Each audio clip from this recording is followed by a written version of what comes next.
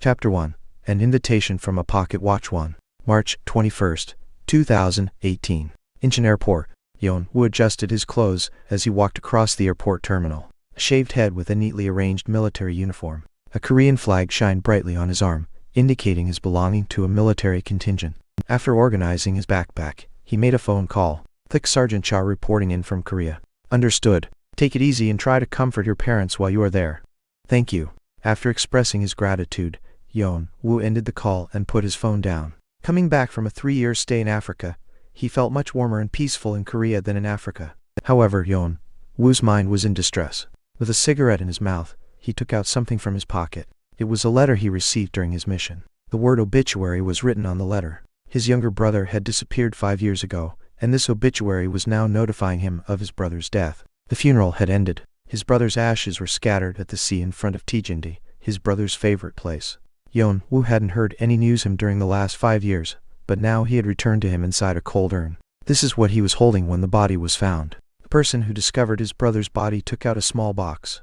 Yeon-woo opened it with care. The box contained 2 things. One was a faded photograph, and the other, a pocket watch. In the photograph, his brother was in front of a shabby-looking house, wearing some kind of medieval armor, next to some people with unusual appearances. Was he filming a movie somewhere? He thought.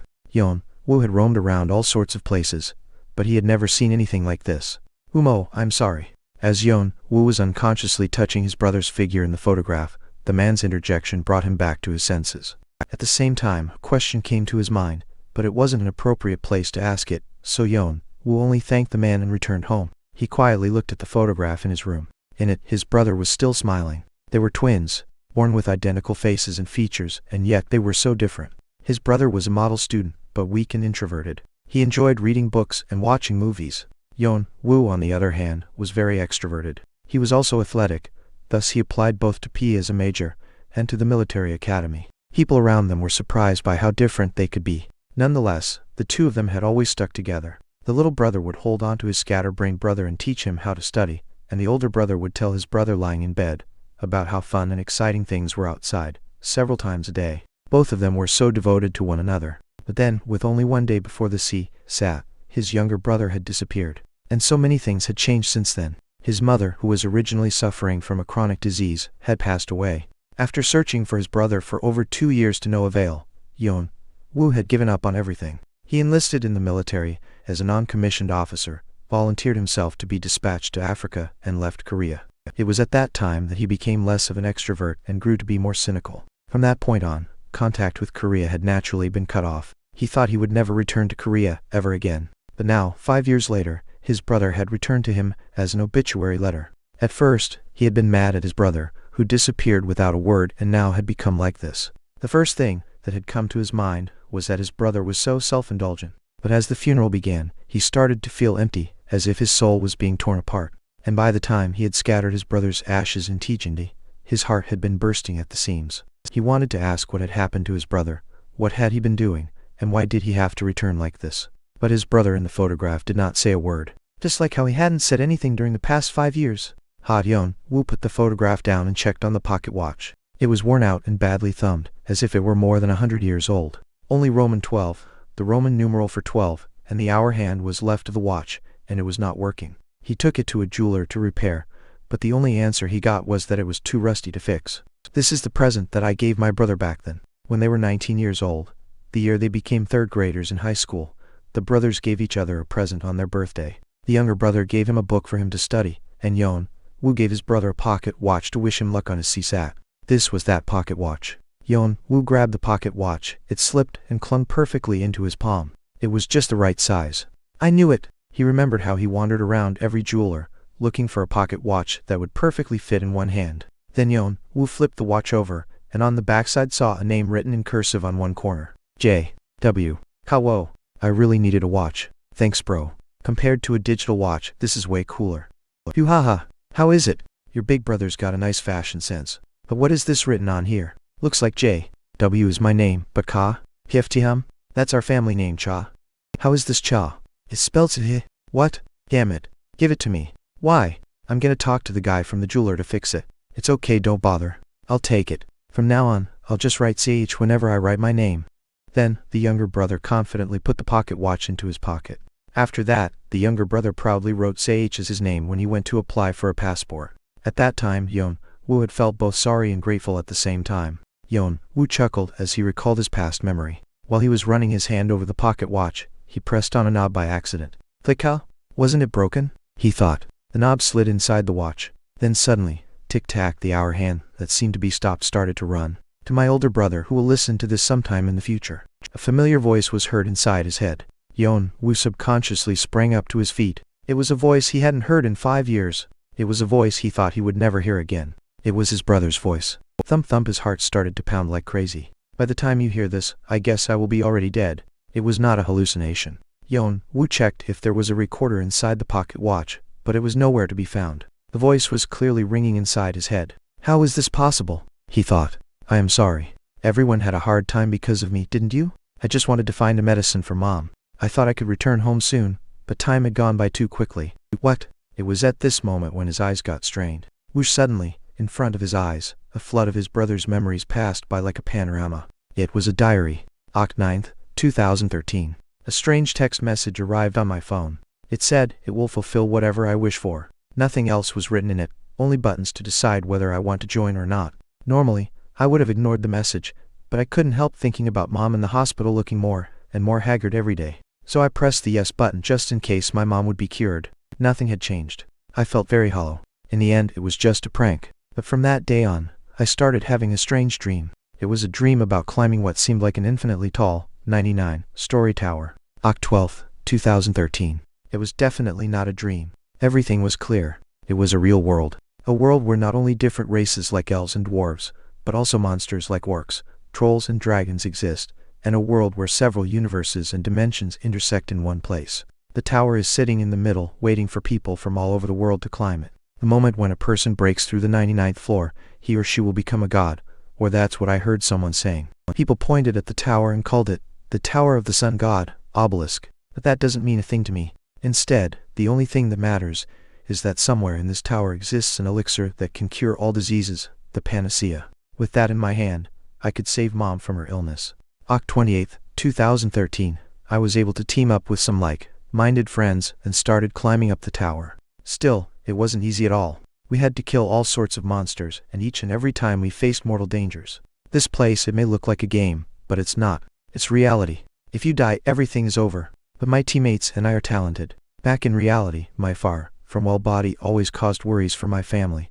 But in this world, through runes, I was able to see the light. We were told that we were the first team to ever break through the first 10 floors within 4 days. Since then, I began to seriously consider I would not be able to live both my life in the real world and in the tower at the same time. Nov 9th, 2013, I made up my mind. I tried explaining to my brother about this place, but whenever I faced him, the words wouldn't come out of my mouth. Do I say, there's a world named the Tower, and I'm trying to salvage some medicine in there? But my brother, even though he looks gruff on the outside, he has such a warm heart on the inside. What would he say? I bet he would volunteer to take my place instead. That cannot happen. So in the end, I decided to leave home. They will be looking for me, but it will only take about half a year. I'm sure I can find the elixir by that time. And just like that, I disconnected myself from the real world. Dec 1st, 2013, my teammates and I named ourselves Arthea. Arthea is the best in every single way, both in teamwork and in individual skills. We are at the top of our game. We then rapidly broke through several floors, and there is no one in the tower who doesn't know our name. I might be able to get a hold of the elixir much faster than I thought. Sept 7th, 2014, our climbing speed has slowed down. I thought I would only need half a year, but now I might need 1 more year. Nov 11th, 2014. We had a fight with some high-ranking clans who regards us as an eyesore. We now have more obstacles to overcome. Feb 31st, 2015, negotiations have broken down. A war has begun. Jul 2nd, 2015, the alliance of clans we fought against has just collapsed. Arthea, which originally started with only 12 people, has now grown into one of the 10 largest clans. All of our teammates have become high rankers. And I, Arthea's leader, have risen up to 9th place. It is said that I'm the fastest ranker to ever get into the top 10. However, I can't just stand here and celebrate. Because of the war, we haven't had time to find the elixir. We need to pick up our speed and climb the tower. Mar 4th, 2016, I've found someone I love. Sept 19th, 2016, another war has begun. An enmity between Arthea, who wants to climb higher, and other high-ranking clans who want to maintain the status quo has arisen. I've been trying my best to persuade them, but it isn't easy. To make matters worse, some of our teammates agree with their ideas. They just can't voice out their opinions because they are worried. Even though I was fully aware of this, I pressed on our clan to continue climbing up the tower, so we couldn't avoid conflicts. But even now, time keeps flowing. I feel like I'm going crazy. Jan 2nd, 2017. Arthea is now ranked in 5th place. However, the war hasn't ended yet, and everyone is too tired. June 6th, 2017. We found a traitor in our clan. We were able to kill him before he could rise up, but it was enough to cause a rift amongst our teammates. Everyone has started to distrust one another. Our members are leaving the clan one by one. July 1st, 2017. My body feels heavier. I have been poisoned. Oct 30th, 2017. Half of our members have already left the clan. We keep on losing battles, and now we don't dare to climb to higher floors. I tried asking all around to look for the elixir, but I couldn't obtain any kind of information about it, and my body is slowly breaking down. Now 1st, 2017. The person I loved left me with a dagger stabbed into my heart. I was barely able to block it with my skill, but I was unable to continue suppressing the poison. My body is starting to rot. Dec 30th, 2017. I miss my brother. Feb 1st, 2018. I am the only one left in Arthea. Why did things go so wrong? Was it because I trusted people too much? Or was it because I was too absorbed in satisfying my own needs, and forgot to look after my teammates? Or else, was it because I left my family? Feb 28th, 2018. On the last day of February, I finally got my hands on the elixir. Now I need to find a way to send it home, but there's no way I can. I can't leave the tower even if I want to. I'm being surrounded by other people. Maybe they think I will treat my poison with it if I leave. Everyone is coming to kill me. There was no one left by my side. Now I know the fact that there is only one person I can trust, but I cannot show them my weakness. Chapter 2. An Invitation from a Pocket Watch 2. Chapter 2. An Invitation from a Pocket Watch 2. The message ended there. Yeon-woo quickly examined the pocket watch again, just in case he could find another trace of his brother or another message hidden inside, but he couldn't find anything. Flop. Yeon-woo sat down heavily on the sofa. He continued handling the pocket watch without saying a word. It had scratches in several places and was missing its minute hand. He felt like the experiences that his brother had gone through on that side were being portrayed right in front of his eyes. Then Yeon-woo slowly rewound the knob. Click to my older brother, who will listen to this sometime in the future. By the time you hear this, his brother's recorded voice started speaking again from the beginning. After that, Yeon-woo once again rewound the knob. By the time you hear this, in the same place, Yeon-woo rewound the watch over and over again. And every time, he could hear his brother's voice inside his head. The same voice, the same tone, the same diary. Starting the succession process at that moment, a small screen popped up under his retina. Interface system. This meant he was successfully connected to the tower. And then his body began to change. Swoosh, something was wriggling inside his lower abdomen. He felt as if there was a snake curled up in his stomach, and it was raising its head up. It was a refreshing feeling, and yet, at the same time, it felt as if a weird seed was sprouting inside him. It was mana, the basic element that constitutes the foundation of the world. It is also the power that people from other worlds and the tower dealt with. Bang! A cluster of mana exploded inside him. Through an unknown path, it spread out in all directions throughout his body. He felt something was changing on the inside. And then, crackle crunch, his body started to twist and convulse, followed by a fierce pain as if he were being torn apart. He felt like his body was being disassembled and pierced by countless needles. During military school, his tolerance against torture had been trained, but this was completely different. Even so, Yeon-woo held tight onto his sanity. Not even a groan came out from his mouth. He was sitting in place as he kept rewinding the pocket watch and listened to his brother's voice again and again. By the time his skeletal frame was being altered, the joints in his body were readjusting, and his muscles turned soft and then hard again. A black substance was secreted out from his torn skin, which gave off a bad odor. All the impurities in his body had been eliminated, and his muscles and skeleton had been refined. Crack crack, he was in such a terrible pain, but this was nothing compared to what his brother had gone through. And then, what seemed like an endless process finally came to its end. Awakening finished. Your awakening process is incomplete. Current progress, 5%. Your current body is insufficient to complete the succession process. Refine your body to complete the succession process. As your body improves, the succession progress will also advance. Your current status is incomplete. Dragon body. Letter F9. C. For your physical abilities have been partially improved. Your traits have been confirmed. Your skills have been registered. You have acquired the qualifications of a player. You can only register once inside Obelisk. Yeon-woo was in no condition to concentrate on what the strange voice was saying. After that abominable pain, some strong feelings lingered in his mind. But Yeon-woo still couldn't take his eyes off of the pocket watch. To my older brother, who will listen to this sometime in the future. As Yeon-woo rewinded the watch several times, he assimilated his brother's memories left inside the diary. 5 years worth of memories. The memories of when he met his teammates and founded Arthea. The memories of when they were so happy after successfully clearing one of the hardest floors. The memories of when they stood back to back, fighting their war. The memories of himself drenched in blood, feeling worn out. The memories of when he kissed his love for the first time. The memories of when he wept aloud because of her betrayal. And the memories of when he walked alone towards his enemies that were flooding in like water.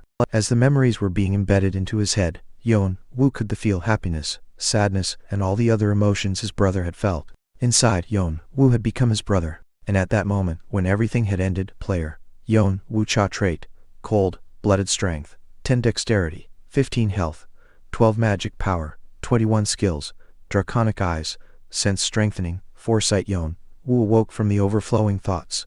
As he opened his eyes, a transparent panel popped up right in front of his eyes. It was true. Everything. He was hoping for it to be a lie. He would have preferred everything to be a dream or an illusion, but it wasn't. It was reality. Yeon-woo's expression sunk. Now he knew about everything his brother had gone through, who put his brother to death, and the reason why his brother had to return like that after 5 years. The tower was a place that could turn someone into a god. But to Yeon-woo, it was nothing more than a lawless area where everyone bites at each other's throat. And his brother was bitten by the starving demons inside that place. If that's the case, I will pay you back, following their rules, equally to you all. Yeon-woo was given his brother's abilities as they were. A player. He had acquired the minimum requirement to climb the tower, and now it was time for him to come forward. Sadness disappeared from his eyes. Only cold fury remained. Yeon-woo silently stared at the transparent panel that was in front of his eyes. So this is the status window? The status window was further classified into 3 tabs. Traits, attributes, skills. Traits showed the player's personality or talents. The first trait his brother had obtained was psychometry, the ability to communicate with his surroundings. His brother was able to overcome many dangers by using his psychometry to communicate with objects or skills. In addition to that, attributes showed a quantification of a player's capabilities, and skills showed the standardized skills that players could use inside the tower. It's just like a game. When talking about Obelisk, his brother had said it may look like a game, but it's not. It's reality. Now he understood why. Currently I have cold-blooded as my trait. Trait, cold-blooded, and ability to maintain rationality in any situation. Shows great immunity to mind control and brainwash class curses. This was a talent Yeon-woo originally possessed. It seems that it was created based on his training as a professional soldier. A power that helps him keep a cool-headed judgment in chaotic situations and command his army on the front lines. It's not bad. No, it wasn't just not bad. It was perfect. It was very important to have a card in his hand that could help him protect himself in a world full of bizarre magics and skills. Only my attributes are too weak. Even though he had gone through an awakening as a player and his body had also been improved, he was still just a normal human. On average, his attributes were all below 20. For climbing the tower where all sorts of monsters existed, he was too weak. But it was no surprise. He had no idea how to handle mana, and he wasn't particularly skilled at anything. Also, his knowledge on the concept of skills was too scarce. The only thing he could rely on were his instincts that had been honed by war. So was the skill tab. Draconic Eyes, letter F9. C. 4 Chinese, letter Eyes of a Dragon. Sees through the truth. Can partially peek into an object or person's abilities. Sense, strengthening the 5 senses are greatly improved. Foresight special can see a certain amount of time into the future. His draconic eyes were the only vestige his brother had left behind for him through the succession process in the pocket watch. Jeong-woo was able to make contact with an ancient dragon Chinese letter on the 11th floor by chance. Is this something left from that encounter? The draconic species letter F9, C. 4 are arrogant and ferocious by nature, yet are also beings that seek the truth. It seems his brother had been partly exposed to their nature, and acquired the eyes that can peek through the truth. But how big of a help would this be was yet to be known. It seems like sense strengthening was generated, according to my trait. It was a skill that allowed him to arbitrarily control his 5 senses, that are sight, hearing, touch, smell, and taste. Yeon-woo liked this skill the most. It's unpredictable what could happen in a battlefield. He might have to locate enemies that are out of sight, or he might have to trace out a faint smell of oil. There was also a time when he had to listen to the distant footsteps of the enemy. If he could handle such senses freely, it would be very helpful in his attempt to climb up the tower. What bothers me the most is this one. Yeon-woo's eyes were fixed on the last skill, foresight. Yeon-woo looked at the pocket watch in his hand. Is it because of this? Skills were given according to players' traits, but sometimes they were given according to the player's environment, or their most precious object. Especially skills with the word special attached behind. It's safe to say that it was a skill of his own. Okay, for now let's just do it. Yeon-woo took a deep breath. It was clear that compared to other players, he was starting on a better foothold thanks to his brother's help. But even so, there was a long way ahead of him. The ones who brought his brother to his death are the strongest amongst all rankers. They had grown stronger and stronger throughout the course of several years, some even hundreds of years. He had a long way to go if he wanted to catch up with those people. The image of his brother in the photograph came back to his mind. You only wanted me to find the elixir and live the rest of my life peacefully, but, he clenched his fist, causing his veins to stick out. I'm afraid I don't think I can just let things go. Yeon-woo proceeded to sort out his personal affairs. Sergeant Cha, what are you talking about? You're leaving the army all of a sudden? He heard the commander's furious voice over the phone. It was no surprise. Upon hearing about his brother's death, the commander had sent him back to Korea to allow him to get himself sorted out, but now he was applying to be discharged without any prior notice. If Yeon-woo were the commander, he would also be mad. Yeon-woo, however, did not give any specific excuses. Did something happen? Or did you have any complaints? If you did, just tell me. He leaves. What am I supposed he? I'm sorry. Yeon-woo hung up the phone right after saying that. His phone rang again, but he turned off the phone and threw it into a garbage can on the street. The commander had cared for him like a son, so he had to cut off the connection even more adamantly. The only thing left was his house, but he also put it out on the real estate market. Anyway, the house had been unused since he got dispatched, and now there was no reason to leave it any longer. He didn't want to have a place to come back. With the money he had, he bought several stuff. He filled his newly purchased backpack with some basic clothes, and as many combat rations as he could, equipped himself with dozens of knives that he used back in the army and some tools for survival like medical kits. He once thought about buying firearms and bombs from the black market, but soon shook off the idea. The tower is a place that was built to test a player's skills. It's better to avoid such things. Besides, if I can't continuously supply myself with ammunition, it's just going to be cumbersome.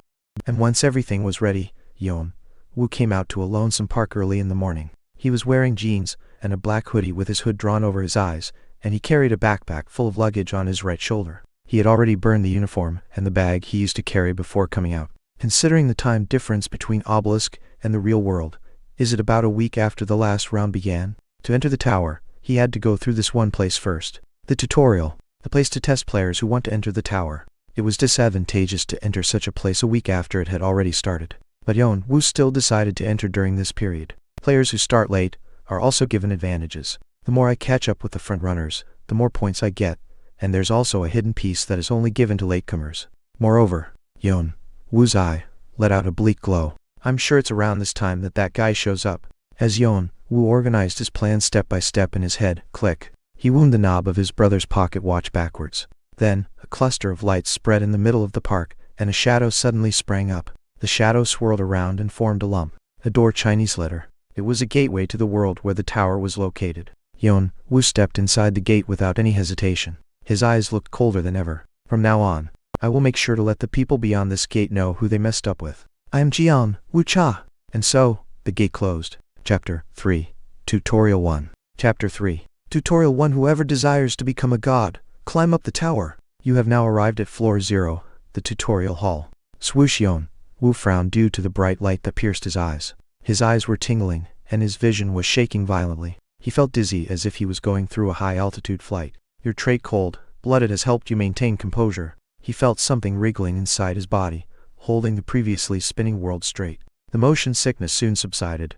Yeon-woo was able to look around more comfortably. He found himself in a passage that ran all the way in a straight line. The walls were made of hard stone, and the ceiling was studded with stones emitting light at regular intervals. But overall, the light was too dim, so he could only see things 2 meters ahead. Beyond that was all darkness. I'm really in. Yeon-woo clenched his fists. It was the same scenery he saw from the diary. The tower serves both as a gateway and as a trial to test the participants that wish to become a god. Naturally, the tower refuses to accept anybody and everybody, so the trial takers have to prove themselves worthy. The place to test such qualifications is the tutorial, often called floor 0. Beyond this place are the people who hurt Jeong-woo. Yeon-woo that, just by closing his eyes, he could recall the numerous scenes he had seen in the diary, the ones who had betrayed his brother and drove him to death. But he didn't get agitated. He kept his head as cool as he could. Just wait a little. I'll be there soon. To enter the tower, The first thing he had to do was to pass the tutorial with a high score. It couldn't just be a high score. An overwhelmingly high score. I have to take the first place. Of course, it wasn't going to be easy. The tower is connected to numerous dimensions, spaces and worlds, and among them, only those who are highly capable have the chance to participate as players. Yeon-woo could also be considered strong if only looking at his planet Earth. But the universe was infinitely wide, and so were the strong. Yeon-woo, who had focused only on physical abilities and instinctive senses, had many weak points compared to the already existing players. If he tried to get through the tutorial like this, he would be dead without even being able to take a few steps. However, the tutorial, at the same time, is a place where I can obtain that kind of qualification. His brother have had a very weak body before climbing the tower. Nevertheless, he proved himself by passing the tutorial, and ended up achieving the incredible feat of reaching 6th place in the rankings within the shortest amount of time ever. The tutorial isn't just a test for physical abilities. It tests various aspects such as players' talent, judgment, agility, resourcefulness, and decisiveness. It summed up the results and rated the players. Naturally, there's always have been a number of deaths in the process. No, most of them had been overconfident in the little capabilities they had and rushed into the tutorial, only to end up dead. Fortunately, Yeon-woo was aware of the dangers of the tutorial, and he was also aware of the value this place had. Hidden pieces can be found everywhere. I have to gather as many of these as possible to finalize the incomplete succession. At present, incomplete dragon body 5% was displayed on Yeon-woo's status window. His brother's achievements Chinese letter had not been completely passed on to him yet. Yeon-woo intended to refine his vessel as much as possible in order to replace the word incomplete with complete, to make my vessel as complete as possible. Let's focus on that for now. After organizing his thoughts, Yeon-woo then quietly took out a white mask from his bag and put it on his face. He would have to face a lot of people, so he covered his face in advance. Yeon-woo then slowly walked forward along the passage. Who knew for how long had he been walking? In that moment, I guessed at a time like this. I almost missed you and let you go. Suddenly, as a blue glow flashed in the air, a portal opened up and someone dropped down from it. In an instant, Yeon-woo instinctively stepped back and took a combat stance with 2 daggers held crossed in front of him. It was because the appearance of the sudden intruder was too strange. A small stature that looked like only reached his waistline. Its skin was full of bumps and looked scabrous. Its eyes were long and slanted. In particular, the glistening fangs that came out over its thick lips, piercing all the way through his mouth, stood out. The mere sight of it filled him with disgust. A monster. It was a creature called goblin. However, it gave Yeon-woo a very different impression from the normal goblins he saw in the diary. Unlike the normal goblin, which usually has low intelligence and is only faithful to its instinct, the goblin in front of his eyes was wearing a strange monocle on one eye and a smart-looking tuxedo. His well-mannered behavior gave off a dignified atmosphere. No matter how broad-minded I am, if you act like that, it does hurt my feelings. So why don't you put down your daggers? Contrary to his words, the goblin was smiling delightedly and winking one eye. Only then did Yeon-woo seem to realize what the goblin before his eyes was. The guardian, those who manage and oversee each floor and trial in the tower. Greetings. I am the guardian of the floor 0 Ivok. Meeting like this is also destiny. Why don't you give ourselves a round of applause? Oh, Yeon-woo lowered the 2 daggers. The guardians belong to the tower and lead the players throughout the trials. There was no reason to keep his guard up against him. Oh, you believe me? That's because it's good to keep the guardian's advice in mind, even if it sounds like a trivial thing. Oh my, I guess you know about us a little. Since you were wearing a mask, I thought you were just shy. Anyway, it should be much easier to talk now. Ivok began explaining with some light jokes. The tutorial is divided into 7 sections from A to F. Each section has a different environment and a different challenge. You will be given scores depending on how you perform these challenges over a given period of time. At the end of the tutorial, all the scores will be added up and the results will be announced. Yeon-woo was already roughly aware of the rules thanks to the diary. However, in order to avoid attracting too much attention from the guardian, and to confirm the rules he knew, he asked some questions. Do I have to pass all 7 sections? Not exactly. The tutorial is a place where you simply need to prove you possess the minimum qualifications. If you think your score is already high enough, you can simply stop there, but it'll be good to pass every trial to get a higher score.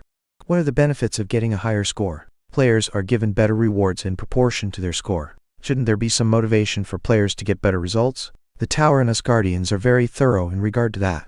Oh.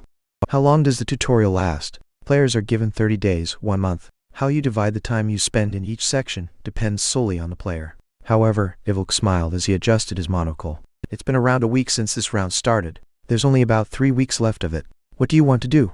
Will you join in from the next round? It's only been a week may sound like something simple. However, a week in the tutorial was by no means a short time. A period of time equal to 1/4 of the whole tutorial. During that first week, the front runners must have already run far ahead, to a point where latecomers could never catch up. The higher the score, the better the reward. It also increases the probability of passing the tutorial. For Yeon-woo, who was planning to achieve a lot within the tutorial, this was a very unfavorable start. However, that's what I expected anyway. A slight smile rose from Yeon-woo's lips. Not caring about his reaction, Ivok went on explaining. Although this place is called the tutorial, it's still quite difficult. Normally, when passing through a section, we advise players to organize a party with at least 3 to 5 people. That way players can proceed smoothly.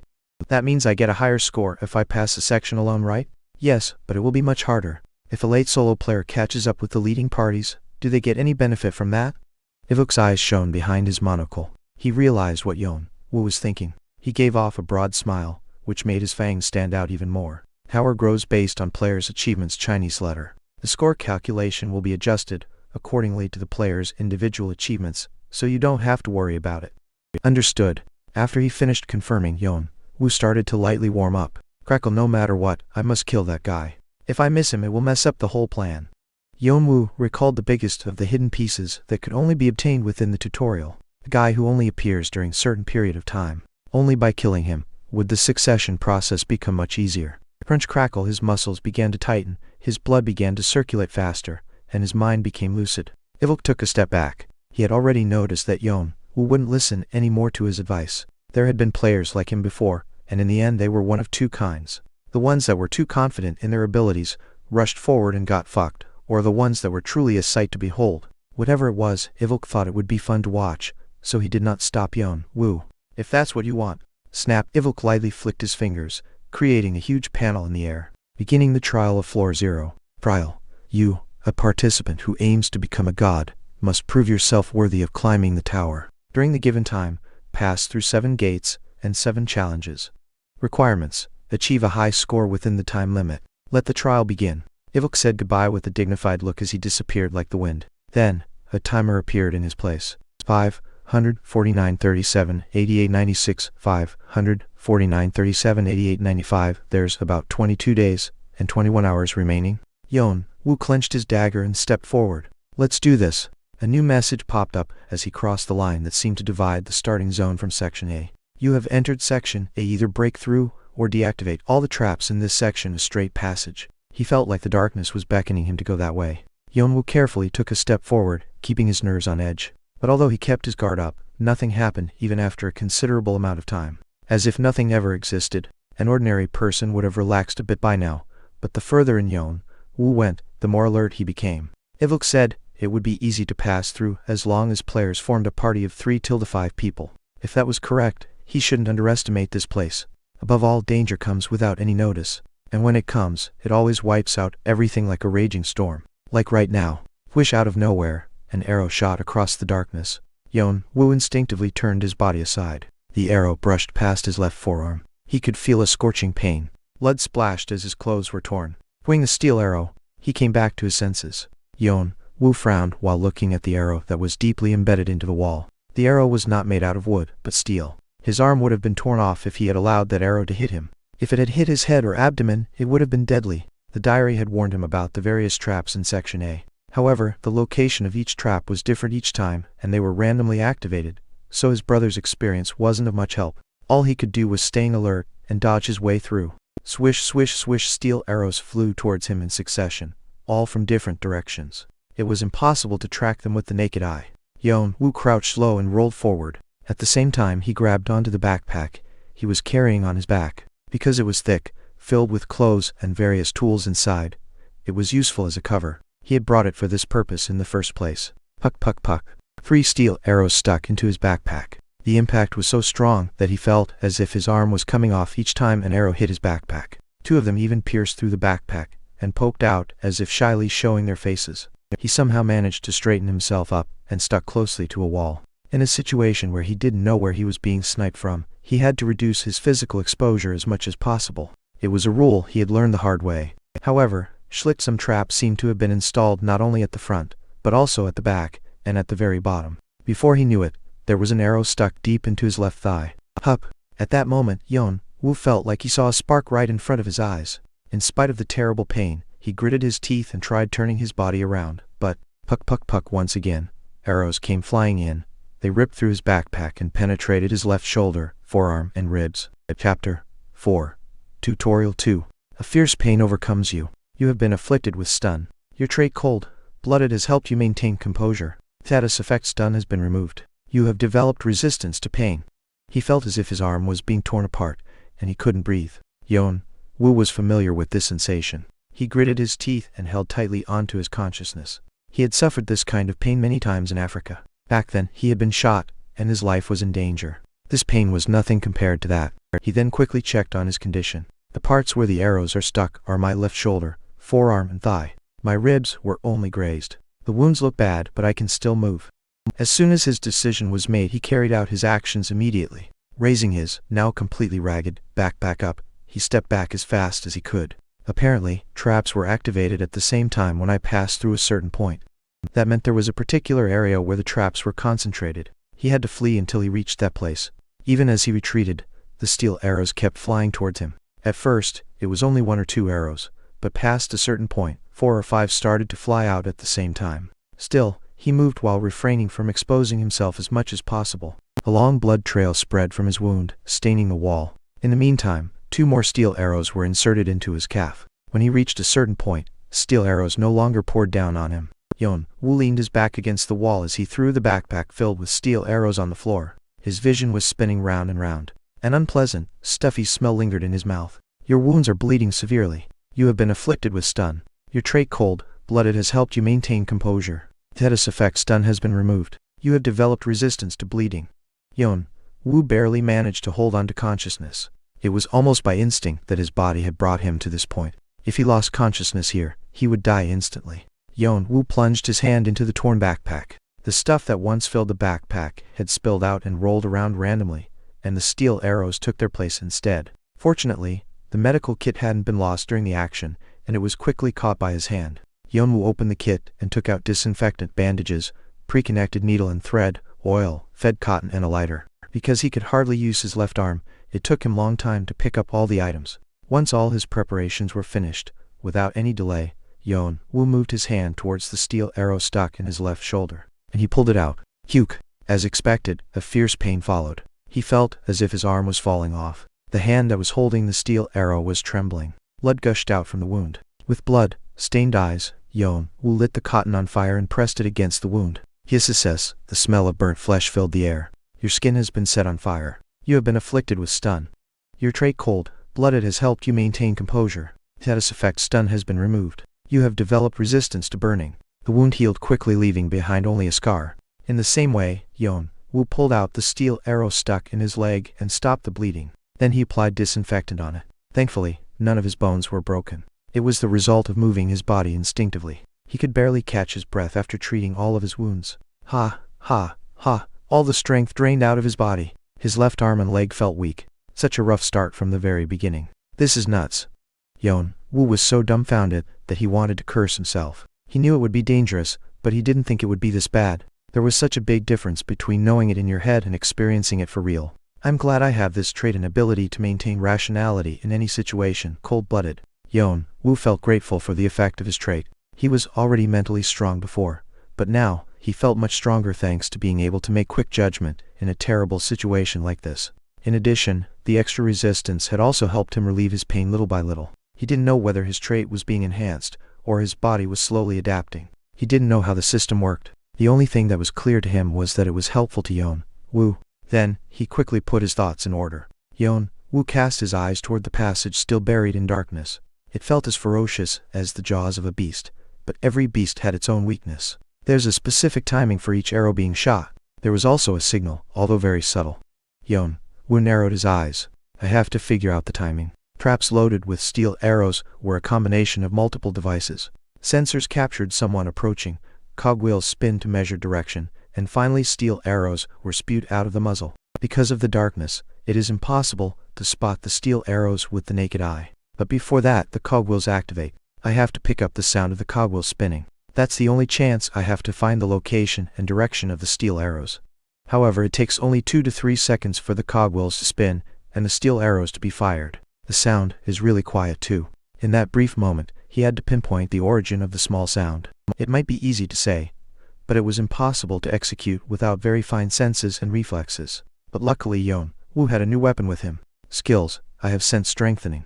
With this skill that allows him to handle his 5 senses freely, there should be a way. The reason why all players are given basic skills that fit them is because they should be able to use them to break through their challenges. The key is how well they could use their skills. Yeon-woo quietly closed his eyes and focused on the sounds around him. It wasn't too hard to concentrate. He was used to this kind of thing anyway. Sense strengthening has been activated. Your auditory sense has been enhanced. Sense strengthening skill proficiency has risen. 0.8%. Yeon-woo tried to concentrate on everything he could hear amidst the silence. But it was extremely difficult. It wasn't easy to differentiate the sounds he needed from between dozens of small noises. Plop plop, he heard some droplets of water dripping somewhere from the ceiling. Rattle clink, he also heard the slight sound of steel arrows being reloaded into the traps. Other than those, he also caught a lot of other noises throughout the passage. Still, he tried to pick out the sounds he wanted, one by one. Long time passed since. Creak, this is it. Something let out a squeaky sound due to its rust. It was definitely a cogwheel. Yeon-woo opened his eyes and threw one of his dagger to one side. Puck crunch, the dagger struck deep into one side of the ceiling, and soon a broken mechanical device and steel arrows fell down. Yes, I can find them. Yeon-woo's eyes sparkled. Of course, there were downsides of getting rid of his other senses and only focusing on hearing, but the important thing was that he found a way to go through the passage. Yeon-woo forced his creaking body up. His body still screamed in pain. He could barely move his left arm, and he was limping as he walked. It was crazy to move such state. Even if his footsteps were slow, Yeon-woo managed to get to the place where the next trap was installed. Swish, steel arrows were shot once again. Right shoulder. Yeon-woo had already heard the sound of a cogwheel and turned his body sideways, measuring the direction from where the steel arrow flew in. Puck, the steel arrow that narrowly missed his shoulder, was stuck deep into the wall. Yes. Yeon-woo clenched his fists. Sense strengthening skill proficiency has increased. 1.5%. After feeling certain that it would work, Yeon-woo did not delay any longer and moved on to the next spot. Swish, swish, swish, swish, 4. In order from top to bottom, each one aimed for his temple, heart, abdomen, and knee. Yeon-woo dodged by turning his head sideways and taking a step forward at the same time. The arrow that was aiming for his thigh flew right past his leg and struck the floor. At the same time, he used the flat of his dagger to block the arrow that was coming towards his abdomen. Clang, the dagger trembled, producing a pleasant sound. His hand was hurting from the impact, but the thrill of it filled him with adrenaline. Sense strengthening skill proficiency has increased. 2.1%. Your strength has increased by 1 point. Your dexterity has increased by 1 point. The messages notifying him of the increase of his skill level and attribute points filled his retina. If my strength and dexterity increase, status window. Player. Yeon-woo Cha trait. Cold-blooded strength. 11 dexterity. 16 health. 12 magic power. 21 skills. Draconic eyes 0.0%. Sense strengthening 2.1%. Foresight 0.0%. As I thought. Yeon-woo had a satisfied smile. In the real world, it takes a considerable amount of time and training to boost one's ability, but here it's different. I can gain achievements as long as I exert myself. There can't be any other place like this. It was all thanks to this interface system that had enabled his brother's fast growth. Yeon-woo closed the status window and calmly judged the situation. Now, it's somewhat possible to dodge the arrows, but my reflexes are still slow. His dagger was half a beat too slow after spotting the arrows. Even if he noticed the arrows, it was meaningless if he was too slow to react. Yeon-woo divided his consciousness that was previously solely focused on hearing into his right hand. Sense strengthening has been activated. Your haptic sense has been enhanced. Sense strengthening skill proficiency has increased. 2.3%. Yeon-woo took another step forward. Swish, an arrow aiming at his forehead. He quickly struck the arrow aside. It was a speed neither slow nor fast. It's only my hearing and right arm that I have to focus on, but it's hard to split my senses in two at the same time. His eyes swept past the darkness. Slowly, but not too much. Yeon-woo began to proceed slowly once again. Swish, swish, swish with each step. Steel arrows poured down on him. Yeon-woo avoided the arrows with minimal movements, or cut off their routes with his daggers if avoiding was too difficult. Next, he refined his blocking technique a little more. He deflected arrows with the flat side of his dagger, or lowered his head to avoid them. He also twisted his body sideways, or walked forward to clash with it. Puck, there was a case in where he missed an arrow and was struck on his back, but Yeon-woo Yeon-woo indifferently pulled out the arrow without giving out a single moan. After stopping the blood, he went straight ahead with limp steps. Yeon-woo silently kept on walking just like a machine. Sense strengthening skill proficiency has increased. 3.1%. Your strength has increased by 1 point. Your health has increased by 1 point. Chapter 5. Tutorial 3. Chapter 5. Tutorial 3. At some point in time, after walking for a long time, Yeon-woo noticed that there was some kind of pattern to the traps. There's a difference in how attribute points are given depending on how I deal with the arrows. For example, if he struck a steel arrow, his strength rose; if he dodged, his dexterity rose; and if he was hit, his health rose. It seemed to work that way because the different ways he handled arrows stimulated different attributes. However, it wasn't always accurate. Moreover, arrowheads with different colors were sparsely mixed within the other arrows. As his stats were steadily rising, he became more and more sensitive, and before he knew it, he could actually see the arrows. At first, he thought he was wrong. It was very small, but various colors were painted on the tip of the arrowheads. But the light was too dim to tell the colors apart, and it was hard to check all the arrows at once when they all flew from different directions. And the fact that most of the arrows had only normal arrowheads also made him think against it. However, as his vision strengthened and his ability to see dynamic objects increased, his suspicion gradually turned into certainty. The colored arrowheads were there for certain. The colors I've seen until now. Was it red, blue, and yellow? Yeon-woo was lost in thoughts. What on earth is it? Why do they have different colors? Then he remembered what he had seen in the diary. Now that I think of it, nothing in the tutorial was made for no reason, even the smallest little thing. Everything had a certain meaning to it. And the most curious thing was that the colors painted on the arrowheads. Jeong-woo hadn't found out the secret behind this either. Is this some kind of hidden piece? His brother had barely passed section with his teammates, but Yeon-woo had been going at it by himself. This difference seemed to have helped him find the hidden piece that no one had found before. Yeon-woo resumed moving, thinking he should try it out. Swish, just in time. Out of 6 arrows that were fired at him, there was one with a blue arrowhead. What I can check right now are my attributes and skills. If so, Yeon-woo avoided all the other arrows and only struck the blue one. Your strength has increased by 1 point. Sense strengthening skill proficiency has increased 4.2%. The messages informing him about the growth of his strength stat and skill proficiency appeared. It wasn't ineffective, but this isn't it. Yeon-woo shook his head. There must be something else. A distinct difference that separates them from the other arrows. After a long time, another colored arrow flew in. This time it was red. Yeon-woo turned around and dodged all the arrows except for the red one, which he then parried. He could feel a twinge in his wrist from parrying the arrow, realizing it was heavier than the rest. You have blocked a red arrow. Your strength has increased by 3 points. This is it. Yeon-woo felt himself sobering. A drastic increase in strength. It was a big difference from the usual slow growth. Status window. Player. Yeon-woo Cha trait. Cold-blooded strength. 19 dexterity. 19 health. 14 magic power. 21 skills. Draconic eyes 0.0%. Sense strengthening 4.3%. Foresight 0.0%. Yeon-woo faintly smiled.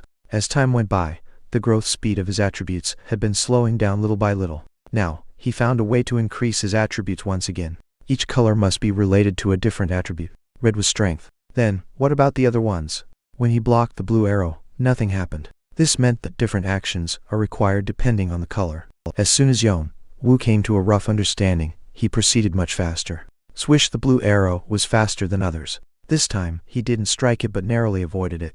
You have dodged a blue arrow. Your dexterity has increased by 2 points. The yellow arrow was sharper. Because striking and dodging actions were already assigned to different colors, he put out his left arm just to see if it worked. Puck, you have been hit by a yellow arrow. Your health has increased by 2 points. This is crazy. Yeon-woo barely managed to pull out a portion of the arrow before his expression turned into a frown due to the pain. Feeling as if his arm was falling off, he inhibited the nerves in charge of transmitting pain as much as possible, and had only exposed the parts where the bones and joints wouldn't get damaged, but it was clearly as something a normal person wouldn't do. He started feeling dizzy again because of the loss of blood. He was barely holding himself together thanks to his increased health, but without it, he would have already fallen. And then, Yeon-woo coughed a mouthful of blood. The blood dripped down from the palm that was covering his mouth. Inhibiting his nerves didn't make the symptoms go away. Pain was spreading along the nerves in his left arm throughout his whole body. He kept retching. He was on the verge of fainting. His body was warning him that he couldn't endure it anymore, that it was already crazy that he had endured so far, and that if he didn't have some rest right away, he would actually collapse. Yeon-woo, however, gritted his teeth again.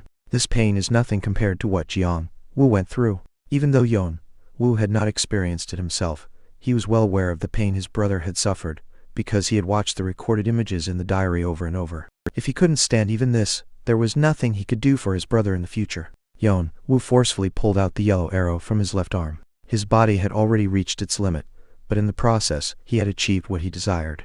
Red is strength, blue is dexterity, yellow is health. Then, all he needed to do was to act according to each color. There was still a long way to go before reaching the end of the passage. Through his senses, he could feel that there were still lots of traps, which also meant that there were lots of attribute points he could still raise. Once again, blood gathered in the bottom of his jaw. Yeon-woo swallowed it back and moved along, his eyes blazing like flames. One step at a time, Yeon-woo rushed with tottering steps. Oh, he's truly an amazing participant. I don't think I've ever seen such a character. Thousands of screens were floating in several rows in front of the Guardian Yeon-woo, showing all players currently participating in the tutorial. They all had different looks. However, Yeon-woo's eyes were fixed only on one screen located in a corner. And there was Yeon-woo, who was trudging down a passage as if he was about to fall any moment soon. Originally, he shouldn't be such an eye-catching individual. In fact, this tutorial round had a lot to see. Not only the siblings from the Cheonglam family, the most anticipated ones among the Horn tribes, but also the Dumbass duo who are aiming to become rankers, and a swordsman of Marcusian descent. Each one of them was strong enough that even if they started climbing the tower straight away, they wouldn't fall behind. They had already entered Section E early on, and had been carrying out missions. Some of them were already in Section F. It was unknown who would be the one to achieve the highest score in this tutorial. However, Yeon-woo's eyes were strangely fixed on Yeon-woo, who had been stranded in Section F for days, rather than those in Section E. He thought Yeon-woo was going to die after a few steps when he first showed up, and that this little fucker without any ability would get above himself and get fucked. But Yeon-woo completely exceeded his expectations. Others would struggle to pass through or even be annihilated in Section A, even if they formed parties, but Yeon-woo gradually made progress by himself and even found the hidden piece hidden in the arrowheads. And with an iron will, he was steadily raising his stats by taking advantage of the hidden piece. Even though Yeon-woo's body was clearly in a state where it wouldn't be strange for him to fall down at any minute. This guy, he's the real deal. After being a guardian for such a long time, he could feel it intuitively. Other frontrunners were also great, but this was the guy who was going to turn the whole tutorial on its head. There will still be a lot of dangers waiting ahead even if he manages to break through this section, but if he can pass the other sections as wisely as he is right now. Yeon-woo adjusted his monocle. Yeon-woo was already reaching the last part of Section A. I think this round of the tutorial will be a lot of fun. Oh, player, Yeon-woo Cha. Trait, cold-blooded strength, 29 dexterity, 33 health, 30 magic power, 21 skills, draconic eyes 0.0%, sense, strengthening 8.3%, foresight 0.0%. While he was walking down the passage, Yeon-woo checked his status window and clenched his fists. All the attributes except for magic power have risen sharply. Compared to when he first arrived, he had earned a total sum of 55 attribute points. In order to raise their attribute points, one has to train regularly or push themselves over the limit. Even though I've been tackling it as a solo player, the amount of achievements I've made so far in one day should count as decent. No, actually, it was not just decent. It was a great accomplishment. None of the other players were able to improve their attribute points by this much in such a short term. It's not just this. My muscle strength, mobility, endurance, explosive power, and power in general has increased. It might have been physically difficult, but the result made him satisfied. He was a little disappointed that he couldn't raise his magic power, but he erased the idea from his head, because he didn't feel the need for it right now. Yeon-woo pushed the iron gate in front of him with a slight smile on his mouth. Creek, you have arrived at the arrival point. Your wounds will be healed. It was the moment when he reached the iron gate that what seemed like an endless passage ended. Yeon-woo was already as exhausted as he could be. His body was riddled with traces of blood, and there were a couple of arrows that hadn't been pulled out yet. His head was burning from continuously focusing too much on his senses. He didn't know what other traps were waiting beyond the iron gate. Still, Yeon-woo opened it and stepped past. Then, what appeared in front of him was a room of around 10 pyong-won of space. At the same time, whoosh, a swarm of white lights rose along the wounds where bloody pus was forming. The wounds started to slowly heal and the pus subsided. His worn-out body was also being filled up with energy. The base was designed to allow players who were hurt and tired from passing through Section A to recuperate. Yeon-woo felt both relief that he could catch his breath and satisfied that he had grown to this point. And he fell asleep without realizing it. Did I fall asleep? Yeon-woo's body felt stiff. As he saw in the diary, It was possible to recover one's physical condition at the arrival point. When he noticed his wounds were being treated, he felt a sense of relief and only wanted to take a nap for a while. But he slept more than intended, and when he opened his eyes to check the time, peekaboo! Suddenly, a man whose face was covered under a robe waved his hand towards Yeon-woo. Yeon-woo was so surprised that he quickly stood up and jumped backwards. He quickly brought his hand to his waist. Cold sweat ran down his back. This man, what is he? How come he never noticed a person being right next to him? His sense-strengthening skill was clearly active. The skill was scanning the entire room, but this guy was the only one to avoid it, as if he was isolated from the world. In that moment, a description from the diary rushed upon his mind. Occasionally, merchants would pop up at the arrival point, and they sold items that players needed for a price, ranging from ordinary food to potions, skill books, and all kinds of different artifacts. The merchants sold everything there was. The mysterious merchant? Ho ho! The man in the robe let out a chuckle and clapped his two hands. Clap then, the space behind the man distorted, revealing shelves stocked with miscellaneous items. I'm glad you know who I am. Salutations, my lovable customer. I am a passing merchant. 10 Pyong equals 33 2. Chapter 6. Tutorial 4. Yeon-woo didn't know what to make of this mysterious merchant. He had just said peekaboo and gullible. He couldn't read the merchant's expression because of the robes obscuring his face, but he seemed to be enjoying this situation. Yeon-woo slightly knitted his eyebrows. I've been too complacent. The mysterious merchant, like the guardian, was absolutely forbidden from intervening with the players. That's why the merchant didn't hurt him while he was asleep. But even though I was exhausted, I shouldn't have slept like that. 503/20/1953. He checked the time and saw that 12 hours had passed since he arrived at this base. It had taken him about a day and 10 hours to get through this first half of Section A. In total, approximately 46 hours had passed since arriving at the tutorial. It was pretty fast for a solo player. There was no doubt as to why his body was so exhausted. After all, he had forced himself to power through this section with his body on the verge of collapsing. However, Yeon-woo didn't like this situation. He knew, of course, that after any kind of intensive training, sufficient rest was necessary to allow for growth. Because the human body was not a machine. No, even machines needed plenty of rest to prevent overheating. But Yeon-woo couldn't afford that right now. For him, the tower was no better than a battlefield, and on a battlefield there was no room for rest at all. He had to be wary about enemies that could come out from anywhere at any time, and the same could be applied to the arrival point. Even if he was no longer under the threat of the steel arrows, it was still a place where other players were free to enter. Even if the mysterious merchant couldn't, it wouldn't be strange for other players to try and harm him while he was sleeping. Even if I was too exhausted, Yeon-woo put his thoughts together. He had to admit that after being away from the battlefield for some time, he had become dull. So he decided to sharpen himself, to revert to what he used to be. Kane. Yeon-woo opened his eyes as he thought back to the code name that was used to refer to him, but was now left unused. His eyes were shimmering with cold determination. In that instant, the mysterious merchant had a strange expression on his face. Although it didn't show because it was hidden by his robes, he seemed to have noticed a big change in Yeon-woo's mindset preceded by his psychological struggles, and he asked with a light smile, "Did you find yourself in need of anything on your way here, sir? I'm the merchant who sells everything that exists in this world. You need anything, just name it. Need any artifacts or slaves? I've got some information too. I'll sell them at a proper price." The mysterious merchant flicked his finger lightly. Then a window popped up in front of Yeon-woo. The items he had for trade were listed and divided into multiple categories. Yeon-woo lightly clicked his tongue as he touched the window. Medusa's venom, horn of the golden mountain goat, left eye of Tiamat, and nightmare of Walper is 2. He deals with these kind of items in the tutorial? This is insane. The items that occupied the top of the list were items that rankers would fervently jump at if carried to upper floors of the tower. The list was also full of things that could easily help you put an end to the tutorial. However, this was nothing but a wild goose chase. There was no way players that were going through the tutorial could afford items like these. Thankfully, items of lower rating were also found as he scrolled down. He could find good items for beginners here and there. Arhan-style swordsmanship manual, introduction to 1, circle magic, and success formula to elemental sorcery. These are the skill books that might come in handy, but it will also require some effort to attain proficiency in their respective skills.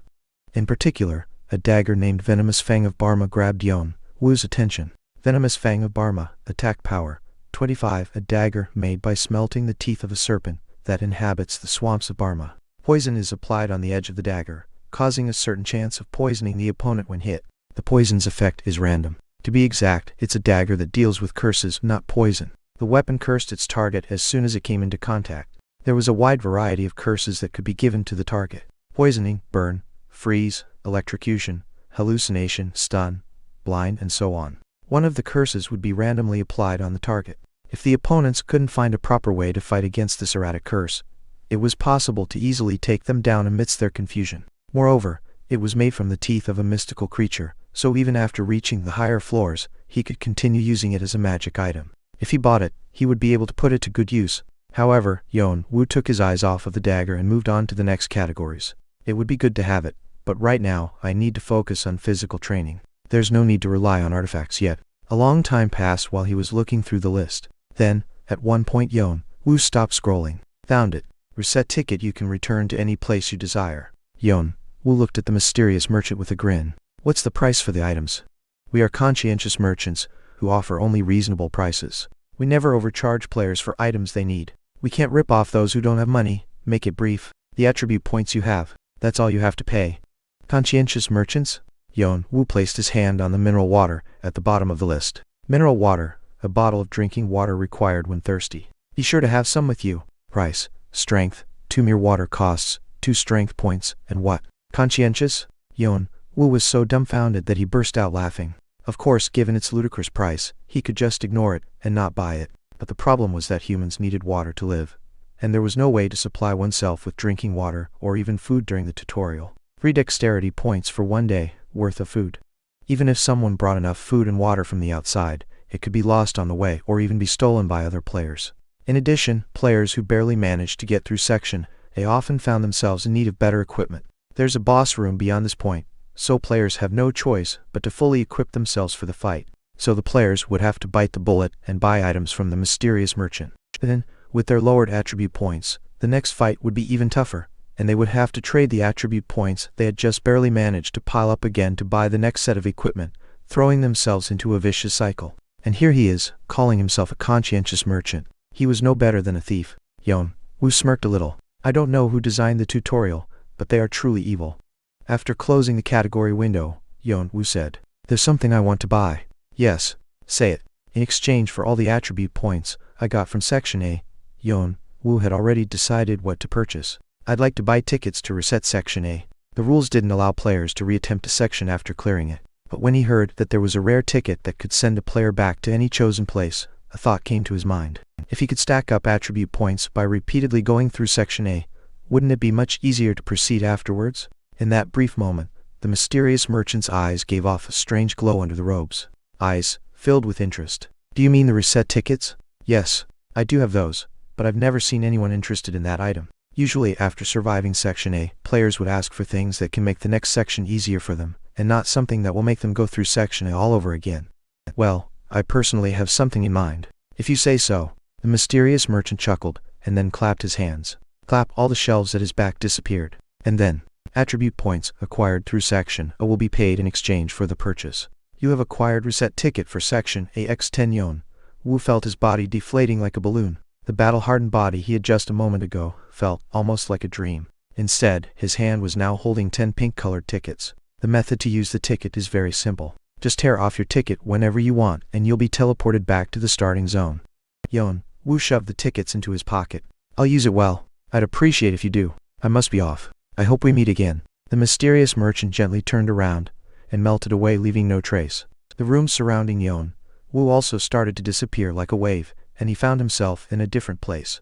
Unlike the empty passageway he came through, ahead were dozens of scarecrows standing in a row. There were also some people other than Yeon-woo in that place. Far in the distance, about 5 people were blasting away all kinds of skills against the scarecrows. He also heard people screaming in anger, signifying that the scarecrows weren't so easy to deal with. This is Section A's boss room. Do you want to enter? Yeon-woo took out a ticket. He wanted to experience the difficulty of the boss, but with his current body's condition, just one mistake and he would be toast. He tore the ticket without hesitation. Whoosh, he opened his eyes and found himself in a familiar place. It was the starting zone where he had arrived before. He drew a dagger from his waist and held it in his right hand. I must raise my attributes as high as possible while I'm here. This time, he intended to make Section A entirely of his own. Chapter 7.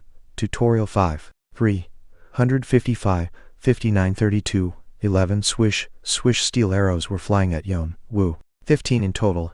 It was more than usual. It was the result of Yeon-woo Yeon-woo deliberately activating more traps by running in zigzag. Each one of them came from different angles and in varying speeds. Before, it would have been impossible for Yeon-woo to dodge them by relying only on his senses. Yeon-woo swung his dagger to strike an arrow that came from the front and spinned his body. At the same time, he stretched out his empty hand. One of the steel arrows, which was passing right by his chest, was caught in his hand, and, as he was spinning, he quickly swung the arrow to deflect another one coming from the back. Then he raised his left foot and kicked another arrow that was coming towards his ankle. Clang! It may have been a long explanation, but everything took place in a split second. It was something beyond human capabilities. Nevertheless, Yeon-woo showed no sign of exhaustion. Rather, he was driving himself into more dangerous situations out of sheer frustration. He had now risen to a point where he didn't have to consciously search for the arrows. He intuitively captured the position of the projectiles with his developed senses, and unconsciously dodged them thanks to his reflexes. He also didn't feel pain anymore when blocking the steel arrows. Yeon-woo stopped running as he reached the arrival point. He'd hear some noises coming from the boss room up ahead. The same scene that had been going on for days. However, Yeon-woo didn't pay much attention to the boss room and checked the time. 351:48, 11:78. This time it took me around 4 hours? It was the time it took him to get through Section A. It was an astonishing improvement considering that it had taken him more than 34 hours on his first try. After spending 10 reset tickets, Yeon-woo had been able to make tremendous advancement by going through Section A several times. Every time he reset Section A, the position, timing and potency of the traps changed. Therefore, during his first attempts, Yeon-woo had to be on high alert to identify the directions from where the steel arrows were coming. Moreover, under such circumstances, he also put restrictions on himself to reduce the time spent traveling back and forth. He had been in near-death situations several times. There was a moment when he miscounted the number of steel arrows, and one had almost hit his head, and another moment when an arrow skewered through his right hand, causing him to nearly lose his entire arm. He had to go through all sorts of things. However, every single time, Yeon-woo had somehow managed to escape death and achieve his goal. It's been 6 days ever since. Player: Jeong-woo Cha. Trait: Cold-blooded strength, 51 dexterity, 56 health, 55 magic power, 21 skills, draconic eyes, 2.1%, sense, strengthening 15.1%, foresight, 0.0%, they've gone up by a lot. Yeon-woo had a gratified smile on his face as he looked at his attribute points. They had increased by an average of nearly 40 points in comparison to when he arrived. Although his magic power was still the same, his other attributes could not be compared to what they used to be. It's a shame that the growth speed of my attributes has decreased after the 8th attempt. His training method that took advantage of the colored arrows had resulted in a steep increase of his attributes. The change in his body was so drastic that Yeon-woo almost couldn't get used to it. However, after a certain point, his attribute points didn't improve much anymore. It seemed that there was a limit to the amount of points that could be gained from the hidden piece, and the fact that the arrows were no longer a threat to Yeon-woo also contributed to slowing down his improvement. But now, I should be able to hold my own against most players. Though it'll still be hard to catch up with the frontrunners. He was already getting accustomed to his skills.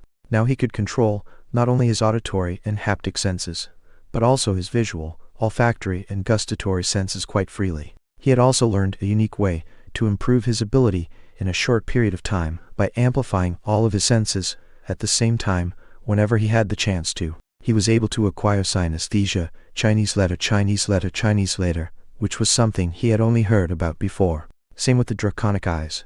Draconic eyes, a skill that allowed the caster to borrow, to a certain extent, the ancient dragon Kaladas eyes of truth. When Yeon-woo used the draconic eyes for the first time, he was shocked by what he saw.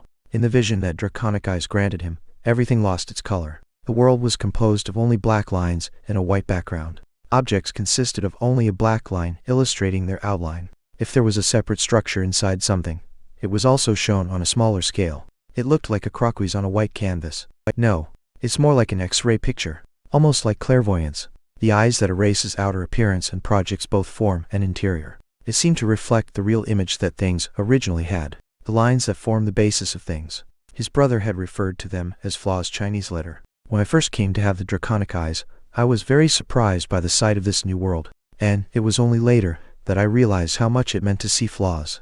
Yeon-woo had tried an experiment before. He experimented by cutting a small rock. He observed and stabbed a flat rock that was originally designed for players to rest on at the arrival point.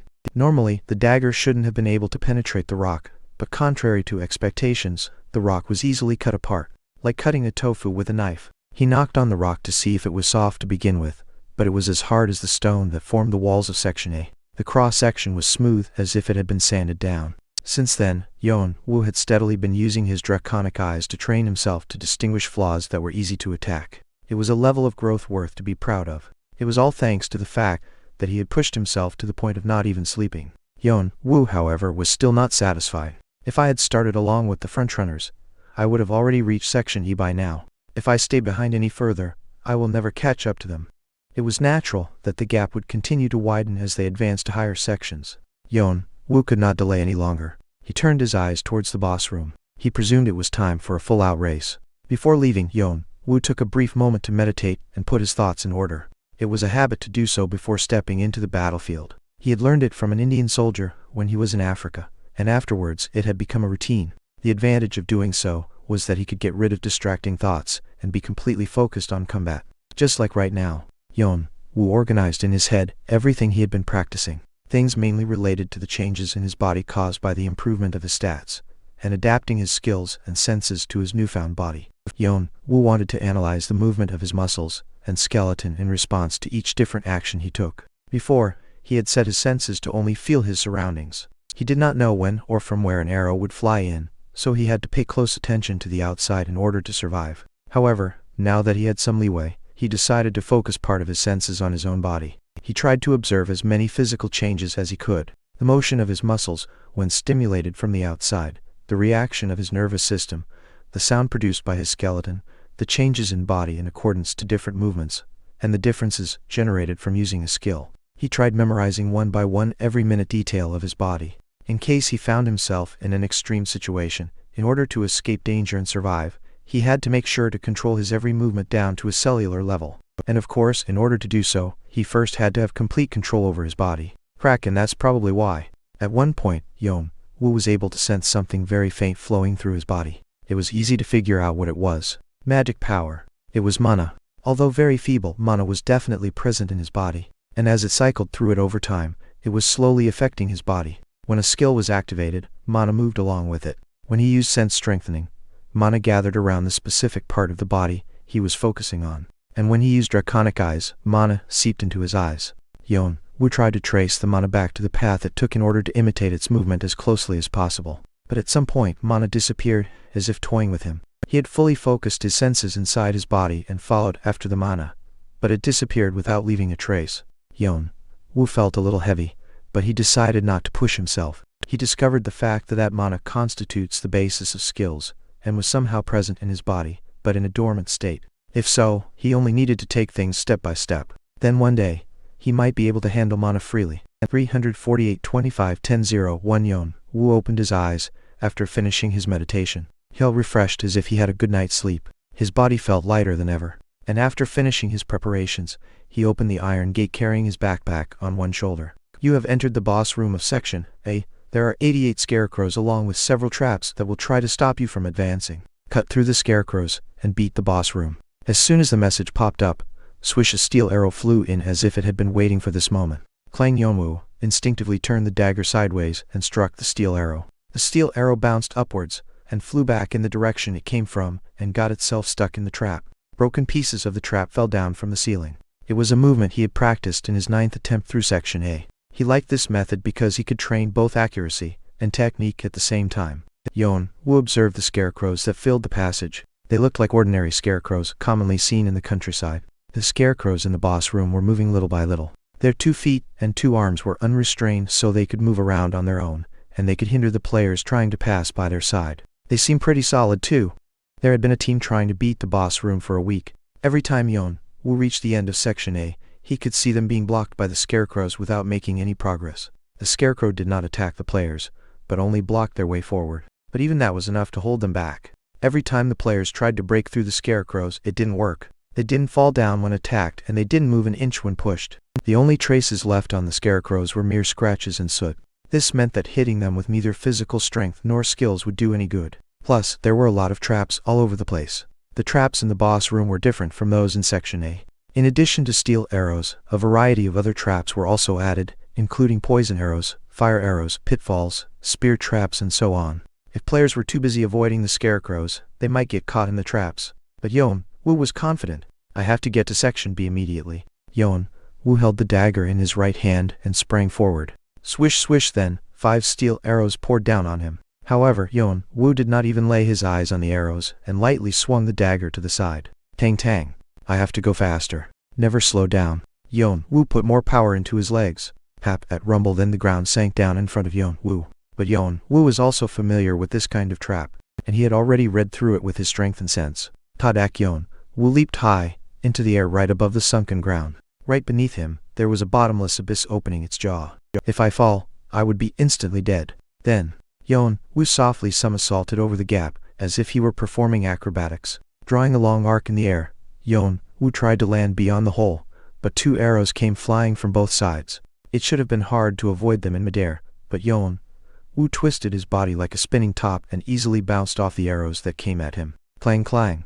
The arrows that were aimed at him fell down helplessly into the hole. Tak. Yeon-woo was able to land safely across the hole, and this time, he felt heat from the ceiling. As the fire descended along a hidden wick, it fluttered its red tongue to devour Yeon-woo. Rush, but Yeon-woo has already gained some resistance against burning through his trait. He quickly covered his mouth with a handkerchief and ran through the fire. Even if some cinders got onto his clothes, he only shook them off and kept running without much concern. He slanted the dagger to its side and swung it, creating a gust of wind that pierced a path through the flames for a short time. He ran through the path, wasting no time. Swish swish. Besides the steel arrows, various other arrows also poured out. Arrows lit on fire, arrows coated with poison, arrows with a hooked tip, etc. Whenever the arrows flew at high, Yeon-woo either avoided them, parried them, or blocked them. Despite pouring in from all sides, the arrows could not even touch Yeon-woo's hair. It was as if he had eyes all over the place. Despite the obstacles, Yeon-woo did not slow down at all. On the contrary, his clearing speed was gradually increasing as his health attribute rose. The other traps also made no difference. Pitfalls, fire traps, spear traps, rolling rocks, all of them failed to stop Yeon-woo. At that moment, the scarecrows started taking action. Chapter 8. Tutorial 6. Chapter 8. Tutorial 6. Clatter. A bronze scarecrow suddenly came forward and moved at a rapid pace, blocking Yeon-woo's way. However, Yeon-woo twisted his body in order to avoid it. The scarecrow then proceeded to narrow the gap between them by dashing towards Yeon-woo. Yeon-woo tripped the scarecrow's leg as it ran towards him. His leg ached because of the scarecrow's hardness, but the pain was tolerable thanks to Yeon-woo's developed muscles. Then, another scarecrow came from the front. Yeon-woo bent his arm and smacked the scarecrow's chest with his elbow. Taking advantage of the knockback, he moved below its arm and dashed right past him. Several traps also activated in tandem, but none of them could stop Yeon-woo. Your dexterity has increased by 1 point. Your health has increased by 1 point. Sense, strengthening skill proficiency has increased. 15.6%. Sense, strengthening skill proficiency has increased. 16.9%. His attribute points increased as he broke through the traps. Yeon-woo's movements became more sophisticated as his attributes increased, causing his skill proficiency to also increase alongside. Then, with his keener senses, he passed through more traps, which led yet to another rise in attribute points. Increase in attribute points. Increase in skill proficiency. Increase in attribute points. Thanks to this loop, Yeon-woo was able to achieve remarkable growth in the blink of an eye. It's a lot faster than when I ran through Section A. Yeon-woo had confidence in himself. His feet were much lighter, and his hands were brimming with strength. When there were only about 10 scarecrows left ahead of him, one of the scarecrows, which until now had only been blocking the way, revealed its sharp teeth for the first time. As if it were human, it firmly squared its shoulders and tackled Yeon-woo's side. Bang! A painful feeling struck him, as if he had bumped into a wall as hard as he could. The same pain he felt when he got hit by a steel arrow for the first time. He fell several meters back as the suffocating pain caused him to frown. On the other hand, the scarecrow didn't budge an inch from where it had tackled Yeon-woo. Unlike the scarecrows he saw earlier, this one's surface flashed with a red tint as if it were made of copper. Its strong shoulders gave off an overpowering feeling. Is this the guy who imitates players?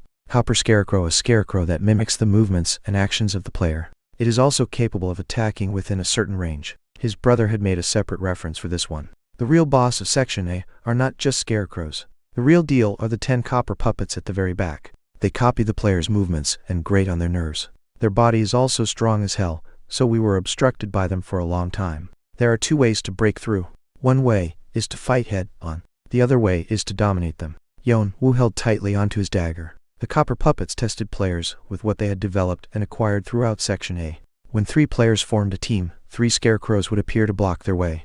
If there were 5 players, likewise, there would be 5 scarecrows. The scarecrows copied the players' skills, forcing them to overcome themselves. If they did, they could pass through the boss room, but if they didn't, they would be tied here forever. And if they couldn't even do that, the only alternative was death. However, Yeon-woo had been repeatedly surpassing his limits by breaking through sections several times. These copper puppets were annoying, but it didn't feel like they would pose a problem. What bothered him the most was that his plan to bust through the boss room in one go was hindered by a mere doll. He opened his draconic eyes wide and found the flaws scattered throughout the copper puppet. And the minute he tried to stab the puppet, it operates with a sensor. Find the sensor and destroy it. He heard a voice coming from a corner.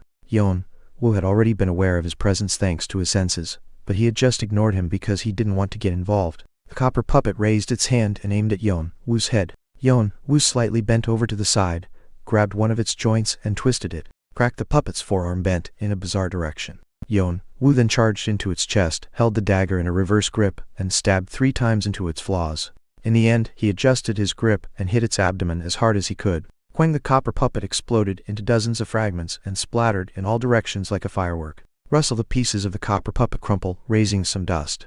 Yeon-woo brushed the dust off his shoulders. Wow, what just happened? A dazed voice was heard from behind.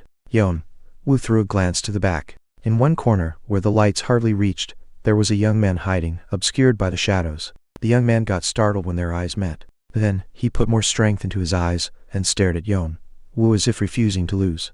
Yeon-woo bluntly walked over to him. The young man clenched his teeth. He glanced to the side to check his surroundings. When he noticed that Yeon-woo was walking towards him, he stared even more intently. But contrary to his gutsy look, his legs were trembling a little. Even though he was scared, he tried to look strong in case Yeon-woo was coming with the intention of harming him. However, that only gave Yeon-woo the impression of a rain-soaked puppy with its tail erect in front of a tiger. Yeon-woo stood before the young man and asked in a blunt tone, "How did you know?" "Know what?" The bridge of the young man's nose wrinkled. The fact that the puppet was operating through a sensor. "I'm asking how you knew this." "What?" That's, for a moment, the young man couldn't answer properly. But Yeon-woo didn't rush him. He stared patiently until the young man gave the right answer. "This player, he's one of those guys who had been raiding the boss room for a long time." "Where did the others go?" "During the 6 days he spent on Section A, there was a team that got their feet bound by the scarecrows and was stuck in the boss room. At that time he wasn't interested, so he didn't really pay attention to them. But now, everyone else was gone except for this guy." He thought for a moment that they might have died while dealing with the copper puppet, but it didn't seem like it. There wasn't any trace of corpses, only those of someone eating by himself. "I see, he's been abandoned." Occasionally, there had been cases like this. Cases of team members being ruthlessly discarded throughout the tutorial due to their uselessness. On Earth, people would point their fingers at this irrational behavior. But it didn't matter here. Within the tutorial, where players were focused on making achievements, it only natural to party up out of necessity rather than being acquainted. That's exactly what happened to this young man. The young man was on guard against Yeon-woo, but Yeon-woo could see just by looking at him that he was too weak. His eyes were filled with embarrassment while looking at Yeon-woo. He wanted to run away from this situation, but he couldn't because there were too many scarecrows around. Yeon-woo began to wonder, how did the young man think he would be able to enter the tower, and how did he get his qualifications to participate in the tutorial? Consequently, Yeon-woo was just going to ignore him and leave him be. In the first place, he didn't care about anything except advancing through the tutorial and catching up with the frontrunners.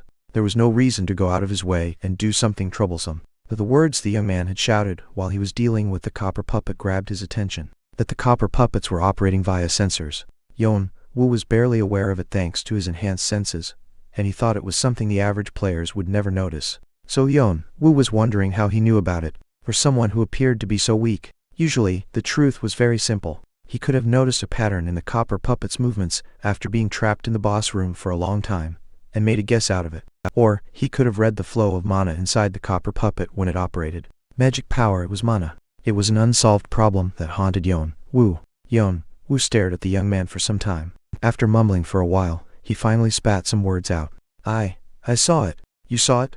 "Yeah, the threads of mana surrounding the copper puppet." In the middle of the conversation, an idea crossed Yeon-woo's mind. So he immediately activated his draconic eyes. The pupils of his eyes sank deeply, and eyes resembling those of reptiles were revealed. "Hup!" The young man gasped in surprise. Vertical slit pupils rose under the white mask. It wasn't strange to be scared. Ignoring his reaction, Yeon-woo examined him from head to toes. Then he chuckled. "Why did you put on this look?" For a second, the young man flinched. "What?" The look you have right now. It's a disguise. The young man's face stiffened. Yeon-woo put more power into his draconic eyes. Then, a very small presence was revealed inside the dozens of flaws surrounding the young man. Are you around 10 years old? You're really young. Very small too. But it's too blurry to recognize your face. You're not a normal human, are you? The young man clenched his teeth and moved his hand towards the sword he had left on the floor. He was ready to pick it up if necessary. What are you planning to do with me? It was a sudden question.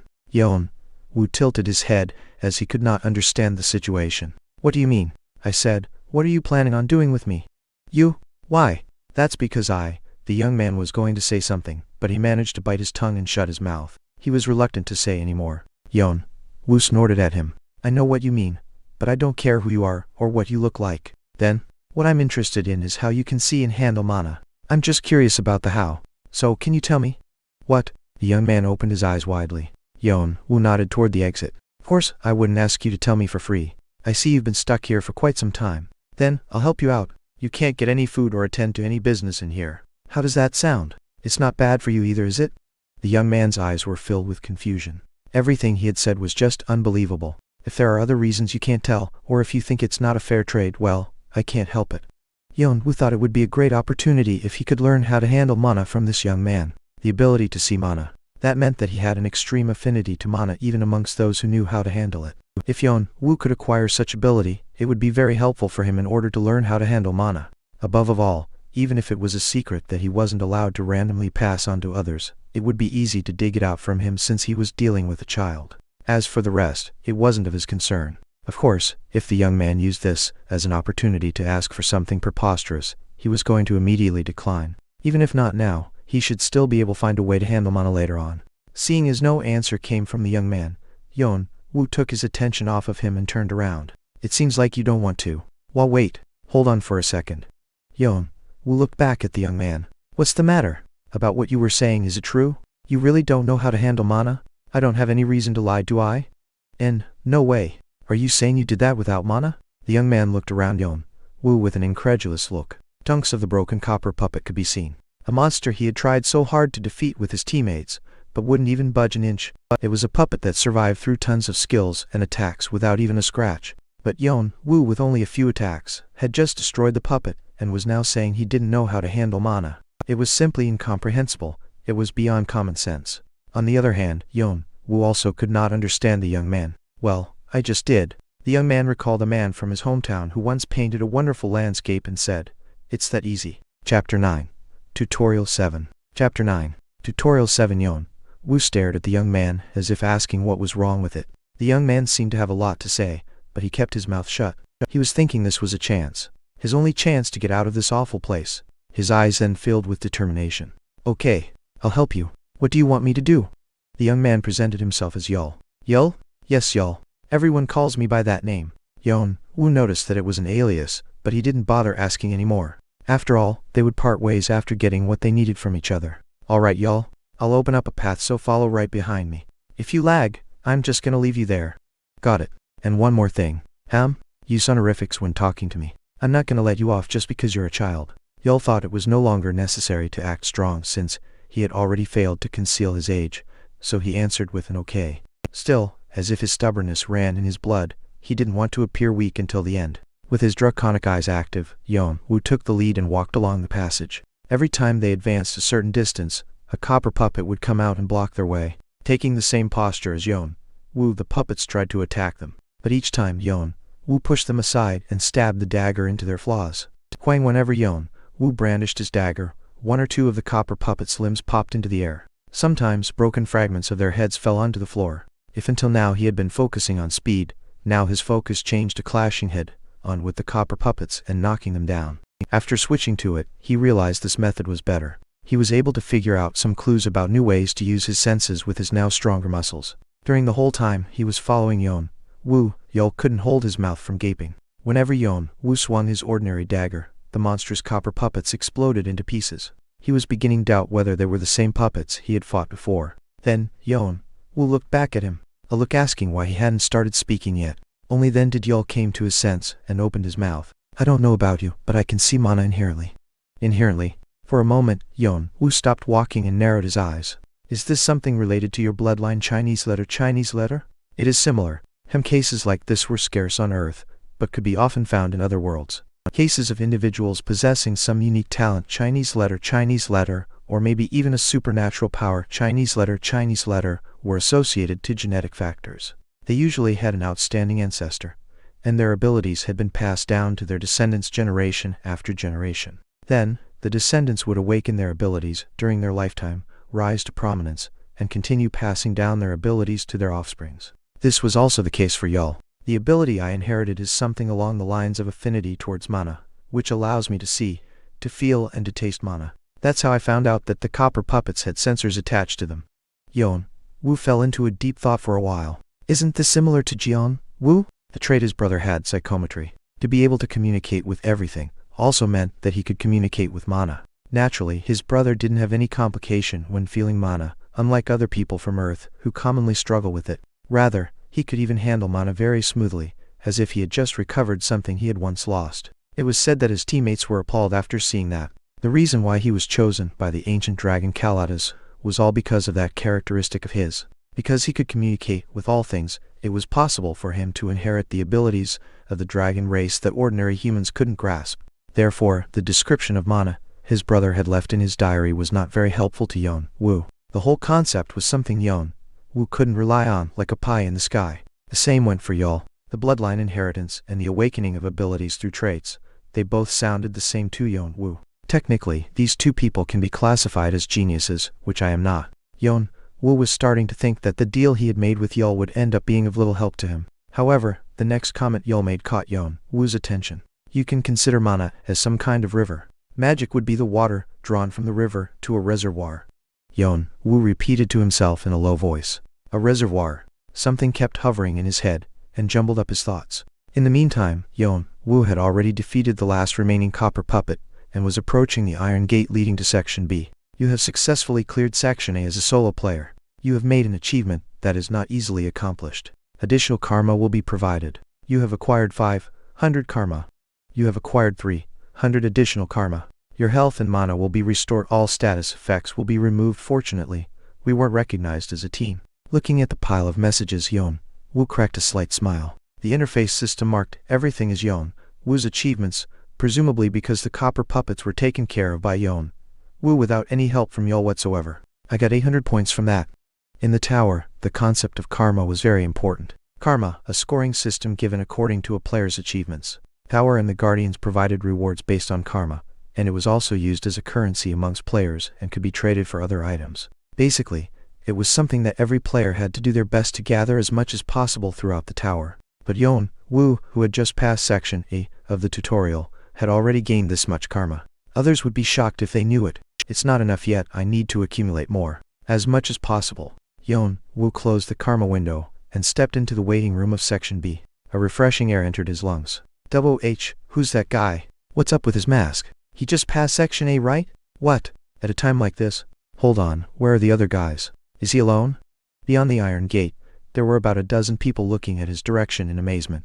It was surprising that there were still participants attempting to pass even after 2 weeks from when the tutorial started. It was a common knowledge that people entering the tower this time around would usually wait for the next round instead of barging in the middle. But what surprised them even more was that it was only one person that opened the iron gate and entered Section B. They wondered if he had broken through the vicious Section A on his own. What are you doing? Aren't you coming in? Yeon-woo said as he looked back. Then, Yeol crossed the iron gate in disbelief. His faintly trembling lips muttered in a low voice. Finally, I'm out. It was a voice mixed with several emotions. You have entered Section B. The waiting room in Section B was quite large. The room was shaped like a dome, and it seemed large enough to accommodate thousands of people. There were quite a number of people inside the waiting room, and each of them was doing something different. Some were sharpening their swords with whetstones, and some were doing some warm-up exercises. There were also some sleeping in one corner, while others were seriously injured with amputated limbs. Excluding Yeol, they were the first people he met since arriving at the tower. But Yeon-woo ignored all the glances they were throwing at him, because they're all dropouts.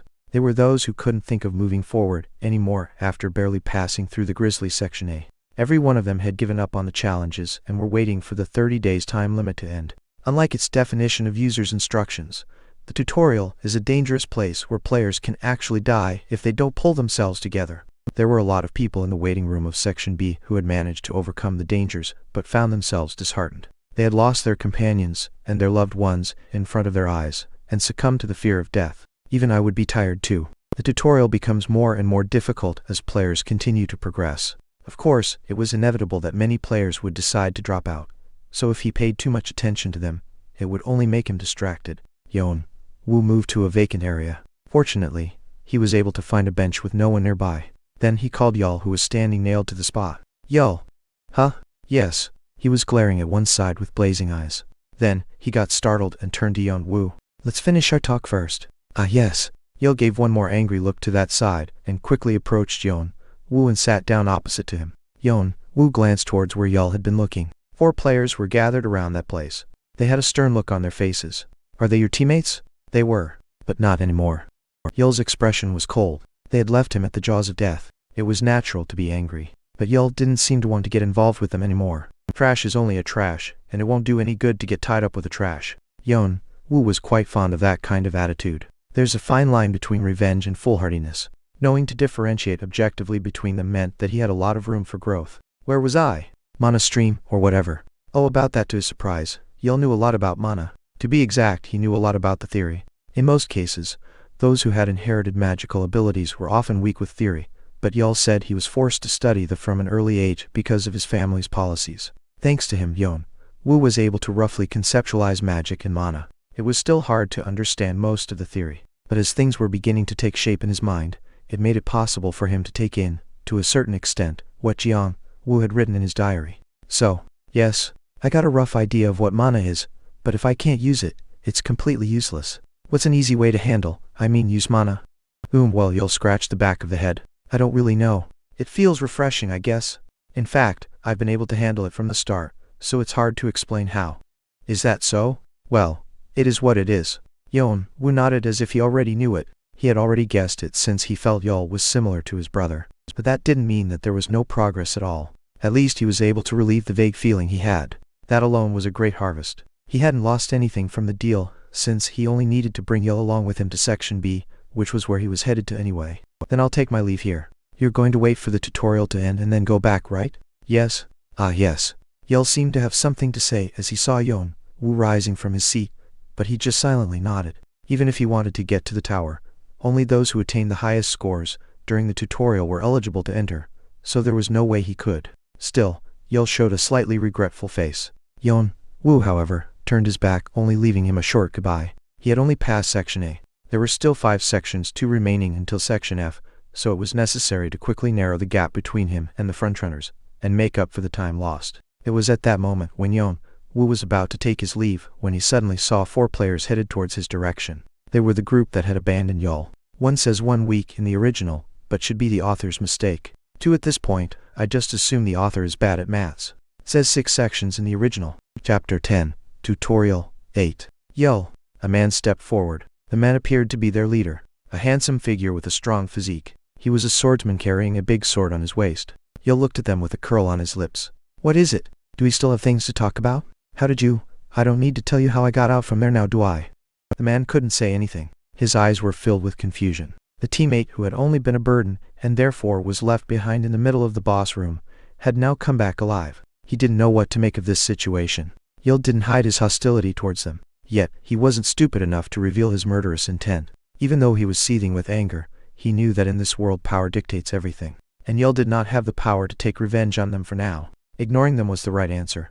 I don't know what you're going to say, but please fuck off. I know you don't even want to see me, cause just looking at you also makes me sick. So let's just pretend we don't know each other until the tutorial is over. As you know, I don't have any power to do anything to you guys anyway, do I? But despite his rambling, the 4 of them just stood there hesitating. They showed no sign of leaving Yeol alone. Rather, they were busy looking at each other. What the hell are you guys waiting for? Yeol scowled at them as his patience ran out. At last, prompted by the glares of the other 3, the leader bit his lower lip and suddenly bent his waist. By any means possible, we want to apologize for what happened before. Yeol's expression became completely distorted. What is this bullshit? And also, I have a favor to ask you. A favor? What happened at that time? Would you keep it a secret? What? We're going to sorry. I can't tell you the details, but what happened between us, please don't talk about it with anyone else. We're begging you. The other 3 also bowed down. Please do us this favor. Yeol, please? For old time's sake, think of what we used to be. Yeol kept his mouth shut. Watching them bowing down, Yeol could still remember the incident playing like a video in his head. In the boss room, where their team had struggled several days to pass through, Yeol was told that he was useless and was cast as a bait. He begged them, asking how could they do this to him, and cried out for help, but they didn't even think of looking back and ruthlessly went on their way. When he first met them in the waiting room of Section A, he thought he had met some really nice teammates. They were all polite, and they were quite skilled, and although he had been repeatedly warned by the elders of his family that the tower was a dangerous world, they were people who had made him think otherwise. But such expectations were shattered. "I don't know what the hell you're talking about, but get the hell out of here. I don't want to see your faces anymore." Then Yeol quickly turned his back. The leader was vexed and bit his lower lip. "This won't do. If I leave things go like this, the opportunity might vanish into thin air." Their leader, Keen, had some complicated feelings inside. Just as they got out of Section A, he had thought his hellish life was finally over. Although the fact that they had thrown Yeol as a bait to divert the copper doll's attention troubled him, he thought of it as an inevitable sacrifice in order to save more lives. Most importantly, Yeol's ability simply allowed him to read the flow of mana. He wasn't playing a big part in the raid, so even if he dropped out, it wouldn't have much of an impact on the team's strength. In fact, he believed that things were fine as long as he could save more people at the expense of Yeol's sacrifice. So Keen led his teammates forward, and went directly to find the man in the waiting room of Section B. Build. It was the name of the player, who had tried to recruit them before the tutorial had started. "We're called Erangden. You guys, I like the look in your eyes. Usually, people with that kind of look show great prospects. Come with us. I'll be at the waiting room of Section B. Come find me anytime if you want to join us." At first, they thought he was some kind of freak and didn't think much of him, but they found out much later that Erangden was a big name in the tutorial. It was the top clan that had been practically dominating the tutorial for a long time. Apparently, Erangden had some connections in the tower, or that's what he had heard. Erangden was like a vigilante group, formed to prevent chaos within the tutorial. They tried to prevent all kinds of tricks and cheats, and create a stage where players could play fair and square. As a result, the selection of their members was strictly managed. Everything was carefully and meticulously examined, whether the volunteer had done any bad deed, whether they had attempted to threaten or rob an ordinary person, and so on. As such, for Keen and his party, the sudden return of Yeol was like a bolt out of the blue. Damn it, if Yeol spills the secret somewhere, he was supposed to meet with Build this evening. Keen's group had already mentioned that Yeol voluntarily sacrificed himself in order to save them. But what if he spoiled their plan? Everything would be over. There's a rumor that Erangden is under direct control of a giant guild in the tower. If we lose their favor now, we'll be in real trouble. Rumors said that Erangden was specifically created by a clan in the tower in order to find potential recruits for their clan. Keen didn't want to miss this opportunity, but despite their apology, Yeol seemed to be not listening at all. He turned his back on them, as if he didn't want to see them. Then Keen gritted his teeth. His eyes were full of malice. It was only hard to betray for the first time. It wasn't hard for the second time. Keen signaled his teammates with his eyes. It meant to cover him from outside exposure. Fortunately for him, no one was looking at this corner of the room. It's easy to get rid of the corpse. Build doesn't know Yeol's face anyway. Attributing the cause of death to the damage suffered in the boss room will be enough. His teammates were puzzled and worried about whether they should go this far, but they had no choice but to take action, as Keen continued to signal them. And then, Keen carefully moved his hand towards the handle of his sword. He was going to finish this quickly. However, it is said that there is a clan in the tutorial that directly belongs to Jeong-woo Chinese letter, named Erangden, and that Jeong-woo tends to recruit newbies from Erangden. But they're so particular about recruiting that they only want spotless people, even if they themselves aren't. What? Kiwak! A sudden voice that came from behind startled Keen. He tried to pull his sword out, but instead, let out a scream. A terrible pain reverberated across his arm. His right hand fell down on the floor, dripping with blood. My hand! My hand! Keen screamed as he held onto his right wrist. Only then did Yeol notice something strange and quickly looked back. With eyes filled with confusion, the other teammates also drew their swords and pointed them towards their back. There stood Yeon-woo, shaking off the blood from his dagger. If you have the malice to go after someone else's back, of course, you should be prepared to lose one of your hands. Underneath the mask, Yeon-woo was slightly frowning. Why did I get myself involved in this shit? I feel like crap now. Originally, he should have ignored it and moved straight onto Section B, but for some reason, his feet didn't move from the spot. It was because the image of Yeol was kept appearing in his head. To be precise, it was the image of Yeol being betrayed by his teammates. Betrayal. Yeol's face kept overlapping with someone he knew. It was his brother who had been backstabbed by his teammates.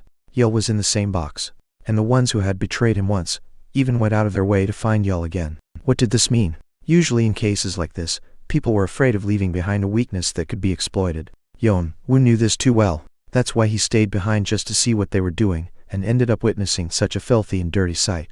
In his mind, he wanted to rinse his eyes with running water. My hand. My hand. You son of a bitch. How dare you? Keen cried out as he grabbed his severed right hand, and his face contorted. He stared at Yeon-woo with a menacing look. I'm going to kill you! His other teammates were also pointing their swords at Yeon-woo, but they couldn't think of rushing in. No one had noticed what happened until they saw Keen's hand flying. He's an expert. Cold sweat streamed down their backs. They knew that Yeon-woo was the one who saved Yeol, but they thought he only happened to help him on his way. And even if he helped Yeol fight them, they thought they could easily take him down with numbers. But they were wrong. Yeon-woo gave an indifferent smile. Try as hard as you can. You bastard. Keen bolted forward with eyes filled with madness. He drew his sword with his left hand and swung it towards Yeon-woo's neck. Keen. His teammates called out his name in surprise. They weren't sure how skilled Yeon-woo was, and if he clashed with Yeon-woo right now, their admission to Erangton could end up being sabotaged. But none of their words reached Keen's ears. He was lost in revenge. Yeon-woo strode forward. He was thinking of how to deal with these guys. They were the kind who had no qualms when putting a knife on someone else's back, but can't stand when they're the one being stabbed. He was definitely feeling shitty. Yeon-woo dodged the sword coming for his head, and moved to Keen's back. He stretched out his arm and wrapped it around Keen's arm, all in a split second. Then he lightly twisted Keen's arm in a backward direction. Cracked Keen's left arm bent in a strange angle. Kuwak! Not caring about his cries, Yeon-woo did a flip with his arm still wrapped around him and climbed onto Keen's shoulder. It was a shrewd move just like a cat's. Then, with a hard motion of his foot, he broke Keen's shoulder. Crunchok! Ack! Keen! Why, you son of a bitch! Let him go. Clang, the sword fell down helplessly to the floor. Keen couldn't withstand the pain and knelt down on the ground. In the meantime, his teammates still couldn't approach him. Yeon-woo was too nimble, and he was riding on Keen's shoulders. Yeon-woo twisted Keen's bizarrely bent arm behind his back, placed one foot over his spine, and put his weight on it. He was threatening to destroy Keen's back if they approached any closer. Kuwak! Karen's eyes were bloodshot, as if they were going to pop out at any moment. Come at me now. I'll make sure he will never be able to walk again. Underneath the mask, Yeon-woo's eyes shimmered with a cold glow. Chapter 11. Tutorial 9. The moment they met Yeon-woo's fierce eyes, Keen's teammates froze in place. Just looking at his eyes, that seemed devoid of emotion, made their legs tremble involuntarily. Why are you doing this? You have nothing to do with this guy. Why are you interrupting us? One of them gathered up his courage and shouted at Yeon-woo. Players usually did not interfere with each other's business. It was an unwritten rule in tutorial. They all had different standings and different circumstances around their troubles, and dislike towards other people meddling in their affairs was a common characteristic between players with strong personal tendencies.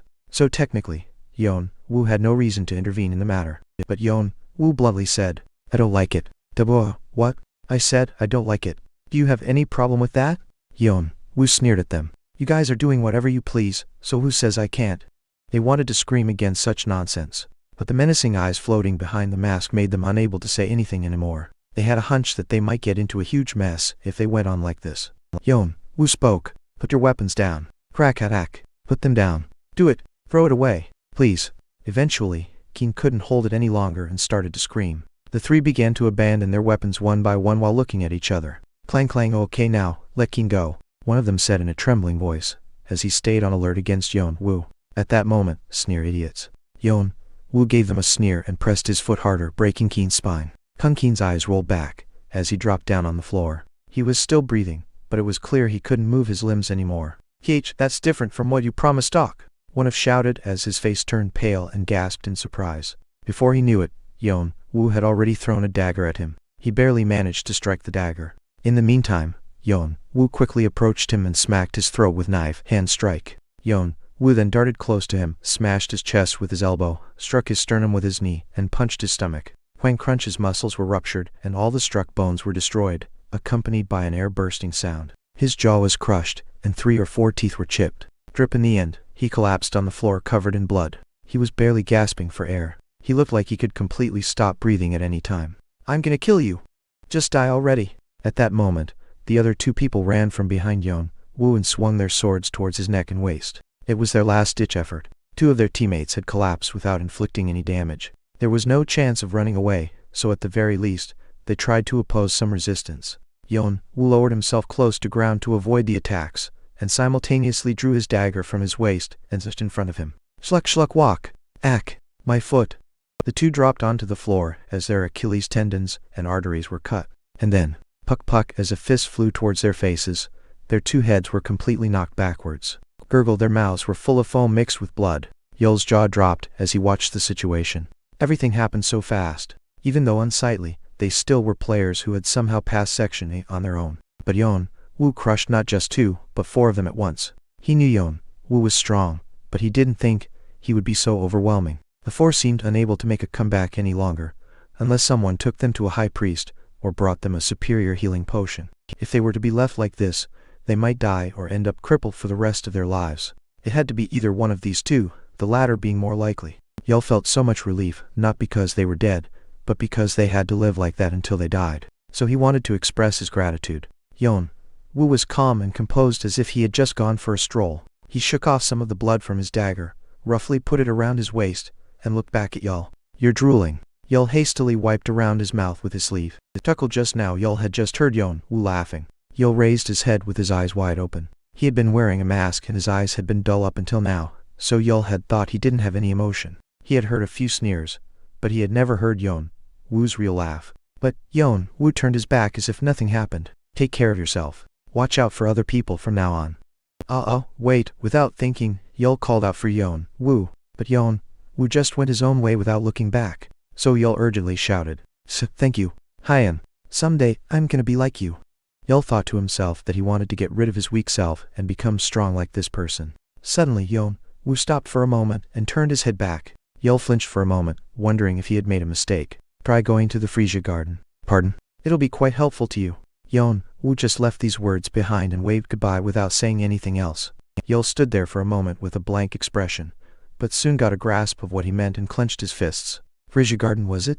As if he had made a pledge to himself, he turned his gaze to another side of the room. "Oh, would you look at that?" In a place with a lot of dropouts, a man who had been crouching in one corner and yawning from time to time, exclaimed with admiration. Disheveled hair, rustic clothes, and a fishy look. He wasn't a person who left a strong impression on others. But his look completely changed once he found something interesting near the gate. It was like the look of a kid who had found a fun toy. Hey, stop sleeping and get up."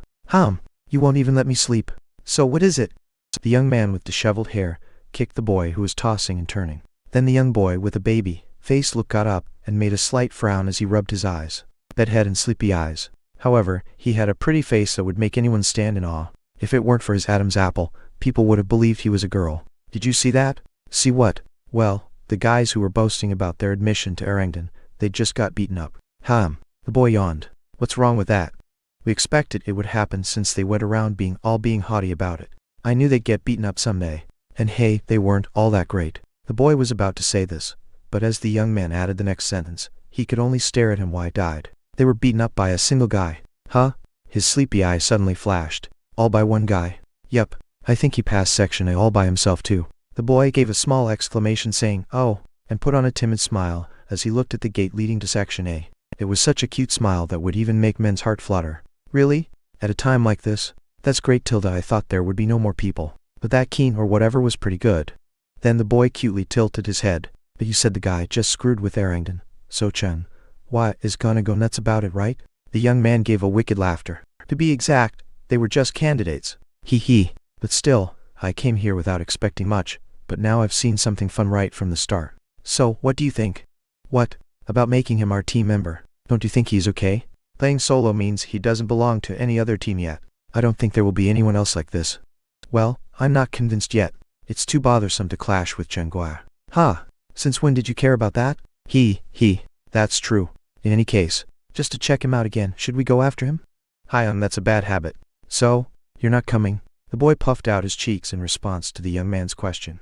"I didn't say no." Then he timidly smiled. "Don't you know I like this kind of stuff a lot more than you do?" He said, "Thank you." Yeon-woo chuckled as he recalled Yeol's words. He had a long way to go, but he didn't mind this kind of little connection just for some refreshment. Moreover, he had peeked into Yeol's bloodline ability with his draconic eyes. He was an enchanter. It's an ability that lets him imbue a person or equipment with mana. I didn't think I would see this kind of thing here. Chuckle, he felt drawn to such a unique ability that was hard to find even in the tower. If I could keep him close to me, it would be of big help in the future. Of course, that's only if he can get through here safely. Yeon-woo couldn't erase the smile from his face every time he recalled Yeol's earnest look. By the way, Yeon-woo stopped and looked around for a moment. Where is the passage that leads to Section B? He didn't know if it was because of the fight with the Keen's group, but he could feel the players around looking at him. He ignored them and passed through the center of the waiting room. At the end of the wall on his right side, 4 doors stood in a row.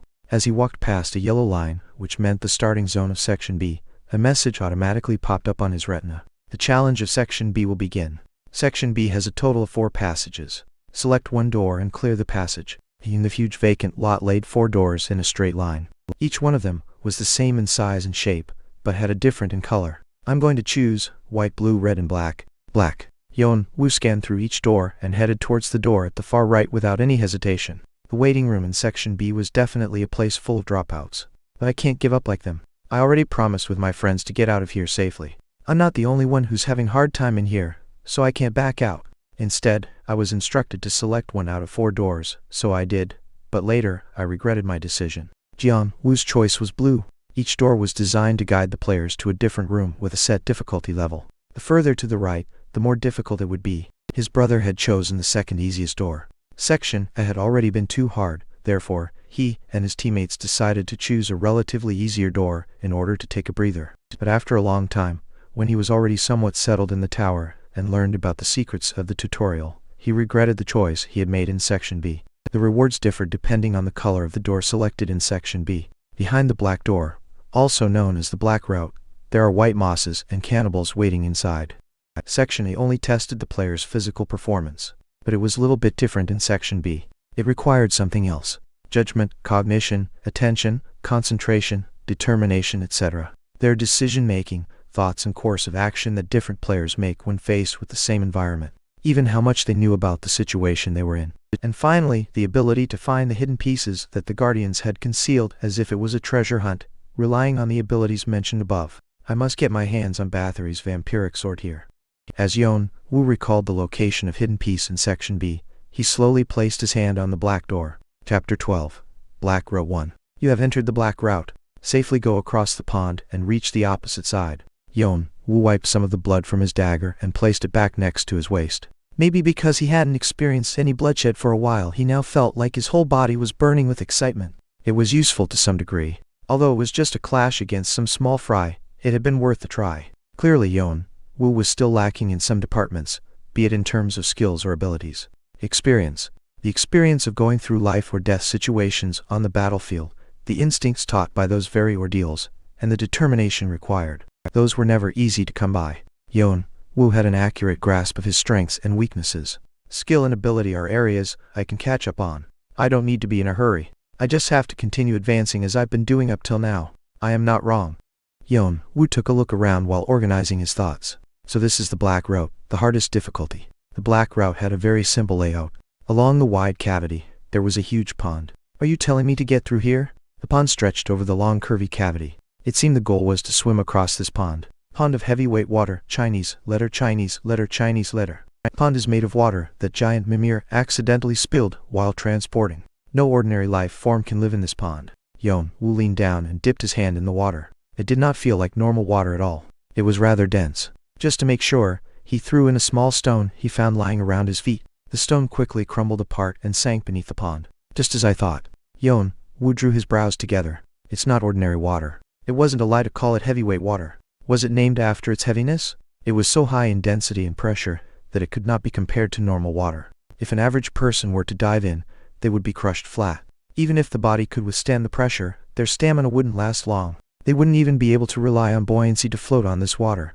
If I try to swim across without knowing the pond's depth and width, I'll be dead soon. I don't even know what's inside. Yeon-woo concentrated on the line. No ordinary life form can live in this pond in the information window. In other words, extraordinary life forms could be living inside. Even if not, at the very least, there should be some sort of trap set up underneath the surface. Yeon-woo didn't jump the gun. Instead, it must be here somewhere. He carefully scanned the walls of the path leading to the pond. Draconic eyes. Dozens of flaws were drawn along the walls. Yeon-woo found a spot where the flaws were all tangled up and pressed it with his hands. To clank in that moment, he noticed the wall sliding inwards. Rumble, the wall stirred up a cloud of dust as it began to turn sideways. Then it stopped with a thunk, and a new staircase heading downwards emerged. There we go. A little smile flickered on Yeon-woo's face. It was the hidden piece buried in the black route, the 4th difficulty. It was the place where Bathory's vampiric sword was hidden. You have entered the dungeon. You have found the hidden piece, Room of Frost and Flame. You have acquired 300 karma. Yeon-woo ignored the pleasant sounds in his head and descended into the dungeon. The spiral staircase led to somewhere deep inside. Perhaps because it was a deep cave, from some point onwards the light was cut off, and the staircase was no longer visible. However, Yeon-woo did not worry too much. Sense strengthening. 17.8% thanks to his high skill proficiency, which had once again increased by nearly 3% after clearing the boss room in Section A. It was now possible for him to recognize the surroundings through different senses without having to concentrate on his eyesight. No, it was possible to take in more information by doing this, rather than by relying on just his eyes. The surrounding sounds, the terrain's layout, his own movements, everything was felt as it was. There was no blind spot. What's more, had it been just a few days ago, he would have had to consciously concentrate on maintaining his skill active, but now he was so used to it that he could have it constantly active without having to pay much attention. It could be said that his active skill had turned into a passive skill. Thanks to this, Yeon-woo was able to move through the dungeon without any difficulties. Who knows how far down he had gone. Soon after, a piercing wind blew from inside. Whistle the stairs came to an end, and a new cave appeared. Found it. The cave was full of a white-colored moss along the walls. White moss, a type of moss that bears the essence of the moon. It can cause illness if eaten. It doesn't taste good either. The explanation was as simple as it could be, but Yeon-woo was well aware of the hidden effect of the white moss. It was only later that I discovered that as difficult as the black row was, it also had many different solutions. One of the solutions was white moss. The white moss was a substance full of moon essence. Many animals feed on this as their staple. However, it does not suit human constitution, so even if one eats it, the body cannot absorb the energy and often gets sick. So, players who somehow managed to find dungeons usually avoided white moss. Therefore, players who chose the black row often turned back soon after finding this cave. Because there was no light, they couldn't even see their hand in front of their face, and the cave was worthlessly long and full of useless things. No one wanted to waste their time in a place like this when they were busy moving forward. Even Yeon-woo's brother didn't know about the secret this place held until very long after. However, I learned about it after hearing it from my close friend from the Yeon-dan family. That white moss is a kind of material, and there is a unique way of consuming it. White moss is too fragile. Because it's thin, it just melts when ingested. However, Yeon-woo stopped thinking and turned his eyes towards the sound coming from somewhere. Kijijik, something stuck its head out through the white moss out of a sudden. It was a centipede as big as person's forearm. Its reddish exoskeleton seemed pretty hard. Red Ogong, a centipede that feeds on white moss. Because it dwells in aquatic caverns, its eyes have atrophied, and has developed other senses. Sometimes it prefers meat over moss. Cock. As if thinking the intruder was after its food, the centipede moved its dozens of legs and approached Yeon-woo at a furious speed. It crawled down from the ceiling along the wall. It was a scene that would make any ordinary person feel both surprised and disgusted. Yeon-woo, however, stepped forward. Insects and beasts that eat white moss as their staple have evolved to artificially radiate heat in order to absorb the moon essence. And that kind of heat emanates from their heart, which contains the fire Chinese letter property. He felt the touch of the dagger with his fingertips. On the other hand, white moss property is water Chinese letter. If you consume both heart and moss at the same time, the two properties will synergize with each other and become an elixir that hardens the bones and muscles. Numerous elixirs exist in the tower. Some can augment magic power, and some affect certain stats or properties. Among them, Yeon-woo went for the elixir that would help him nourish his bones and muscles. The human body is too weak. It easily falls ill, breaks, and tears. But the combination of white moss and the heart of a fire property beast can transmute such body. It could make bones much stronger, muscles much sturdier. It could transform one's body into one more suitable for combat. Yeon-woo bolted forward, throwing the dagger he held in his hand. The dagger penetrated the hard armor of the Red Okong, splashing blood and body fluids. Heek! The centipede expressed anger and twisted its body as it spread its forcipules. Rumble, the ground under the centipede caved in as it crawled over it. Flame monster has appeared. Hidden quest of frost and flame content. The room of frost and flame is filled with unique monsters that feed on white moss. If they come out of the dungeon, the outer ecosystem could be thrown into chaos. Hunt down as many monsters as you can. Rewards will be given according to the number of monsters hunted. 100 or more, 100 karma. 300 or more, 300 karma. 500 or more, 500 karma plus additional rewards according to achievement. Over 1,000. It's up. The Room of Frost and Flame had one more advantage besides the benefit of obtaining Bathory's vampiric sword and toughening up the body. According to the number of monsters hunted, additional karma could be obtained, and there were also additional rewards if the number exceeded 500. The more he hunted, the stronger his body would become, and he would also hoard karma and rewards. It was basically a treasure trove. No matter how, I have to win the reward for hunting 1,000 monsters. Yeon-woo chose not to engage head-on. Instead, he quickly shifted his body sideways and narrowly avoided the attack. Quang in the spot where the red ogong rammed its head, some rocks were being crushed by its forcipules. The monsters here are very strong. Even with this stronger body I honed in Section A, they're not easy to kill. It will be really dangerous if I let them crush from the front. As soon as Yeon-woo finished measuring up the red ogong, he aimed for its trunk. However, tying up it's hard. Too hard. The dagger bounced off of its surface, leaving behind only a scratch. But even that was enough to aggravate red ogong, so it squirmed its body to catch Yeon-woo with its forcipules. Once again Yeon-woo narrowly avoided its attack and continued racking his brain. A cloud of dust rose up as a deep pit had been created in the place where he had been standing. Normal attacks won't do any harm to it. The exoskeleton is too sturdy. The dagger I just threw pierced its skin by luck, but it's too shallow. It's not enough to weaken it. However, he could not let this battle turn into a war of attrition. He didn't know how much health the red ogong had, and this was still just the entrance of the dungeon. Due to not knowing how deep the dungeon was, he had to end the battle as quickly as possible. Quang once again, the red ogong rammed its head towards the spot where Yeon-woo was standing. Keek. Chapter 13. Black Route 2. Maybe because it was annoyed by Yeon-woo repeatedly going back and forth while dodging, the red ogong let out a sharp cry. Tadak weak point. Where's its weak point? Yeon-woo got on the red ogong's nerves as he kept circling around it. Thanks to the dexterity and health stats he had accumulated in Section A, he didn't have to worry about being slowed down or getting exhausted anymore. Occasionally, he would also catch the red ogong off guard. There were some places where its flesh was exposed, right where a segment of its shell connected with another. Yeon-woo stabbed and sliced its joints, and then jumped back out. Kya! As he repeated this procedure, the floor gradually filled with the red ogong's blood and body fluids. However, the red ogong didn't get exhausted. On the contrary, it was becoming more furious and more ferocious. There is a tremendous disparity between clearing traps and slaying monsters. I just have to figure out the correct strategy. Unlike traps that only needed to be avoided, monsters needed to be hunted. He had to deal with a predator that was trying to eat him. Seen from a distance, it was not much different from his experience in Africa. After all, a life is just a life, and that applies to monsters too. There should be some kind of weakness. Then, an idea flashed across Yeon-woo's head. Draconic eyes. As the black pupils in his eyes sank and expanded, his now blackened, white vision was focused on the red ogong. Everything he saw was now composed of only black lines, just like a drawing sketch, only the monster's contour was shown. However, a few fine lines of flaws could be seen mixed among the black ones. Then with his eyes, he tracked the point where the flaws converged. There it is. It was a spot in the exoskeleton right between its head and neck. If it were a human, that would be its cervical spine. Why did he never think of using his draconic eyes on living creatures? That was most likely because he had always been using it on inanimate objects, so he had thought that there was a limit to it. But now that he realized it, things weren't as bad as they appeared to be. So he continued examining red ogong's movements with his draconic eyes. Of course, finding its weakness did not instantly turn his situation into an easy hunt. It still didn't take away the speed, fierceness, and strength of the red ogong. Most importantly, unlike inanimate objects, the red ogong's weak point was in constant, fast-paced movement.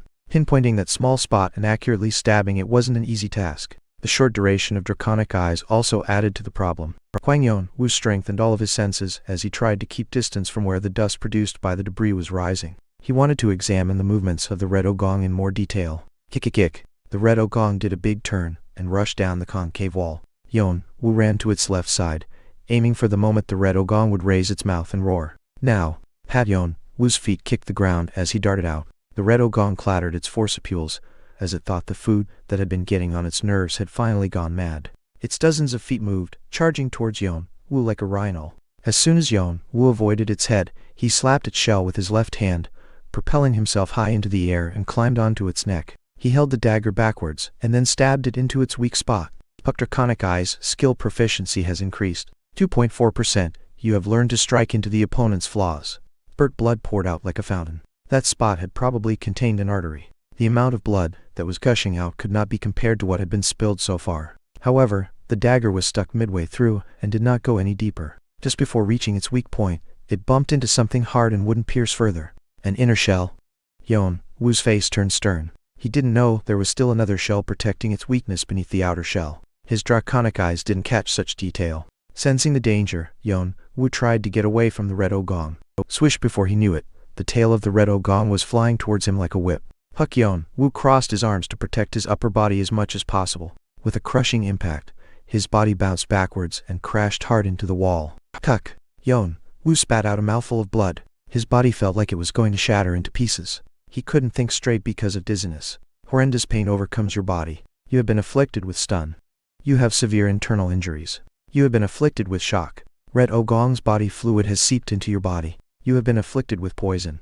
Yeon-woo, however, gritted his teeth and quickly checked on his physical condition using his strength and senses. 4 broken ribs, 2 fractures in the spine.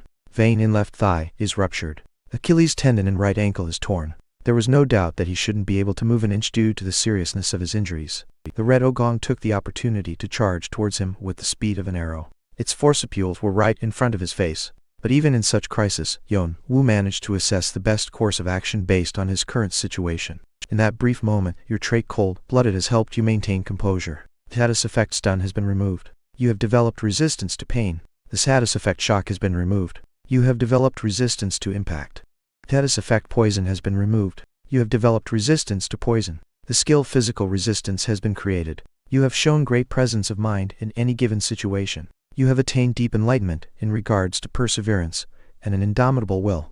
The skill combat will has been created. Messages notified him that 2 new skills had been created. But Yeon-woo couldn't afford to check his new skills. Still, he could tell what the skills were about by just looking at their names. In that instant, the terrible pain greatly subsided. Furthermore, his consciousness also became clearer, and he was now more capable of thinking and making decisions. He felt as if time had slowed down for a brief moment. Thought acceleration Chinese, letter Chinese, letter Chinese, letter Chinese, letter. Thanks to this, Yeon-woo was able to assess a number of actions he could take before the red ogong reached him, and he finally chose one of them. At that moment, kick! The forcipules were closing in right in front of his face. Yeon-woo pointed his dagger towards the front. Quang hup! Yeon-woo was lifted up by the impact. His upper body dug deeper into the wall. His spine suffered yet another fracture and both of his arms were shaking from the pain. Still, he forced himself to tighten his grip on the dagger. Blood drizzled down from his torn hands, but he clenched his teeth. Both his eyes were already red from being bloodshot. Kak! The red ogong's forcipules were being blocked by the dagger, as they kept opening and closing in front of Yeon-woo's face. Behind its forcipules, he could see deep into its throat, which was covered with countless fangs. The red ogong writhed to bite off Yeon-woo's head. Whenever its forcipules clattered, his dagger trembled as if it would break any time soon. In the end, Yeon-woo couldn't hold any longer, and the red ogong's forcipules almost reached his face. He assessed a rock melted as the monster's saliva touched the ground. At that moment, Yeon-woo's body slid downwards. Once again, the red ogong rammed its head into the wall. In the meantime, Yeon-woo was able to reach beneath it. Other than its joints, this was the only part that wasn't covered by the hard shell. This is its belly. There was the smooth abdomen of the red ogong right before his eyes. He stabbed it with the tip of the now badly chipped dagger. Puck! Keek! The monster raised its head and screamed in terrible pain. Nevertheless, Yeon-woo tenaciously held onto the dagger stuck deep in its stomach. The centipede twisted its body around and went on a rampage, trying to shake him off. But contrary to its wish, Yeon-woo shoved the dagger even deeper into its stomach. Crunch! While dangling from the monster's abdomen, Yeon-woo clenched his teeth and squeezed his arm right into it. The tip of the dagger had almost reached the point where the flaws converged. Snap! He heard something breaking from the inside. He didn't know what exactly it was, but he was sure it was critical to the centipede. I won. Yeon-woo smiled coldly and sliced its belly downwards. Till his spurt, there was a long cut along the monster's stomach. Its entrails poured out, and blood splattered everywhere. The whole cave was being painted with blood. Kick! Red ogong was struggling with pain. Then as its strength started to drain out, the centipede's head finally fell onto a puddle of its own blood and let out a wheeze. Flop! Yeon-woo also fell to the floor. His body was already a total wreck. He was so worn out that he couldn't even lift a finger. The red ogong glared at Yeon-woo, its eyes filled with resentment. After a lifetime inside this cave, its eyes had already degenerated. But at the end, they were still looking at him, and soon it stopped breathing. This is ridiculous. Yeon-woo breathed heavily and frowned. He thought he gained some strength from his time spent in Section A and dealing with a few players. But the stupid tutorial didn't give him any chance to relax. It wasn't lying when it said high difficulty. However, he still concluded that his training so far didn't let him down. If he hadn't done that, it'd be him lying dead on the floor right now, not the red ogong. He already knew what to do after the battle. With all the strength he could muster, Yeon-woo forced himself to move. He had also spilled too much blood. For now, he was somehow maintaining his consciousness by relying on his skills, but he could pass out at any moment, like a candle in the wind. He had to get everything done before that happened. His body moved like a marionette without strings, but he managed to crawl along. He tore some white moss from the floor and crudely pushed it into his mouth. He had no strength to chew, but fortunately the moss melted like water and flowed down his throat. Swoosh, he felt something cold slipping inside his body. Before the feeling disappeared, Yeon-woo grabbed onto the hard shell of the red ogong, raised his upper body, and pushed his face into the open wound. It was filled with a disgusting, rotten stench, but at the end he managed to find what he was looking for. The centipede's heart was still beating. With his mouth wide open, chomp, he bit into the heart. Chapter 14. Black Route 3. Gulp. Blood was continuously gushing out. Most of it was coming out from his mouth, but Yeon-woo tried his best to swallow it back. His throat was burning with toxicity, and the foul stench made him gag. Despite his disgust, Yeon-woo continued to drink the blood as he chewed on the heart that was much tougher than leather. At that moment, whoosh, the energy that the white moss contained was wriggling inside his body. It was the pure essence Chinese letter formed by the energy of the moon. This would act as a catalyst to filter out the heat and dregs, and to blend the energies together. Crunch crackle. Yeon-woo's body began to change little by little. The broken bones knitted together. The torn muscles closed up. The patches of peeled skin were replaced with new skin. But it didn't end there. His bones became much denser, his muscles tougher, and his skin smoother. His physique was improving little by little. The red ogong has been successfully slain. You have killed an enemy that would normally be impossible for you. Additional karma will be provided. You have acquired 100 karma. Your strength has increased by 7 points. Your dexterity has increased by 6 points. Your health has increased by 5 points. Your body is experiencing slow changes. Physical resistance, skill proficiency has increased significantly. 7.2%. The heart of red ogong has been ingested. It has synergized with the white moss, revealing its hidden effects. You have obtained a piece of flame heart and frost crest. Current progress. 1.5%. Number of monsters hunted. 1. A long time passed before Yeon-woo came out of the red ogong's corpse. He was covered in blood, but he didn't look tired anymore. Yeon-woo sat back against the wall and gathered his breath. His injuries were all healed up, but he was still mentally fatigued. Well, I made it somehow. The feeling of a strange energy transforming his body little by little, even if it wasn't his first time, it still felt foreign to him. Feeling of freshness that came after the change made him think it was ironic. Yeon-woo briefly looked at the red ogong and spat out a piece of heart that was still left in his mouth. The dungeon is full of monsters like this. What a dreadful place. Even if he was shaking his head in disbelief, his vision packed with messages made him feel better. I managed to obtain flame heart and frost crest. It was the effect caused by the simultaneous consumption of white moss and the heart of a fire property beast. It was a hidden piece that strengthened one's skeleton and muscles. The progress was only at 1.5%, but he was already starting to feel reinvigorated. I heard that the stronger the body becomes, the faster it'll recover from fatigue. Well, that's a relief.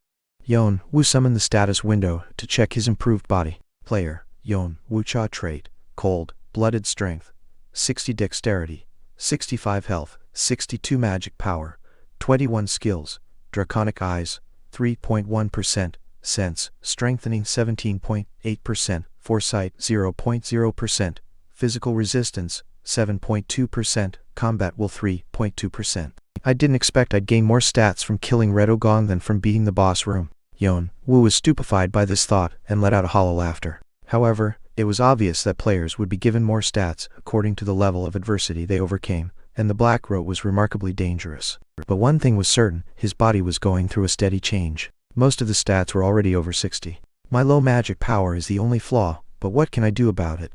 Yeon-woo frowned while looking at his magic power, which was his highest attribute at first, but was now the lowest. There was no way for him to put his magic power to use for now, so he had no choice but to sit on his hands. Still, he couldn't help but worry about the continuously increasing gap between magic power and his other attribute points. I need to think of a way to feel mana as soon as possible. Thanks to Yeol, he already had a firm understanding of the concept of mana. Therefore, the only thing he had to do now was to come up with a way to feel it. The problem is how. In reality, unlike his younger brother who could be categorized as a natural genius, Yeon-woo's achievements all came from being a hard worker. It had been like that since they were kids. Yeon-woo was different from his younger brother who did everything effortlessly. He often had to try over and over again to solve a problem, but he tried not to show the efforts he made, pretending he was doing fine. Even when he was dispatched to Africa, initially he was so weak that he often caused his unit to receive collective punishment, but later on he managed to become part of the special task force. Yeon-woo was used to pushing himself to the limit. He would slam himself against the walls of limitation again and again, until it would finally break down, and when he encountered another wall, he would continue to hit it until it broke once again. Things weren't much different this time. Yeon-woo was well aware of the fact that he was the one furthest behind among the many players participating in the tutorial. That was why he only walked the hardest path, and that was how he achieved his outstanding growth. Since he wasn't talented, he had to find ways that best fit him based on his own judgment. Mana seemed to require the same approach. He knew he had to keep trying to find a clue to handling mana. The problem was that there was no way to get to the clue. At this rate, his magic power would most likely end up being a big dud in his status window. But he couldn't let that happen. I can count on my skills for now, but there's going to be a lot of situations where mana will come in handy. That's bound to happen as long as I keep climbing higher. Mana allowed its users to do things that were physically impossible. It was the power that made so-called magic or unique skills possible. The tower was a place full of supernaturalities, so he couldn't just give up such power. Above all, Yeon-woo had not yet completed his awakening. Mana was essential to fully accept this power, which originated from the ancient dragon Kalatas.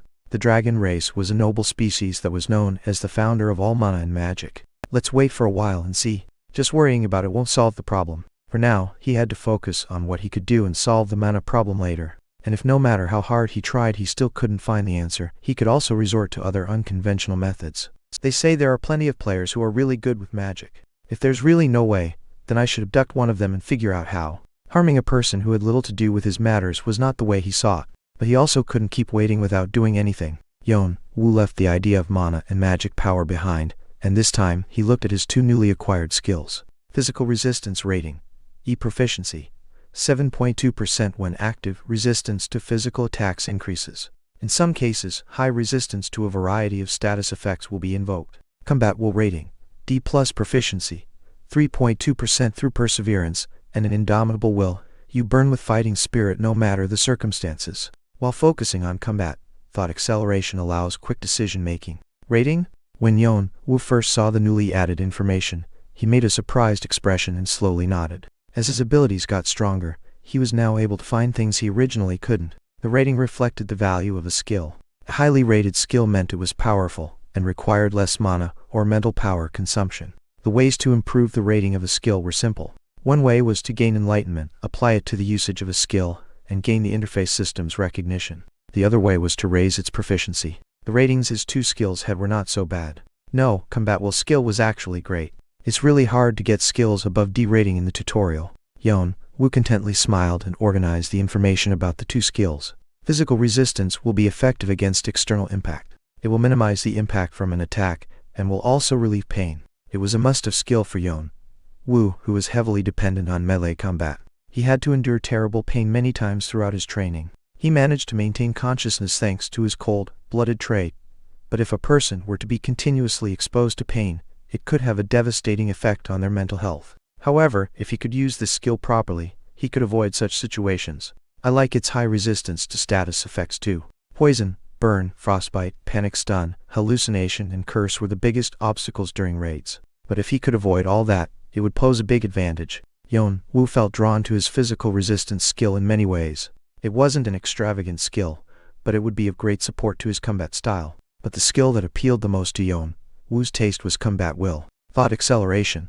This is the most important one. In tense situations, quick judgment was a double-edged sword. It could be an important key to survival, but could also be the worst card that might cause self-annihilation. So judgment had to be made with caution, and the thought process was bound to be complicated. But this was a skill that made both quick judgment and deep thought possible at the same time. He had even experienced it for himself when he was killing the red ogong. The moment he felt time slowing down, when the red ogong's mouth was about to reach his head, his quick judgment that resulted from thought acceleration had led Yeon-woo to victory. It's really a big merit to be able to make a calm judgment. Besides, this skill can be used in other ways too. The benefits of combat will did not end there. Because it enabled extreme concentration, the skill also had a great effect on sense strengthening and on draconic eyes. He should be able to control his senses more meticulously, so it should be easier to detect things that he hadn't been able to detect before. Using this as an opportunity, Yeon-woo closed his eyes thinking of casting combat will once more. Sense strengthening was already in action.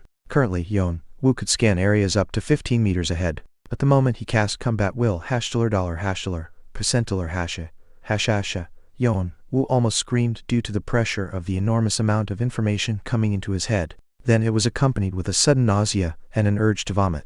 What is this? With extreme patience, Yeon-woo was able to stop himself from throwing up, but his mind was zoning out. The effect was more potent than what he had imagined. He could see, hear, smell, feel and taste way too many things. There should have been some sort of limit, but as if the limiter had been disabled, so much information poured down on him that he couldn't quite figure out what was what. Lights were stirring in his vision, sounds were buzzing in his ears, and smells were pricking his nose. He felt like the information was igniting his brain on fire, so he quickly turned it off. He highly doubted he would be able to filter out all the useless information from the enormous amount that flowed in. Nothing ever goes my way. Yeon-woo wrinkled his brows and wiped the sweat flowing down his chin with his hands. However, he couldn't just quit here. Although it just for a fleeting moment, Yeon-woo had clearly felt a sensation similar to as if his body was floating through the combined use of the two skills. And in the process, he was able to feel so many things. There was no reason to refuse when he had found a way to grow.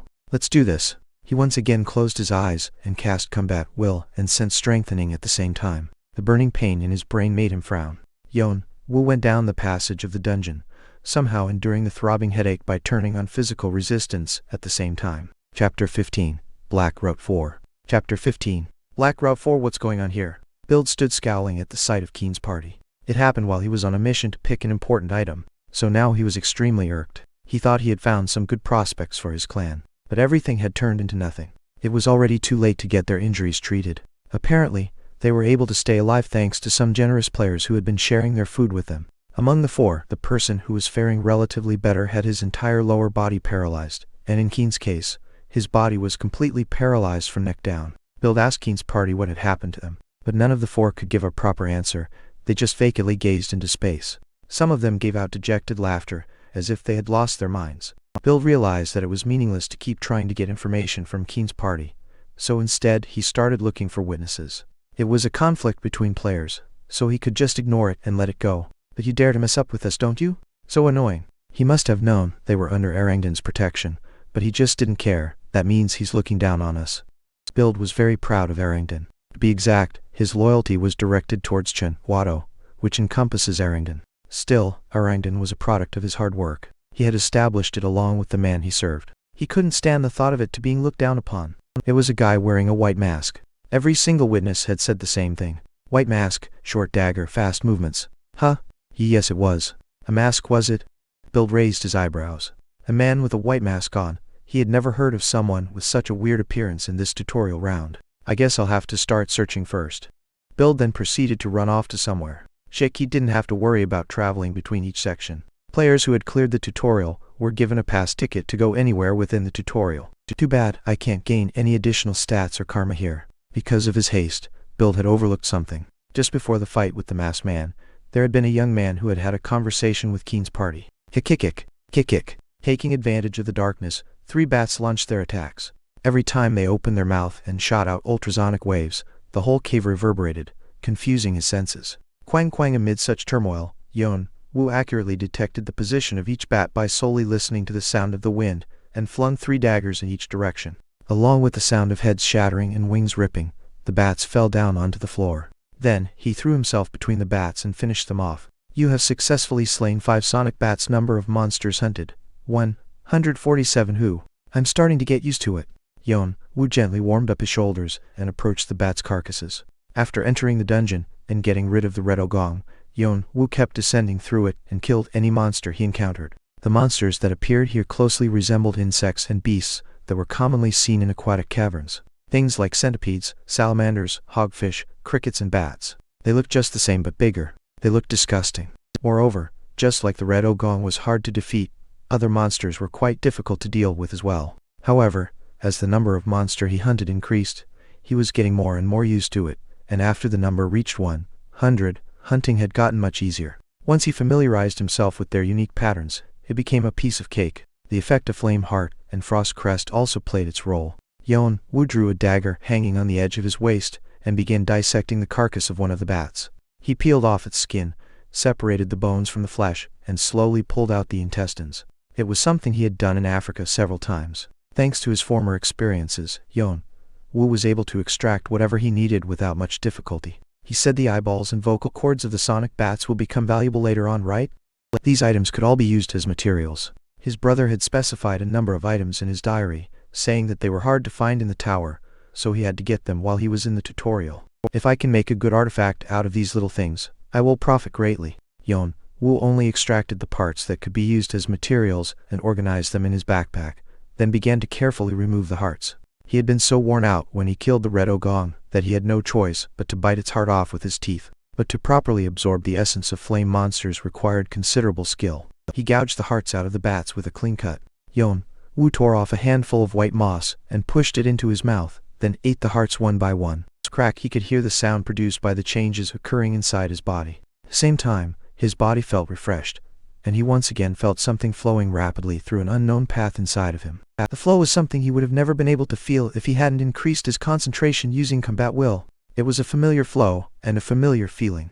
Magic power. Bodily waste excreted out from his pores. You have obtained a piece of Flame Heart and Frost Crest current progress, 16.2%. As soon as the message popped up, the mana that had been drifting inside his body disappeared as if it had never existed. Yeon-woo only licked his lips. As the progress of Flame Heart and Frost Crest increased, the feeling of mana flowing inside his body was becoming more clear. Yeon-woo realized that mana was also involved in the changes of his body, so he tried finding clues from it.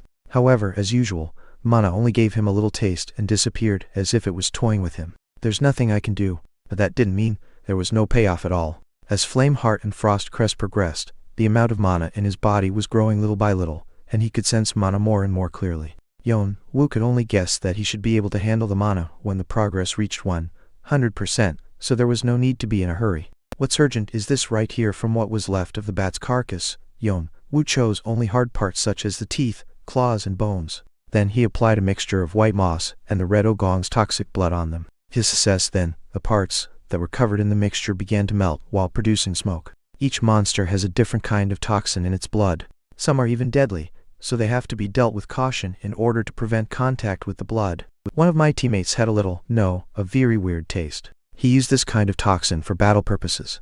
He didn't want to battle monsters face to face because he was too lazy, or that's what he said. But if you were to ask me, I would say that laziness gave birth to a monster. Arthea was a clan that had once ranked 6th in the tower. They were to determine who was the best player in their clan. His brother and also another player would come to mind.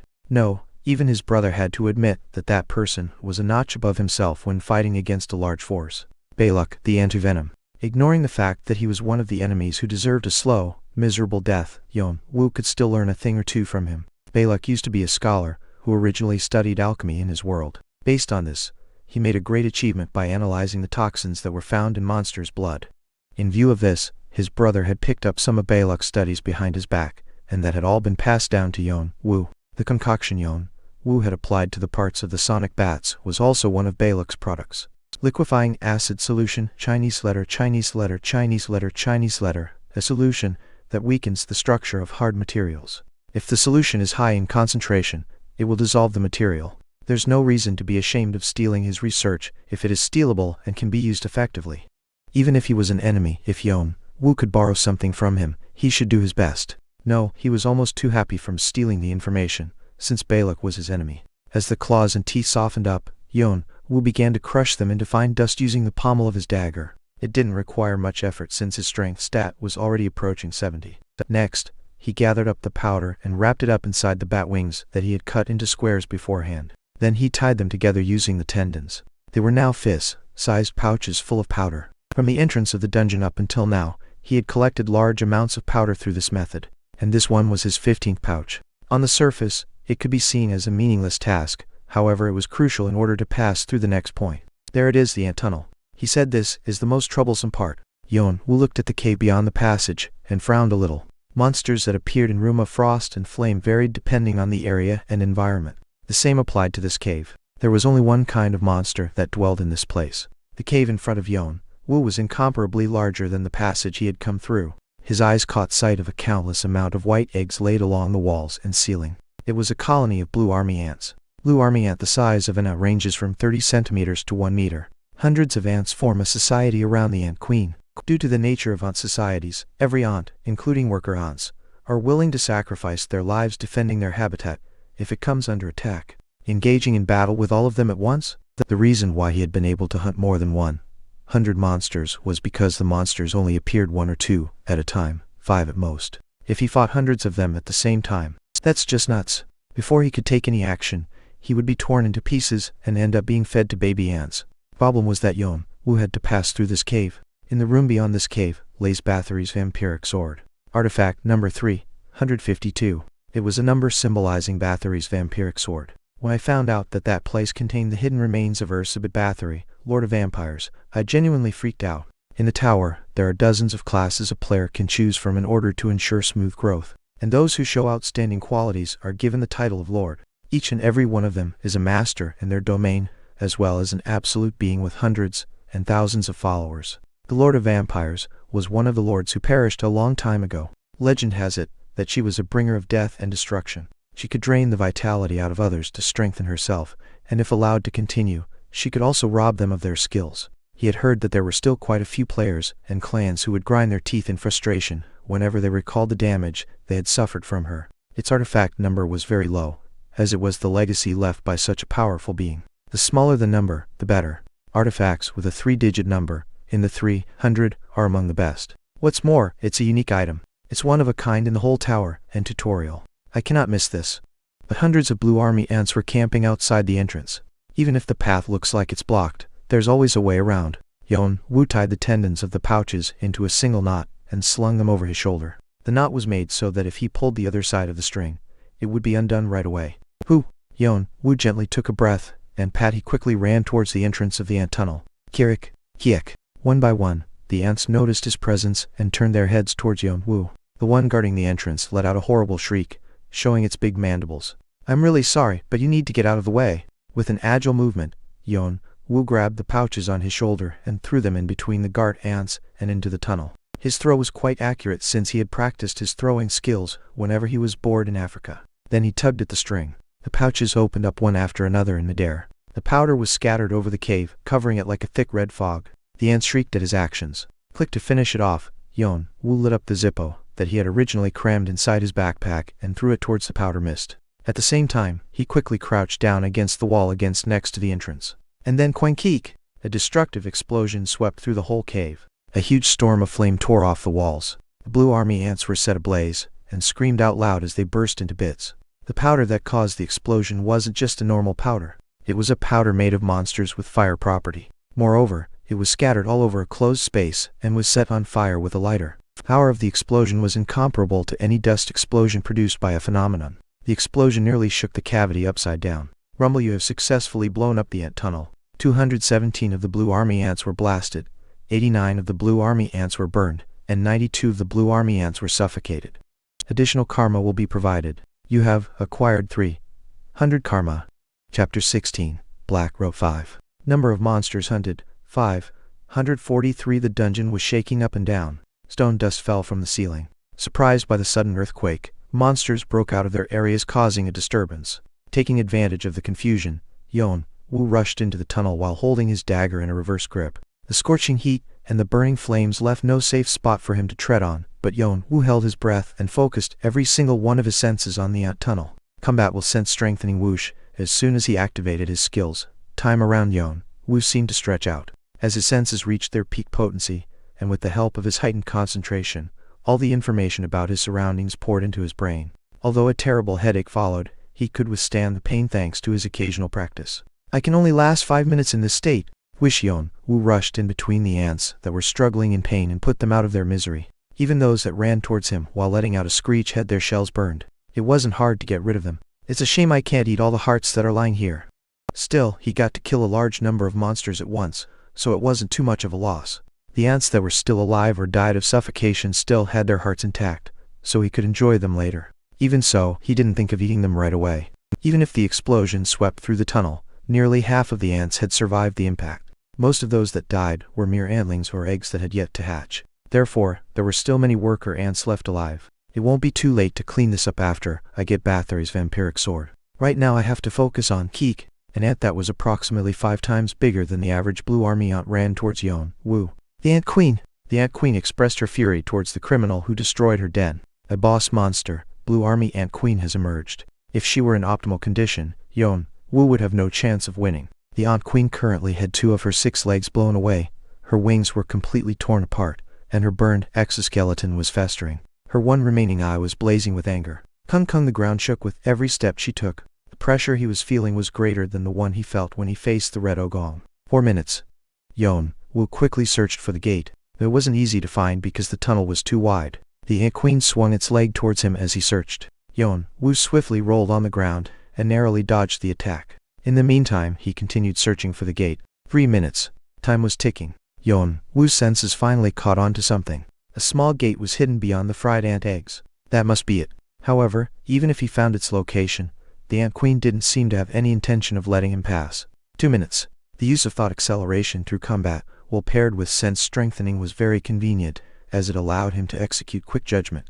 But the headache and dizziness caused by the aftereffects were severe. If he had to suffer from the aftereffects amid this situation, it would be over for him. Yeon-woo drew 3 daggers from his waist and threw them at the Ant Queen. Tang keek! The Ant Queen lightly flung the daggers aside and let out a sardonic screech. However, swish puck, a 4th dagger flew in with a slight delay and struck deep into the Ant Queen's remaining eyeball. Heck! The pain caused the Ant Queen to go into a frenzy. In the meantime, 1 minute now. Yeon-woo slid underneath the belly of the Ant Queen and went past her.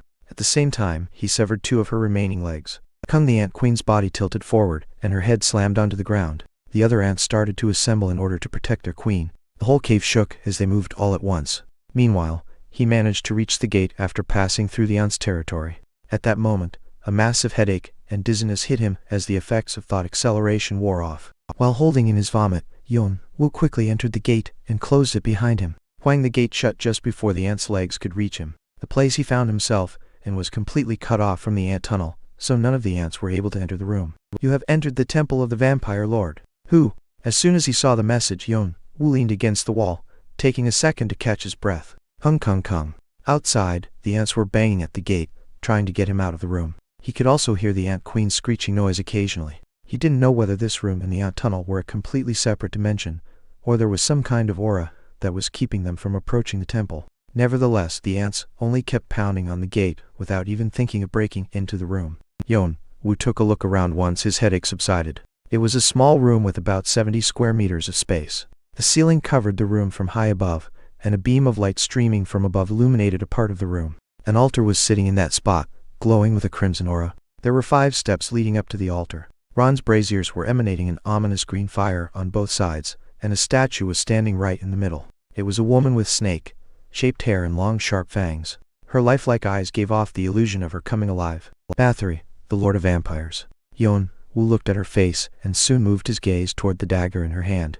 A handle with a reddish tint, an azure blade uniquely shaped like a lightning bolt. It was about 30 centimeters long. That must be it, the most prized weapon of the Lord of Vampires.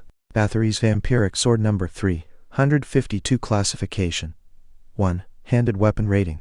Unique Description. The Vampire Lord's most prized weapon. It has the ability to drain the blood of its opponent. The spirit of its previous owner resides within the sword, so it is known to personally choose its wielder. If the wielder isn't approved by the sword, it will constantly try to take over their mind. Blood mark. If the target is struck with a critical blow, the target will be inflicted with bleed. Targets under the effect of bleed will receive a certain percentage of the weapon's damage as damage over time. Power of the Vampire Lord ability locked. Sealed. Yeon-woo clenched his fist as he thought he had finally found it. Bathory's vampiric sword was a hidden piece that could help him narrow the gap between him and the frontrunners. The sword was also holding the legacy of the Vampire Lord, so he was expecting the sword would bring him steady growth even after advancing into the tower. And this isn't all there's to it. Yeon-woo's eyes turned towards one of the item's options. The last option marked as locked, with the word sealed next to it. Of course, even without this option, Bathory's vampire sword was remarkable enough. Not only the damage itself was high, but also the blood mark option was above average. Even so, the real value of the artifact lied in the sealed option. Only with this option unlocked it can be called the true vampiric sword. Yeon-woo began to climb the stairs as the corners of his mouth turned up at the edges. At that moment, he felt as if the eyes of the statue were watching him carefully. Yeon-woo gently nodded so as to pay his respect and brought his hand to Bathory's vampiric sword. Then, hup! Yeon-woo felt something piercing through his palm and squeezing into his body. It was something hot, sticky and alien. The veins of his right hand holding the sword were bulging all the way up to his arm. The skin on his arm turned into a pale, dark reddish color. His veins tensed up as if they would burst at any moment. He could clearly see something black crawling up inside his veins. Yeon-woo gritted his teeth in enormous pain. The phrase "personally choose its wielder" written on the information window popped into his head. The Lord of Vampires was known as the greediest being of all time. Even though I never met her personally, I've heard that all the people who had spoken with her had been shocked by greed. She was often compared with the devil Archduke for her greed. If so, then how greedy is the sword she left behind? In order to properly wield the sword, he had to constantly withstand the threat that it posed to him. However, were players who had just entered the tutorial capable enough to suppress that kind of threat? That was the reason why several players who had found the sword had suddenly evaporated into thin air. If the sword was meant to be found by beginners, how should they handle it? And then one day I had an idea. Since the sword was given as a hidden piece, wouldn't there be another way? Just like the way of eating white moss? After spending a long time researching, his brother had found a way for beginners to deal with Bathory's vampiric sword. In a way, that was also a hidden piece. Hidden piece of a hidden piece. Yeon-woo spat out curses at the designer who had set this trap up to put the players in trouble. He lifted up the sword and stabbed the back of his left hand. Snap! Others would have thought he was crazy if they saw it. However, Tiesis says suddenly, the black energy that had climbed up to his right shoulder through his veins began to withdraw. Then it poured down into the back of his left hand at a rapid pace. The black energy congealed on the back of his left hand and his palm. At first, Bathory's vampiric sword seemed to contort. Then it melted down and wound around his left hand.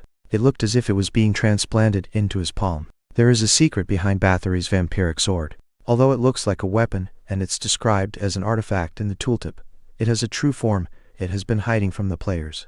If you're the one who chooses the wielder, I will force you to choose me. A skill. Bathory's vampiric sword was originally a skill, but posed an extreme difficulty. The Lord of Vampires was so greedy that she didn't want to pass her most prized weapon on to others even after her death. So she sealed off the sword's real form and ability and left it behind in the world. And it was only now that the seal had been lifted. SSSS Bathory's vampiric sword had now completely melted away. However, Yeon-woo's left hand looked no different from usual. So was his palm. It was completely normal. The black energy that had been radiating ominous aura until just now was nowhere to be seen. It was as if it had evaporated somewhere. Yeon-woo grinned and stretched out his hand. It was a flat palm with nothing on it. But the moment he focused his senses on his left hand, whoosh, suddenly, black energy streamed out of his palm and gathered into a lump, then spread out like a vortex. When the process concluded, the skill had taken a shape resembling jaws full of serrated teeth like that of a beast. Clank! The jaws opened and closed repeatedly. The seal has been lifted. True Bathory's vampiric sword number 66 proficiency, 0.0% description. The Vampire Lord's most prized weapon's true form. It can drain the life energy out of its opponents and devour their souls. Blood mark. If the target is struck with a critical blow, the target will be inflicted with bleed. Targets under the effect of bleed will receive a certain percentage of the weapon's damage as damage over time. Power of the Vampire Lord: drain the target's energy and extort a portion of the target's attribute points. If proficiency reaches its maximum, the target's skills can also be stolen. Number 66. Even high rankers would have to work their fingers to the bone in order to obtain a numbered skill. But at point in time, a unique skill had come into Yeon-woo's possession. Chapter 17. Black Route 6. Chapter 17. Black Route 6. Yeon-woo looked down at his left palm. Clank! Clank! The saw-toothed blade was clattering as if clamoring for food. Neither did it talk to him, nor expressed in any way, but Yeon-woo could still feel its desire. So this is the vampiric sword. Yeon-woo smiled coldly as he gazed into the dark abyss that lied beyond its teeth. Now that I have this, although it was definitely an excellent skill, Yeon-woo didn't feel any particular change in him. He felt like it was just another skill added to the skill list. But Yeon-woo was confident. He strengthened the grip of his left hand that was holding the vampiric sword. The teeth closed up and returned to their original form, but Yeon-woo could feel that it was still thirsty. Then, shall we go fill you up? Kung kung kung! The ants were still banging at the gate. Yeon-woo grabbed the handles and opened wide the gate. At that moment, kiek! An ant let out a shriek and stepped 1 foot inside. Yeon-woo jumped forward as he activated both sense strengthening and combat will at the same time. He had 5 minutes anew. Pat! With a swing of his dagger, the ant's legs snapped as if it was made of foam. Yeon-woo jumped up, stepped on the ant, and leaped high into the air. Keek! Kaek! Underneath his foot, more than 200 ants were screeching at him. They were enraged, wanting to slaughter the criminal who had destroyed their den. Amongst them, Yeon-woo easily spotted the Ant Queen. The Ant Queen also noticed Yeon-woo's presence. She spread her broken wings and inflated her body as much as possible. Both her eyes were damaged.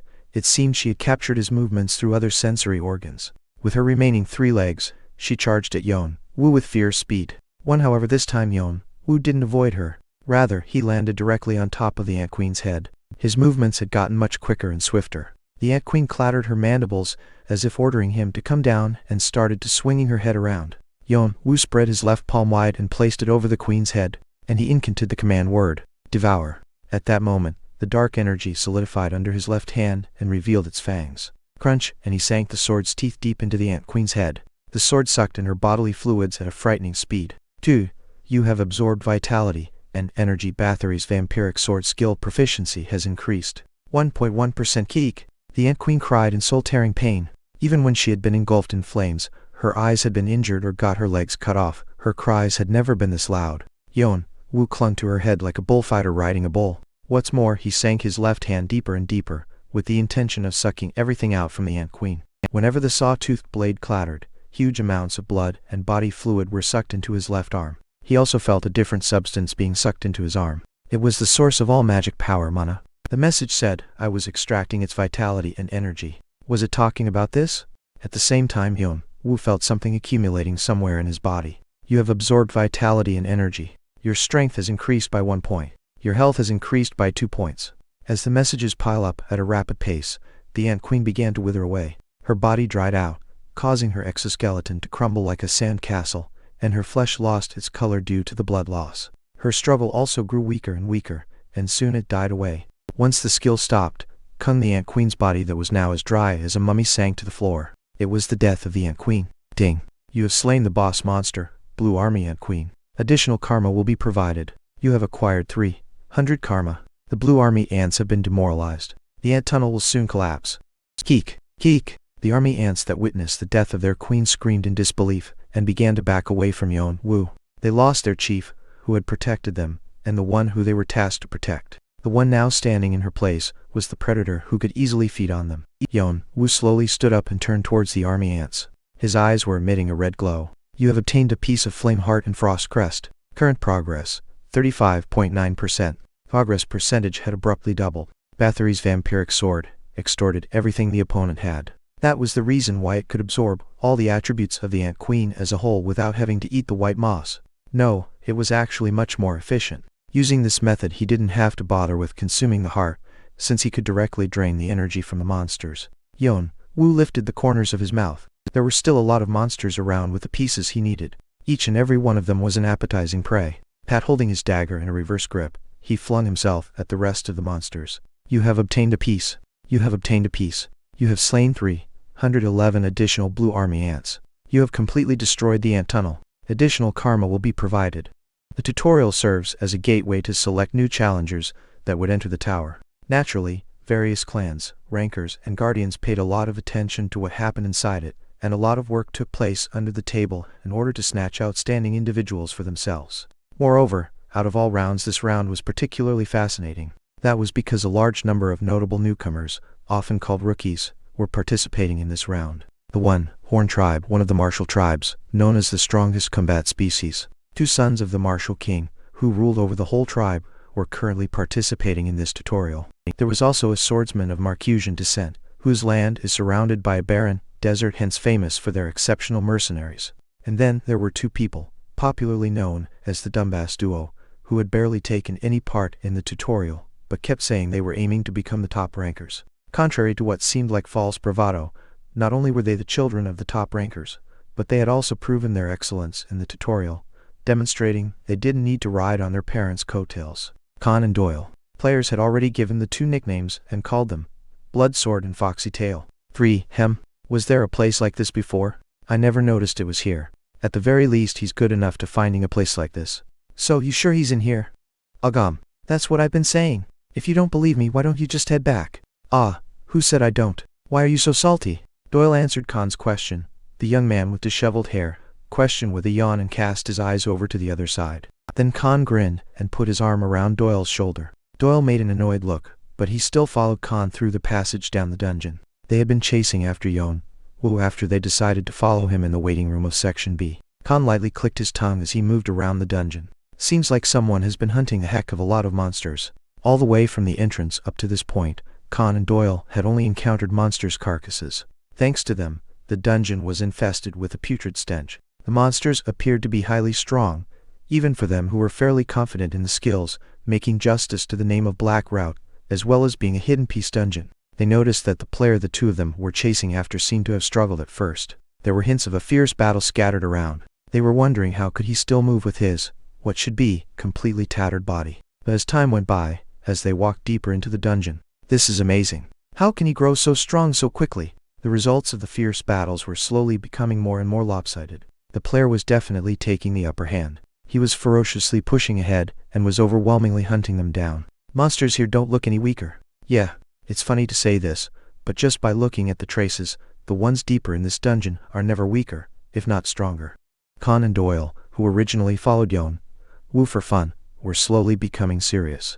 In particular, Khan's usually playful atmosphere was now very calm and composed. Doyle felt odd when he noticed the change in his brother's attitude, as Khan doesn't show his serious look very often. It was the look he showed only when he met someone he acknowledged, the look he had when encountering a rival. This meant that Yeon-woo was growing so rapidly that they could not think any less of him. At some point, they found signs of fleeing monsters. In an attempt to run away from the player, the monsters had even left their base and invaded other monsters' territories. Therefore, there had been territorial fights between monsters. A player who even terrorized monsters. Khan and Doyle realized they could no longer take the situation as a joke, especially after coming across a dead body that seemed to have been sucked dry. Doyle turned around and looked at Khan. "Hi, yeah, I know. This is no joke anymore." Khan clamped his lips tight and nodded gravely. "Where on earth did he find this?" "When we conducted our search, there was not a sign of this." Khan muttered in a low voice.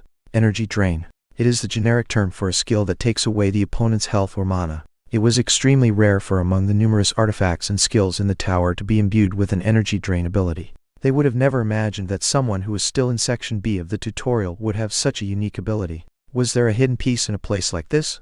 Khan's eyes sparkled throughout his contemplation as he stroked his chin. He was a player who had not only cleared Section A solo, but had also acquired a rare artifact or skill from a hidden piece. Khan was itching to team up with this guy. A player with this much skill was never readily available. Sooner or later, word of him would get out around the tutorial. Then all the other clans would avidly seek him. He had to take measures before that happened.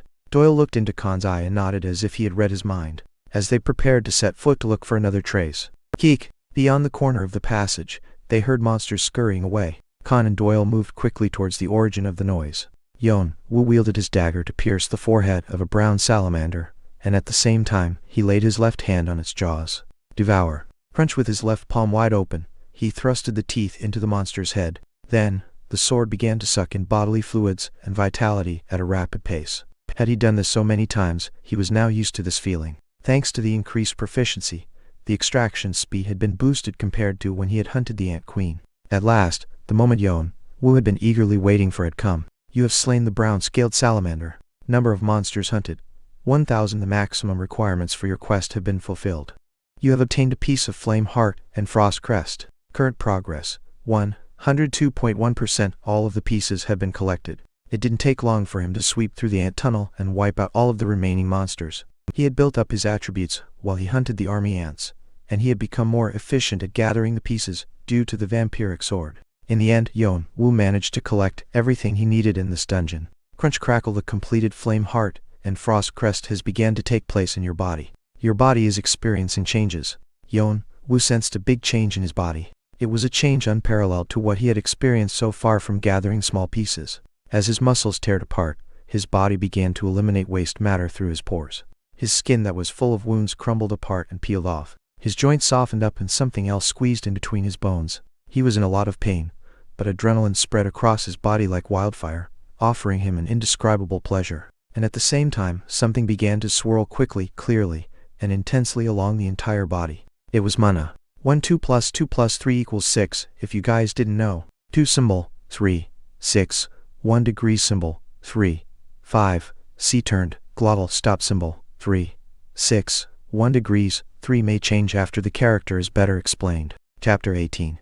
Black Route 7. Yeon-woo's body was experiencing extreme changes. Mana was stimulating every corner of his body, causing his internal balance to collapse and restoring it at the same time. Crunch crackle. A long time passed. Flame heart and frost crest has been completed. You have acquired a new body. Reinforced physique. Chinese, letter Chinese, letter Chinese letter. Affinity towards fire element has increased by 30%. Affinity towards water element has increased by 30%. As always, mana scattered throughout his entire body, leaving behind only traces of it. Contrary to his initial expectations, it seemed like it would take him a little longer to get accustomed to mana, but everything else had been successfully achieved. Yeon-woo breathed out a long breath. Then all the fatigue he had piled up seemed to vanish, making him feel alive once again. Status window. Player. Yeon-woo Cha traits. Cold-blooded, reinforced physique. Strength. 81 dexterity. 83 health. 89 magic power. 21 skills. Draconic eyes 5.2%. Sense. Strengthening 25.9%. Foresight 0.0%.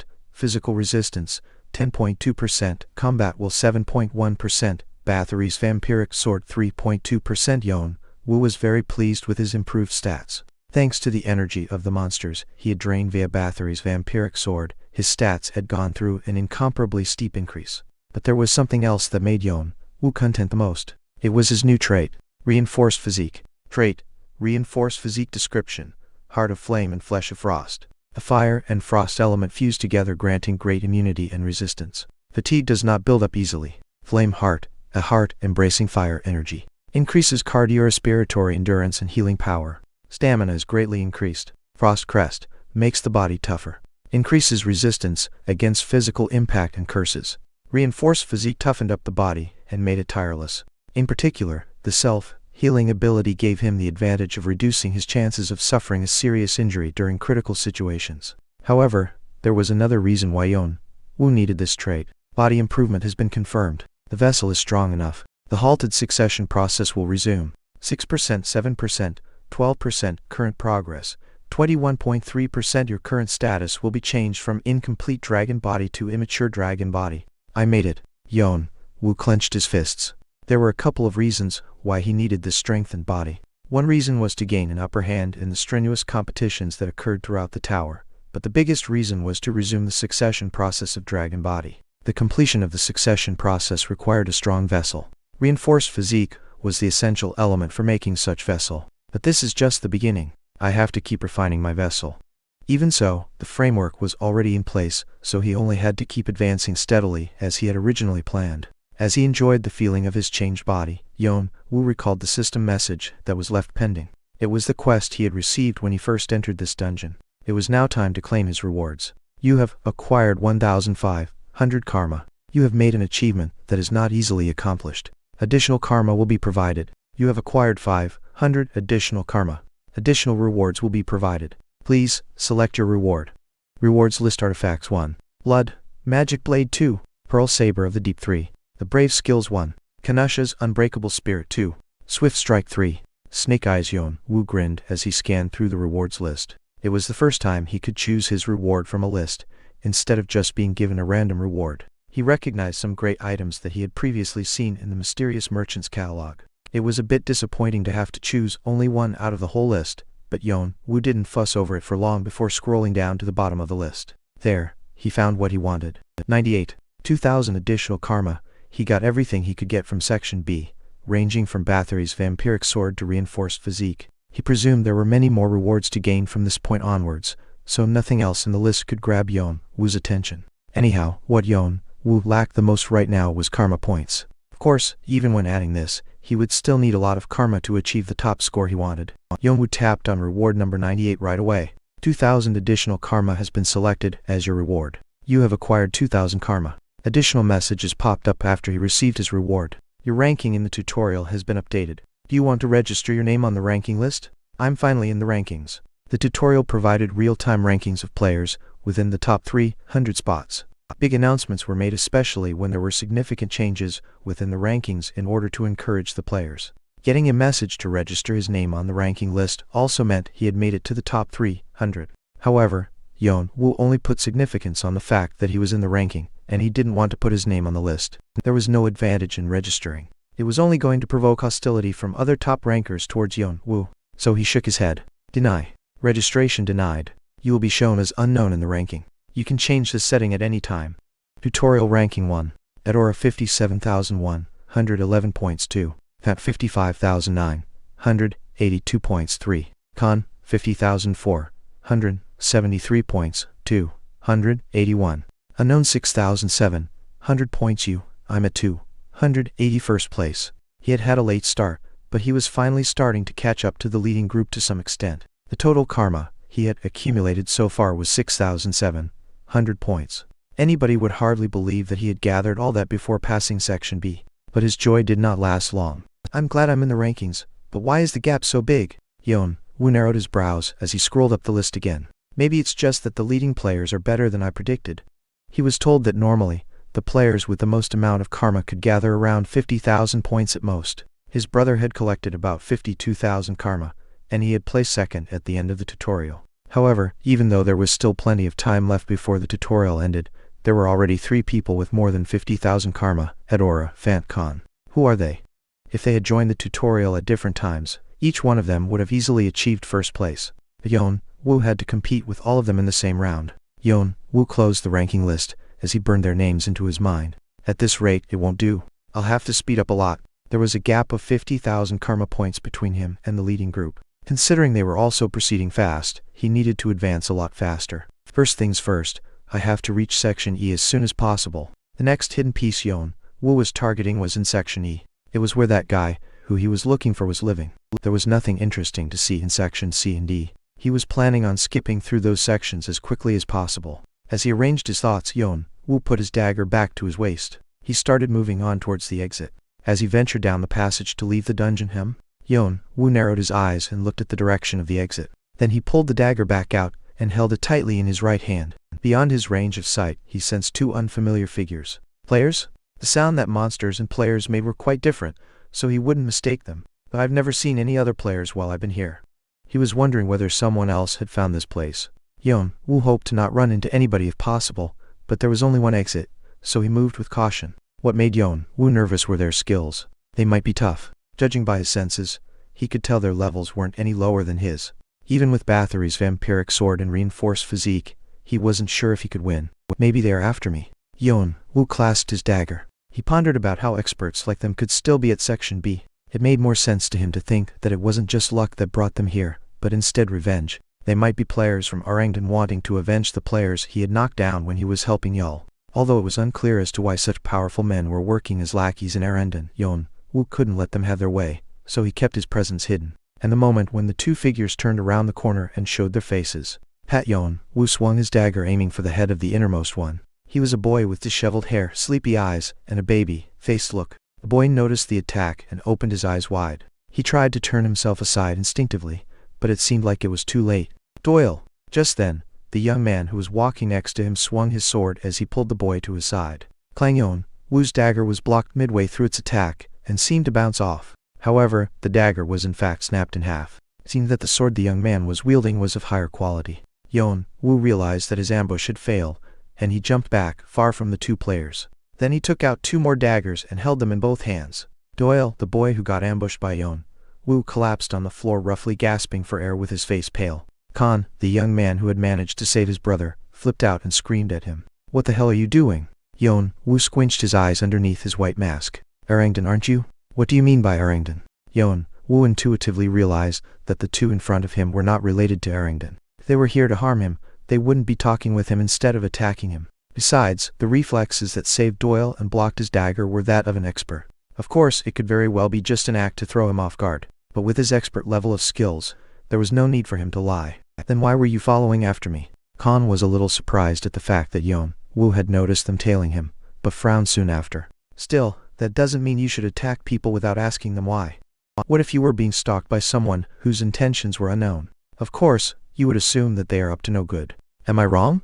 Every single word he said was perfectly correct. Khan was struck dumb by his logic. The fuck? How is he so good at speaking? He had thought that Yeon-woo would be the blunt and silent type because of his eerie white mask. But he couldn't just chicken out of here. In the meantime, Doyle got over his shock and managed to stand up. Even though it happened because he was caught off guard, he was so shocked when he saw Yeon-woo's eyes emitting a savage aura incomparable to the atmosphere he had felt from him in the waiting room. For a second, Khan glared at Yeon-woo, but soon he gave out a big sigh. Even though they were the ones who were ambushed, they were also the cause of the problem. He owed Yeon-woo an apology at least for that. Plus, he couldn't make a bad impression of himself when he was here to recruit him. That Khan stuck his sword he was holding into the ground and said, "I'm sorry. I didn't think that through." Khan made a clear apology. Doyle also bowed his head. Yeon-woo's eyes gave out a brilliant shine below his mask. He thought players in general had great affection towards themselves, that they were full of pride. Even if they were caught in the wrong, most of them tended to act innocent. But these two were innocently admitting their mistakes. Yeon-woo then realized they didn't have any bad intentions, so he let his guard down. He asked as he put his dagger back next to his waist. "Okay, state your business." Just then, Khan gave a mischievous smile and shouted confidently, "You should join my crew." A short straight speech without any reasoning or logic. Doyle, standing right next to him, turned away his head in shame. Yeon-woo unwittingly narrowed his brows. Who the hell is this moron? Chapter 19, Black Route 8. Not to mention their sudden appearance, they were now telling Yeon-woo to join their team. Yeon-woo's eyes scrutinized Khan with an expression that asked what kind of man he was. Doyle nudged Khan in the ribs with his elbow. "Oh, why? Stop doing that. Don't you ever feel ashamed?" "Of what?" Khan had a puzzled look, not knowing what he had done. As Doyle let out a deep sigh, Yeon-woo considered they were no longer worth talking to, so he just walked past Khan and Doyle while fixing his backpack's position. "Hey dude, where are you going? We're not done talking yet." Khan held Yeon-woo in a hurry. Yeon-woo stopped and looked back. "What? Did you have anything left to say? You haven't given an answer. I want you to join my team." Yeon-woo gave a little snort. He didn't want to speak with this fool anymore, but he still replied indifferently. "Negative." "Why? I have no idea what you guys are up to, and I don't see any advantages in teaming up with you." Khan looked genuinely surprised.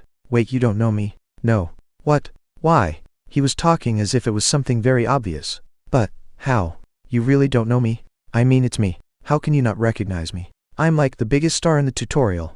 Khan was making a fuss over Yeon-woo's reaction as if he had gone through something incomprehensible. By this time, Yeon-woo's indifferent expression was slowly being replaced with anger. Doyle watched Yeon-woo's reaction and thought that, at this rate, they might actually end up with nothing. So he decided to come forward and spoke to Yeon-woo in a polite tone. "I apologize if we have offended you. My brother is very passionate about himself, so he tends to be self-absorbed and act a little foolish, and it sometimes becomes really exhausting to talk with him. But he's not a bad person, so I hope you understand."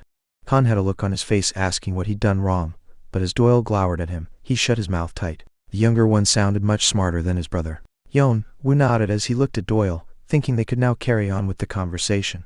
"I'm listening, but make it short. We'll introduce ourselves. I'm Doyle, and this foolish one over here is my brother Khan." "Doyle? Khan?" Their names were familiar to Yeon-woo. "Tutorial ranking 11th and 3rd? Doyle smiled timidly. "It's a little embarrassing if you put it like that." Under the mask, Yeon-woo looked a little surprised. Khan was in 3rd place and Doyle was in 11th place. They were among the top-ranked players. But why were the rankers, who should be way ahead of him, in a place like this? For a minute, he thought about the possibility of them being frauds. "Well, I understand your doubt upon our presence here. You may be thinking we should be around Section E or F. No. I believe you're the Doyle and Khan." "Huh? Really?" Yeon-woo nodded his head in silence. Going by his earlier thought, they didn't have a reason to lie to him. If anything, Yeon-woo had a way to tell that they weren't lying. It was his draconic eyes. He examined them through his skill. It had recently come to his attention that when he examined living organisms with draconic eyes, those with negative or hostile thoughts seemed to have darker and more flaws compared to those with positive thoughts. Based on this fact, Yeon-woo was able to make a rough guess in regards to people's thoughts and emotions. It was also very helpful during monster hunts. The flaws Khan and Doyle had were relatively lighter in color. This meant they were telling the truth. Yeon-woo asked with his arms crossed. "So, why would players like you two, who should be busy clearing the tutorial and stacking up karma, bother to return all the way back to this section and recruit a player like me?" Doyle scratched his cheek with his finger. He wanted to keep it secret, but after realizing that it would be hard to persuade Yeon-woo without sharing information, he decided to provide information to a certain extent. He was prepared to subdue Yeon-woo if he were to pull any kind of nonsense. "Before we get into this, I must ask you something." "What is it? Do you belong to any team or clan?" "No." Doyle's face lit up at Yeon-woo's response. Khan also let out an "oh" in amazement. "That's great. In fact, there's an artifact that we have to get from Section E, but we must have at least 3 or 4 members in our team. You could have recruited someone from Section E. By the time players reach the latter sections, they are usually already part of other teams or clans." Yeon-woo was starting to get a rough idea of their story. These were 2 of the top rankers in the tutorial. In order to prevent the information about the hidden piece from spreading, every move they made had to be done with caution. But players with great skills usually belonged to other teams, so they couldn't hire those players because they were afraid their plans might leak out. Therefore, they must have thought they would have a greater chance of finding solo players in Section B. Did they use tickets to travel back to former sections? Yeon-woo presumed it wasn't the reset ticket he had used before. It must have been some kind of pass ticket that allowed them to travel freely. Of course they must have just bought a one-time use ticket since that was also costly. It's hard to check players' skill in Section A. They must have found me during their search in Section B. Perhaps his performance of passing through Section A solo and smashing Keen's party must have caught their eyes. Yeon-woo didn't know he would draw others' attention in this way, so he chuckled a little bit. You're saying there is an artifact in Section E which is hard to acquire even for the 3rd and 11th rankers, and you need someone to help you with it. Is this correct? Yes, I can't tell you the details though. Yeon-woo nodded and thought to himself. It looks like they need Hargan's crown. There were also several hidden pieces in Section E. Fortunately, the one they wanted was different from what Yeon-woo was after. Below the point where the 3 trees are entangled in Section E, there is a lair where the lizardman king named Hargan dwells. We had a hard time raiding this monster. It was a hidden piece his brother and his team Arthea had also stumbled upon. His brother mentioned that as the chief of the lizardman tribe that often appeared in Section E, Hargan was very difficult to deal with. In particular, the huge amount of lizardmen warriors guarding their chief added to the difficulty. Furthermore, compared to the efforts his team had poured into it, the rewards were too small, so his brother had been so angry at it that he made a comment in his diary. Thus Yeon-woo was thinking of avoiding Hargan's lair. He was very short on time. There was no need to waste his time on such a worthless area. He would rather spend his time on another hidden piece and gain more karma and rewards. But more importantly, the item Hargan dropped, Hargan's crown, was an artifact worth too little to Yeon-woo. Hargan's crown has an option that increases dignity and leadership. I don't really need those. Yeon-woo's style of combat was that of a one-man army. No matter how many enemies he faced, he overwhelmed his enemies all by himself. Conducting an army? Or having a lot of teammates? Although it seemed convenient, it didn't suit Yeon-woo's taste. Even when running a mission, he only brought a few subordinates as his companions and had never directed large-scale operations. What's more, his younger brother had been betrayed by his trusted teammates. The law of the jungle prevailed in the tower. If one were to show their back to the enemy, they might get eaten alive. He could easily let his guard down and expose his weaknesses in such a fierce jungle, if he had teammates. Even if he had teammates, it would be only 1 or 2. It was a number he thought that wouldn't be much of a burden, also easy to dispose of. So Yeon-woo had no interest in Hargan's crown, which seemed to be helpful only for the commander types. You won't be disappointed with the compensation. We can also adjust the conditions if you need anything else. How does this sound? I'm sure it's not a bad deal, even for you. Khan and Doyle should be desperate to move on to Section E as soon as possible, so they would try to help Yeon-woo by any means necessary. He could quickly raise his ranking, and he could even find a hidden piece if he should team up with them. Most importantly, he couldn't ignore the advantage of being acquainted to these two who would become super rookies once they finished the tutorial. He could possibly join the team these two organized and form an influential clan inside the tower. Certainly, I would have liked the sound of that, only if I were one of those regular players. Yeon-woo didn't really need the help from Khan and Doyle and definitely didn't need a team. Rather, they would get in his way. He had to keep looking for the other hidden pieces in the future, and he couldn't afford to have any distractions. So Yeon-woo was going to turn down their offer. However, a sudden idea occurred to his mind. It wouldn't hurt to help them just for a little bit, would it? After all, he had planned to skip Section C and D straight away. He had his own business in Section E, but what if he could help these two before that? Hunting Hargan wasn't going to be easy, but if he could cooperate with rank number 3 and rank number 11, a quick raid didn't sound impossible. No matter how worthless it was, a hidden piece was still a hidden piece. He should be able to collect a large amount of karma with this raid. If he could gain all that just by exerting a bit of effort, it wouldn't be a bad exchange. Okay, I'll help you, but on one condition. Doyle made a broad smile as if he was saying he made the right decision. What is it? Apart from the artifact you need, I'd like to take all the other rewards. It wasn't an easy matter. Of course, Hargan's crown was the most important item for them, but he did not know what other rewards were awaiting at Hargan's lair, so Doyle didn't want to make any rash judgment. He looked back at Khan. Khan gave a silent nod. Whatever the conditions may be, what mattered to them was that it would be a quick raid. They didn't need anything else other than the crown. Eventually, Doyle gave him a knowing look and gave Yeon-woo a positive answer. Okay, it's all yours. However, you must show us what you have. To be honest, I know you are going to recruit someone else or even abandon me if I'm below your standard. Doyle let out an awkward laugh as if he had hit the bull's eye. We're not that cruel, you know. Khan suddenly came up front, as if he couldn't wait any longer to talk with him. He then cracked a smile and held out his hand. You haha. Anyway, it's so good to see you. So, tell me your name, bro. Yeon-woo clearly saw what kind of personality Khan had. He was a typical snobby, talkative man who was just tiring to deal with. But for the time being, he was stuck with this guy, so he bit his lips and grabbed his hand. And as he realized he hadn't said his name, he was going to say his name, but soon paused. He reminded himself that this was another battlefield. He didn't have to reveal his real name. Instead, he gave them his code name, his second identity for when he was on the battlefield. Kane. Yeon-woo's eyes were looking resolute. I'm Kane. Chapter 20, Deal 1. Now that he had no reason to stay in the dungeon any longer, Yeon-woo left the dungeon accompanied by Khan and Doyle. Well, here comes the goddamn heavyweight water again. Khan had disgusted expression as he glanced towards the pond. Like Yeon-woo, he had also chosen the Black Road and had experienced difficulties when crossing through it. High in density, devoid of buoyancy, strong water pressure that restrained the body's movements, and the pond was also filled with aquatic monsters. Just by thinking of passing through the pond got his back up. At the same time, Khan was curious about how Yeon-woo would pass this ordeal. Inside the dungeon, he had only seen hints of Yeon-woo's skills, so this was the first time he would actually see his abilities. He would decide whether to seek additional members or not, based on Yeon-woo's capability or potential growth. Then, Yeon-woo was walking towards the pond without any preparation. Hey dude, what is it? Yeon-woo glanced over Khan asking what was wrong. Don't tell me you're thinking of jumping straight in. I mean, you haven't made any preparation. Do you have a problem with that? Bro, you're gonna get yourself into a big trouble. But Yeon-woo jumped into the pond before even Khan could finish speaking. Khan was about to rush in thinking that Yeon-woo might be sinking down in excruciating pain. I suppose we didn't have to worry, did we? Yeah.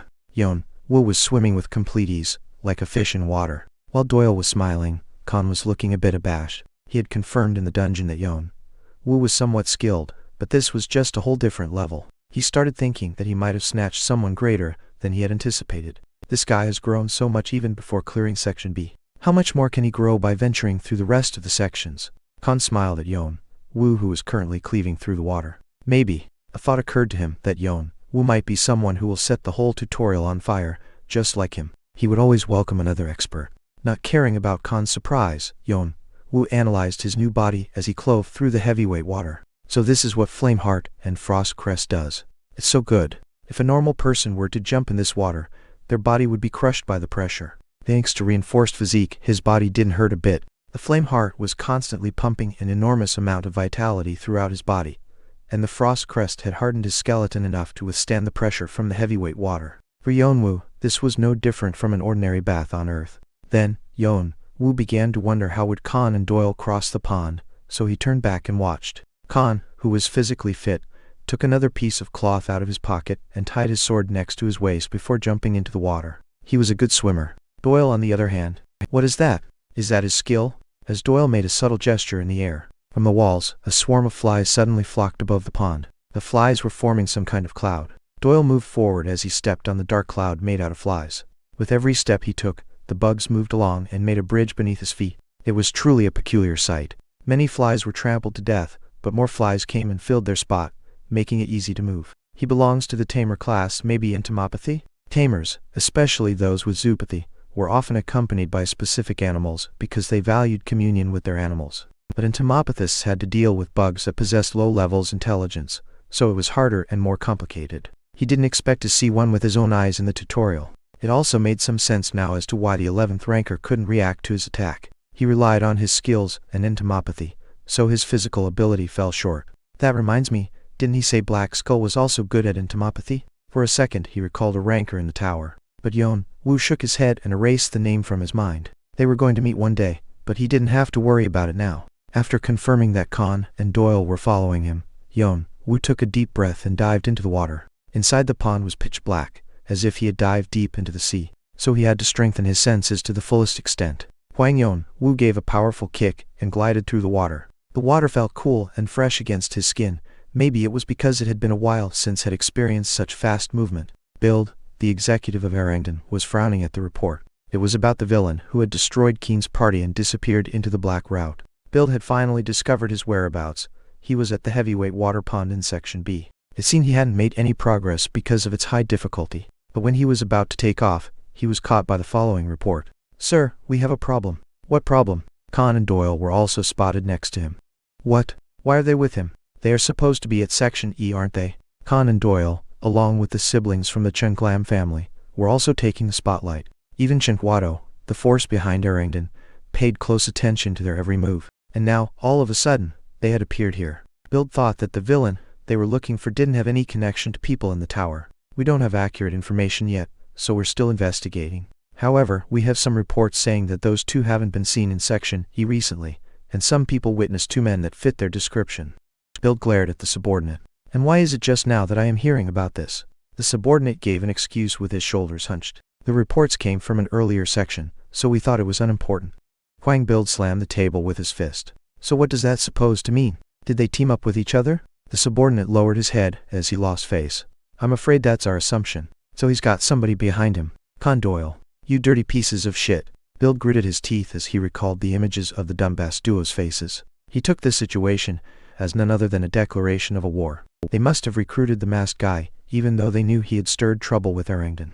This was clearly treating Erangden, or even Chengguado, with disdain. Let's head to where he is now. Assemble the members.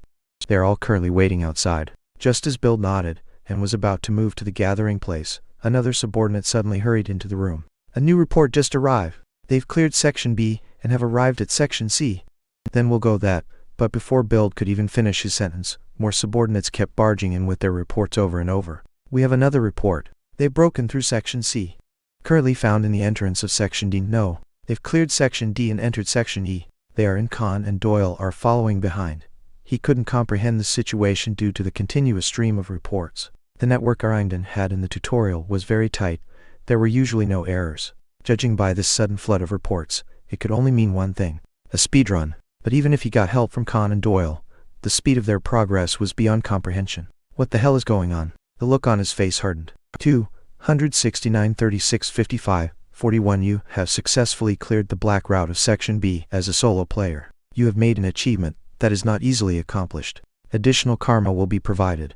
You have acquired 2,000 karma. You have acquired 1,000 additional karma. Your health and mana will be restored. All status effects will be removed. You have successfully cleared Section C as a solo player.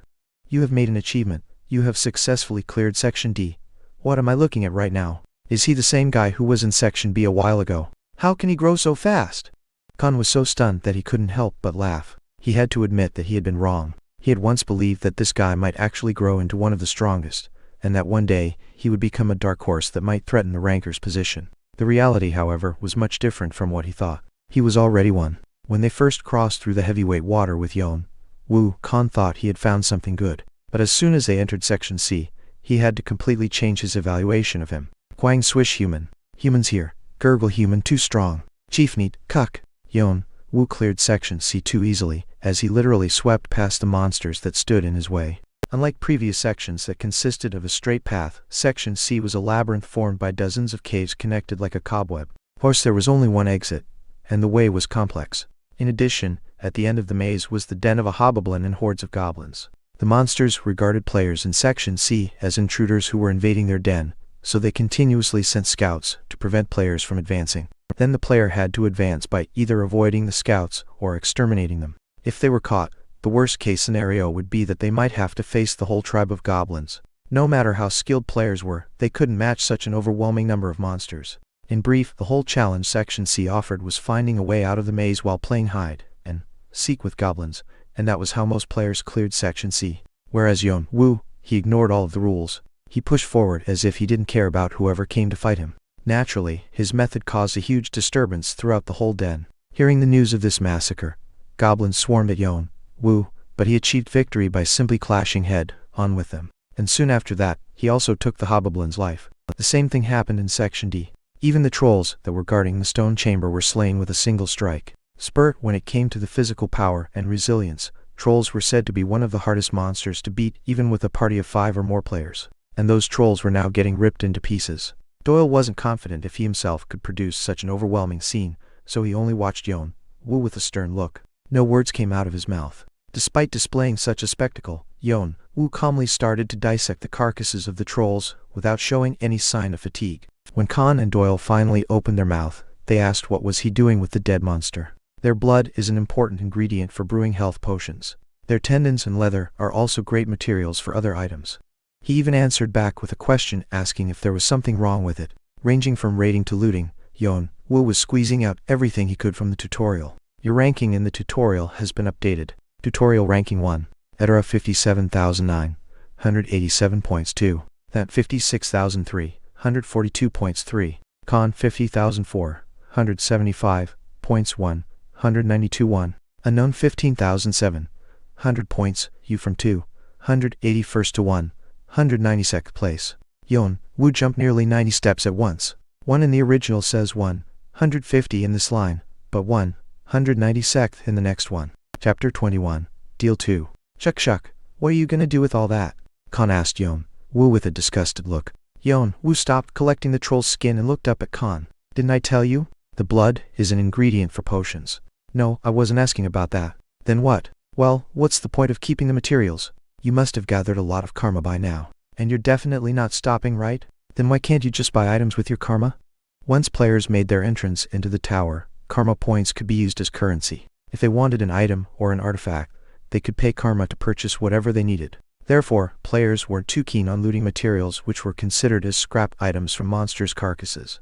Even if they really needed materials, they'd prefer to hire other players or simply buy them with points. Of course, rare materials from greater monsters like an elder dragon were a different story. Even so, those items were for giant clans or special raiding teams to deal with. That's why solo players rarely handled scrap items. However, Kan noticed that even while they were speedrunning through the sections, Yeon-woo was never reluctant to gather materials from dead bodies. Ever since hunting goblins, whenever he found intact carcasses, he would make a pause to loot. His looting process was also very delicate. When filling a bottle with blood, he would make his best effort to not get the blood mixed with foreign substances, and when collecting important materials he wrapped them in leather and stored them separately. Because of this, despite his effort to take with him only valuable ingredients, Yeon-woo's backpack was so full of materials that it looked like a balloon that was about to burst. I have plans for these materials. If you say so. Kan no longer tried to understand Yeon-woo. Although his actions appeared to be meaningless to Kan, he discovered that each of them was thoroughly planned. Besides, knowing that individualism was a major element of the tower, he couldn't meddle in Yeon-woo's business. He was far too nosy to endure his growing curiosity, so he asked one last question. By the way, is there anyone who can handle so many ingredients all at once? Don't get caught up in a scam and end up crying like a baby. After packing all the ingredients, Yeon-woo lifted the backpack with his shoulders. Because of the tears and punctures it got from previous sections, his backpack had patches of leather all over the place, giving off an uncanny impression. I do know a blacksmith. Oh, he must be good then. We'll see. Yeon-woo shrugged his shoulders and walked past Kan. He didn't want to bother talking anymore. Kan only smacked his lips. Gosh, what a jerk. During the whole time he stayed beside Yeon-woo, the biggest thing that Kan had felt so far was that Yeon-woo always played his cards close to his chest. As far as he knew, most people tended to share their stories after hanging around for a while. However, Yeon-woo never brought up anything about his identity. He only spoke what he needed to say. Sometimes, his callous look from underneath the white mask gave him chills on the back. Of course, in the dog-eat-dog world of the tutorial and the tower, his personality wasn't necessarily bad. He knew Yeon-woo was trying not to reveal his weaknesses. Also, his friendliness might have looked suspicious to Yeon-woo, since they were barely acquainted with each other. But still he had this feeling that Yeon-woo was intentionally building a wall around himself. Kan prided himself on being highly sociable and profoundly empathetic. Due to that he could feel it more so. But there are not many players with that much skill. I'd like to keep him close if possible. Han stroked his chin with his hand. If he were to describe Yeon-woo with one word, he would say reliable. Although he never talked about himself, he also never interfered with other people's affairs. And at the same time, he conducted his work without a complaint. He even showed excellent ability by clearing 2 sections non-stop. Kan wanted Yeon-woo so badly because he had a big plan in mind. He wanted him, not for this raid only, but for the whole journey throughout the tower. But he felt like Yeon-woo wasn't letting him get closer. Maybe it's his mask. By the time Kan finished thinking, Yeon-woo had already opened the iron gate leading outside of Section D. Rumble, he felt the whole cave quaking when he pushed the iron gate that was thicker than any other, the gate they had passed. Then, a stream of warm and bright sunshine poured inside the cave where only dim lights gleamed. There, he saw the blue sky. You have successfully cleared Section D as a solo player. You have made an achievement that is not easily accomplished. Additional karma will be provided. You have acquired 3,000 karma. You have acquired 2,000 additional karma. Your health and mana will be restored. All status effects will be removed. You have entered Section E. You have successfully reached the outer area. Additional karma will be provided. You have acquired 1,000 additional karma. Yeon-woo swept his hair back with his hands. A fresh crisp breeze came blowing towards him. He felt extremely refreshed. Ugh! It was getting stuffy in there. I'm a little sad to leave. It was the perfect place for a nap. Khan stretched himself, and Doyle rubbed his sleepy eyes.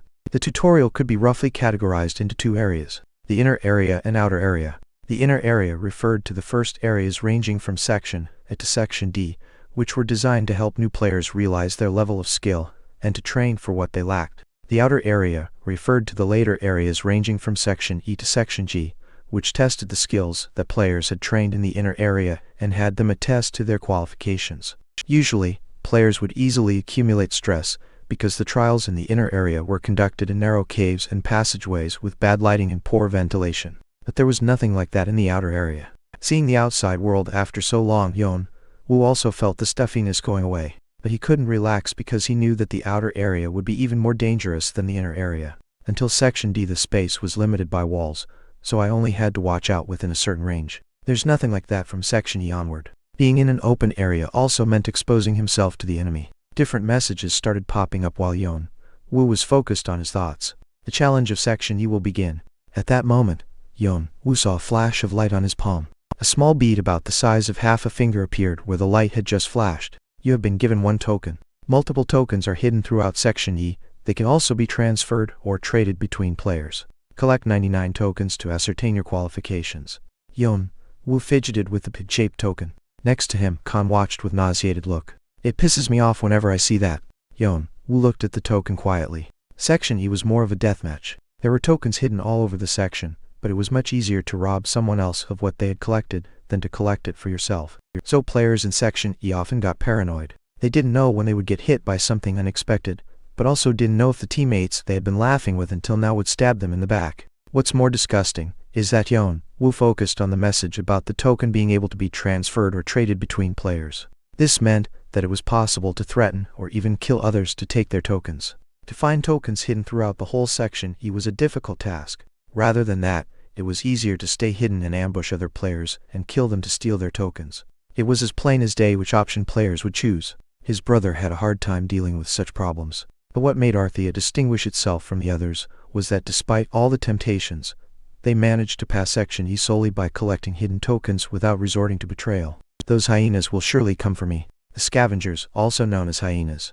Section E was infested with hyenas using the forest as their cloak. He had to watch out for them. Then, Yeon-woo suddenly recalled the nefarious team he saw in the diary. The ones who captured players alive and used them to farm tokens. His brother and Arthea stepped up and wreaked havoc on their team. But what if the remnants or other copycats made a resurgence?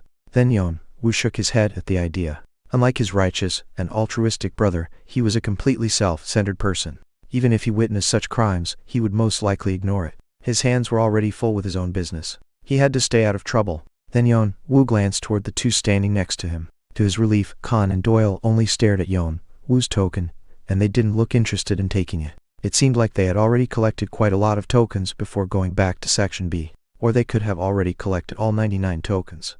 Yeon-woo then put his token in his mouth and swallowed it. Khan and Doyle looked at him with a newfound interest. By swallowing token, Yeon-woo showed his will of not yielding to other players until dead. They got a glimpse of Yeon-woo's conviction. I'm done reading messages, so let's get a move on. You said you're looking for a hidden piece in Section E, correct? Then let's get it done now. I have to go find tokens afterward. Khan nodded. Yeah, but there's quite a distance from here. It's gonna take us a while until we get there. Then we'll gather tokens on our way. Fine by me.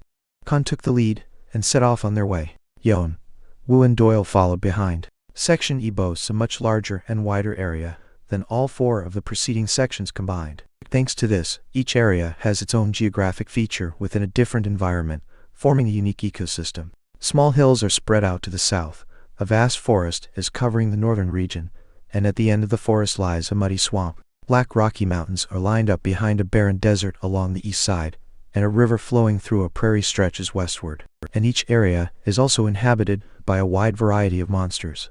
Small monsters like goblins and kobolds form villages around the forest, but larger monsters, such as trolls and ogres, live deep in the forest.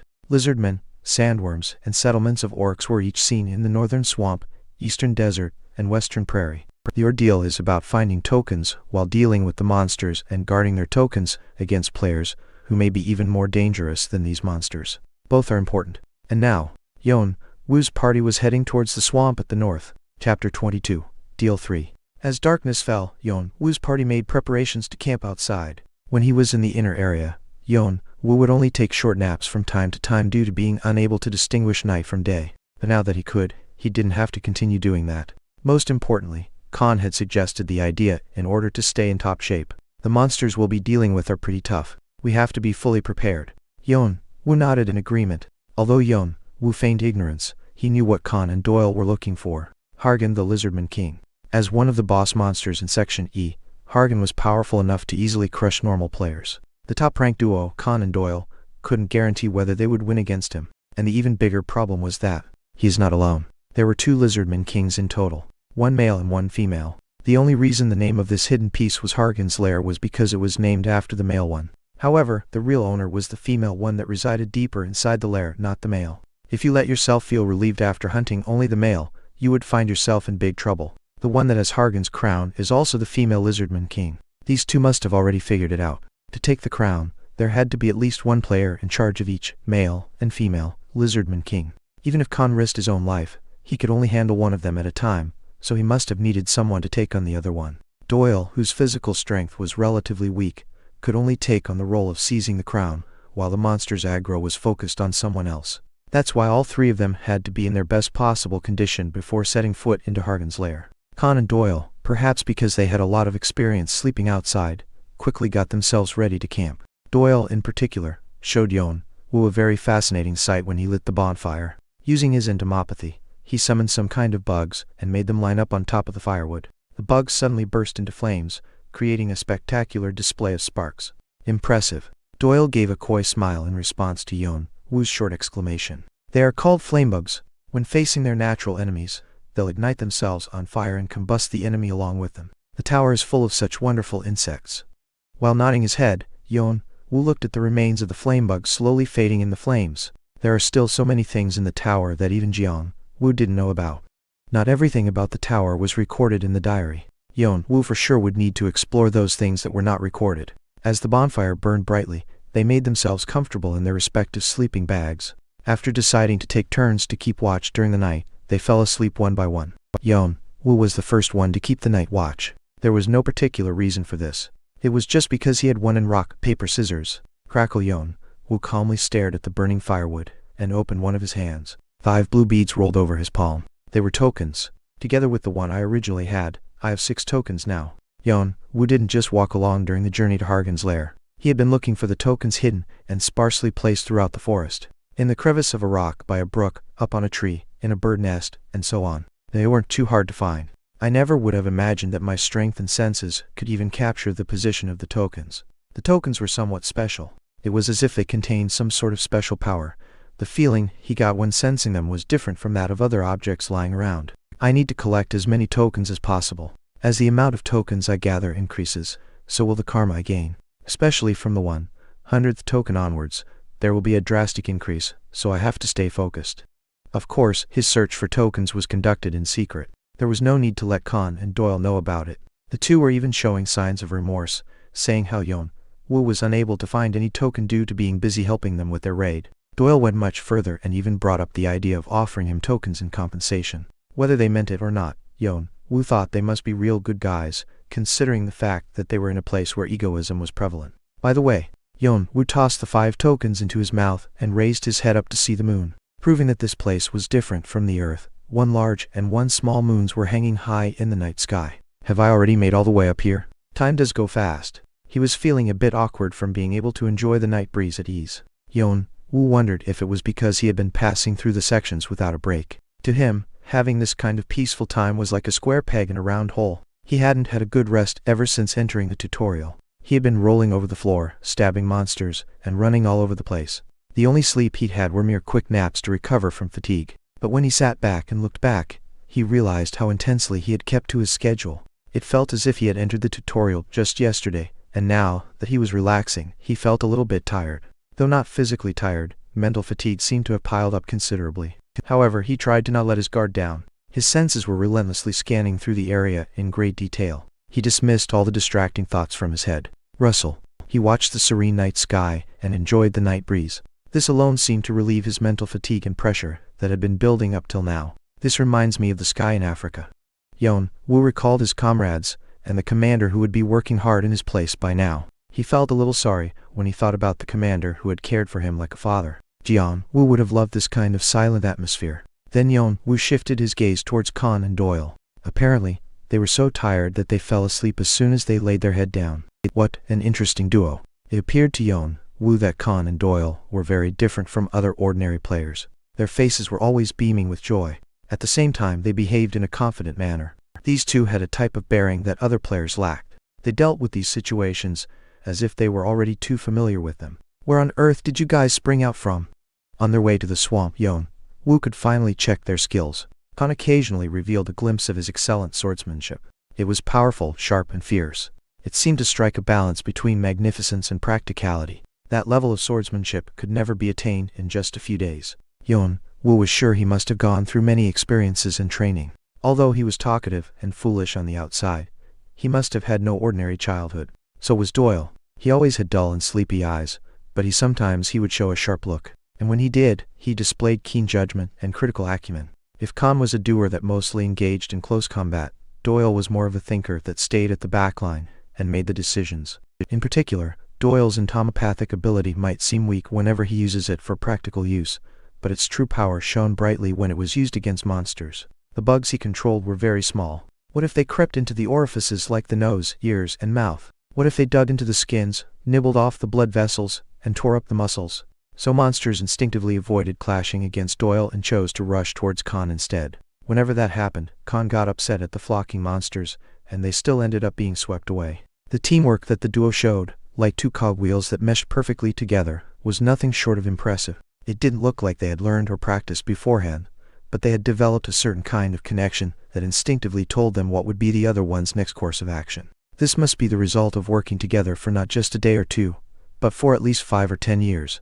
Even real siblings wouldn't be in perfect sync like them. What is your relationship? I'm sure you're not brothers. He didn't know how experts like them, who also seemed to come from a privileged background, were so close to each other, and why did they have to make things harder for themselves? But there was one thing for sure. They sure looked good together. The two of them were so willing to trust each other with their own lives. This relationship could never happen without mutual faith.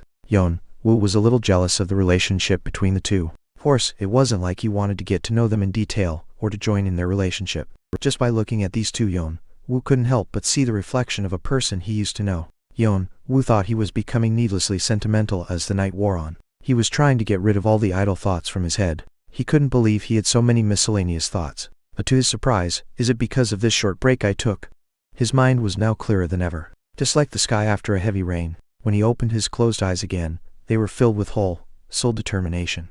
Then suddenly, Khan rustled and woke up from his sleep. His eyes shone through his wild hair, still looked very sleepy. He even gave a big yawn. Why did you get up? You still have some time before your turn. How can I sleep if it's so noisy around here? A chuckle slipped out of Yeon-woo's mouth. Contrary to Khan's statement, their surroundings were rather too calm, as if someone had intentionally muted all the sound. The cry of the bugs, the whistle of the wind. No sound could be heard. Khan rubbed his sleepy eyes, and took his hand to the scabbard he had left near his head. Still, everything was all too quiet. Before he knew it, Doyle had also gotten up with a yawn. He put a slight frown upon his fine face, looking annoyed at the things that disturbed his sleep. How long are you going to let them be like that? I was going to get rid of them when they came closer. I'm sorry to let them wake you up. Doyle answered Yeon-woo with a grin on his face. It's okay. I was getting stiff since I haven't been moving my body lately. Might as well do some proper exercise. At the same time, Doyle turned around to look at Khan. Hi, I was wondering myself. Yeah, do you think they knew you were here? Did that matter? Khan slowly drew his sword out of the scabbard, while his eyes gave off cold glow. What matters is that they are enemies who are pointing their swords at us. As soon as Khan finished his words, his shadow suddenly disappeared.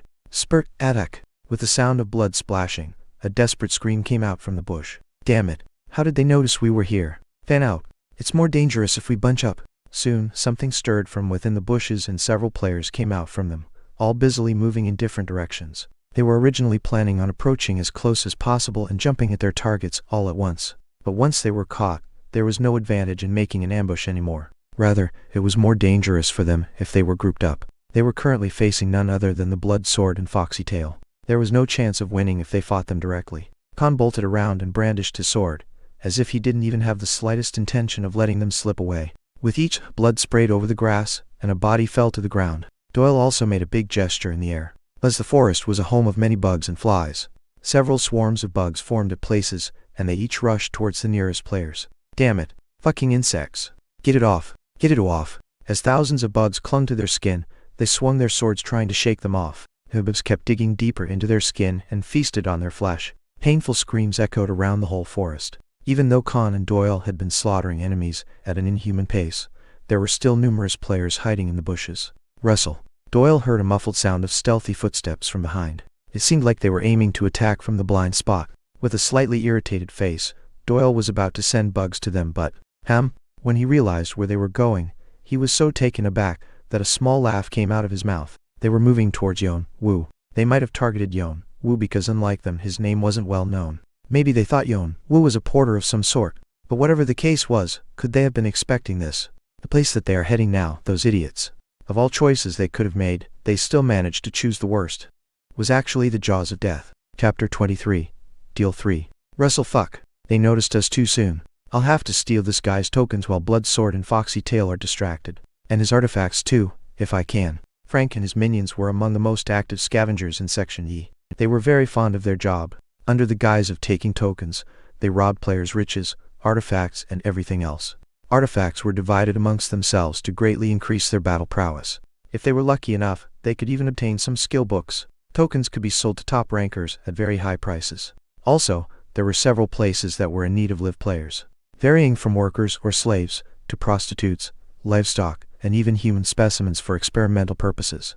People had a variety of uses for their bodies, so they didn't have to worry about where to sell them. Who wouldn't want a piece of such a lucrative business? What was better was that this guy was the teammate of top rankers like Khan and Doyle. No one knew how many tokens he might be carrying, or what artifacts he might have received from those two. Although there was the risk of having to sneak behind Khan and Doyle, he was expecting to get a great deal of return from it. He was so nervous that his mouth was drying up.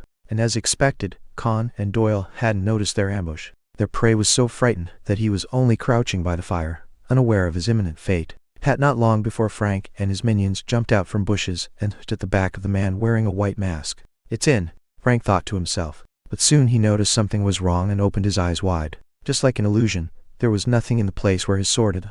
Instinct told him to look up, and there he saw the white mask. It then landed right in front of him. Behind the white mask, two eyes were flashing like a will-o-wisp. A terrible chill ran through his body. Spurt from his head to his groin, a dagger carved a dark red line along Frank's body, knocking him over to his back. What the hell? Eat bull boss. The rest of the scavengers behind Frank faltered for a moment. In the meantime Yeon-woo turned around and threw himself at them. Swish. The figure gliding through the forest, under the dark sky reminded them of a ghost. It looked like a white mask floating amid the darkness. That image caused the scavengers to shiver in fear. What was supposed to be a prey, turned out to be a predator that killed Frank with one's, and the sheer look of his glowing eyes made their flesh crawl. One of the scavengers at the front managed to fend off Yeon-woo's attack. Then the atmosphere suddenly changed. Wait, maybe he isn't that tough? Maybe Frank's carelessness let this guy get the better of him. We are superior in number, so it can't be that hard to kill just one guy, if we attack all at once, right?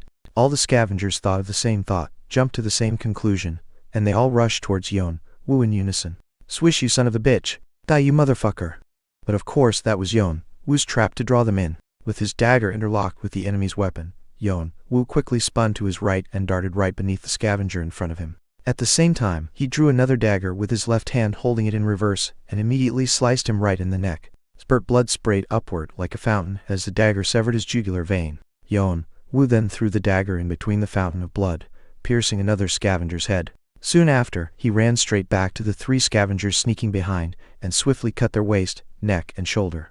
How the hell? Gurgle fuck. The scavengers then realized it was all a trap and wanted to retreat, but it was too late now, so they still tried to pressure and exhaust Yeon-woo by relying on their numbers. Contrary to their wish, Yeon-woo went on a rampage, destroying each and every one of them. He parried a knife that flew towards him and stabbed into their neck, waist, and heart. He blocked a spear aiming at his blind spot with his arm, snapped it into half, and cut off the head of its wielder. Yeon-woo's inhuman movement made them think he had eyes all over his body.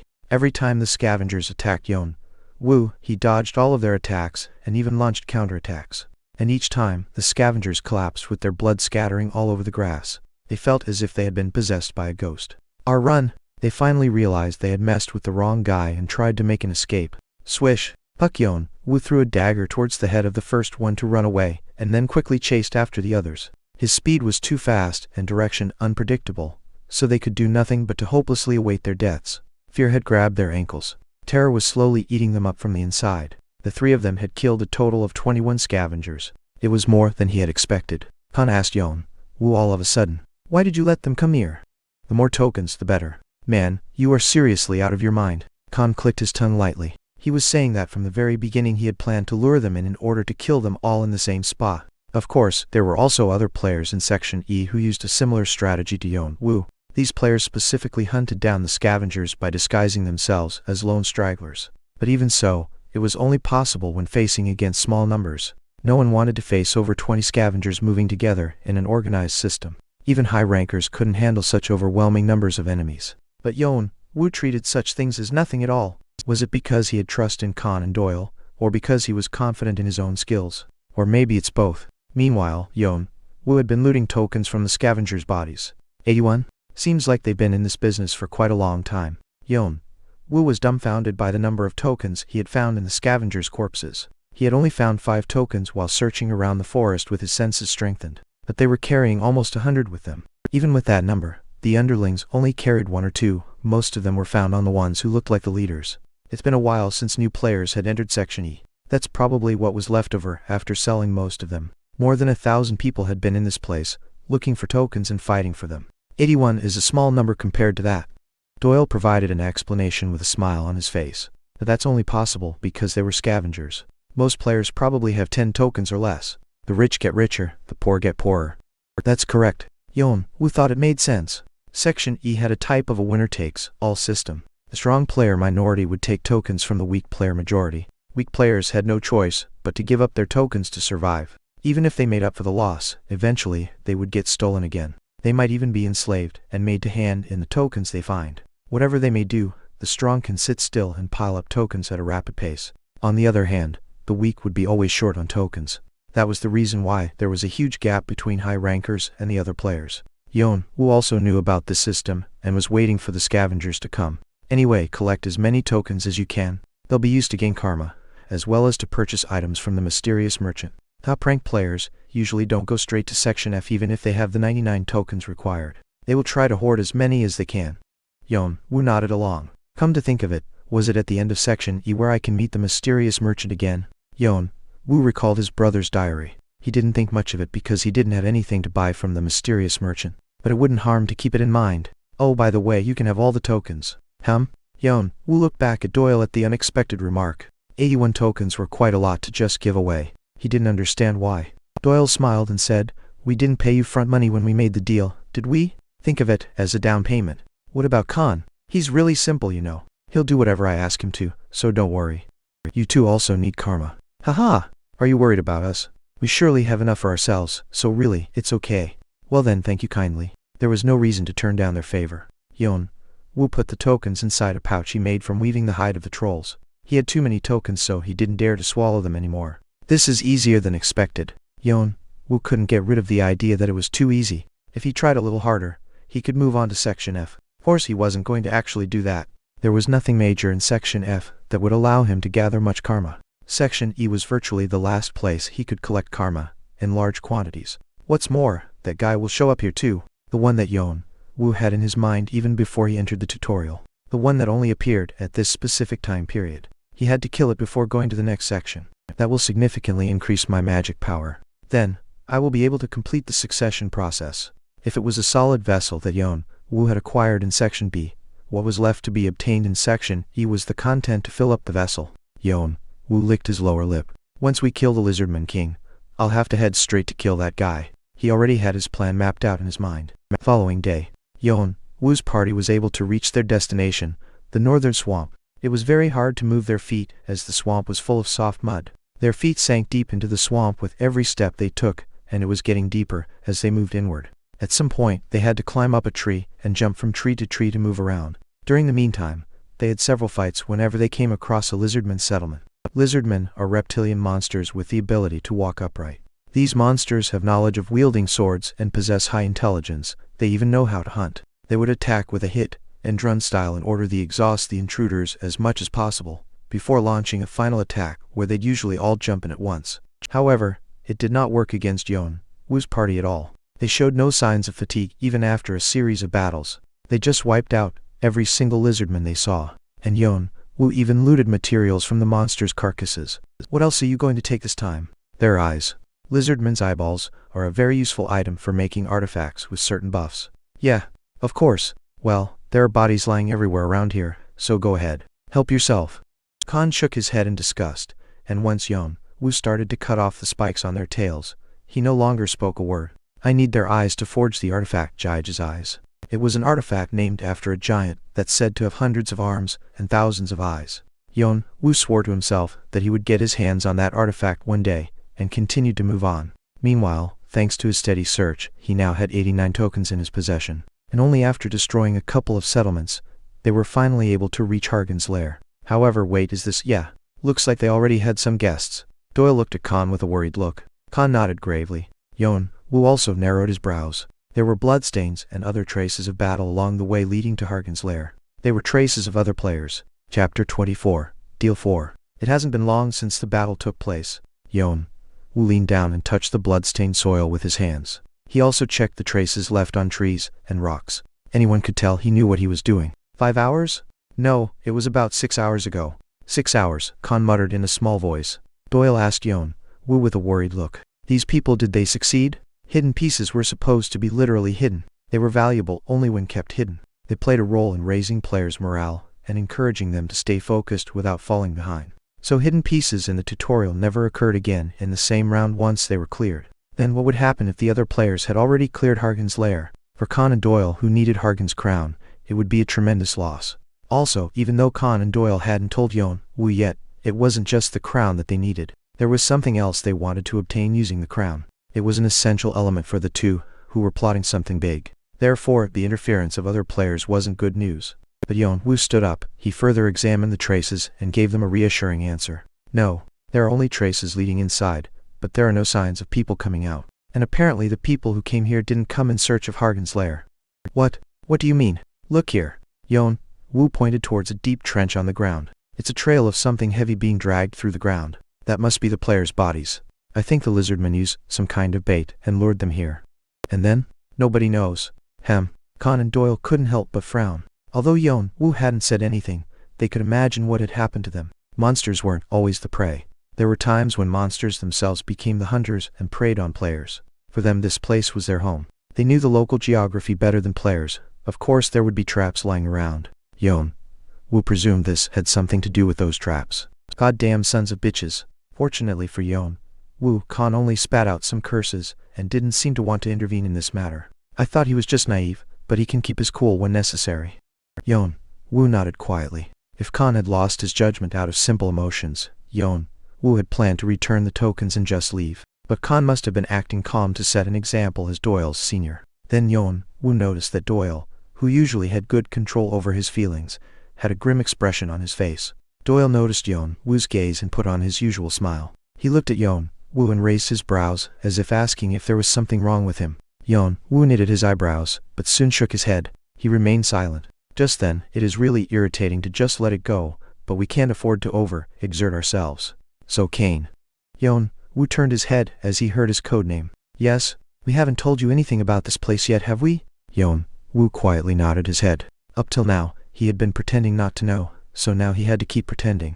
Besides, he wanted to know how much they knew about Hargan's lair, and what kind of plan they had in mind. Han continued with a serious look. This place is called Hargan's lair. Lair? Yes.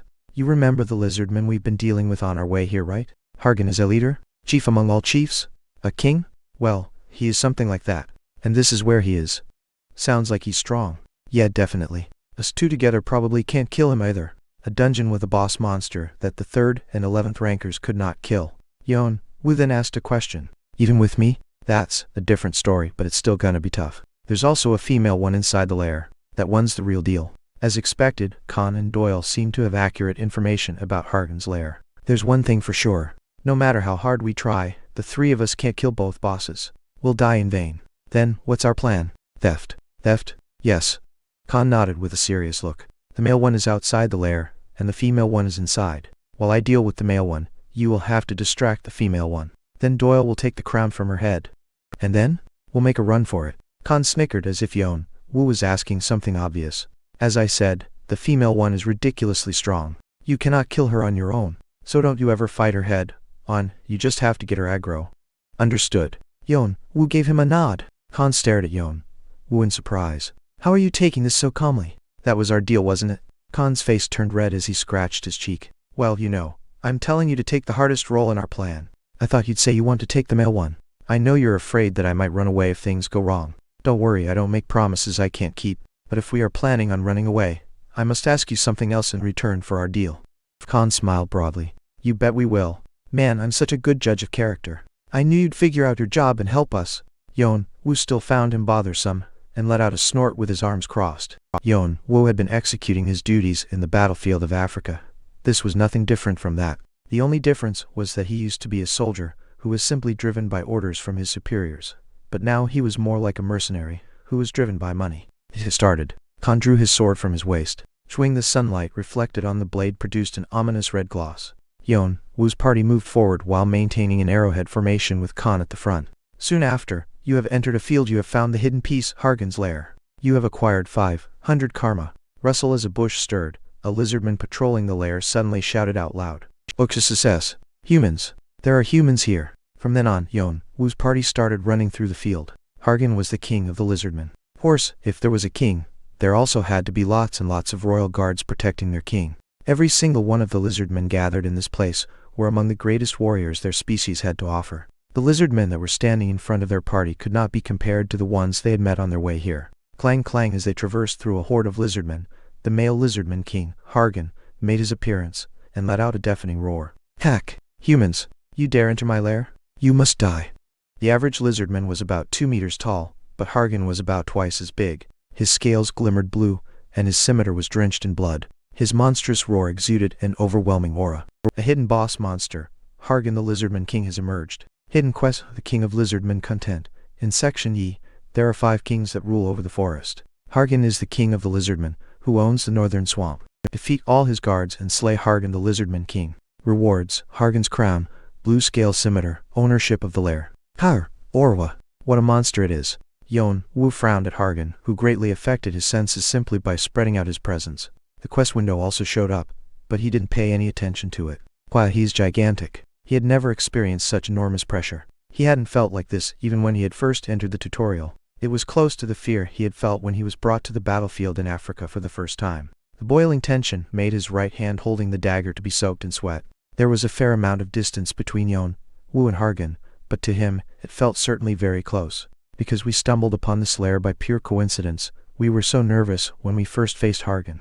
Some of our teammates even shrank back in horror. The feeling of pressure Hargan gave us was that huge. In front of him, we felt like we were small and insignificant beings. My blood ran cold. I clenched my teeth in an attempt to repel the fear, but it wasn't enough to stop my legs from trembling. Yeon-woo could now understand what his brother had experienced. Even if he had broken through in succession, all the way up to Section E, he had never seen such a strong monster that gave off this kind of different feeling. A strong murderous intent that aroused his instinct was as frightening as it could be. However, I've had enough of this already. Yeon-woo put more strength into his eyes and managed to stay composed. Suddenly, the spirit surrounding Yeon-woo started to push away Hargan's pressure. Whoosh! Hargan stopped in the middle of his roar. His face quickly stiffened. His eyes were fixed on Yeon-woo. His instincts were telling him something.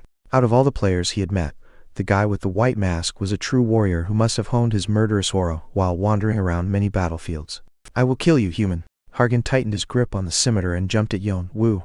As the body well over 2 meters in size rushed towards him like a mad bull, Yeon-woo felt the murderous intent blowing across the lair like a windstorm. Because he was running so fast, some of the lizardmen in front of him were kicked out of his way. However, Yeon-woo, who had honed his aura throughout the course of many wars, didn't back out. At that moment, Khan jumped forward. Swish Tang Khan's sword struck Hargan's scimitar. The clash created sparks along with a fierce mana storm. Hargan's face was completely distorted. Human, get out of my way. You are no match for me. I'm sorry, but I'm not who I used to be. Khan put on a cold grin and pulled his scimitar back. He had a record of fleeing from Hargan, so he was already familiar with his combat pattern. Hargan's enormous frame slightly tilted, then he backed away. Then his face distorted even more, and he swung his scimitar with all his strength in order to kill Khan. However, Khan's current attribute points were higher than when he had first fought Hargan. He wasn't going to lose so easily like last time. They collided once more. Kang was pushed back by the impact. A column of steam was rising from his tensed-up muscles, and his eyes were bloodshot. A stuffy smell was leaking from his mouth, but for some reason, Kang couldn't help but burst into laughter. Hargan was still too strong, but it didn't feel as hopeless as before. An obscure desire to keep on fighting with Hargan arose from within him, but Kang tried to suppress the desire. This was not the time to indulge himself. He had to make enough time for Yeon-woo and Doyle to break through the lair's entrance. Hargan then dashed towards him, but this time Kang just stepped aside. Hargan, now with his lid flipped, turned around and tried to grab him. "Stop running away and face me." Even though Hargan possessed high intelligence, a monster was just a monster after all. Kang kept narrowly dodging his attacks, and lured him towards the pack of lizardmen. Every time Hargan launched an attack, 3 to 4 lizardmen ended up being sliced by his scimitar. The royal guards begged their king to calm down, but Kang used a hit-and-run tactic to keep his aggro on him. Outside, the lair was becoming more and more chaotic. In the meantime, Yeon-woo and Doyle were able to get inside the lair by taking advantage of the confusion. There were other guards throughout the passage of the lair. However, their foreheads were pierced by Yeon-woo's dagger as soon as they appeared. On the way to their destination, the two hadn't spoken a word. Doyle might have been worried about Kang, but he kept his focus on his current duty and held his mouth closed. He was fully aware of the fact that the chances of Kang's survival depended on how fast he could steal the crown. Soon after, they were able to reach the deepest area of the lair, the queen's room. What Yeon-woo and Doyle witnessed there was it's a person. "Save me. He please. Help." Limbs that had been pulled out from their bodies, heads left with expressions that showed the excruciating pain they had gone through, and bits of flesh and stains of blood scattered all over the place. It was an absolutely disastrous scene, and there were other people tied up in chains and locked up in cages like livestock. This place was a human farm. Chapter 25, Deal 6. Yeon-woo's expression sank deeply as he recalled the traces of players he had found earlier at the entrance. This was the end players must have met after being captured by the monsters. This place was used to keep humans trapped like livestock. Although it wasn't revealed because he was wearing a mask, he himself was also seething with anger. The hidden piece, Hargan's lair, is literally the lair of the Lizard King Hargan and the Queen Terrigan. It's their home. At this point in time, they are rigidly keeping watch to protect their newborn babies. Plus, in order to feed their babies, they would often hunt players and bring them over to their lair. These scattered body parts in front of Yeon-woo were the scraps left after their predation. In other words, this place was used as storage to keep their food and have it prepared for their children. Be it in Earth or here, at the end of the day it's all the same. Similar scenes were often seen when he was serving in the military in the past. Scenes of the weak being kidnapped and made into slaves. Kids were brainwashed and made to shoot rifles. The elderly were forced to become suicide bombers. Women were taken as sexual slaves, and many more tragic scenes could be seen during his missions. The situation here was not much different from that. The only difference was that the victims here weren't treated as slaves, but as livestock or food, and that the perpetrators were lizardmen, not humans. There was no difference at its core. No, maybe this wasn't even part of the lizardmen's customs. Between people's treatment towards pigs and cows and their treatment towards people, was there any difference?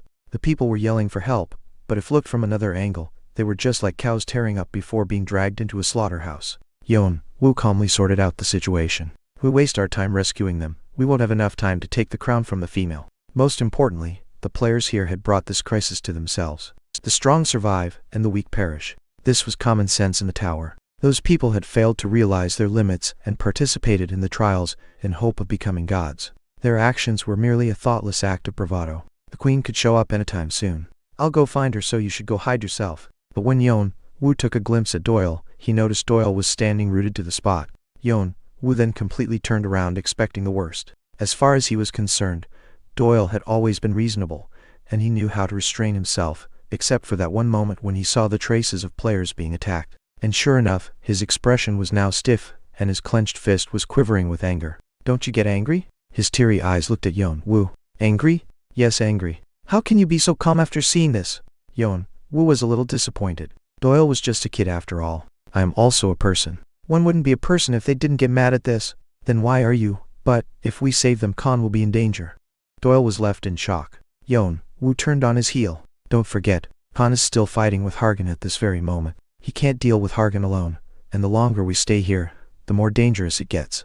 Pull yourself together and think about your priorities. But if you still want to act at your own discretion, I will be putting myself out of this business. You two can die for all I care." Doyle bit his lower lip. His eyes were shaking due to his continuous inner conflicts.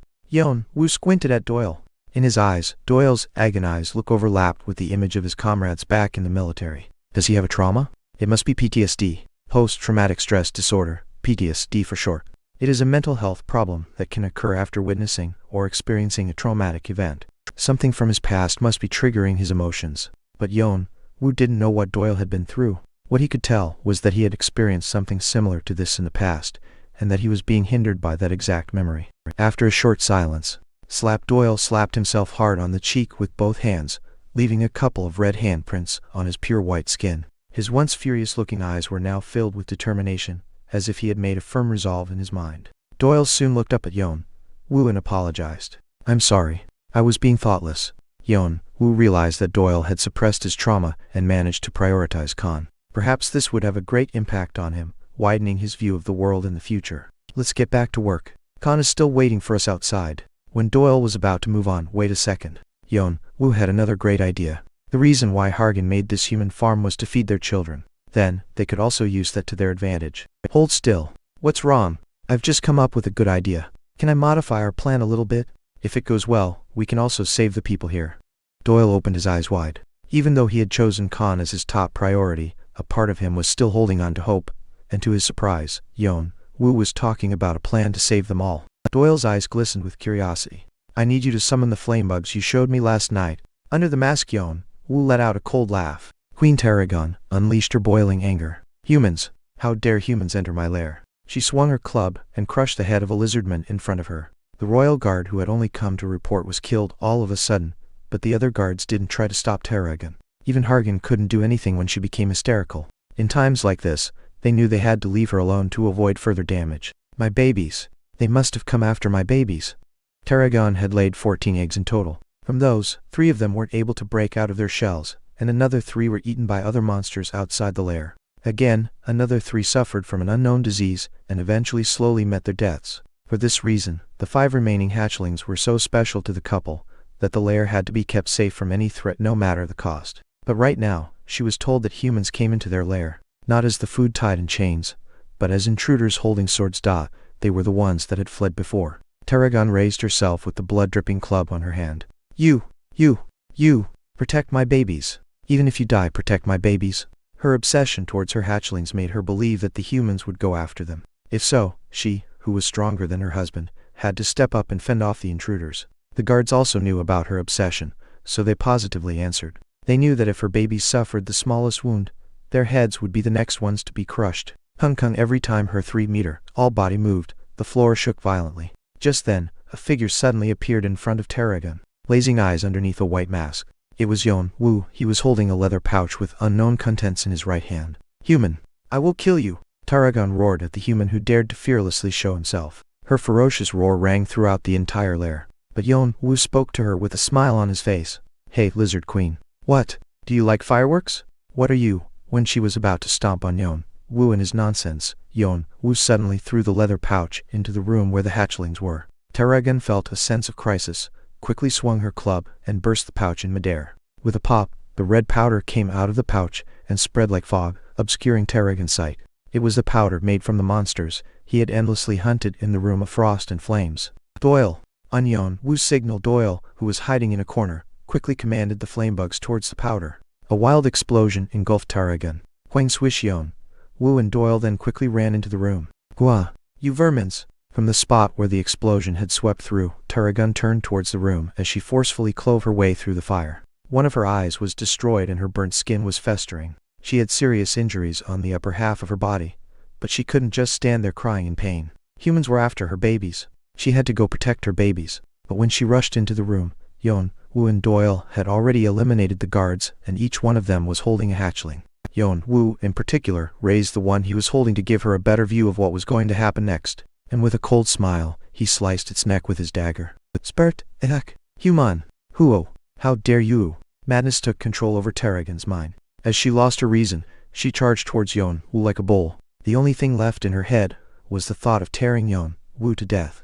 Rumble if you treated humans as livestock, but Yeon-woo had already grabbed onto the rest of the hatchlings and started to back off. Once again, Yeon-woo shoved his dagger into the neck of one of the hatchlings that was struggling in his grip. A terrible scream echoed throughout the lair. "You should have been aware that it could happen to you too, right? Let go of that hand. Human!" But Yeon-woo's words never reached Tarragon's ear. Her eyes were only fixed onto her dying babies as she chased after Yeon-woo. Yeon-woo carelessly threw the dead baby onto the floor, and the moment when Taragon jumped forward to catch her baby. Wang quack! Wang, one of the booby traps they had installed immediately after entering the room was triggered, causing a massive explosion that could not be compared to the previous one. Then, the explosion triggered another trap, and another one, producing an immense chain explosion. The ground was quaking, the trees were burning. The whole room was engulfed by a deluge of fire. Taragon was suffering excruciating pain inside the blazing inferno. Quack! Human! If Taragon were her normal self, she would have noticed the booby traps. Some parts of the booby traps weren't camouflaged well enough because they were made in a rush. However, Yeon-woo used Taragon's obsession for her babies to his advantage. No mother would stay sane after witnessing her child's death. Knowing this, Yeon-woo aimed at her very weakness, and Taragon could only helplessly fall for his traps. "No, my babies, my little babies." Taragon somehow survived through the explosions. Even though she was suffering from burns all over her body, she was still anxiously looking for her hatchlings. But Yeon-woo and Doyle still had her 3 remaining babies in their hands. As they kept retreating, they killed her babies one by one while luring her to every single trap they had installed. By the time the last one died, Taragon was caught in the last remaining booby trap and her body collapsed onto the floor. Yeon-woo pushed his dagger deep into Taragon's throat and put an end to her life. Between humans and monsters, it's only kill or be killed. You have slain the boss monster, Taragon, the Lizardman Queen. Additional karma will be provided. You have acquired 500 karma. The Lizardmen have been demoralized. Monsters in Hargan's lair enter a panic state. A flood of messages notifying him of Taragon's death popped up in front of Yeon-woo, and Yeon-woo was suddenly overcome with fatigue. That was the last bit of powder I had left from the room of frost and flame. Although it was the booby traps that did all the work, it still hadn't been easy to lure her in while keeping a proper distance from her. If he had made a mistake, or if Taragon had come to her senses, their plan would have been completely spoiled. It would have been impossible if Doyle hadn't ignited the flame bugs with precise timing. Considering he had come up with the plan on the spot, everything had worked out perfectly. Then Doyle came running and stood next to Yeon-woo. He looked like he couldn't believe they had just killed Taragon. Compared to what happened when he had tried to raid this dungeon with Khan, this was an unbelievable success. He never would have thought that using a simple material from a dungeon that he must have found by luck could bring such an amazing result. The capacity to make judgment during combat, to come up with a plan, and the ability to execute it. Doyle looked at Yeon-woo with eyes filled with respect. Not caring about Doyle's gaze, Yeon-woo pointed towards the dead body with his chin. "Go take the crown first. We have to hurry up and join with Khan outside." Doyle answered with a nod and approached Taragon's corpse. She had been burned to death. In her bosom she was still holding her baby's dead bodies. It was certainly a tear-jerking display of maternal love. But Doyle's look was icy cold. Just like Yeon-woo had said, humans and monsters had to kill each other. And once again, he had been made painfully aware that this place was the tower where the weak get eaten by the strong. Yeon-woo narrowed his eyes as he watched Doyle take the crown from Taragon's head. "I'll have to come back after we're done with this business." Taragon's body had strong vitality even after her death. Although it was incomparable to extracting life energy from the living, if a corpse had some energy left in their body, Bathory's vampiric sword could still drain it. So if Yeon-woo could absorb her energy, it would be considerably beneficial towards improving his attribute points. I might be able to take her skill too. While Yeon-woo was looking at Taragon's body with a serious look, Doyle pulled out the crown and held it tight in his hand. His fists trembled with thrill. Yeon-woo turned to the direction where Khan would be. If he and Doyle joined him, they might even be able to take down Hargan. Yeon-woo was thinking of looting Hargan's body, not to mention earning the karma points. Suddenly, Kuon, Taragon! With his thumping footsteps, Hargan popped out from the corner of the passage. His face was all twisted as if he had come running at the sound of the explosion. Khan came into the room right after him. He could tell that Khan had a fierce battle outside just by his looks. He looked very exhausted, but Khan quickly noticed what had happened as he took a quick look around the area filled with traces of explosions. He smiled to acknowledge a job well done, and held tightly onto his sword once again. His exhausted body was reinvigorated. And he plucked up his courage and dashed towards Hargan. As if they had prearranged it, Yeon-woo and Doyle also moved at the same time. They had 3 people on their side. Even if they were a bit tired and had no more booby traps left, it was still enough to fight Hargan. It was at the moment when the 3 were about to reach Hargan, who seemed to be preoccupied with Taragon's death, that Yeon-woo noticed something strange. His senses suddenly began to warn him that the monster in front of him was dangerous. Then, he remembered one part from the diary. Hargan was much smaller and weaker than Taragon. But the reason he was able to become the leader of the Lizardmen was because he had one unique skill. and it was called Heatwave Chinese letter. His brother and his team, Arthea, had to suffer through a lot of hardship during their raid due to the skill Heatwave. Streams of heated air emanated from his scimitar and hovered around Hargan's body. He was about to cast Heatwave. Get away from him! Yeon-woo quickly made a turn mid-run. Khan and Doyle, also sensing the danger, each turned in a right angle and ran far from Hargan's reach. Then Hargan struck the ground hard with his scimitar. Quang, the ground surrounding Hargan collapsed with an explosion and flames shot up from the ground at random. The sea of flame quickly engulfed the entire lair, eradicating what was left after the chain explosion. Shit! Yeon-woo quickly covered his face with his arms but was still pushed back by the gust of wind. Because the place was filled with so much heat, nothing could be felt within the area he scanned with his strengthened senses. He didn't even know where Khan and Doyle were. Whistle after the heat had settled down, Yeon-woo could barely see the other side through the gap between his arms. What's going on? The lair had completely collapsed. The world was full of red flames and black smoke. The scene was telling him how he had gotten the title of Lizardman King. What if he had been one step late and got caught up in that? He would be just ashes by now. That was how destructive it looked. Then, Yeon-woo witnessed with his own eyes. Taragon, I will get revenge on him. For you and our children. The sight of Hargan holding the body of Taragon and his babies in his arms and crying out to the sky. Chomp, and the sight of him biting into Taragon's neck without hesitation. It was cannibalism. He was trying to embrace the power of Taragon. It was something that wasn't written in the diary. Boss monster, Hargan Lizardman King has used consume. Hargan has successfully stolen powers from Taragon. Lizardman Queen mutation is in progress. Second phase will begin. Rumble Heatwave once again raved through the lair, producing a massive earthquake. Chapter 26. Consume 1. Chapter 26. Consume 1 crash like the ripples produced by a stone being thrown into a calm lake. Waves of scorching wind were blowing away everything in their path. It was hard to even stand still. They would get scalded any moment soon if they kept themselves exposed to this heat. Yeon-woo and Khan quickly found rocks and tree stumps to hide behind. The heat was drying up the trees, setting them on fire, and steam was rising up from the rocks. Doyle was also backing off as he hid behind a shield of flies. This is getting nuts. Yeon-woo put on a frown as he peeked at Hargan, who was continuously releasing heat waves. He was eating Taragon's body in a reverent manner, as if it were a sacred ritual. Crunch crack with each bite, Hargan's body seemed to undergo noticeable changes. The intensity and the temperature of the heat waves was also rising. Second phase? It was an unexpected message. Yeon-woo frowned angrily. Multi-phase should be a pattern only present in strong boss monsters in the latter floors of the tower. But right now, a mere boss monster from the tutorial was displaying such pattern.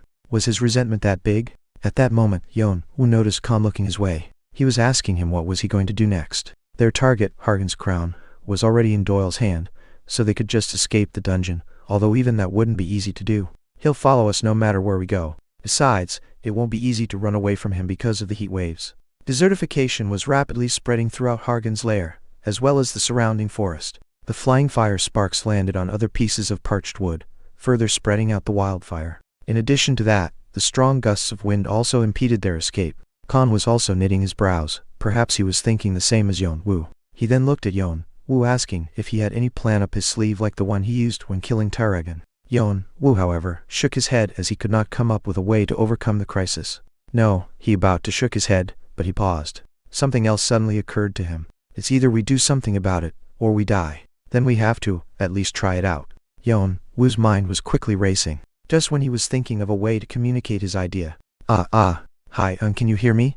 Yeon-woo jerked his head trying to find the source of the sudden noise, but he couldn't find the owner of the voice, only a fingernail-sized bug buzzing about his head. The bug landed onto Yeon-woo's right shoulder. Yeon-woo narrowed his eyes. Is this you, Doyle? That's a relief. I was wondering if this would work well. I can hear your voice too. You had a bug that can deliver voices? It's actually called a mind conveyance bug. It allows its owner to deliver their thoughts through it, but the details don't really matter, so you can think of it however is more comfortable for you. Yeon-woo silently nodded his head. By the way, you must have thought of a way, right? Yeon-woo smirked a little. Doyle came just at the right moment when he was trying to figure out a way to deliver his plan. As expected, Doyle had quickly noticed that Yeon-woo had worked out a plan and made contact with him. Can you tell Khan about this plan? If you want me to just deliver the message, then yes. Okay, that'll do. Yeon-woo raised the corner of his mouth and started to speak. Rumble Hargan finally finished his ritual and slowly rose from his seating position. Taragon's body was no longer there. Instead, Hargan was now as big as Taragon had been. He was now 3 meters in size, holding his scimitar in one hand and Taragon's club in the other. He then let out a violent roar. Huo! The whole forest trembled as if it were about to collapse. Human, show yourself. Human. Hargan started searching around with his blazing eyes. Kung, the earth shook as the heat wave became even more intense. Steam was fuming out from the ground as it boiled from the extreme temperature. Human, if you don't come out, I will find you.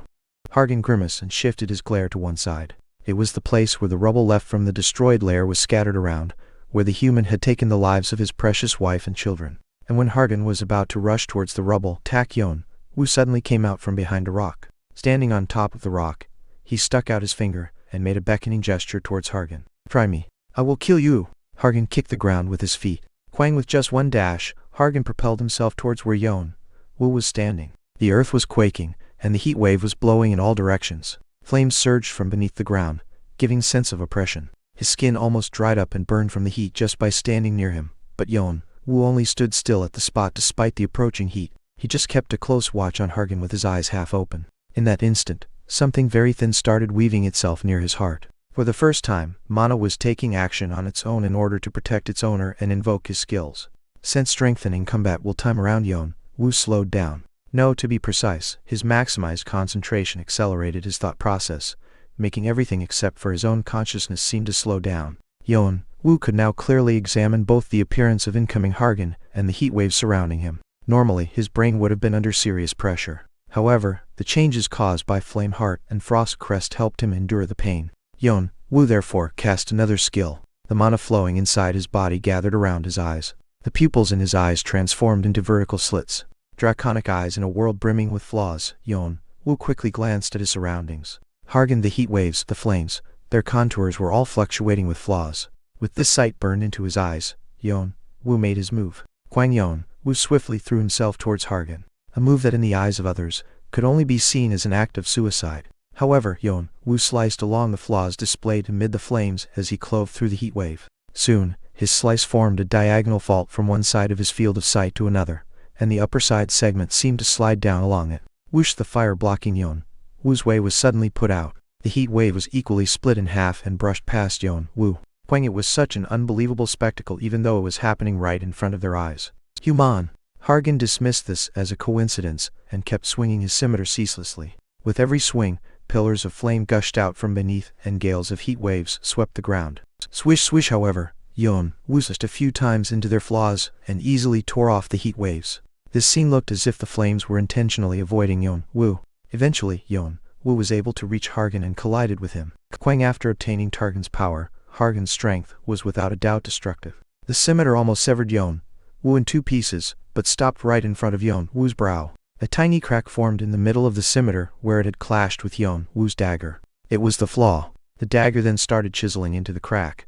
Although it may not have been able to break the scimitar, it was enough to narrow the overwhelming gap in strength. That alone was a tremendous success. Huang! As if not being able to tolerate it anymore, Hargan loudly roared and put even more strength into his scimitar. Once again, a wave of heated wind was storming across the lair. Yeon-woo avoided confronting him in terms of strength. He dodged left as he parried the attack to his right. The scimitar helplessly struck the ground. Hargan's body briefly stumbled after losing balance, and then, Khan and Doyle quickly jumped in as if they had been waiting for this moment. Khan dashed right by Hargan, slicing his ankle. Doyle detonated a series of insect bombs made of flame bugs. You insects! The fact that he was being made a fool by mere humans further angered Hargan, so he roughly pulled out his scimitar and held it high in the air. It was the position required to cast Heat Wave. Quang, when that happened, Yeon-woo barged in and severed the corresponding flaw. How dare you! Hargan tried to attack Yeon-woo once again, and at the same time, Khan and Doyle rushed to attack Hargan.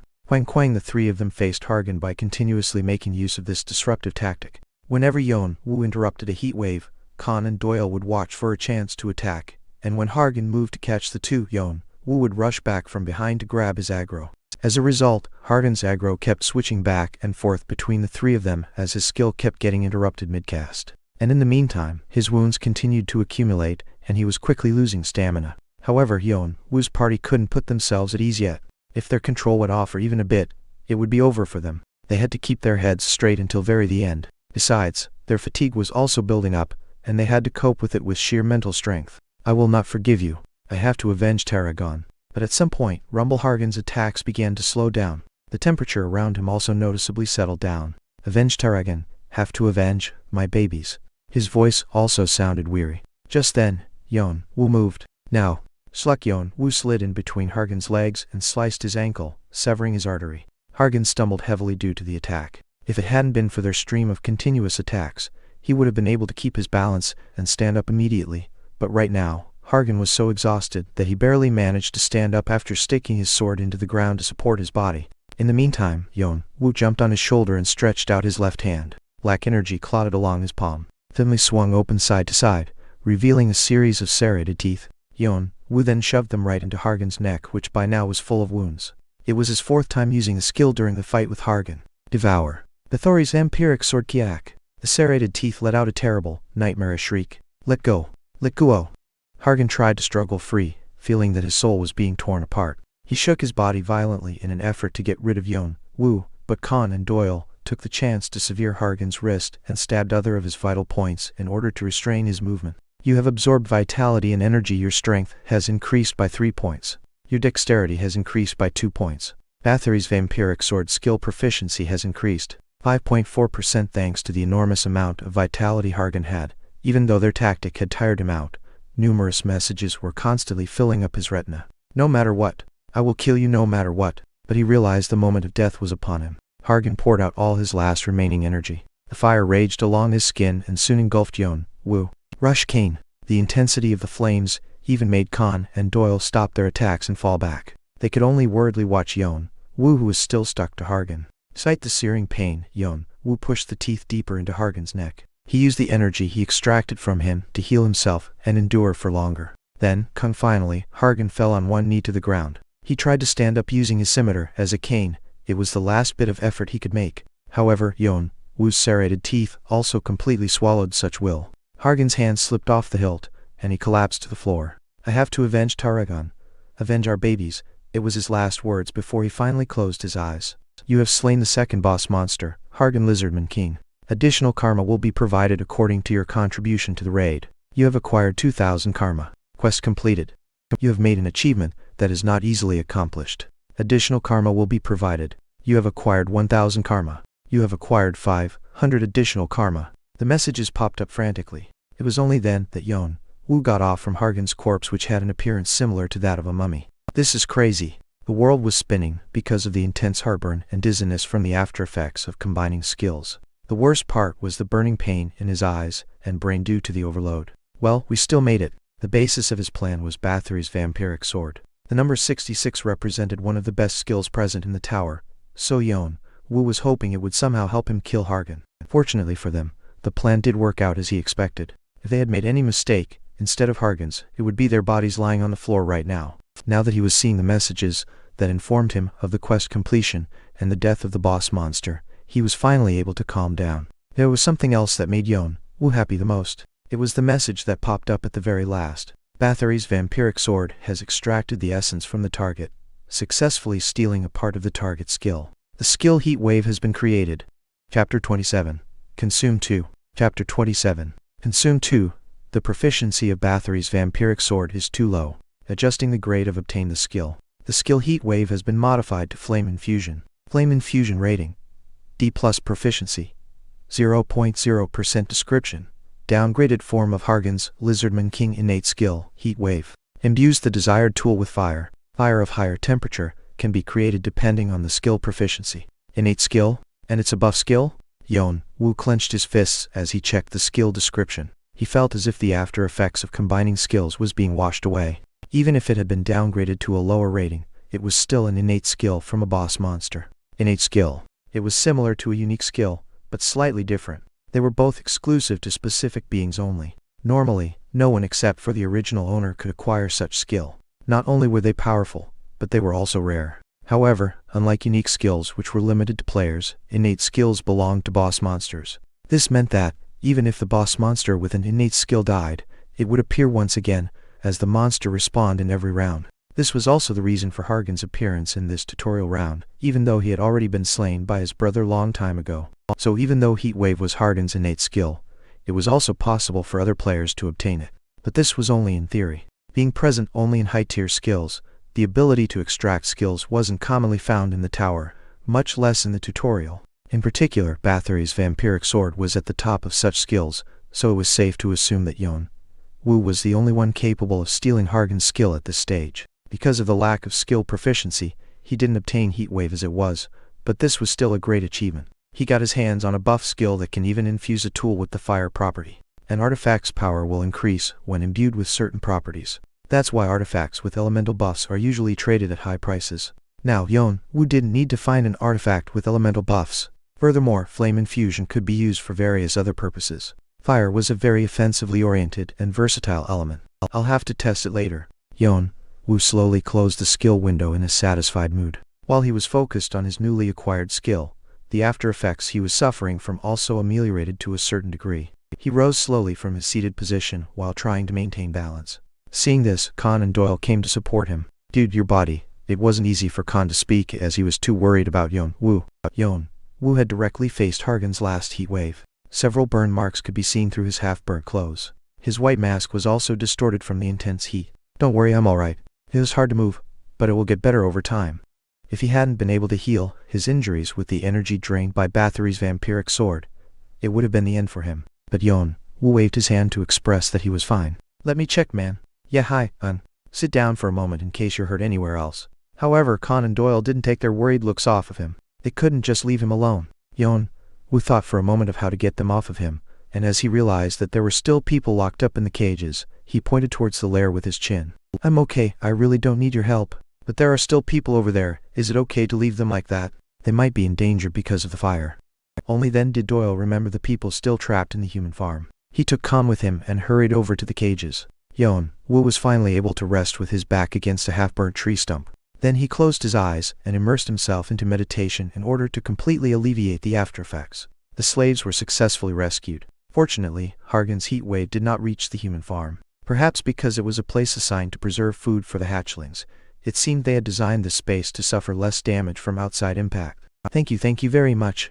Yeon-woo. People burst into tears as their shackles and chains were being unlocked, and after recovering, some of them even started to brazenly kick Hargan's dead body over and over again. Other players even vented their anger on some of the remaining lizardmen. They had been brought back from the brink of death, but their teammates, who they had been laughing and chatting with just a few days ago, had been eaten alive by the lizardmen hatchlings right in front of their eyes. It was natural for their blood to boil just from looking at the monsters. Khan and Doyle just stood there watching until they finally settled down. After the people had somewhat alleviated their anger, a middle-aged man with bald head approached them to express his gratitude. I'd like to thank you one more time. Thanks to you, we've been able to avenge our teammates. With the monsters dead, they'll be able to rest peacefully. Khan and Doyle waved their hands. No need to thank us, we only did what we were supposed to do. Khan calmly shook his head. With his character, he would have answered proudly, but right now he contained himself because he had noticed the heavy atmosphere. Still, his eyes were filled with pride. Then the middle-aged man asked him, "Oh, by the way, may I ask you a question?" "Yes. Say it." "I was wondering if you're Khan the Bloodsword. Are you him?" "Oh wow. I tried to keep it a secret." "Ha." Khan pretended to be embarrassed by scratching the back of his head, but he couldn't stop his lips from curling upward. People's eyes grew wider. Is he really Khan the Bloodsword? No wonder. I can't think of anyone else capable of slaying the Lizardman King. I've only heard rumors about him, but he really is great. I can't hold a candle to him." "Then the person next to him, isn't he Foxy Tail?" "Yeah, I think you're right." The more the people praised him, the broader his grin became. Doyle shook his head as he looked at Khan. He wondered how could Khan love being shown under the spotlight that much. Even though Khan was smirking, he did not forget to give his teammates due credit. "Haha, thank you all for your compliment, but I must say, I'm not the only one who participated in Hargan's raid. In fact, I was only there helping our teammate. If we didn't have our friend over there, I don't even want to imagine what could have happened." Khan shook his head as he spoke in a humorous manner. Thanks to his efforts in making a pleasant atmosphere, people were slowly making themselves at ease. However, as soon as they turned their heads towards the direction Khan had pointed, their faces became stiff again. Yeon-woo was sitting there. Unlike Khan and Doyle, he was sitting far away from the crowd, lost in meditation. People immediately looked away from Yeon-woo. Some of them even frowned or spat on the floor as if they had seen something disgusting. Khan noticed the change in atmosphere, so he cautiously inquired the man. "Is there something wrong? That person over there, is he your teammate?" "Yes, he is." "Then I must warn you, please be careful going around with that man." Khan's face also darkened. "I'd like to ask you for the reason. When Doyle first found us in the cages, it was him who told him to abandon us." The middle-aged man glared at Yeon-woo with an angry frown. Other players also recalled the conflict between Yeon-woo and Doyle at the time. Eventually, Doyle had also turned his back towards them, but the only thing left in their heads was the callous look of Yeon-woo, who had tried to ditch them first. Khan looked at Doyle with a gloomy expression, asking for the truth. Doyle wanted to explain why Yeon-woo had to say such a thing, but there were too many people watching them, so he couldn't help but sigh and nod. The middle-aged man took it as a yes, and went on talking with great excitement. I may be crossing the line by saying this, but he is simply not a human being. Yes, you've just crossed the line. At that moment, Khan looked back at the middle-aged man as he stopped him in mid-sentence. The middle-aged man was taken aback by the unexpected response. "Pard," I said, "you're way out of the line." Khan approached the middle-aged man, pinching his lips. The middle-aged man froze in perplexity of Khan's cold attitude. Even other players were nervous about this situation, but without caring about their embarrassment, Khan stood right in front on the middle-aged man with his sneer, and he poked the man in the chest with his finger. "No matter what he said before, he is one of the people who just saved your asses. And if you haven't noticed, he's also the teammate of me and Doyle, and he's the one who got hurt the most in our raid." Khan no longer spoke in a polite tone. Respect should only be paid to those who deserved it. But look at these ungrateful douchebags. They could get mad for all he cared. But what did you idiots do? One thing for sure is that you were stupid enough to get yourselves stuck in this lair. Now, you made it out of the cages alive, and that's all thanks to him. And what did you just say? Be careful around him? Well, why don't you be careful with what you say? Humiliation hit the man hard. His face turned red, and his clenched fists started to quiver. However, Khan laughed at his reaction. "What's wrong?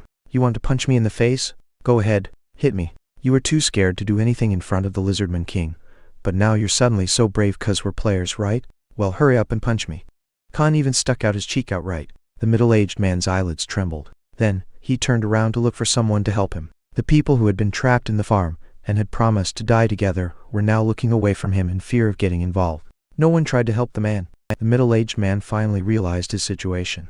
"I am sorry." "What? I can't hear you." Khan creased his brows, putting his ears close to the middle-aged man's mouth. "I'm sorry." The middle-aged man's voice was shaking. Seer Khan then laughed a little and backed off. "You need to apologize someone else too, don't you think?" It was obvious whom he was talking about. The middle-aged man bit his lower lip, and looked at Yeon-woo. He was still meditating in his seated position, without paying any attention to that side. Khan pointed at Yeon-woo and hurried the man. The middle-aged man slowly approached Yeon-woo with trembling steps. He apologized with his back bent in 90 degrees.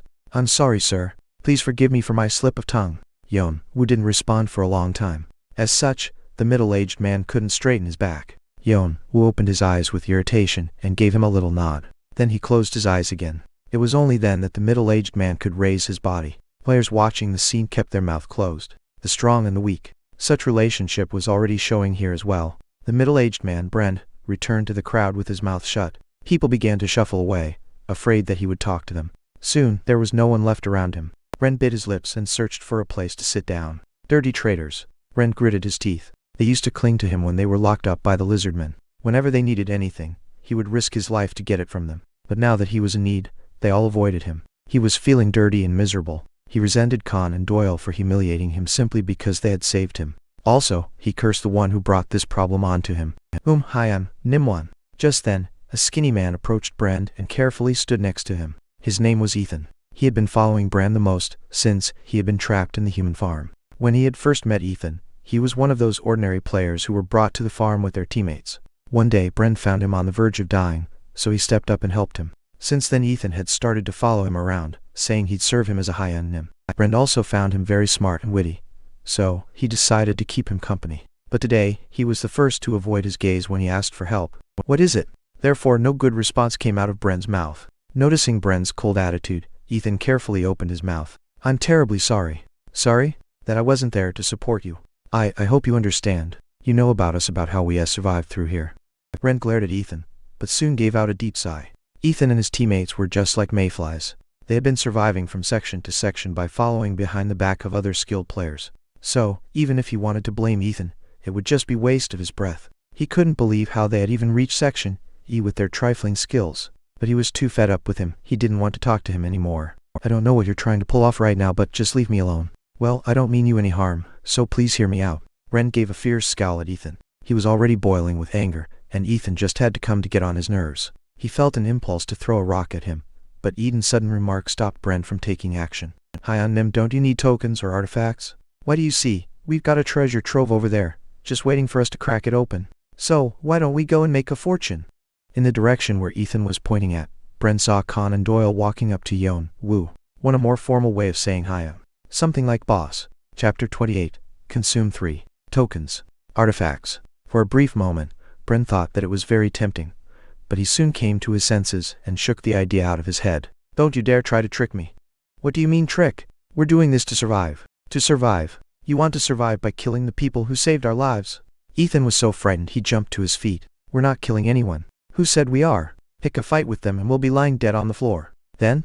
I'm talking about stealing. Bren then began to show interest in his story. A sly grin crept over Ethan's face. The monsters took all of our stuff and now we've got nothing with us. I mean, if we go out there we're just gonna die, aren't we? Bren nodded without saying a word. In that sense, Ethan did have a point. All the artifacts and tokens he had collected on his way to Section E had been taken away by the Lizardman King. He had nothing to protect himself with. For now, Khan and Doyle could help him out of this place, but the tutorial was already reaching the end, so they would leave sooner or later. That meant he would have to wander around the forest like this. He would have to stay hidden and wait out until the end of the tutorial, or he would fall prey to other monsters. There were no other choices other than that. So, let's just steal enough to survive independently and then we'll run away. What if we get caught? They'll kill us. There's the possibility of death whether we steal or not. But if we do it my way, the chances to survive are higher. Before he knew it, Bren had already been half-lie persuaded by Ethan. Then, what about the plan? We can't just proceed without a plan. Hee. You didn't think I came here without a plan, did ya? Ethan simpered for a moment and continued talking. One of my friends has a trait called quick hands. Chinese letter. Quick hands. Like nimble fingers? Yes. It's amazing what he can pull off with his hands. Bren could roughly understand Ethan's plan. If he had a trait regarding nimble fingers, he must also have specialized skills according to his trait. So, this friend of yours will steal what we need while others draw their attention. Is this the plan? You got the gist of it. So, what do you think? Bren fell into deep thought, calculating the probabilities. He thought about the risks that the plan entailed and the probability of success, and realized that the odds were very low. But from deep inside his mind, greed started to set in. If they did succeed, they could make a killing. And then, the memory of him being humiliated by Khan and Yeon-woo suddenly reappeared in his mind. That alone was enough to motivate him. Alright, tell me what you've got. Bren's eyes began to emit a vicious glow. Ethan broke into an evil grin and explained the plans he had designed with his teammates. All throughout his talk, Ethan's eyes were shining with madness. After a long time, Yeon-woo woke up from his meditation. A stronger body does help with relieving the after effects. Yeon-woo's body was not fully capable of coping with the overload yet, so it was better to avoid using multiple skills at once. But luckily, thanks to reinforced physique and Bathory's vampiric sword, his body could quickly recover from the damage it suffered. From the start, if it weren't for Harden's second phase, he wouldn't have overdone himself. But it was at least a great chance to test my limits. A clear understanding of his limits would allow him to execute cool-headed judgment when taking action. From this experience, Yeon-woo clearly realized what reinforced physique was capable of, and was able to further establish the possible strategies he could rely on. After organizing his thoughts, Yeon-woo once again entered Harden's lair along with Khan and Doyle. It was time to claim the reward for completing the hidden quest. Rewards will be provided. You have acquired Harden's crown blue scale scimitar, ownership of the lair. Now that Kane is here, shall we settle things first? Khan gently clapped his hands as he smacked his lips. The time to distribute the rewards, after having a hard time carrying out the quest, was the most exciting part of it. Doyle and I will take Harden's crown as we promised, okay? Khan glimpsed Yeon-woo as he brought his hands over to Harden's crown. In fact, Yeon-woo was the highest contributor in Harden's raid. Even though they were the ones who had shared the information about this place with him, if Yeon-woo wanted to claim the crown as his share, it would pose a big problem for them. But to his relief, Yeon-woo didn't seem interested in Harden's crown. He was nodding his head in assent. You can have it. Khan's complexion visibly brightened. Thanks, bro. Hoo-hoo. I knew you were a good guy from the get-go. Stop joking around. Hoo-hoo. I know you're just shy. Looking at Khan's smirking face, Yeon-woo felt the urge to give him a noogie, but he just let out a chuckle. Khan was the kind of person that was just impossible to hate. He was such a strange guy. Doyle, go ahead and take it. Got it. Doyle grabbed Harden's crown and tightly held onto it. A bright smile spread across his face. And about the ownership of the lair and the blue scale scimitar, they're all yours, Kane. That was the deal they had made. After a nod, Yeon-woo examined the scimitar they had taken from Harden's carcass. Blue scale scimitar classification. Two-handed weapon rating. D+ description. Harden's Lizardman King favorite weapon. The weapon is imbued with the fire element. It boasts strong durability, destroying everything that comes into contact with. However, due to its heavy weight, the sword will not budge without extreme muscle strength. Majesty of the Lizardman King. By the mere possession of the weapon, the user emits an imperious aura. Has a certain chance of inflicting panic on the target. Targets under the effect of panic will receive damage in direct proportion to the duration of the effect. Maybe because it was used by a big monster like Hargan, the scimitar was almost as big as Yeon-woo. Yeon-woo found even just carrying it around quite cumbersome. If he only looked at its options, the scimitar seemed to be as good as Hargan's crown. It was one of the best artifacts one could get in the tutorial. But Yeon-woo usually used a short dagger as his main weapon. This type of sword did not fit Yeon-woo's style. In addition, the ownership of the lair was also useless for Yeon-woo. Ownership of Hargan's lair obtained rights to all objects and resources that exist within the lair. List of items in the lair: 1. Red Orc's Helmet. 2. Axe of Battlecry.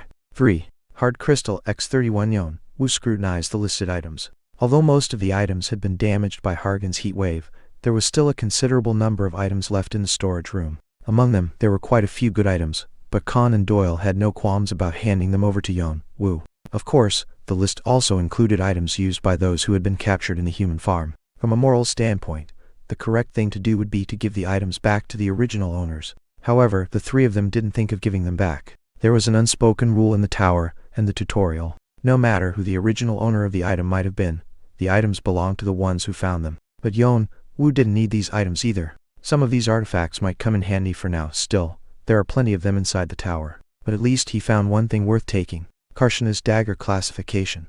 1. Handed weapon rating. D. Description. A dagger that had been used by a nameless trainee throughout his life. Made with common materials, but the blade hardened as it retains the passion of the trainee. Will of trainee weapon damage will increase along with the user's weapon proficiency. Yeon-woo touched Karshana's dagger and held it in his hand. The weight and size of the dagger were similar to those he had been wielding so far, so it was quite easy to get used to it. If there was anything that was missing, the blade is slightly bent. But it was alright. The daggers I had were getting really damaged. They are barely usable by now. This will suffice for the remaining of the tutorial. He was also fond of the extra option it had. Yeon-woo put Karshana's dagger next to his waist and examined the rest of the list. However, there was nothing useful for Yeon-woo. Even the resources in the lair didn't have much use. I do need plenty of minerals to make artifacts, but if I can't store them somewhere else, they will only make my backpack heavier. The materials gathered from monsters are also more expensive. Yeon-woo had taken the tokens that Hargan had collected in advance. Thanks to that, he had now over 200 tokens in total. In the end, Yeon-woo had to close the message without much gain. Well, I wasn't expecting anyway. But Yeon-woo wasn't particularly disappointed. Disappointment only comes after expectation. In fact, Yeon-woo didn't expect much from the start. His brother mentioned it in his diary after all, that the rewards were quite small compared to the risk and difficulty. The sole reason as for why Yeon-woo had accepted this quest was to collect the karma and tokens he lacked. And then, even if they are scrap items, with this much quantity, I can still sell them at a high price. Doyle then carefully asked Yeon-woo, "Is there anything wrong, Kane? There wasn't anything you needed?" He seemed worried that Yeon-woo might have to leave without making much profit. Yeon-woo thought that Doyle needed to grow a thicker skin for times like this. Doyle was too soft-hearted. Yeon-woo wondered how did he think he could climb the tower full of monsters with such a heart. But at the same time he knew that this was Doyle's charm. Yeon-woo smiled and shook his head. "They are mostly useless. But don't worry, it won't be a total loss." As Doyle looked at Yeon-woo with a puzzled look, Yeon-woo fixed his eyes onto an empty space and spoke. "You'll hurt your neck if you keep watching us like that." Doyle turned to the direction Yeon-woo was talking to. Khan also looked to the side with a bit of a serious face. At that moment, well, did I get caught already? I wanted to surprise you." A portal opened in midair and a figure dropped down. A man with his hood drawn over his face was giving him a big smirk. It was the mysterious merchant. Chapter 29. Consume 4. With the arrival of the mysterious merchant, Khan's and Doyle's eyes grew wider. "Hyung, do you also know the mysterious merchant?" Doyle looked at Yeon-woo with a surprised face. Yeon-woo lightly nodded. "A little." "Hey, how can you be so mean to me?" We had something special going on." "Oh." The mysterious merchant gave a silly smirk as he babbled out some nonsensical jokes. He didn't try hiding his fondness for Yeon-woo at all, which made Doyle even more astonished. In fact, the mysterious merchant was not someone one could easily have access to. He seldom showed himself in the waiting room of each section, or in the boss rooms. There was never a set time or reason for him to appear. Therefore, most people stayed in the waiting room and waited for an indefinite amount of time for the mysterious merchant to show up. But now, he had just popped up out of nowhere. Of course, it wasn't actually impossible to personally strike a deal with the mysterious merchant. "And also, glad to see you again, Khan and Doyle. We haven't met since you purchased the pass tickets, right?"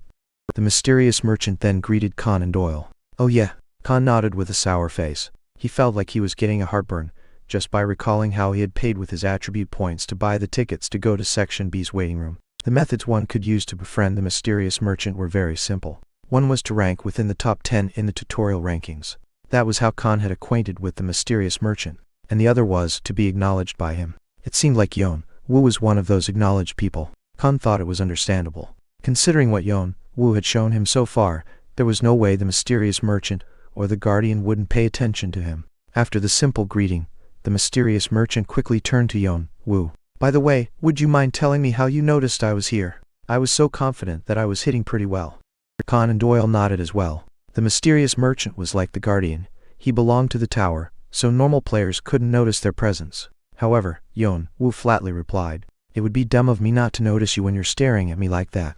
"Good, I see. You are not going to tell me." The mysterious merchant let out a groan at Yeon-woo's reply. But under the robes, his eyes were giving off a strange glow. He had known it from the time Yeon-woo purchased the reset tickets for Section A that no one else had bought before. In many ways, Yeon-woo was a very strange person. But the mysterious merchant put on his usual smile, suppressing his feelings from showing. "But next time, please show me some wit and pretend you don't see me. You've just ruined the fun, don't you think?" Oh. Yeon-woo tilted his head as if questioning his true intentions. "If we hadn't known you were here, weren't you going to wait and pocket our items?" The mysterious merchant grinned. My, you must have read my mind."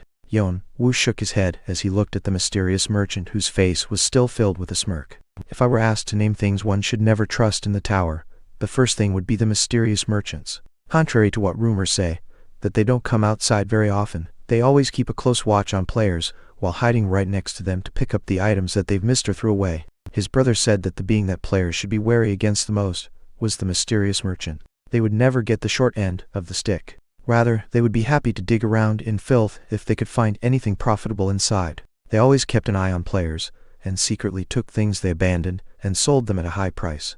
If Yeon-woo had left the lair with only the items he needed in his hands, he would have shown up belatedly and taken everything left in the lair. Of course Yeon-woo wasn't going to give away his items that easily. 150 tokens. Sudden words without any explanation. It was a bargain. The price for the ownership of the lair and the blue scale scimitar. Conan Doyle then turned towards the mysterious merchant with excited faces. But the mysterious merchant snorted at Yeon-woo's bargain with his arms crossed. "Oh dear, now you're trying to bargain with me. But you know, even the top rankers, 160, can't get that 180. Many tokens, 200. As the mysterious merchant went on talking, Yeon-woo kept increasing the number. 250. "Do you think you can sell them at that price?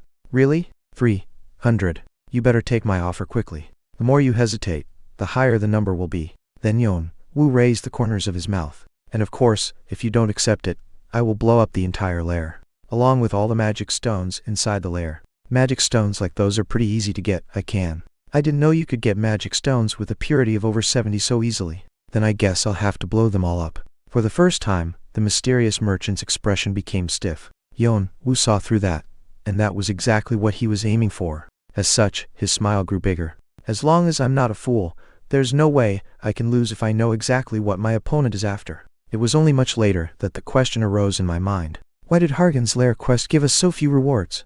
And why did it give ownership of the lair as compensation? The tower is a place where players are rewarded according to their achievements, so there must have been a reason. Later, I figured out that Hargan's lair had a rich mineral reserve of fine magic stones. But when I found out about it, I wasn't too disappointed. Even if I had known beforehand, I wouldn't have been able to do anything with it.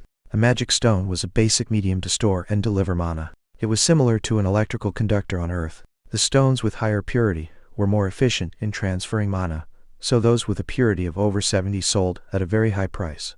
That was the reason why the mysterious merchant had his eyes on Hargan's lair. Of course, if the lair contained magic stones worth that much, I could take them for myself. But the higher the purity is, the more complicated the mining process becomes. His brother had also found it worthless, even after learning about the secret of the quest. I'd rather spend more time collecting tokens. So to speak, the reserve of magic stones inside the lair was a white elephant to Yeon-woo. If so, he was better off selling it to the people who needed it. And the mysterious merchant appeared right in front of him just in time. The mysterious merchant finally realized that he had completely fallen in the trap Yeon-woo had set up, and now there was nothing he could do about it. Still, 300 tokens is too expensive for 400. Oh, okay. Stop. I'll pay, so don't raise it anymore. I'm really gonna go broke." The mysterious merchant finally waved the white flag. Yeon-woo gave a victorious smile. "Good. I'll sell it for 405 tokens. 5 is for wasting my time. I've never seen anyone worse than me." The mysterious merchant let out a deep sigh and stretched his hand wide into the air. Then, a bluish magic circle was drawn in the air, and the message popped up in front of Yeon-woo. "You have sold Blue Scale Scimitar and the ownership of Harden's Lair, and obtained 405 tokens in exchange." Yeon-woo noticed that the scimitar in his hand and the entire lair around him had disappeared. Instead, a new window appeared. 698 tokens. Yeon-woo had less than 100 tokens before this raid, but now it had increased to nearly 700 simply by clearing a quest and selling some items. As Yeon-woo's trade ended in success, Khan and Doyle were shaking their heads without closing their mouths. It was their first time seeing the mysterious merchant being forced into a deal. After completing the deal, the mysterious merchant kept muttering to himself, saying things like it was a total loss. There was nothing left, I got scammed, and so on. Oh, and one more thing. When Yeon-woo opened his mouth, the mysterious merchant appeared slightly vigilant of his words. What else are you going to rip off from me? You sound like I'm bullying you. Anyway, I forgot to tell you, I have something I want to buy." This was finally his chance. The mysterious merchant grinned. "You, what do you have in mind?" Yeon-woo pointed at the mask he was wearing. "You see, it's a little melted. I need something similar." For a short moment, the mysterious merchant's face distorted. "Well, I do have things like that. Oh, by the way, it will cost you 4 string, of course. Throw that into our deal." "You can't just do that." "Then I guess you want to cancel our deal." "It doesn't matter to me." In the mysterious merchant's mind, he had already hit the ceiling and was hurling all kinds of insults at Yeon-woo. But he couldn't miss out such a big deal for such a trivial thing. In the end, the mysterious merchant once again stretched out his hand while grinding his teeth in indignation. "You have acquired the face of White Ghost." Yeon-woo patted the mask in his hand. It had a similar design to the one he had been using, but slightly different. It wasn't made of plastic, but of a material he had never seen before. "I noticed you were having a hard time because of the mask, so I prepared something good specially for you. And next time we meet, if you keep bullying me like today, I'm not going to stick with your play, okay?" Yeon-woo checked the artifact with a strange look. Face of White Ghost classification. Headgear rating, E+ description. A mask with various spirits ensnared inside. The mere use of it gives off a bizarre atmosphere, and allows the user to hide some of their presence. Once worn, it doesn't come off easily. If damaged, it can restore itself by capturing another spirits. It was a mask without any special options. However, Yeon-woo liked the line describing that it wouldn't fall off from his face easily, and that it would recover itself from damage. Yeon-woo turned to the side so that the others could not see his face, and removed the mask he had been wearing. He was somewhat amazed at how the mask wasn't completely ruined yet, considering what he had been through. But now, he had to bid farewell to his old mask. Yeon-woo easily crushed the old mask and threw it to the floor, and wore Face of White Ghost. The material felt odd on his skin. He patted on the mask to test if it fit its description. Thankfully, the mask was stuck on his face like a leech. "I appreciate your kindness." "Like hell you do." Sighed. The mysterious merchant packed up the bundle he had brought with him, and put it back on his shoulder. However, despite his sigh, he couldn't erase the smile lingering on his face. The mysterious merchant opened a portal and got ready to leave. While he was sticking his foot inside, he thought of something and looked back at Yeon-woo. "Oh, by the way." "What is it?" "When you were bargaining for the magic stones, you seemed almost too brave, as if you knew something. So tell me, was that because you knew what's going on the other side?" Under the robes, the eyes of the mysterious merchant shone keenly. However, Yeon-woo replied in a calm manner. "On the other side? What do you mean?" Well, it's nothing. I must have been mistaken." The mysterious merchant shook his head, and disappeared over the portal. Even while the blue portal was closing, Yeon-woo still kept calm. His new mask made it even harder to tell the expression he had just by looks, even more so his thoughts. Now it's clear. The arms race between clans and between rankers in the tower has become very fierce. Yeon-woo's eyes let out a cold glow. Chapter 30. Consume 5. High-purity magic stones are the base material for crafting higher-grade artifacts.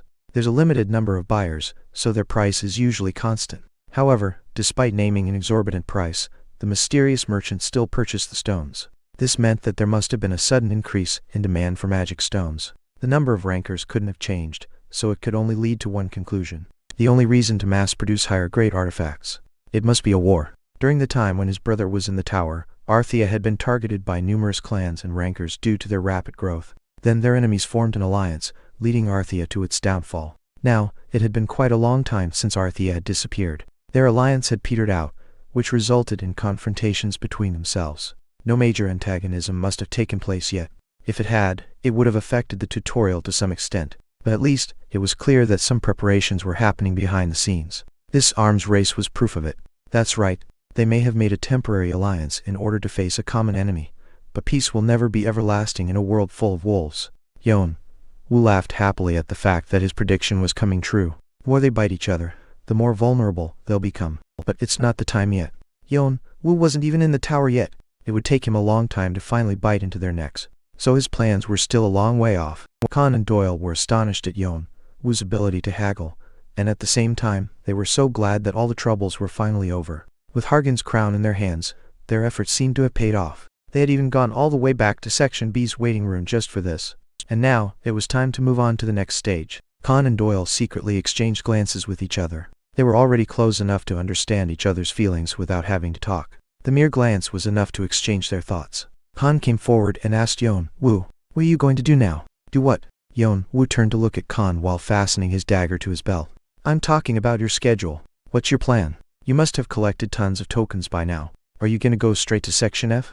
Yeon-woo did not immediately answer Khan's questions. Instead, he briefly checked the tutorial rankings. Tutorial ranking 1. Edora 63,001, 101 points 2. Fat 57,006, 112 points 3. Khan 55,002, 112 points 52. Unknown 32,005, 194 points U. That was roughly a 10,000 points increase. His rank suddenly jumped from 150th to 52nd. The tokens he earned from the trade must have contributed to this increase. The speed was insanely fast. But still, the gap between me and the first rank, that's even crazier. The karma points and Fant's score remained almost unchanged. Thanks to the 5,000 points Khan earned through Hargan's lair quest, Khan was now only a small distance behind of him. However, Edora was different.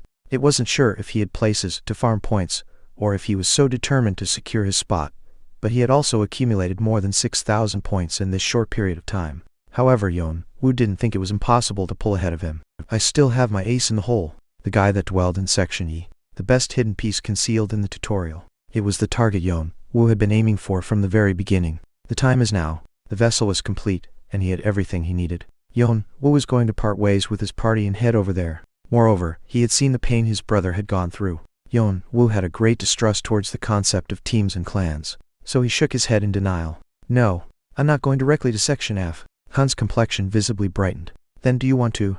But I have a business to attend to." Khan had to stop mid-sentence. "A business to attend to?" "Yes." As Khan was lost for words, Doyle intervened in the conversation. "Hi, there's something we've been wanting to ask you. Will you come with us?" "Come with you?" "Yes. Until the tutorial is over." "No, even after we enter the tower." Looking at Yeon-woo, Doyle's eyes were glistening. "In fact, Khan and I have talked about this a lot. You and us, we really clicked together. And we achieved more than we had expected, right? Maybe if the three of us team up." Doyle poured out a flurry of words in excitement. "However, no. I can't." Yeon-woo's response was emphatic. Doyle asked discreetly, "Can I ask you why?" "As I said, I have something I need to do." "If that's the case, you can still join us later after you take care of it." Yeon-woo calmly shook his head. "In the first place, I'm not really interested in being in a team. I don't like being tied up." "Is that so? Okay." Doyle's shoulders dropped. He was so sad, he almost looked like a puppy under the rain. Then Khan came next to Doyle and patted him on the shoulder. "Can't help it. People have different personalities. It's not like we can force him to stay with us. And things like this are gonna happen more often once we get in the tower. Anyway, you're still staying with us until we get out of here, right?" Yeon-woo nodded. Khan gave a big laugh and turned towards the exit. "Then let's go back out. People are waiting outside." The northern swamp was very wide. It could take quite a lot of time to get out. There were also a lot of lizardmen wandering around, so Yeon-woo decided to accompany them only until he got out of the swamp. The other players were dangling after the three of them. They were separated from the party here. They were dead men. However, they kept a certain distance from the three. They all had witnessed the scene of Khan oppressing Brand. Eventually, the players created a strange sight where they were too terrified to come close to Khan and Doyle but had no choice but to follow them. Khan and Doyle were also uncomfortable with their ambiguous attitude. "What are you going to do now with those people?" Yeon-woo asked, taking a quick peek at the players behind. Khan and Doyle also looked perplexed. Khan sighed lightly. "Well, we can't do anything about them for now. We'll have to escort them out of this swamp." As a matter of fact, Khan and Doyle also had a place to go, just like Yeon-woo. Since they got the Hargan's crown they wanted, They didn't have any reason to hang around here any longer. The tutorial's remaining time was passing quickly. It's not your duty to keep them safe. Hey, I have a human heart, you know? How can I leave them here? Khan scowled at Yeon-woo, but Yeon-woo looked calm. A human heart. In the tutorial, there was something he had always felt was weird about them. On one hand, they could be stern, but on the other hand, they were too soft. They were too nice to other people. Sometimes that attitude could be poisonous. Not to mention, they were currently in a place where there were a lot of hyenas just looking for a chance to bite off their necks. Yeon-woo had a lot of advice he wanted to give them, but he decided not to because it was obvious that they wouldn't listen to his advice. Also, he was going to have to leave them soon. It wasn't long before Yeon-woo's concerns turned out to be real. See, can you, give me some food? It wasn't much of a deal at first. All they did was to come hesitantly and beg for food. These people had been held captive and couldn't eat properly. Doyle apologized for not sharing the food in advance, and he handed out some of the food he had. The player hugged the jerky he received tightly in his arms and returned to his seat. When the eyes of the other players gathered up on him, the player made eye contact with Ethan. The player then nodded silently. It was a cue to let him know his plan seemed feasible. Is that so? Ethan rolled up the corners of his mouth. In fact, it was Ethan's order that sent him to beg for food. I had a feeling when they tried to take care of this many people, but they are actually a couple of pushovers. In fact, the plan Ethan had presented to Brend was very simple. My teammates and I will make a scene in order to slow them down, and then, you will come forward and ask them for a break. Do you remember the place where 3 rocks are placed outside the swamp? Lead them that way. What's about next? The 3 of them must be exhausted from raiding Lizardman King, so I bet they aren't gonna say no. Then while we're on a break, he's going to make his move. And then you know what happens after that, right? Their plan was to lure Yeon-woo's party to a designated location under the excuse of taking a break, and to catch Khan and Doyle off guard to steal their items. Judging by what I've observed, it's a perfectly feasible plan. Ethan's trait was capture. His trait allowed him to infer other players' personalities and tendencies after observing their habits. Thanks to this trait, Ethan had been able to come up to Section E by only relying on his wits and words, even though he didn't have any special talent, and he had examined Khan very closely when he was humiliating Brend. After that, he had figured out something from it. What Khan valued the most was neither money nor honor, but loyalty. Each person has a different set values and different standards, and when people's values collide, they tend to believe that the values they pursue are the absolute justice. In Ethan's view, the loyalty Khan and Doyle valued could be easily exploited. People like them often got caught up in their loyalty and ended up digging their own grave. They could have ignored the players or leave them after saving them. However, they were protecting them merely out of the sense of responsibility. That was the evidence. He even disliked talking behind his teammates' back. In other words, if I don't cross the line, I can exploit them as much as I want. So Ethan sent his man to probe that line, and now he was getting the gist of it. No touching your loyalty or your pride, is it? Well, that's easy. Hoo-hoo. But there was something that had been nagging on his mind. If there's anything fishy about it, it's him. Ethan took a quick glance at the masked man who silently followed Khan and Doyle. It was Yeon-woo. That guy. I can't tell anything no matter how hard I try. He was the one who was said to have made the most contribution in killing the Lizardman King. Even with that much skill, it was strange his name remained anonymous within the tutorial. Normally, there could be only one case. A person who doesn't reveal himself, has strict self-discipline, and knows how to calmly judge the situation. Ethan's trait did not show anything from him. Moreover, whenever he watched Yeon-woo with his minions to find out about him, whether it was a coincidence or not, Yeon-woo also turned his head his way and caught his eyes. Beneath the white mask, 2 eyes were coldly shining. He felt naked before the 2 floating will-o-wisp-like eyes that seemed to be able to see right through him. It gave him chills all over his body. But that didn't stop Ethan's plan. No matter how suspicious he was, there was no way he could have noticed them plotting something. Brend, that idiot's gonna take the bullet and set the table for us. Ethan scoffed at how dumb Brend could be. In fact, the plan he had told Brend wasn't the end of it, it was only the first step. The real deal would happen right after that, drawing their attention while his friend stole a little bit of their artifacts and tokens. It was all a lie. Stealing isn't enough. They're Khan and Doyle we're dealing with. The 3rd and the 11th ranks. And the other guy is the one who destroyed the Lizardman King. If I can take them all down, taking the first place won't be just a dream. Ethan licked his lips, his eyes giving off a cruel look. The most important part of the plan was the finesse and timing, and the masked man would never get out of this trap either. Ethan then gave a signal to his minions. Some players suddenly began to throw tantrums. Khan, my friend, is not feeling well right now. And we slowed down a little? I'm getting really tired. I'm sorry, but I need to use a bathroom. Later on, some people even started to lay down on the floor and refused to move. I'm not going to move anymore. I'm not. I don't have anything right now. If I go out there, I'll just be monsters' food. Then I'd rather sit here all day.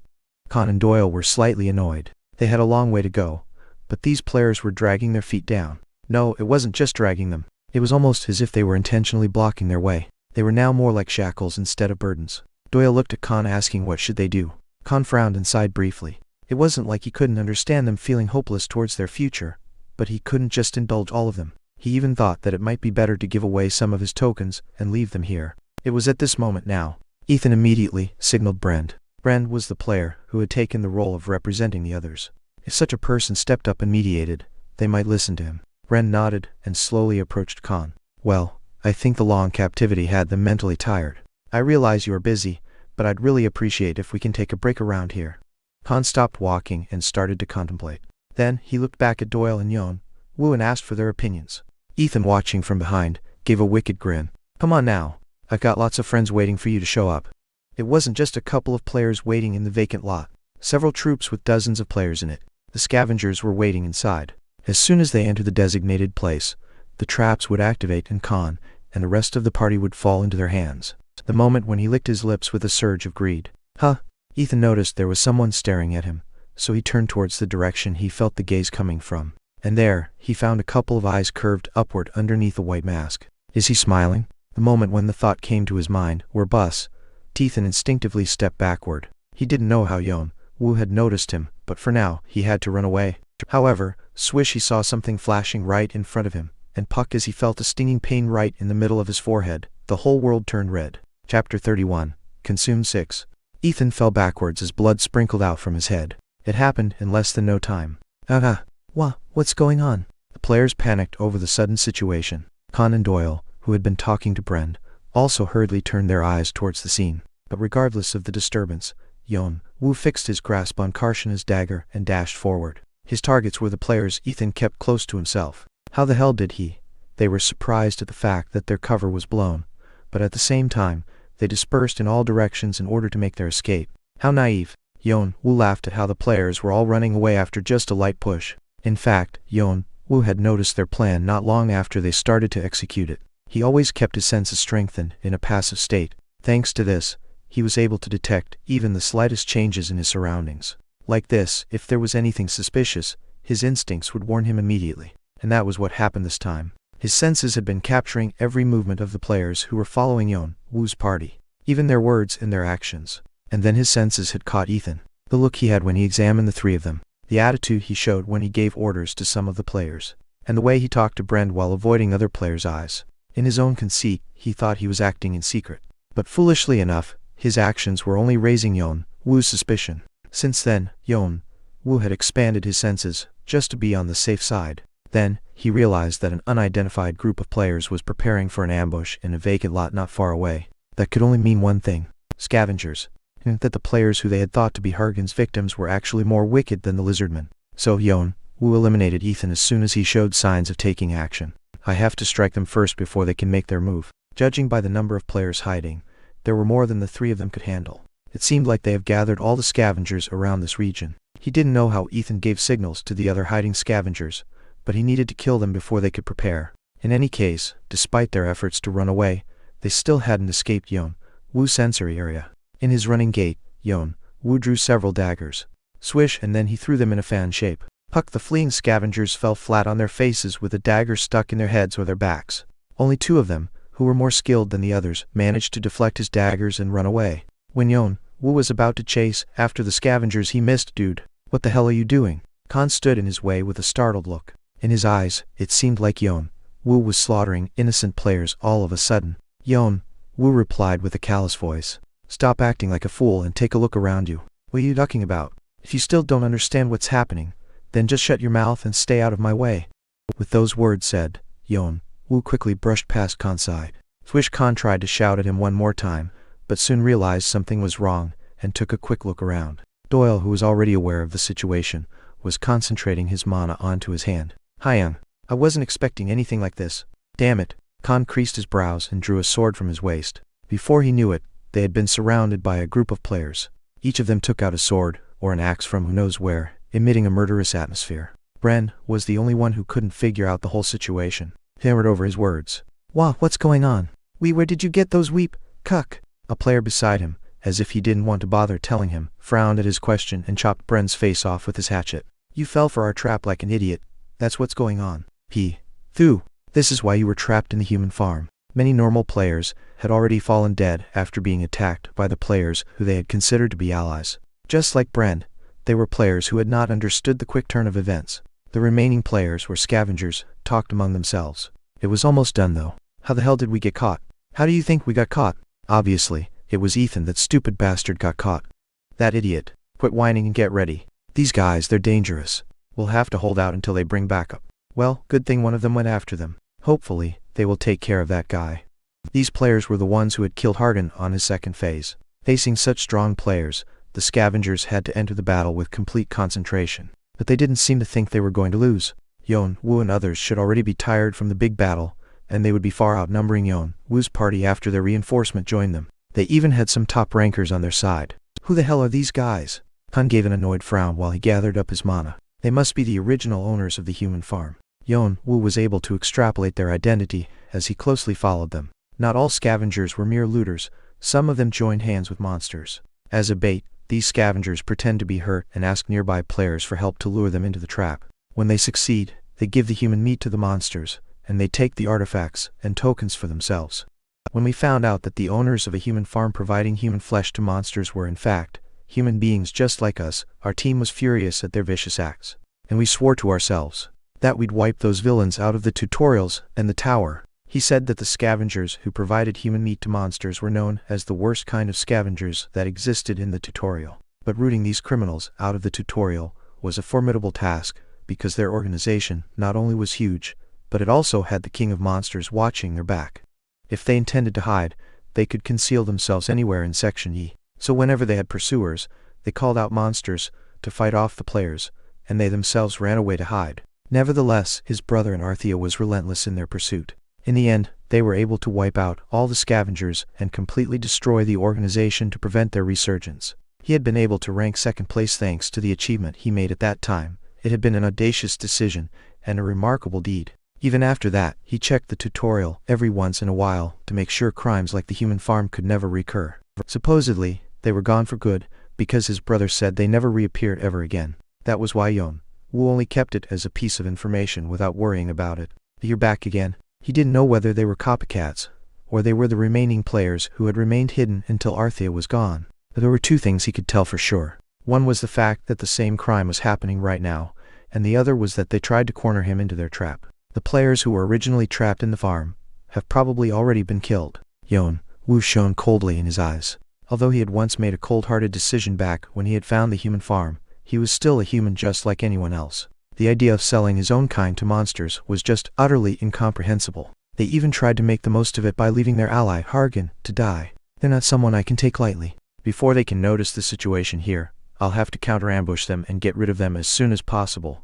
And as expected, these scavengers were doing their job and leading him to their reinforcement. He hadn't caught the fleeing scavengers on purpose in order to pinpoint the place where the rest were hiding. And the moment he sensed their position, swish cuck. No.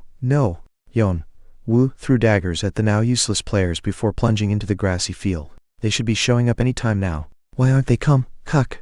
Inside one of the bushes, a scavenger was muttering to himself while crouching down. But soon, he was stopped by a sudden searing pain in the back of his neck. He tried to raise his head up, but before he could even scream, his head had already been separated from his neck and dropped rolling on the floor. A puddle of blood formed on the ground. Plop! After a simple splash from stepping on the puddle, not a single noise was made as Yeon-woo moved on to the next point. It was like a feline trying to hunt down its prey. Secretly, but swiftly, a pair of will-o-wisp were darting across the woods. It took a long time before the scavengers waiting for Ethan realized something was wrong. Fuck. What's taking him so long?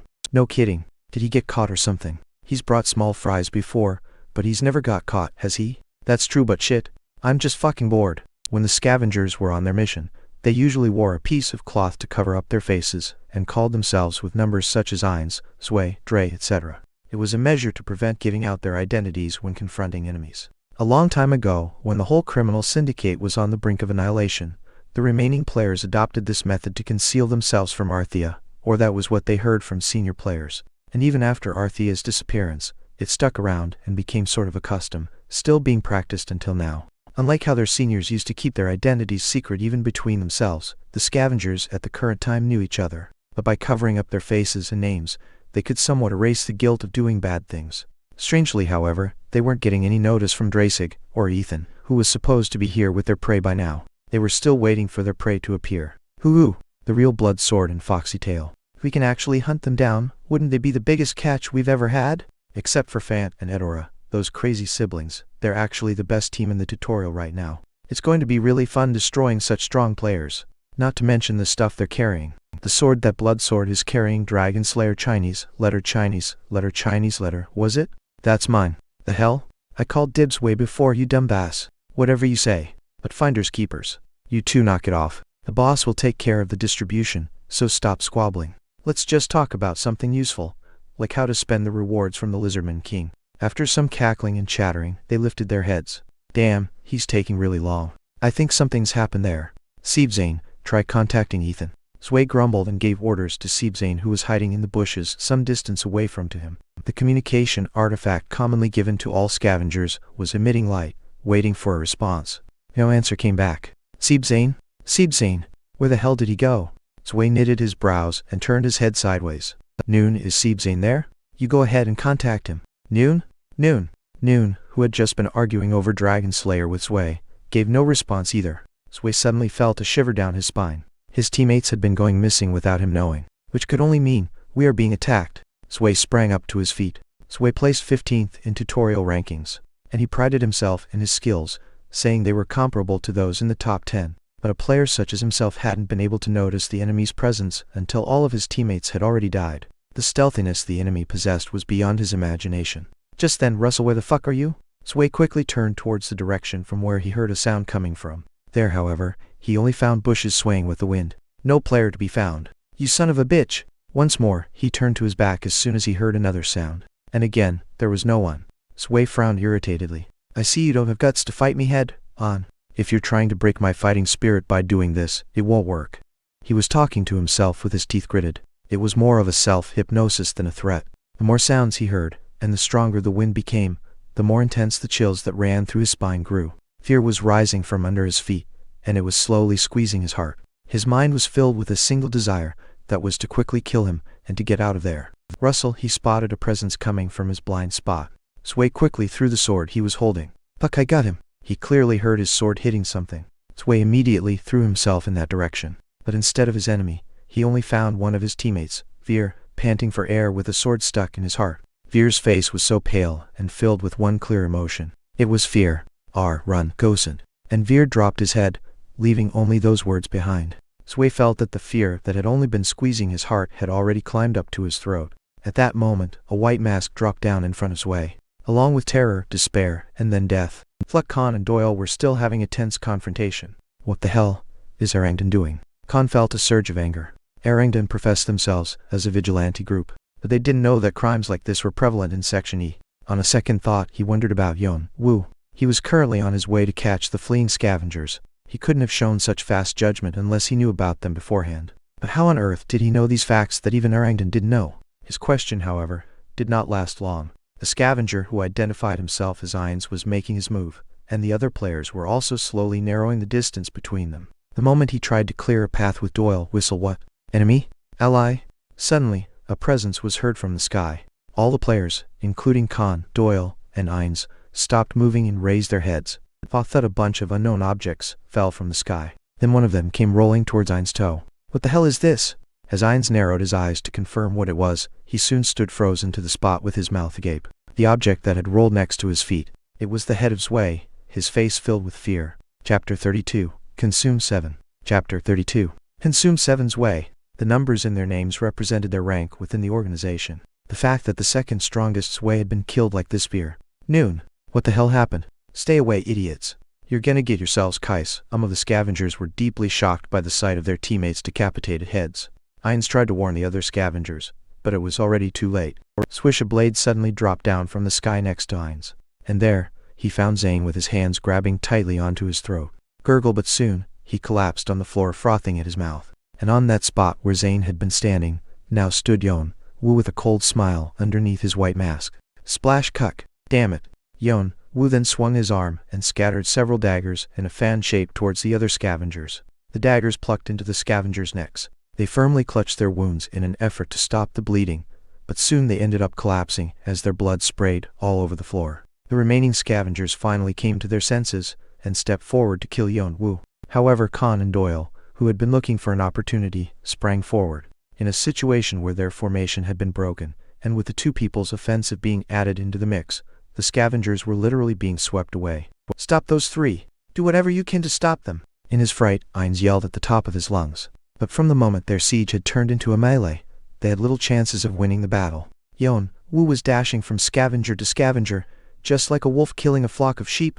Swords were swung from every direction, but none of them could deceive Yeon-woo's senses. Yeon-woo skillfully dodged the attacks, as if he had eyes everywhere. He held his dagger backward while stabbing at his opponent's muscles and arteries, and threw several daggers that penetrated their necks. Khan and Doyle were just as fierce as Yeon-woo. Doyle quickly slid to a side as he summoned a series of flamebugs.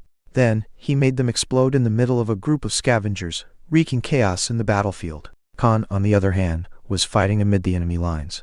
Streams of blood splashed up whenever he wielded his sword, as if to show why he was called Blood Sword. The scene they created felt like a city being engulfed by a tidal wave. Now the scavengers' position was reversed. From the predators, into the preys, you sons of bitches.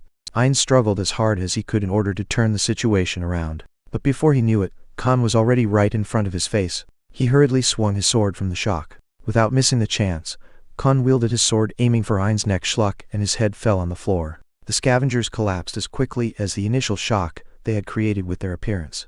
Their awaited backup showed up dead, and their leader, Ainz, also died a sudden death. Their morale hit rock bottom. Eventually, the scavengers abandoned their weapons one by one and began to surrender, knowing that they had no chance of winning. I surrender. Please don't kill me. We were just forced to do what Ainz told us to do. Believe me. Why, yeah, he's right. We had no choice but to take part in order to survive. But I've never killed any player, so please, spare me. They wanted to bet on Khan's and Doyle's compassion. They had seen how Khan and Doyle had tried to take responsibility for the slaves, even though they weren't acquainted with them. Based on this, they thought that Khan and Doyle might spare their lives if they put down their weapon and surrendered. However, what's the difference between you and Hargan? Khan looked at the kneeling players and inquired coldly. What? I'm asking what makes you different from Hargan, who consumed his own kind, shitheads. What? Cuck! Khan relentlessly stuck his sword into their throats. The scavengers then realized who they had messed with. They had thought he was still green, but the player they were dealing with was the Blood Sword, a swordsman who was born as the son of a ranker in the tower, but had made his own name without riding on his father's coattail. They should have known that such a person would not be swayed by mere compassion. Hargan at least cried when he saw his wife and his babies dead. But what about you? You must have been laughing all the while you sold other players to the monsters. And you even murdered the rest of the trapped players. In the end, seeing that it was dangerous to stay any longer, the scavengers began to run away one by one. There was a great risk of falling prey to the lizardmen by escaping unarmed into the swamp area. But they couldn't afford to think that far ahead. However, escaping wasn't going to be so easy. Just like when Yeon-woo eliminated their reinforcement, he was now hunting them from the shadows.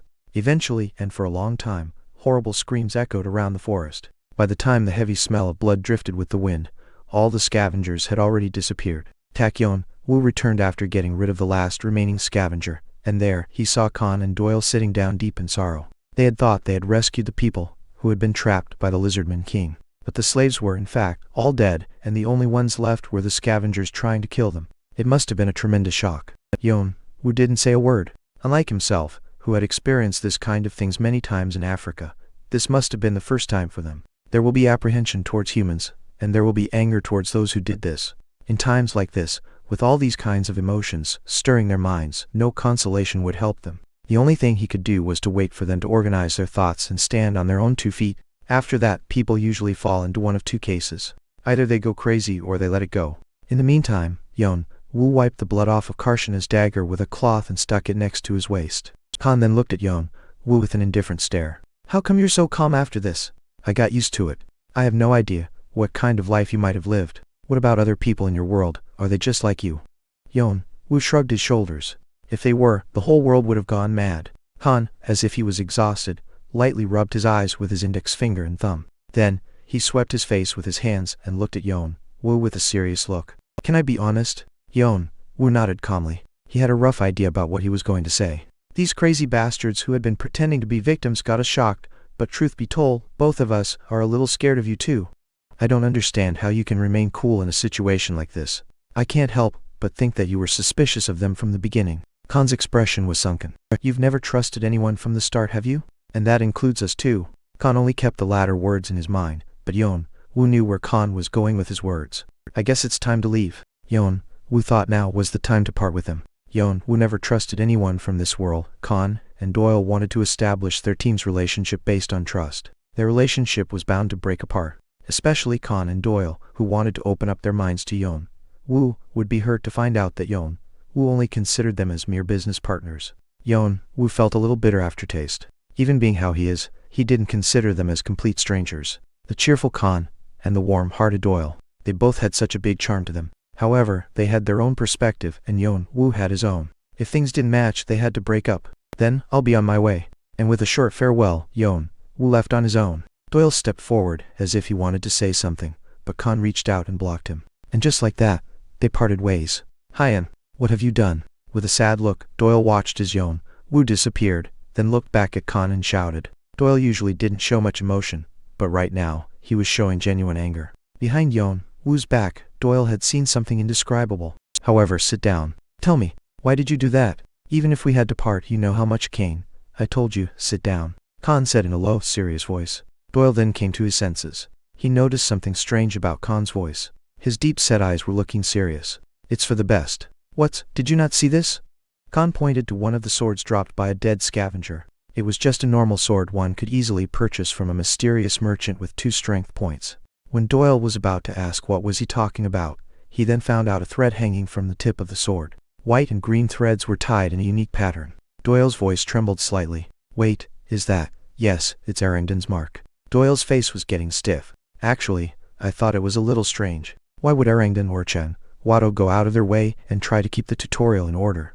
They made excuses saying it was to procure an influx of new players, but people like us know that's a load of crap. The ones behind Arlington's back, Jeong-woo, was one of the 10 biggest clans within the tower. Their clan valued chivalry and worshipped swordsmanship and gallantry. Naturally, they always had plenty of applicants without having to put any effort into attracting newbies, and they could admit whoever they needed. When Jeong-woo had announced the establishment of Arrington in order to watch over the tutorial, other clans and rankers had doubted their intentions. But without any solid proof, they could do nothing but let them be. What if it was, in fact, a cover to secretly take over the scavengers? The tutorial runs via a series of complex systems that differ from those present in the tower. I don't know exactly what they're after, but if they are trying to take advantage of the system, Khan had to pause as he clenched his teeth. He was holding back the burning anger welling up inside him. Then, their story finally adds up. Right? Doyle nodded his head in silence. Come to think of it, the foundation of Arrington came suddenly right after Arthea had wiped out all of the scavengers in the tutorial. They probably needed a more solid management system. Doyle gritted his teeth. He finally understood why Khan had to send Yeon-woo away with a ridiculous excuse. He didn't want to drag Yeon-woo into the risk that was about to follow, as he seemed to have important businesses to attend to. Khan must not have wanted to disturb him. Hyan, then, are you? Khan nodded gravely. Yes. I'm gonna have to go see that idiot build before I can carry on. You should go ahead and head to where Vigridor is. Vigridor. It was the other hidden piece that required Khan and Doyle to obtain Hargan's crown beforehand. It was the ultimate goal they hoped to achieve in the tutorial. It was also the only way Khan and Doyle could catch up with the Edora and Fant siblings who had been stacking up karma points with incredible speed. Don't be silly, Hyam. Doyle had a big smile on his face. You're not the only one who wants to see those bastards' faces. I'm dying to know what he's going to say about this. He had also decided to abandon their chance. Khan shook his head, as if knowing that would be his answer. You know, I think you're the dumbest one there is. I mean, you pretend to be smart and all, but in the end, you end up making the dumbest decision. Look at who's talking. Just as always, Khan and Doyle giggled as they joked with each other, and now they set their feet towards the opposite direction of Yeon-woo's, the direction that led towards the Western Territory where Arrington was known to be stationed. Yeon-woo stopped for a moment and shifted his gaze towards the west. Idiots.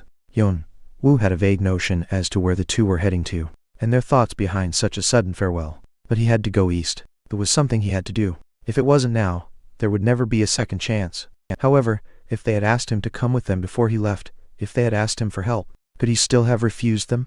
Without having a proper answer, Yeon-woo continued to move eastward, to the place where the hidden piece Akasha's snake was. Chapter 33. Akasha's Snake 1. Volume 2, Chapter 8. Bill's brows trembled. Team 2 was annihilated? I'm afraid so. Team 2 was in charge of supporting Arangdan from behind the scenes by supplying them with materials. It must be them again. The subordinate lowered his head without replying, but that was enough for an answer. Bill continued with a seemingly irritated voice. You said they were enough for this task, so I gave you the chance, but you failed me. Ha! It's as if we just let them take Hargan's crown for free. The subordinate kept his head low while bowing. He knew that making excuses in this situation would just make his problems worse. It was only 2 days ago when Bill had ordered Team 2, the scavenger troop, to get rid of Yeon-woo's team. Arangdan had brought a piece of information saying that the three of them had immediately headed towards Hargan's lair as soon as they entered Section E. For that reason he had set up a trap. However, contrary to expectations, they managed to exterminate every last one of the scavengers that participated on the mission, including both the baits and the backups. Not only that, but they had also taken Hargan's crown, which Bill was saving for the end of the tutorial. It was quite gut-wrenching for Bill. You fools! Do I have to step up for a task like this? I'm terribly sorry. He had put a lot of work into preparing Team 2, but now his efforts had ended up being in vain. He couldn't let them get away with this. If he left this matter unsettled, it was clear that there would be a punishment coming from the Isle. Put Team 1 on standby. Why, you mean the Team 1? The subordinate opened his eyes in surprise. Team 1. The players in this team were known as the elite players in Arangdan, and were being specially trained for Jeong-woo. Each one of them was among the top rankers in the tutorial. But what surprised him the most was that this was the first time Bill had ordered to assemble the whole team. And all of that just to deal with 3 people? To him it seemed like a waste. They're the ones who destroyed Team 2 with only 3 of them. Bloodsword, Foxy Tail, and the masked one. Their level is higher than I expected. Bill leaned back on the chair. It's not that bad. This will serve as a good combat experience for them. The subordinate bowed his head in agreement. Even from his point of view, the players in Team 1 were all full of conceit. Their belief in that they would be the next leading players of Jeong-woo was so strong that even Bill's words were often ignored. Bill was planning to make use of this opportunity for both getting rid of the eyesores and throwing a damper on their pride. And I will be moving along with them. The subordinate's eyes widened, but he soon lowered his head again. Prior to becoming an executive in Arangdan, he was also a player who had climbed some floors in the tower. No matter how good players were in the tutorial, there was a huge gap between them and players already in the tower. Those high rankers are dead now. He clicked his tongue in pity. Players from the tower would receive a severe penalty from the Guardian if they intervened in the tutorial. But Bill decided to step up even at the risk of receiving such penalty. That's how much of an obstacle they posed to him. Or, are you considering the possibility of them having noticed the identity of Team 2? Bill slowly nodded his head. There's no reason to leave a potential risk behind. Besides, we can't let them get away with what they have done to us, can we? Bill then gave him an order as he bent his brows. Immediately assemble all members of Team 1, and also warn them that those who fail to comply will be cut off from the clan on the spot. Roger. Bill clicked his tongue as he watched the subordinate leave. We were almost done collecting the sacrifices. I didn't expect a setback in our plan. When he had first heard of what happened to Keen, Bill had thought he could easily run Yeon-woo off the road. But now, he couldn't just stand by after all the trouble Yeon-woo had caused. Still, Bloodsword and Foxy Tail, their backgrounds are too big. There's also the possibility of the masked guy being secretly raised by other clans. He must have someone's backing. Bill had already excluded the possibility of Yeon-woo being alone. As far as he knew, no player with that level of ability could have been raised without any support. Bill couldn't look down on his ability to clear the inner area as a solo player, even going as far as speedrunning it. So he had to get rid of them as secretly as possible, leaving no evidence behind. Of course, it wasn't because he was afraid of their background. The power Jeong-woo had in the tower was really unmatched. It was only because he didn't want to arouse any suspicion from other clans or rankers. After the downfall of Arthea, the force piece in the tower is now gradually being chiseled away. Now, it's just like a ticking time bomb. You never know when it's going to explode, but at least before it explodes, we have to gather up as much strength as we can. Secretly, and without anyone noticing, Arangdan was in charge of supplying the necessary materials to gather up their strength. On that account, Bill couldn't forgive Yeon-woo's party for destroying Team 2. Bill thought for a moment about how to eliminate them. However, his thoughts did not last long. Quang were under attack. Damn it, what the hell is going on? An explosion shook the whole command post violently. The noise came from the entrance. Bill, then the subordinate, who had been ordered to gather up Team 1, rushed back into his room. Bill asked with a frown on his face. What just happened outside? They're here. They? Bloodsword and Foxy Tail, what? Bill rose from his seat with an irritated look. Before the subordinate could continue, Bill spoke with a curl on his lips. They've saved me some trouble now that they came here on their own. Just then, Quang suddenly, The wall to his left was blasted off and Khan appeared along with Doyle. As if they had clove their way straight across, they were covered in dust and blood. Build! Khan burst into a rage with a distorted expression, while looking at the man who had turned the tutorial into hell.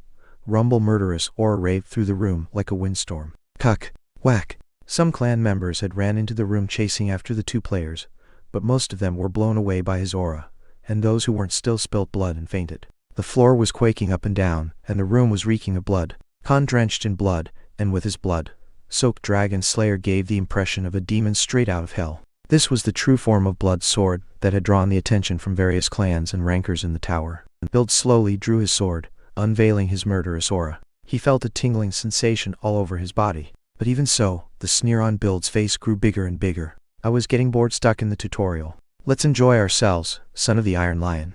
At the end of his words, Quang Build and Khan flung themselves at each other. Once again, another explosion erupted inside the room. While Build and Khan were fighting each other, Yeon-woo was reaching the eastern area of Section E. The lush forest soon came to an end, and the black rocky mountains started to show their spiky heads. The wide and barren desert. It was the orcs' territory. Orcs are monsters that possess a solid physique and muscles with a grimly twisted pig face. They are 2 meters in size, which is bigger than a lizardman. Orcs show aggressive behavior towards players. They will run to attack a player as soon as they spot one. This kind of behavior makes it harder for players to hunt them down. But of course that did not matter to Yeon-woo even a bit. As he ventured around the eastern desert, 4 orcs suddenly jumped at him during their patrol. But Yeon-woo easily sliced off the gullets of 3 of the orcs, and severed the arm and leg muscles of the remaining one and laid him on the floor. Then, he climbed on his body and held a dagger against his neck. Swick! Human. Strong. Spare me. Players and monsters were alike. They all begged for their lives when facing imminent death. Yeon-woo asked the orc with a cold smile on his face. I kept you alive because you seem the smartest of all. Alright. Swick. I am the smartest in the tribe. Swick. Orc intensely nodded his head with a pale look. The truth was, Yeon-woo randomly picked one out of the 4 orcs. Let me ask you a question. Have you seen any cottage nearby? It should be somewhere on the rocky mountain, or on the branches of a tree. What? Swick. You better think hard. There are lots of other orcs around that I can ask. The orc then quickly put his brain to work. To survive, he had to remember things in great detail, like what he had eaten 5 days ago. The cold blade of the dagger started to slice into the skin on his neck. Blood was dripping out of the wound, but the orc was too terrified to feel the pain on his throat. Soon enough the orc managed to conjure up a memory he had regarding a house. There is one. Swick. I have never seen it, but my friends were scouting, and they saw a strange house, hanging on the bay tree. They said it was too high, so they just came back. Beneath the mask, Yeon-woo's eyes shone brightly. This must be it. It was the place where the helper who would lead him to the hidden piece, Akasha's snake, lived. And where is that? The orc realized that the dagger had stopped digging into his throat, so he quickly answered. You have to walk a little bit left to the sunrise, takes 2 meals of time. Northeast about half a day from here. The orc then shouted urgently. Let me cuck. But he couldn't finish his words. The dagger penetrated deeply into his neck and cut off his artery. Why? With his life fading away, the orc spat out one last word with the intention to ask why had he killed him despite having answered his question. I was only asking you a question, and I didn't say I was going to let you live. Hearing Yeon-woo's cold reply, the orc was left in shock as he wheezed out his last breath. Yeon-woo immediately took out a dagger and began to cut the dead orcs' stomachs open. It was to take their ribs. Orcs' bones were very high in density. They were perfect materials for crafting various artifacts. As he dissected the carcasses, Yeon-woo meticulously mapped out his future plans. Akasha's snake is a tricky monster. It only shows up at certain times, under certain conditions and circumstances. Without his help, I'll never be able to find it. Akasha's snake was a monster that inhabit deep down under the ground in the eastern desert area. But unlike its name, it was not an ordinary snake. It was a predator that could swallow and devour everything. His brother had left various records about Akasha's snake in his diary. Not just because that was how shocked he had been when he had first faced Akasha's snake, but also because it was the experience that had helped Arthea become who they were. Yeon-woo was thinking of killing such monster on his own. Its size was larger than the 4 or 5 Rocky Mountains combined, and its length was immeasurably long. I even wondered how could a monster like that exist in the tutorial. It was said that Akasha's snake sometimes had to come out to the surface in order to breathe. It also filled its hungry stomach while it stayed on the surface. We tried to kill such monster without having any knowledge about it. No wonder we almost lost our fight. But luckily we met him. The person who saved his brother and Arthea during their battle with the snake. My first master, Galliard. Snake hunter, Galliard. Yeon-woo muttered the name of the person he should be meeting soon. Of course, if he knew I was calling him with cheesy words like master, he'd become running here to punch me in the face. Anyway, he was a man who seemed to be ever so free but was imprisoned by memories of the past. That's the reason he had been hunting Akasha's snake for decades. Galliard had a rather unique history. He was a player. However, he had never stepped into the tower. For decades, he had only stayed in the tutorial that resets every round. But it wasn't because he wasn't weak. Later on, when his brother looked back after becoming the 6th top ranker in the tower, Galliard had never been weaker than the other rankers. He even presumed he could be among the top rankers.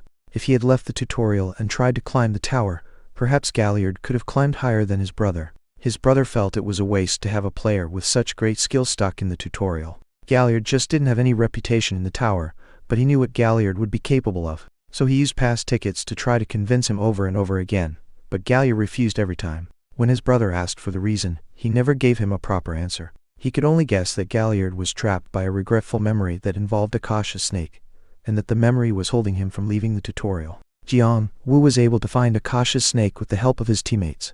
I don't have the time to make such preparations, so I'll have to meet up with Galliard and get his help. It may have been a precious bond for his brother, but Yeon-woo didn't pay much attention to the fact. He was going to take whatever he could take from Galliard, even his skills if possible. The white mass turned to northeast. If not, I'll have to force him.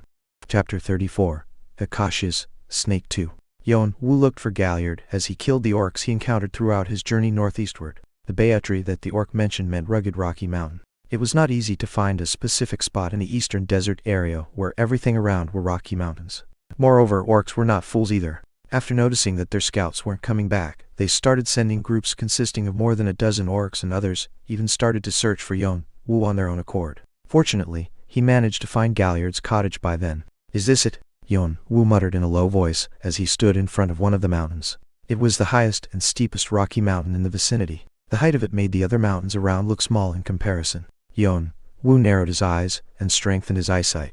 Then, as if he had zoomed in with a camera, he found something barely peeking out from the tip of the mountain. It was a small cottage roughly supported by a few thick wooden pillars on a sloping cliff. It looked like it could collapse in any moment, but Yeon-woo shouted with joy because it was the same cottage he had seen in the diary. Later I figured out, Galliard changes the location of his cottage with each round of the tutorial. It's so annoying to have to search every corner of Eastern Desert every time I visit. His brother also did not know why Galliard kept moving around. He could only guess that it had something to do with chasing Akasha's snake. In there first. Yeon-woo started to climb up the rocky mountain, lightly hitting the ground. The slope was too steep and rugged to climb without a single piece of safety equipment, but thanks to his high stats and skills, it wasn't too difficult for Yeon-woo. All he had to do was to pinpoint the safe places to step on with his strength and vision, and leap up with his strong leg muscles. Yeon-woo climbed so fast that before he knew it he had already landed on a small yard in front of the cottage, and he knocked on the door. "Excuse me," but no sound was heard from the inside. He expanded the scope of his senses and scanned inside the cottage, but he couldn't sense anything. "Is anyone here?" He couldn't just open the door and enter without the owner's permission. In fact, Galliard was a character who seldom stayed at home and most of the time could be found outside walking around. So Yeon-woo sat on a bench in the yard and began to wait for Galliard. "Who are you?" The sunset was spreading across the sky when Galliard returned home. When he arrived, Yeon-woo was in the middle of his meditation. He immediately opened his eyes and greeted Galliard. "I'm Kane. I don't care about your name. I'm asking you, what are you doing in front of my house?" Galliard eyed at Yeon-woo up and down with a look full of suspicion. But to Yeon-woo, Galliard was a very intriguing existence. Demi-humans, they actually exist. A tall stature reaching about 190 centimeters, a sturdy but sleek body frame, brown skin tone, well-defined, handsome features, and then the long pointed ears. Galliard was not a human. An elf, one of the most prominent members of the demi-humans. Among them, he was a dark elf that was classified as a natural-born warrior. "I've been introduced by teammates. I'd like to buy something. Are you the Galliard?" With a stiff expression, Galliard threw a freshly caught beast on the floor and lowered his bow from his shoulder. He was getting ready for a fight. Dark elves were often treated as freaks, even among the elves. While most of the elves loved peace and cared for nature, the dark elves were more cruel and sometimes cold-blooded hunters. In some cases, they would abandon their teammates without any hesitation if it was for a greater good. Maybe that's the reason. When I first met Galliard, he was very doubtful and would always be on guard against others. "I'd like to get Undyne's goblet." Galliard slightly creased his brows. "Who told you that?" "Raham. That asshole. I told him not to go babbling about this anymore." Raham was the name of an old friend of Galliard. He was the person who had been originally trying to climb the tower with him, and he was also one of the people that Jeong-woo called his masters. Yeon-woo was a complete stranger to Braham, but he didn't care at all. He was going to leave Galliard as soon as he got the item he needed. There's no need to befriend him just because he was close to Jeong-woo. Galliard had nothing to do with the betrayal his brother had suffered. He had never entered the tower, and had no will to intervene in any other business. But still it wouldn't do him any good to reveal who he was. Even if he did, it would just make things awkward for both of them. For Yeon-woo, it was enough to know what kind of people his brother had connections with. Okay, Galliard let out a deep sigh. Then he slung his bow back on his shoulder and picked up the beast he had dropped before. Come in. Yeon-woo followed Galliard into the cottage. The inside was not much different from where ordinary hunters lived. Along the wall were stuffed heads of all kinds of beasts, and various hunting weapons were placed on the floor. Some scraps of leather were scattered on the table. You can sit anywhere you want. Just give me some time to finish this. Galliard pointed to a chair with his chin as he pushed the pieces of leather to the side and placed the beast on the table. The beast he carried home had a slight resemblance to a deer, but it looked very different from what he had seen on Earth. The size was twice as big, and its legs were full of muscles. On its head, 2 sets of goat-like horns were tangled together. Galliard took apart the beast at a rapid pace. He drained the blood, removed the flesh, and took out the guts. Yeon-woo looked at his skills with admiration. You into this kind of stuff?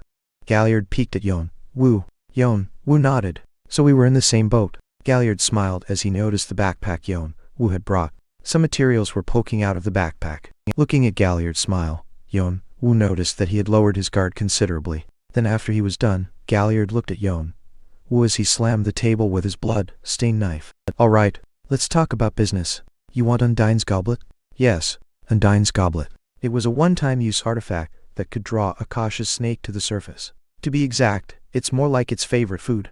The reason why Akasha's snake appeared on the surface was to fill its hungry stomach. In order to satiate its massive body, his food had to fulfill one of 2 conditions. Either it had to be present in large quantities, or it had to be nutritious. The Akasha, in the name of Akasha's snake, indicated the smallest unit of matter in the spiritual world. Others called it ether, or spirit element letter, F9b3.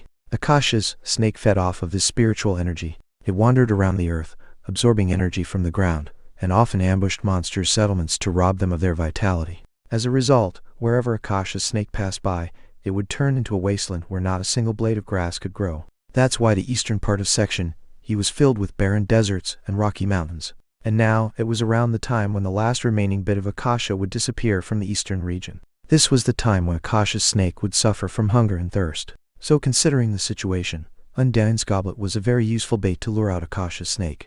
Undyne's goblet is an artifact that contains a great amount of Akasha.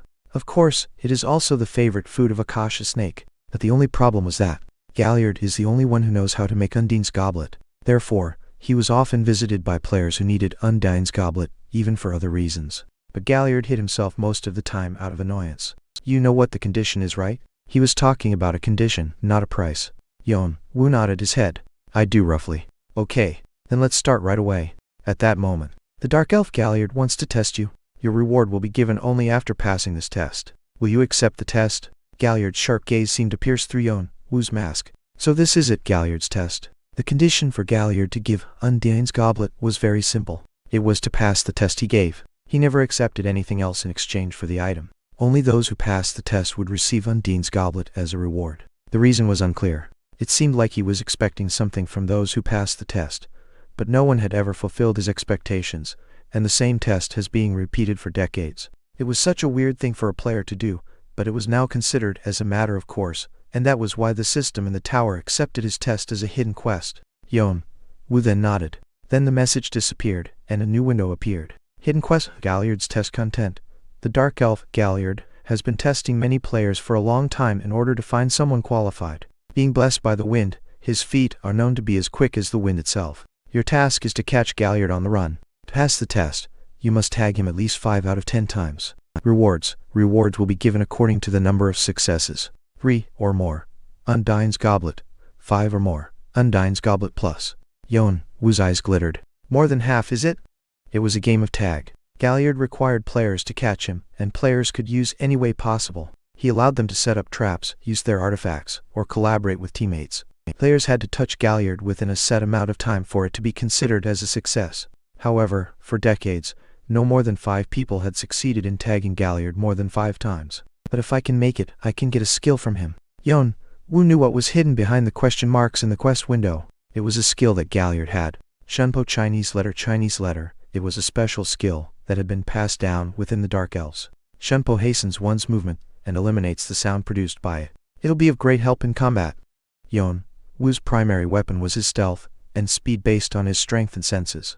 No other skill fit his combat style as good as Shunpo. That's why Yeon-woo included acquiring it in his plans. There was one more reason why Yeon-woo needed Shunpo the most. Missing a numbering on it, Shunpo might be seen as a mediocre skill, but I realized its true value only after seeing my teammate. The advantage of Shunpo lies not in its speed, but somewhere else.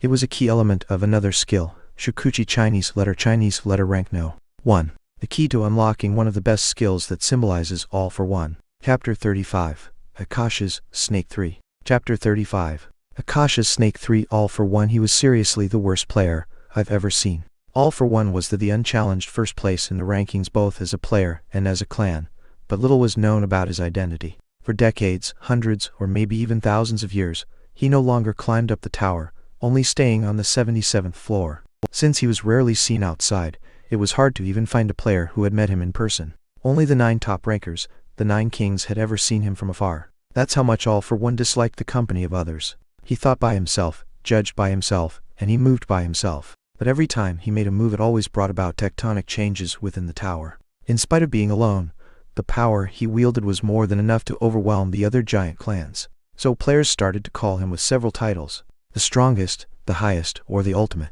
No matter who entered or left the tower, he would still be the first ranker. Many players had challenged him for his position, but none of them was ever successful. However, the challengers' effort did not end in vain. They studied All for One and accumulated information about him. In the end, they were able to analyze some of his skills, and one of them was Shikuchi. Yeon-woo's 2 eyes sank deeply. No matter how far the distance, All for One could traverse it with one leap. He didn't even need tickets to move from floor to floor. At first, other players had speculated that All for One might have a magical skill like teleport or blink. However, those space transfer magics required a considerable amount of mana and a long casting time. But All for One seemed to be free from those constraints, neither requiring a casting time nor circulation of mana.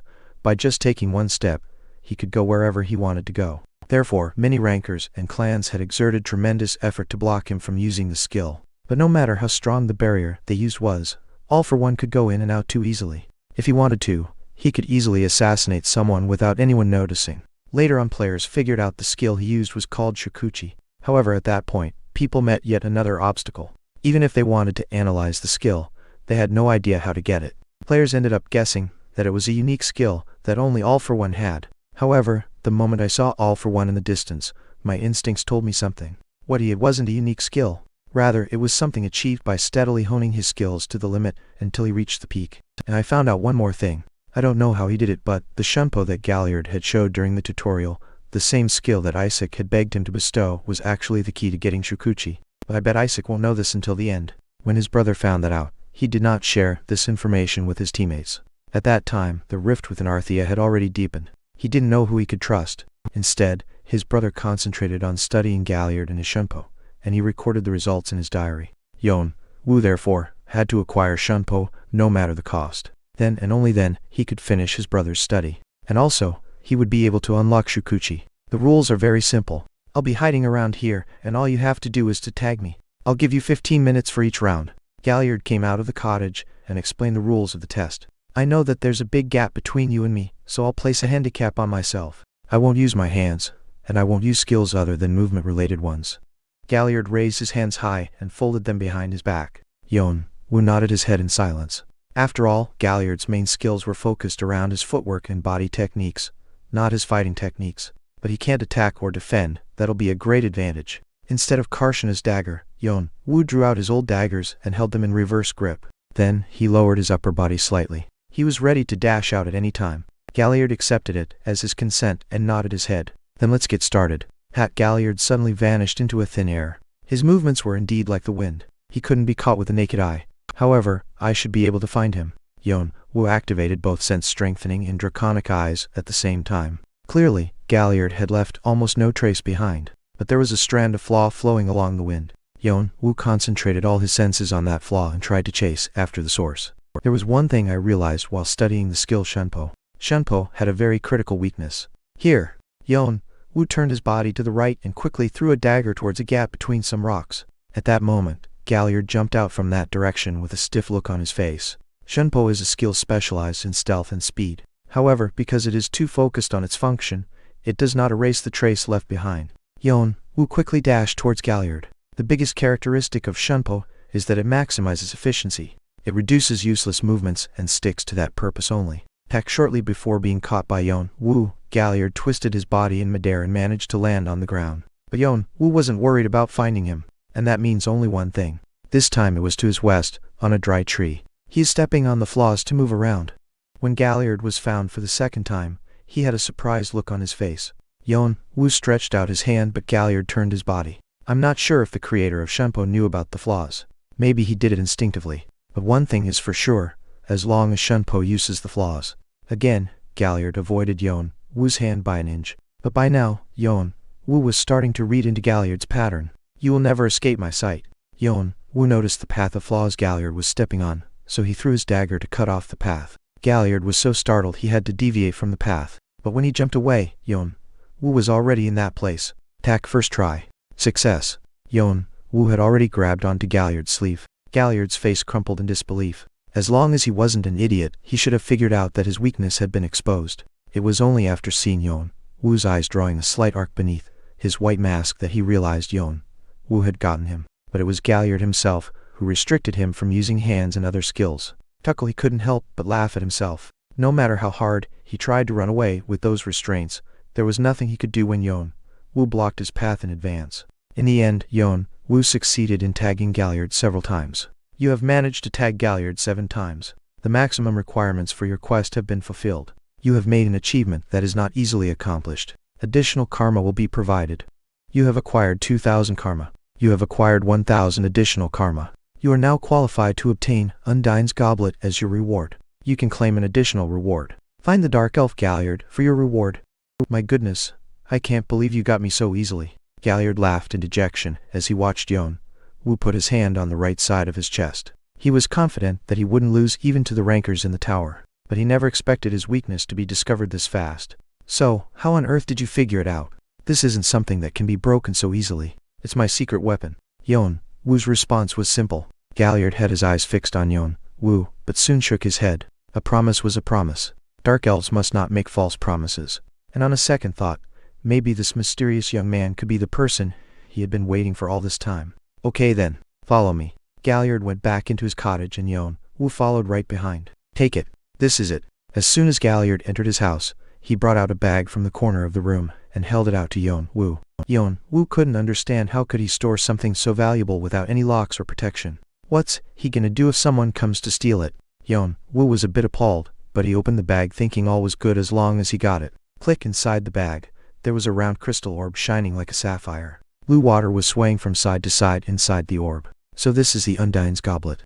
Undyne's Goblet classification. Jewelry rating. A description. Spiritual substance. A crystal orb filled with a dense concentration of Akasha. It is a priceless treasure for those who can handle Akasha, but a disaster for those who cannot. Undyne's bless the orb contains the source of spirit of water, Undyne. You'll have to be careful when handling it. If the liquid leaks out, it'll cause a disaster. I know. Yeon-woo nodded as he closed the bag. Akasha was a substance that could not be produced in the material world. The leak of such a material would result in a major explosion. It could easily blow up Yeon-woo to smithereens.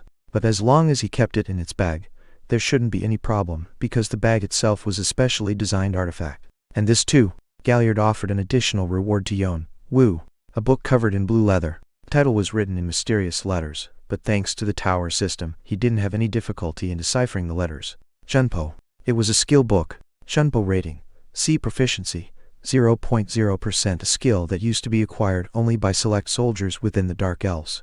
Allows users employ light movements and quicker attacks. The speed increases in proportion to its proficiency. Nimble movement attack speed is temporarily increased during activation. Attack speed is doubled for 5 seconds after killing an enemy, and the chance to inflict critical damage increases by 7%. Yeon-woo wanted to shout out with joy at the thought of having finally acquired what he wanted. Then he quickly put his hand on the surface of the book. It was very easy to learn a skill through skill books. Because of this fact, skill books were very expensive, and that made them hard for common players to obtain. Learn. Whoosh with that command, the skill book scattered with a blue aura and was absorbed into his hand. The skill Shunpo has been created. You will now be able to move swiftly. Your senses will also be improved, enhancing your physical abilities. Yeon-woo felt that something was coming out of his body. It feels like my body is much lighter. So far, Yeon-woo had been working hard to perfect his body. He had made his senses keener, and his body stronger. But with the addition of Shunpo, he had now laid a foundation that could handle the agility of his enhanced body. His physical abilities must have grown considerably compared to before visiting Galliard. Of course, he had to train his usage of Shunpo to be fully proficient. I'm almost done with the vessel, so it's time to fill in the content. Content of the vessel was simple. His most scarce stat magic power, that can only be filled by killing Akasha's snake. Its essence was beyond one's imagination. The energy that had been accumulated from the absorption of Akasha over a long period of time was immense enough to make it impossible to find similar items within the tower. It was one of the greatest treasures one could find in the tutorial. That was the reason why Yeon-woo had come straight to kill Akasha's snake. With reinforced physique, my body should be able to embrace the essence of Akasha's snake. And then, that's when the succession process will be over. And now he could finally go and face Akasha's snake. Yeon-woo licked his lips in anticipation. His heart had already started pounding.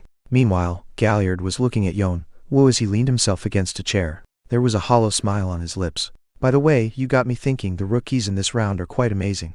I'd never seen so many players in a single round who can read my movements, but including you. Ha! Or am I just too old now? At the moment Yeon-woo's eyes grew a little bigger. Were there people here ahead of me? There were. 2 players, they said they were siblings. And they both took Undine's goblet and Shunpo, just like you did. I see. Yeon-woo could vaguely grasp who the 2 players were. The first and second places of the tutorial ranking. Was it Edora and Fant? Well, judging by the karma they have, it's obvious they'd been here. Galliard and Undine's goblet wasn't necessarily a big secret. It wasn't particularly famous, but it had been around for a long time. Yeon-woo got up from his seat and picked up the bag containing Undine's goblet. Well, I should get going now. Oh, by the way, what are you planning to do with that? You don't seem like an alchemist or a spiritualist. I can't tell why you would need Undine's goblet. Yeon-woo wondered if he needed to tell his destination. However, considering his relationship with his brother, he decided to keep courtesy for their last meeting. It's not like he'll stop me. Galliard had only been chasing down Akasha's snake and never killed it himself. But of course, no one knew why. I'm thinking of going after Akasha's snake, so he said blandly. But at that moment, Galliard's face stiffened. You're going after Akasha's snake? All of a sudden Yeon-woo got an ominous hunch. Is there something wrong? Boom. Galliard uttered a short groan and said with a pitying look. I'm sorry to say this, but Akasha's snake has already been killed by the siblings I just told you about. Chapter 36. Akasha's Snake 4. Chapter 36. Akasha's Snake 4. After leaving Galliard's cottage, Yeon-woo hurried to the spot where Akasha's snake was supposed to appear. According to the scenery he saw in the diary, the place should have been filled with several tall rocks standing like trees in a forest. But when Yeon-woo arrived, the whole place was in complete ruins. How the hell did they know about this place? Nobody should know about it except for Arthea. I could only explain our encounter with Akasha's snake as a lucky encounter. We had just happened to be passing through that place during the time when it would show itself, and we were lucky Galliard was there to help us. However, I can say for certain that the experience from that time tied us together and helped us become who we are. As far as he knew, Akasha's snake should only have appeared in the past 3 days. But the traces left here pointed to at least a week ago. Yeon-woo scanned through the nearby area, just in case the snake that Fant and Edora had fought could have been a similar fake. However, damn it, you've shattered my expectations.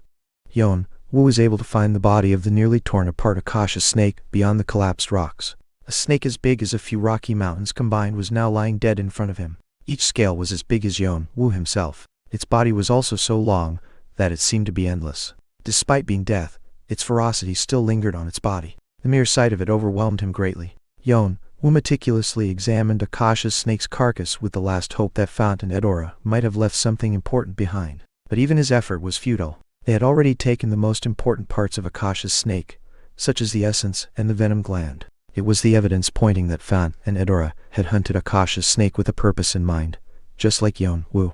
But how the hell did they kill it? Yeon-woo clicked his tongue as he stepped a few meters away from the carcass. Even then, he still couldn't capture its entire body within his field of view. And the more he looked, the more he wondered. Akasha's snake wasn't a monster that could be so easily hunted. Its strength was as great as its size, so usually it was difficult to even approach it. In particular, the venom that oozed out from its fangs was strong enough to melt rocks. Not even 10 or 20 players would be enough to kill this monster. But how did the two of them kill it? Did that mean that their power was unmeasurable? Or was there something else he didn't know? I don't understand how they managed to summon Akasha's snake in the first place. Even if they used Undine's goblet, how did they summon Akasha's snake so soon? Could it be a magic? Or maybe another way he didn't know of? All sorts of thoughts were crossing through Yeon-woo's head, and after a period of pondering, only one thought was left in his mind. What do I do now? Yeon-woo took off his mask for a moment and swept up his bare face with his hand. It was almost the first time he had taken off the mask since entering the tutorial. That's how messy things were now in his head. He felt the need to feel the wind in order to get his thoughts organized. The hidden piece that he had been aiming for ever since the start of the tutorial had now vanished into thin air. The sole reason as to why he was so confident in catching up with the front runners was because of Akasha's snake. But on a second thought, he felt he had been too complacent. Now he could understand how Fant and Edora were able to stack up such unbelievable amount of karma points. There was no use in crying over spilt milk. All his efforts had already been wasted, so he had to do something to make up for it. Yeon-woo quickly opened the tutorial ranking window. Tutorial ranking 1. Edora 64,571 points. 2. Fant 58,774 points. 3. Con 57,300 points. 40. Unknown 40,980 points. There's a 20,000 point gap between me and Edora. The gap is still steadily shrinking. Yeon-woo narrowed his eyes. What if I hoard as many tokens as possible in Section E, clear all the hidden pieces left in Section F, and make a turnaround in Section G? Yeon-woo racked his brain and tried to hypothesize various situations, but none of them seemed possible. Time's too tight. At best I'll end up overtaking the 11th rank. Maybe 8th if I get lucky. There's no way I can reach first. Yeon-woo had to finish the tutorial in first place.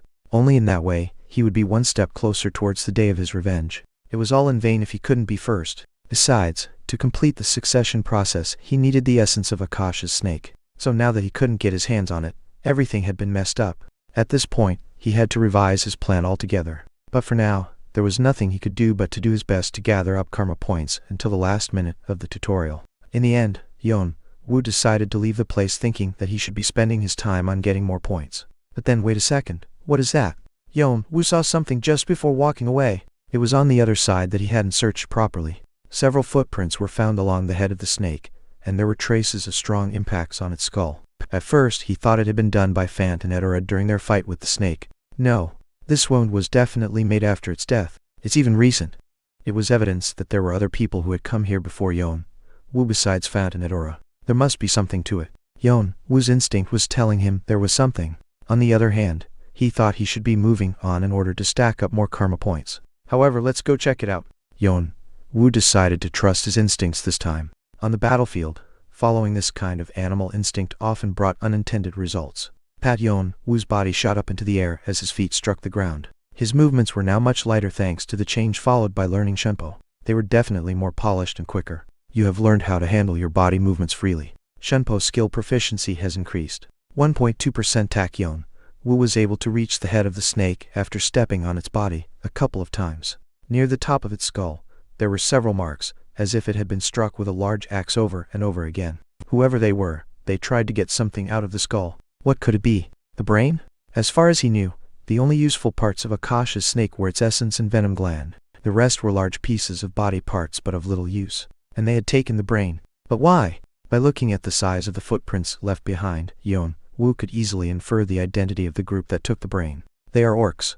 Yeon-woo suddenly recalled what his brother had said in his diary. Various monsters in Section E had different customs according to their environment.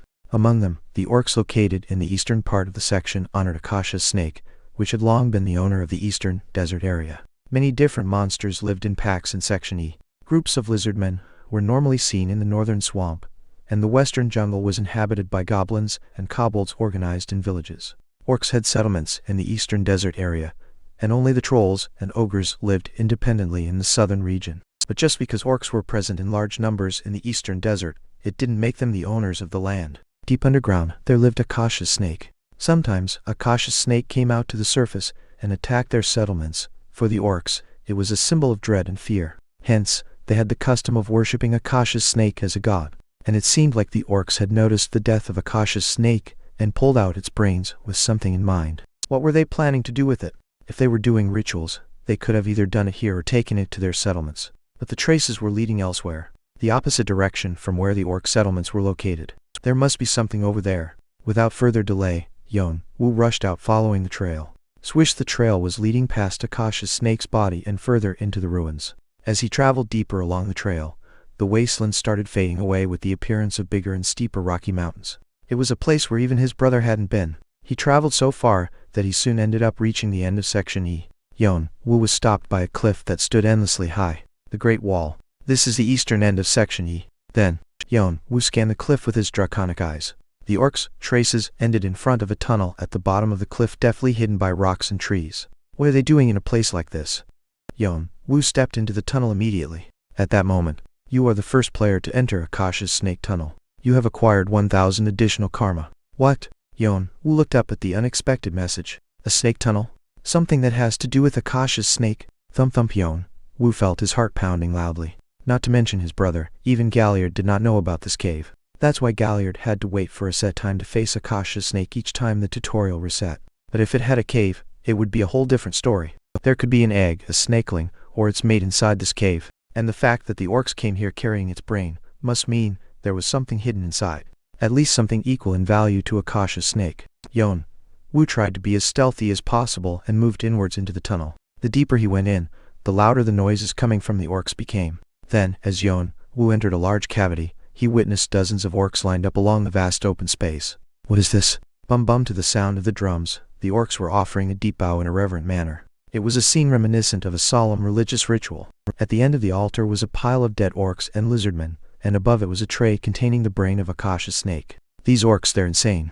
Yeon-woo frowned at the swirling madness of the orcs, and he lowered himself as much as he could. He felt like he could end up trapped in there forever if he caused any disturbance.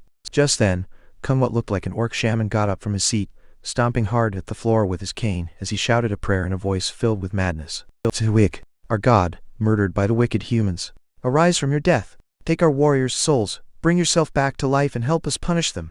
As he chanted the prayer, the orc shaman took out a torch from a brazier next to the altar and set the sacrifices on fire. Rush, as if they had been oiled beforehand, a fierce flame shot up from the bodies and devoured them completely. At that moment, something strange occurred in front of Yeon-woo's eyes.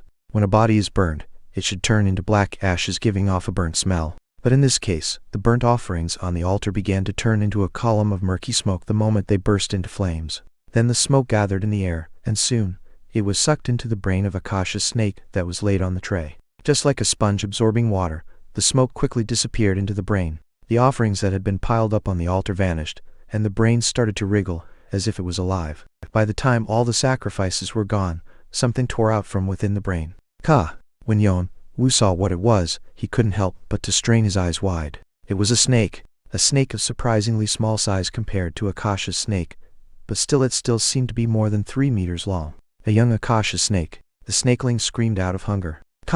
Then, a message appeared in front of Yeon-woo. Hidden quest, resurrection ceremony content. The body of Akasha's snake is composed of half substance, half spirit. Given enough energy, Akasha's snake can be resurrected at any time. Orcs are trying to bring Akasha's snake back to life with their ancient ritual. Stop the resurrection ceremony and kill the snake before it grows bigger. Reward. Yeon-woo opened his eyes wide in surprise. It was a quest telling him to stop the orcs from resurrecting the snake. But to Yeon-woo, only one phrase entered his sight. The phrase that said Akasha's snake could be revived.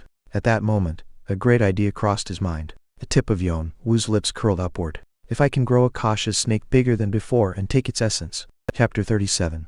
Akasha's Snake 5. Yeon-woo knew that Akasha's snake grows by feeding on Akasha, but he would have never thought that the concept of eating would also help him revive. Yeon-woo felt like he could finally see a ray of hope. No, depending on how he handled the situation, the results could be even better than what he originally had in mind. The longer the time it spent on resurrecting itself, the larger it would become in size along with the amount of essence it possessed. If only he could absorb its full power.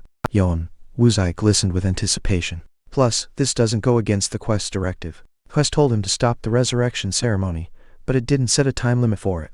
In other words, he would complete the quest as long as he killed it before the ceremony ended. As long as the ceremony continues, I can keep making Akasha's snake bigger and bigger. It won't be too late to kill it once it reaches its limit. Moreover, he was currently in the tunnel of Akasha's snake. Who knows what other secrets were hidden inside, and what rewards would he receive after completing the quest. Considering the risk, it won't be small. This way, he might be able to acquire even more stats and karma than he would have by following his original plan. The mere thought of it almost made him burst out laughing, but he held himself back. It's too early to celebrate.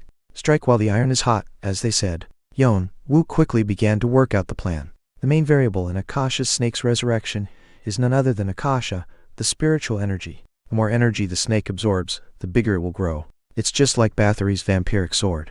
If so, I will have to bring more food to fatten up the snake. Yeon-woo presumed Akasha's snake must be hungry from its resurrection. He had to think of a way to get enough food to constantly feed Akasha's snake. Undyne's goblet? No, just one won't be enough, and Galliard probably doesn't have that many to spare.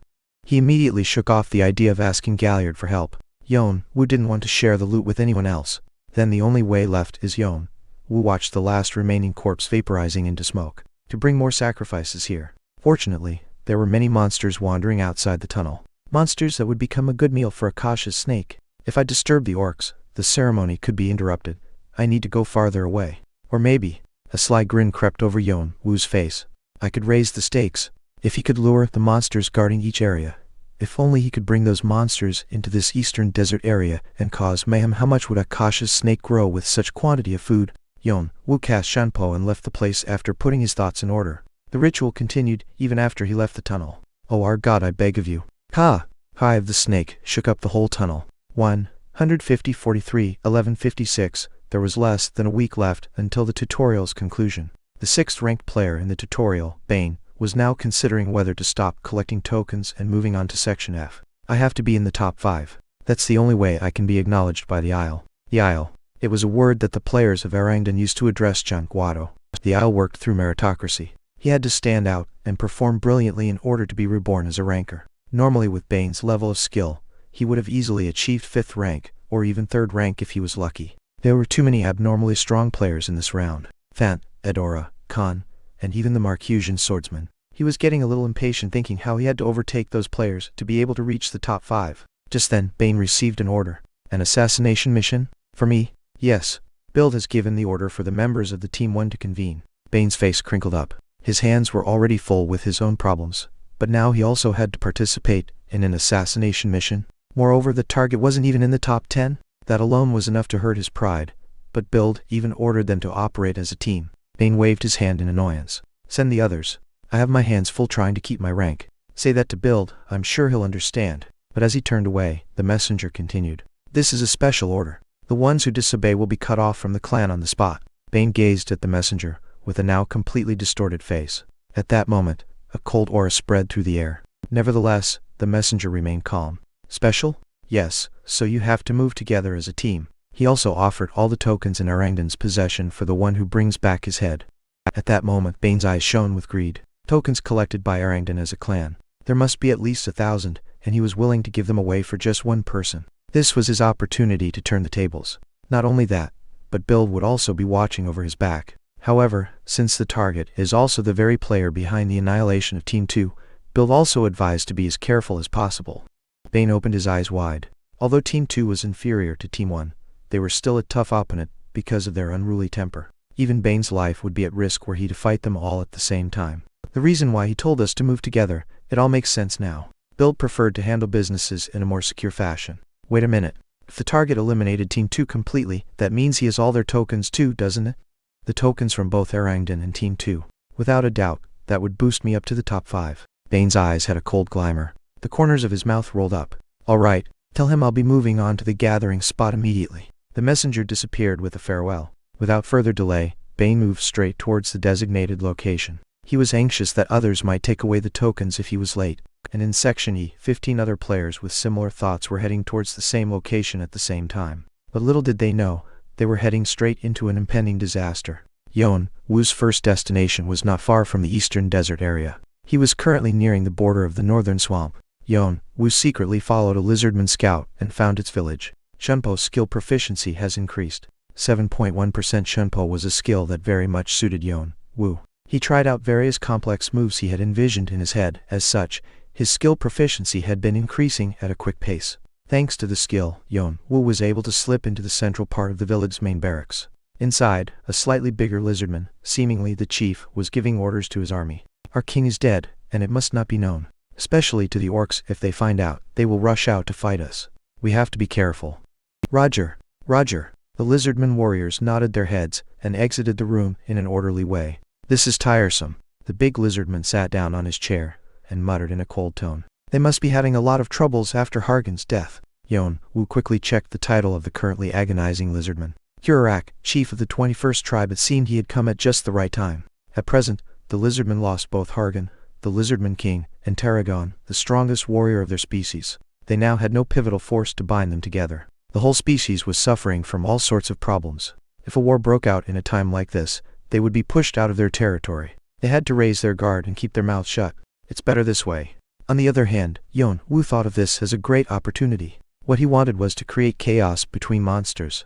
If he could take advantage of this, it would be easier to drive a wedge between monsters. Pat Yeon-woo then jumped at Kurak. What?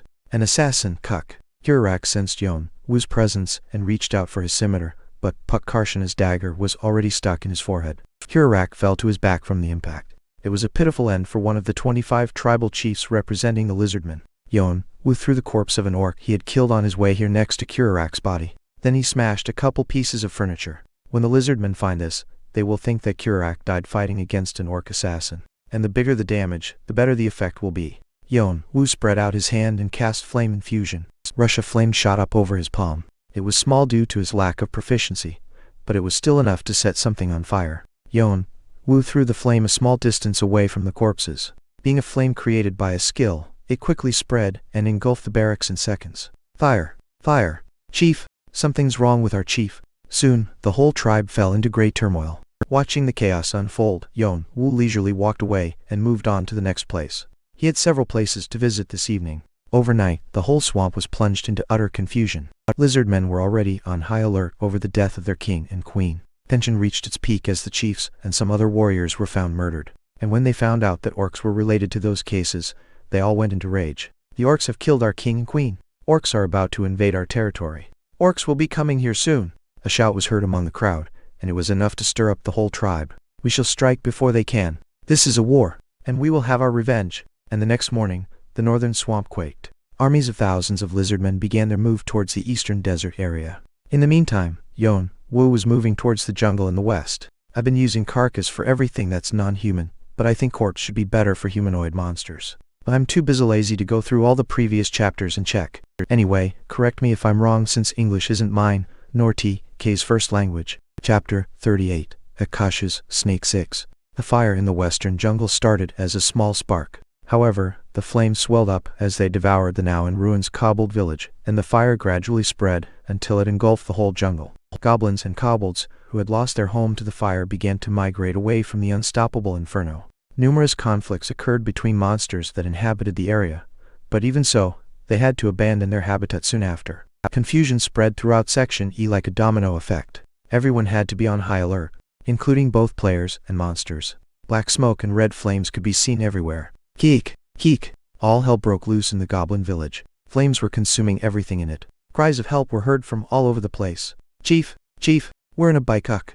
A goblin flung open the door, hurriedly entering the barracks, but soon a hatchet flew in, splitting his head. I am not a chief. I am your king. The goblin king frowned in annoyance as he looked at the other chiefs. You sure it was the orcs? Yes. The destroyed villages, there are as many as my fingers. And the orcs, their bodies were found in all of the villages. The goblin king gritted his teeth. Those damn orcs. It wasn't enough to trample on our villages, but you also dare set them on fire? More than 8 villages had been confirmed destroyed, and countless numbers of goblins were still asking for help. Upon investigation, they had found that the orcs were the ones responsible for their present predicament. They massacred whole villages and set them on fire, burning down everything in it.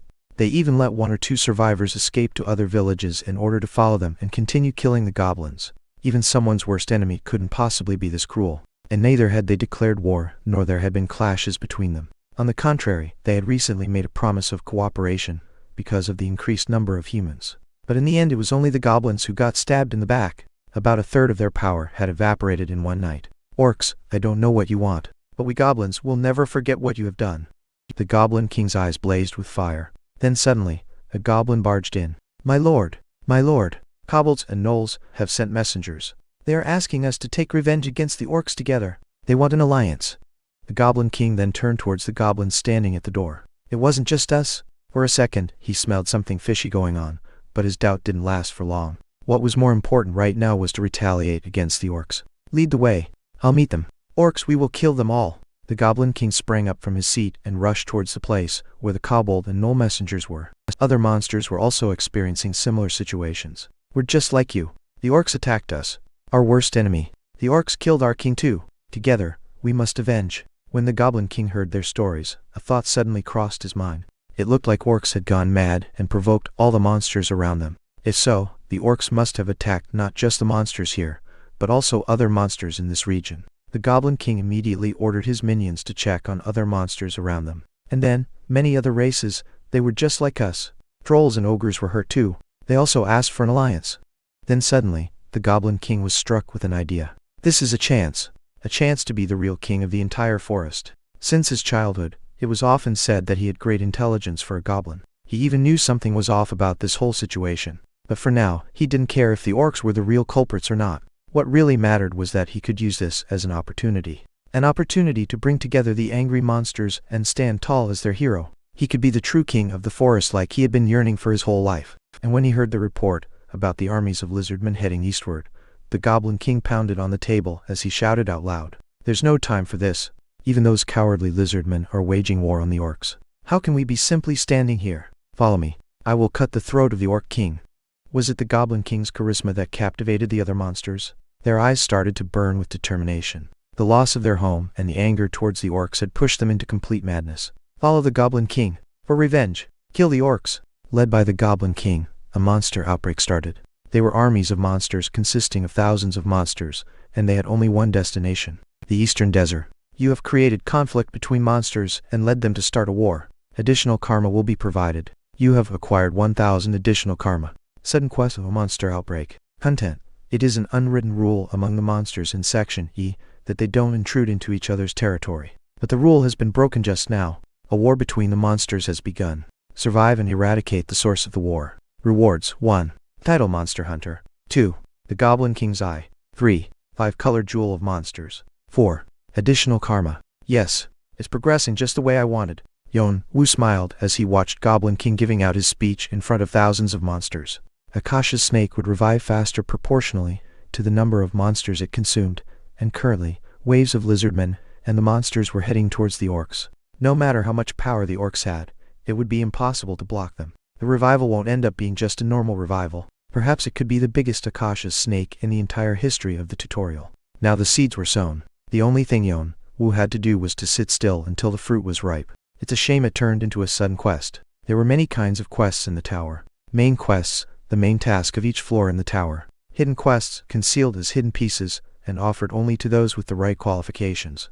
And then, there were sudden quests that occurred due to sudden turn of events. The sudden quest was probably notified to all players in Section E, just like the main quests. Those who didn't know how things were in the tutorial might think they were just given more quests to hunt monsters. But those who know a thing or two might suspect something about the change. That slight chance of arousing other players' suspicions made Yeon-woo uneasy, but he decided not to worry. Even if they know it, it's already too late. There was nothing left for others to intervene in. The flare had already been fired. What would happen after this? Yeon-woo looked at March of Monsters from a distance. Then he quietly followed them behind their backs. Swish during the time when the Goblin King was rallying the monsters together. I see some useless players here. Bane twisted his lip as he gave a quick glance to the people around him. They were the players of Team 1 gathered under Build's order. Other players also had sullen faces. And look who's talking here. Crassus muttered in a seemingly irritated tone. They always quarreled like cats and dogs whenever he bumped into Bane. Of course nothing good came out of his mouth. Bane creased his brows and scowled at Crassus. Crassus then laughed coldly in response. What else can you do other than staring at me? You cocky little asshole. You don't even know who you're messing with.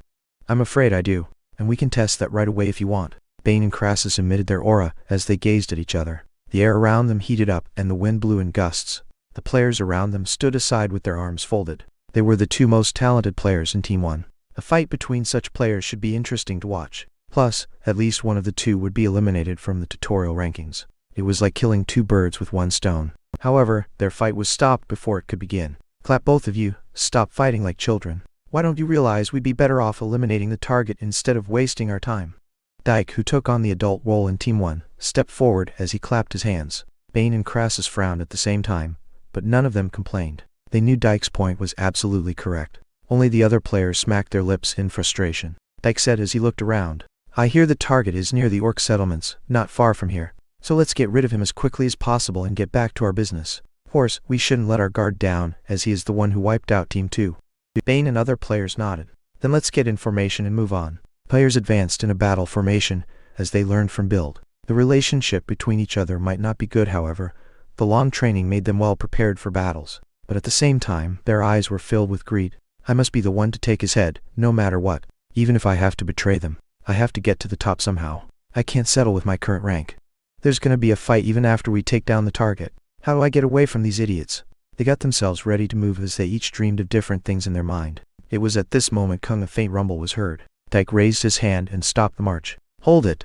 Why? What's going on? Bane and Crassus had to stop as they were about to dash forward. They looked back at Dike with a frown on their face. Dike knitted his brows. Did you not hear it? Bane was about to yell at him.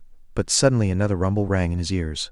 Kung something was definitely resounding. The ground? They stood bewildered on their spot. What was making the earth shake this much? Then Crassus, the one with the keenest senses out of Team 1, suddenly turned towards the west. Dike, look over there. When Bane, Dike and the rest of the members turned their eyes towards the direction he had pointed, the expression on their face froze. Hong Kong. Creek-kun, there was a massive tidal wave sweeping over the forest towards the dry wasteland. It was a wave of monsters. The numbers were at least tens of thousands, even at a rough estimation. It seemed like all the monsters in Section E had rushed out. This is ridiculous. None of them had ever seen anything like this before, or even heard of it. Especially, the sight of monsters like goblins, ogres, and trolls that could not get along together marching as one army gave them chills all over their bodies. Dike. Crassus quickly turned to Dike. Dike gritted his teeth. No matter how excellent they were as players, such an amount of monsters would easily trample over them. We retreat!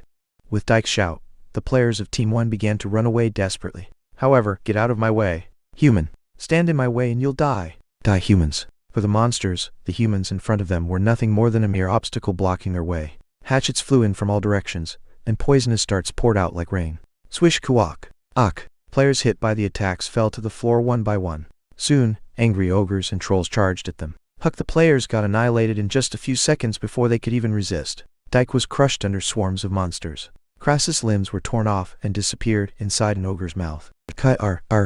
Keek. The monsters rushed towards their next targets. In an instant, the players of Team 1 had been swept away by the tidal wave named Monster Outbreak. You piece of shit!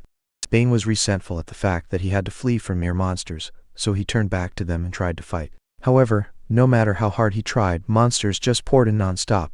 Even if he wielded his sword or used his skills, it made no difference. He was on the edge of losing his mind. Not now. Not like this. His wildest ambition was being shattered by these monsters. I will be the sword of Chen, Watto, and have the whole army under my human. But before he could even finish his thoughts, a large axe flew right in front of his face. When, puck, one of his arms flew off into the air. Blood gushed out from his shoulder. Before Bane could take any action, the Goblin King held his halberd up in the air as he let out a deafening roar. Death. Death to all those who stand in our way. Chapter 39. Akasha's Snake 7. The whole forest was thrown into utter chaos in no time. Flames were devouring the woods and monsters were pouring out like a swarm of zombies. Geek. Heek. Fuck. What the hell is this? I've never even heard of anything like this. Wasn't Arrington supposed to keep things like this from happening? Most of the players still in Section E had been wiped out within minutes in their search for tokens and hidden pieces. Whether it was attacking with a sword or defending with a shield, none seemed to work in front of this monster outbreak. At times, the monsters appeared in groups. The next moment they had already split up. The players had to deal with attacks coming from all sides at the same time. Even those who organized themselves in battle formations with other players found themselves adrift when facing the swarm of monsters, and were soon swept away. No matter where one looked at, scenes such as goblins chopping off players' heads, or trolls biting player into pieces could be seen. This must be what hell looked like. A few players managed to run away with their lives intact. But even so, it seemed they wouldn't be able to outrun the monsters that were everywhere they looked. It was unbelievable how so many monsters had remained hidden in Section E. The flames made matters even worse. No matter where they went, they were quickly met with a sea of fire engulfing the forest and caught in between the fire and the monsters. Somebody tell me what's going on. Fuck. Players who had thought of it as a simple event of the tutorial were now screaming at their desperate situation. They belatedly realized the crisis that had struck Section E. Collect 99 tokens to ascertain your qualifications. To ascertain one's qualifications, it was a task that required them to risk their lives, just like in any other section. Cleaving through the waves of monsters, players began to rack their brains in order to find a way to survive. Those who had a team banded themselves together, and solo players united with other solo players. In the meantime, there was a shadowy figure darting between the trees with muffled footsteps. Swish, it was Yeon-woo. You have acquired 12 tokens. You have acquired 4 tokens. You have, while remaining stealthy thanks to Shunpo. He read the movements of the monsters with his strength and senses and killed the monsters that were already in their last breath. As a result, he was able to accumulate tokens at a rapid pace. Is this what they call Yeon-woo laughed coldly, reaping what others have sown? Recalling the phrase his troops used back in the military, Yeon-woo quickly headed back to where the orcs were. Their destination was the snake's den. It was time to take out Akasha's snake. The orc village was turned upside down. Zwick! The lizardmen started a war. The lizardmen crossed the north barrier. The 32nd tribe's orc chief that was in charge of guarding the north brought a report to the orc king. The orc king gave an angry frown. Why would they start a war all of a sudden? I don't know. They said, we killed their king. King, help us. Zwick! Those crazy reptiles. The orc king was furious. Out of all times, they had to come right in the middle of the revival ceremony. He was already angry for having missed the humans who killed their god. And now this was happening. Still, the orc king tried to remain calm. He couldn't let this ruin the ceremony. Rather, he could think of it as having more food to feed their god. Zwick! You go tell the shaman, we're going to have a lot of food ready for our god. And we'll be coming back with it soon. Roger, Zwick! After giving orders to one of his minions, the orc king pulled out a sword that was hanging on the wall and headed outside. It was the sword that made him the greatest warrior of their race. As long as he had this in his hands, victory would always be his. However, when he stepped on the battlefield, his excitement was quickly replaced with shock. It was not only the lizardmen, the battlefield was also filled with other monsters. Far up in the broad horizon, he could see all the monsters rushing towards them. Only then did the orc king notice that something was wrong. It was a trap, a heinous trap, that had plunged all the monsters in the forest into chaos. But the orc king wasn't intelligent enough to think that far ahead. After all, he had ended up having to face the monster outbreak head-on. Build a wall, Zwick! Zwick! Bring the handcarts, anything! We have to stop them, Zwick! The orcs made their best efforts trying to stop the monsters, but things turned out contrary to their hopes. When the monsters broke through their improvised walls, they could only helplessly see their village being destroyed. But still, the orcs fought relentlessly against the monster outbreak. Corpses of monsters piled up on the desert. Blood flowed along the ground, dyeing it red. And on the bloody field, Therak, Cranham, the Goblin King and the Orc King, they clashed against each other as they called their opponents' names. The ground caved in as their aura swept across the area. Those two must be fighting right now. On his way to Akasha's snake tunnel, Yeon-woo turned towards the sound of the collision that rang from afar. He didn't have to check to know what the source of the sound was. The Goblin King Cranham and the Orc King Therak. Those two boss monsters were in fact both as strong as Hargan. Cranham, the ruler of the west, and Therak, the ruler of the east. They hated and looked down on each other, as if they were mortal enemies. It is said that Cranham disliked Therak for his ignorance, while Therak despised him and thought of goblins as an inferior race. Both thought that being compared with one another was humiliating for themselves. And both monsters were strong enough to easily crush players. For this reason, there were quite a few players who died trying to kill them to gather karma. It was a fight between two monsters of such caliber. It wasn't going to end so quickly. And without the death of either of the leaders, the war would only be prolonged. The damage would grow, and madness would continue. And that's exactly what Yeon-woo wanted. Therefore, he needed to bring Akasha's snake as soon as possible to this place full of food. You have entered Akasha's snake tunnel. Greeted by a familiar message, Yeon-woo once again traveled into the tunnel. There he found Ka. Zwick! Oh God! Please, Kak. Zwick! God is angry. God is mad. God is punishing us, Zwick! Run away, Zwick! Just like the outside, the tunnel was in confusion. It seemed like Akasha's snake had gone out of control. Now 5 meters in size, the snake had gone berserk and kept devouring the orcs. The altar was completely destroyed. The orc shaman who was supposed to be leading the ceremony was nowhere to be seen. The orcs, as faithful believers, tried to calm down Akasha's snake, but it didn't work. Some tried to run away, but Akasha's snake never missed its prey. Whenever they tried to run away, the snake would spit out its venom and melt them, and if they stayed close, they still got eaten up. There was no way to run away from Akasha's snake. I knew it! Yeon-woo looked at the eyes of Akasha's snake, now red with madness. It's intoxicated with blood. Akasha's snake was not some sort of a great being to be served as a god. It was nothing but a big and strong snake driven by hunger and thirst. And currently, the snake was very hungry from its resurrection. If so, what would happen? It smelled the bloodshed outside the tunnel. There's no way it would stay calm. This was his goal in the first place. If it wasn't drunk, he was planning on making it drunk. but it seemed to have worked a lot better than he had expected. Thankfully, there was nothing else he needed to do for his plan, so he silently watched the situation. When a cautious snake devoured the last remaining orc, it let out a big shriek towards the ceiling. The snake swelled up to about 10 meters, and had blood and pieces of flesh all over its mouth. But as if that wasn't enough, the cry continued for a long time. It rammed its head into the wall a couple of times, and suddenly made a hole in the ground, digging downwards with incredible speed. It's moving. Yeon-woo kept focused, concealing his presence in case a cautious snake noticed him. At the same time, he tried to track down the snake using his senses. It was swimming across the ground, heading towards the outside. The direction was southwest. It was the very place where the monsters were tangled with each other. Yeon-woo then sprang up to his feet. The snake's den without a cautious snake. The moment he was waiting for had finally arrived. It will take quite a while for a cautious snake to eat up all the monsters on the battlefield. Still, I can't waste my time. A hidden piece wasn't called a hidden piece for nothing, considering it was the place where a cautious snake lived. There surely must be something important hidden deep inside the tunnel. Even his brother mentioned something like this in his diary. There was always a reason for a hidden piece to be where it was. A cautious snake has a difficulty unfittingly hard for players in the tutorial. But there should be a reason as to why it was there. But not only was I, nor did Galliard, who has been chasing the snake for a long time, able to find the reason. However, if there are things I can tell for sure, is that the reason isn't going to be something small, and that in the whole history of the tower, no one has ever found said reason.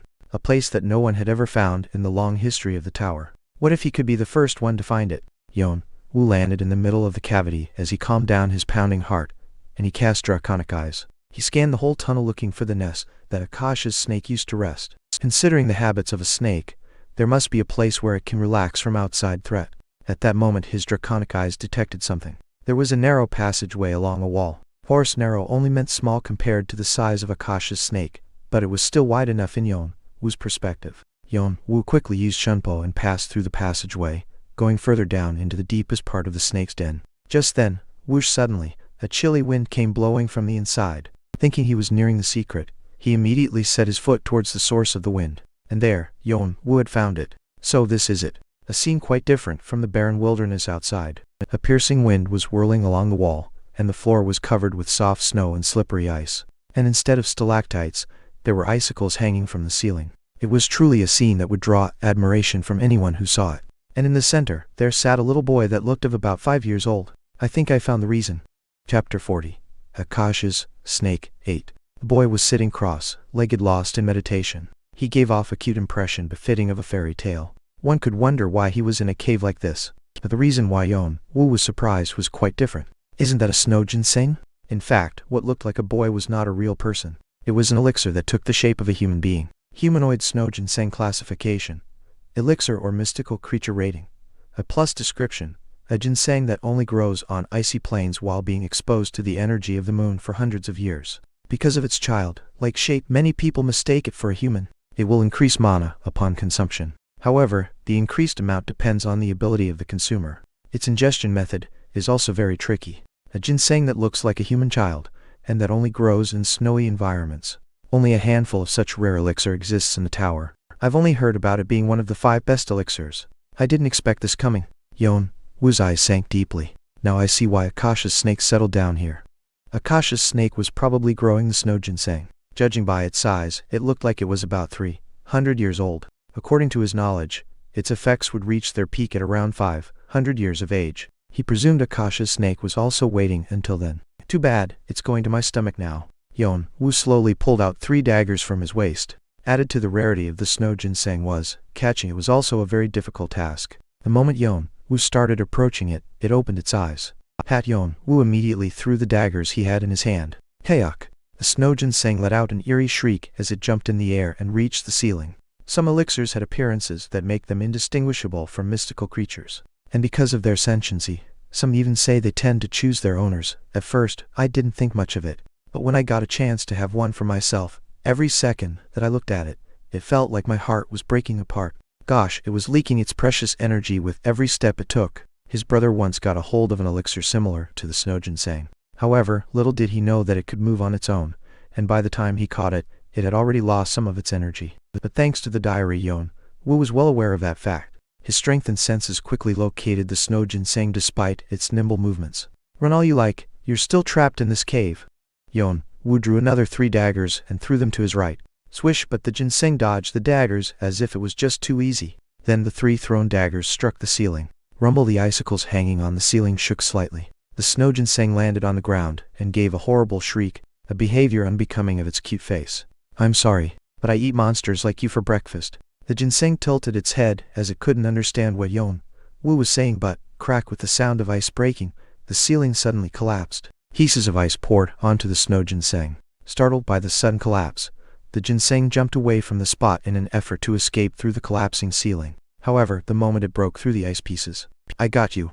Yeon-woo stood right in front of it. With a cold smile, he reached out and grabbed onto the neck of the snow ginseng. The ginseng squirmed in his grab. Cold aura emanated from it, freezing Yeon-woo's hand. But Yeon-woo didn't let go of it.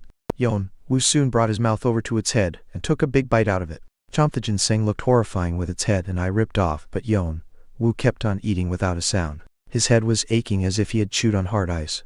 His teeth were freezing. He already had frostbite on his hands. His muscles were swelling, and bones were ringing. The moment he finished eating and licked his own fingers, Wuxi felt something exploding in his lower abdomen. It was a feeling akin to the one he felt when he first activated the pocket watch. A feeling of mana taking place in his body, or that of reinforced physique settling down. The amount of mana he felt this time was incomparably larger than those previous ones. You have obtained the hidden piece humanoid snow ginseng.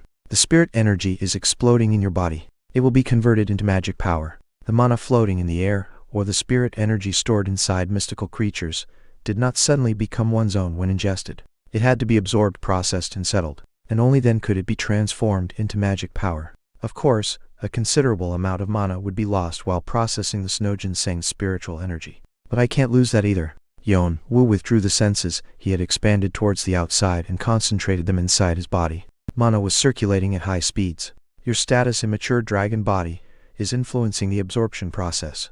92% of the spirit energy held in the humanoid snow ginseng has been converted to magic power. Your body will begin to absorb the magic power.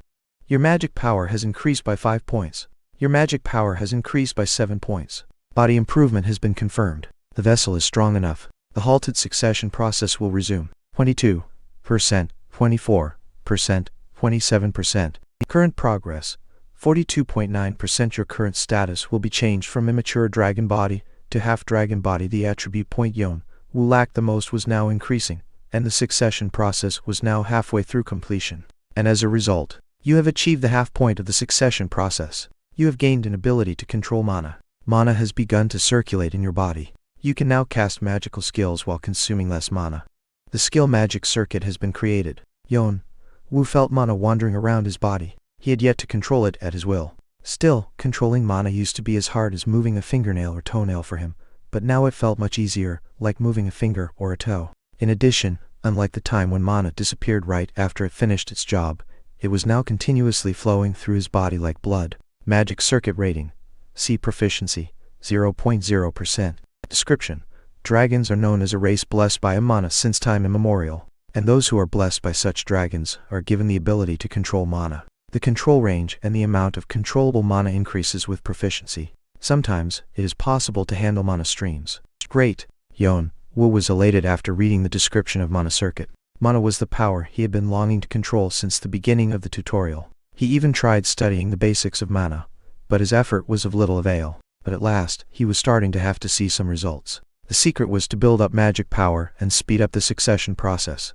Yeon-woo's eyes glinted at the thought of finally being able to use mana. His usage of mana was currently limited to the casting of skills, but many more things would be possible in the future. He could infuse mana into a weapon for increased attack power, or win mana around his feet to gain speed. He thought of all sorts of uses it could have, but they weren't available with his current level of proficiency. However, Yeon-woo thought he would be able to raise the proficiency with the help of his sense-strengthening skill. Controlling mana, it's still within the boundary of sense. Yeon-woo gave his inner body a quick scan before opening his eyes. Flash! A radiant glow flashed in Yeon-woo's eyes, just like when the snow ginseng had first opened its eyes. There was a big smile on Yeon-woo's face.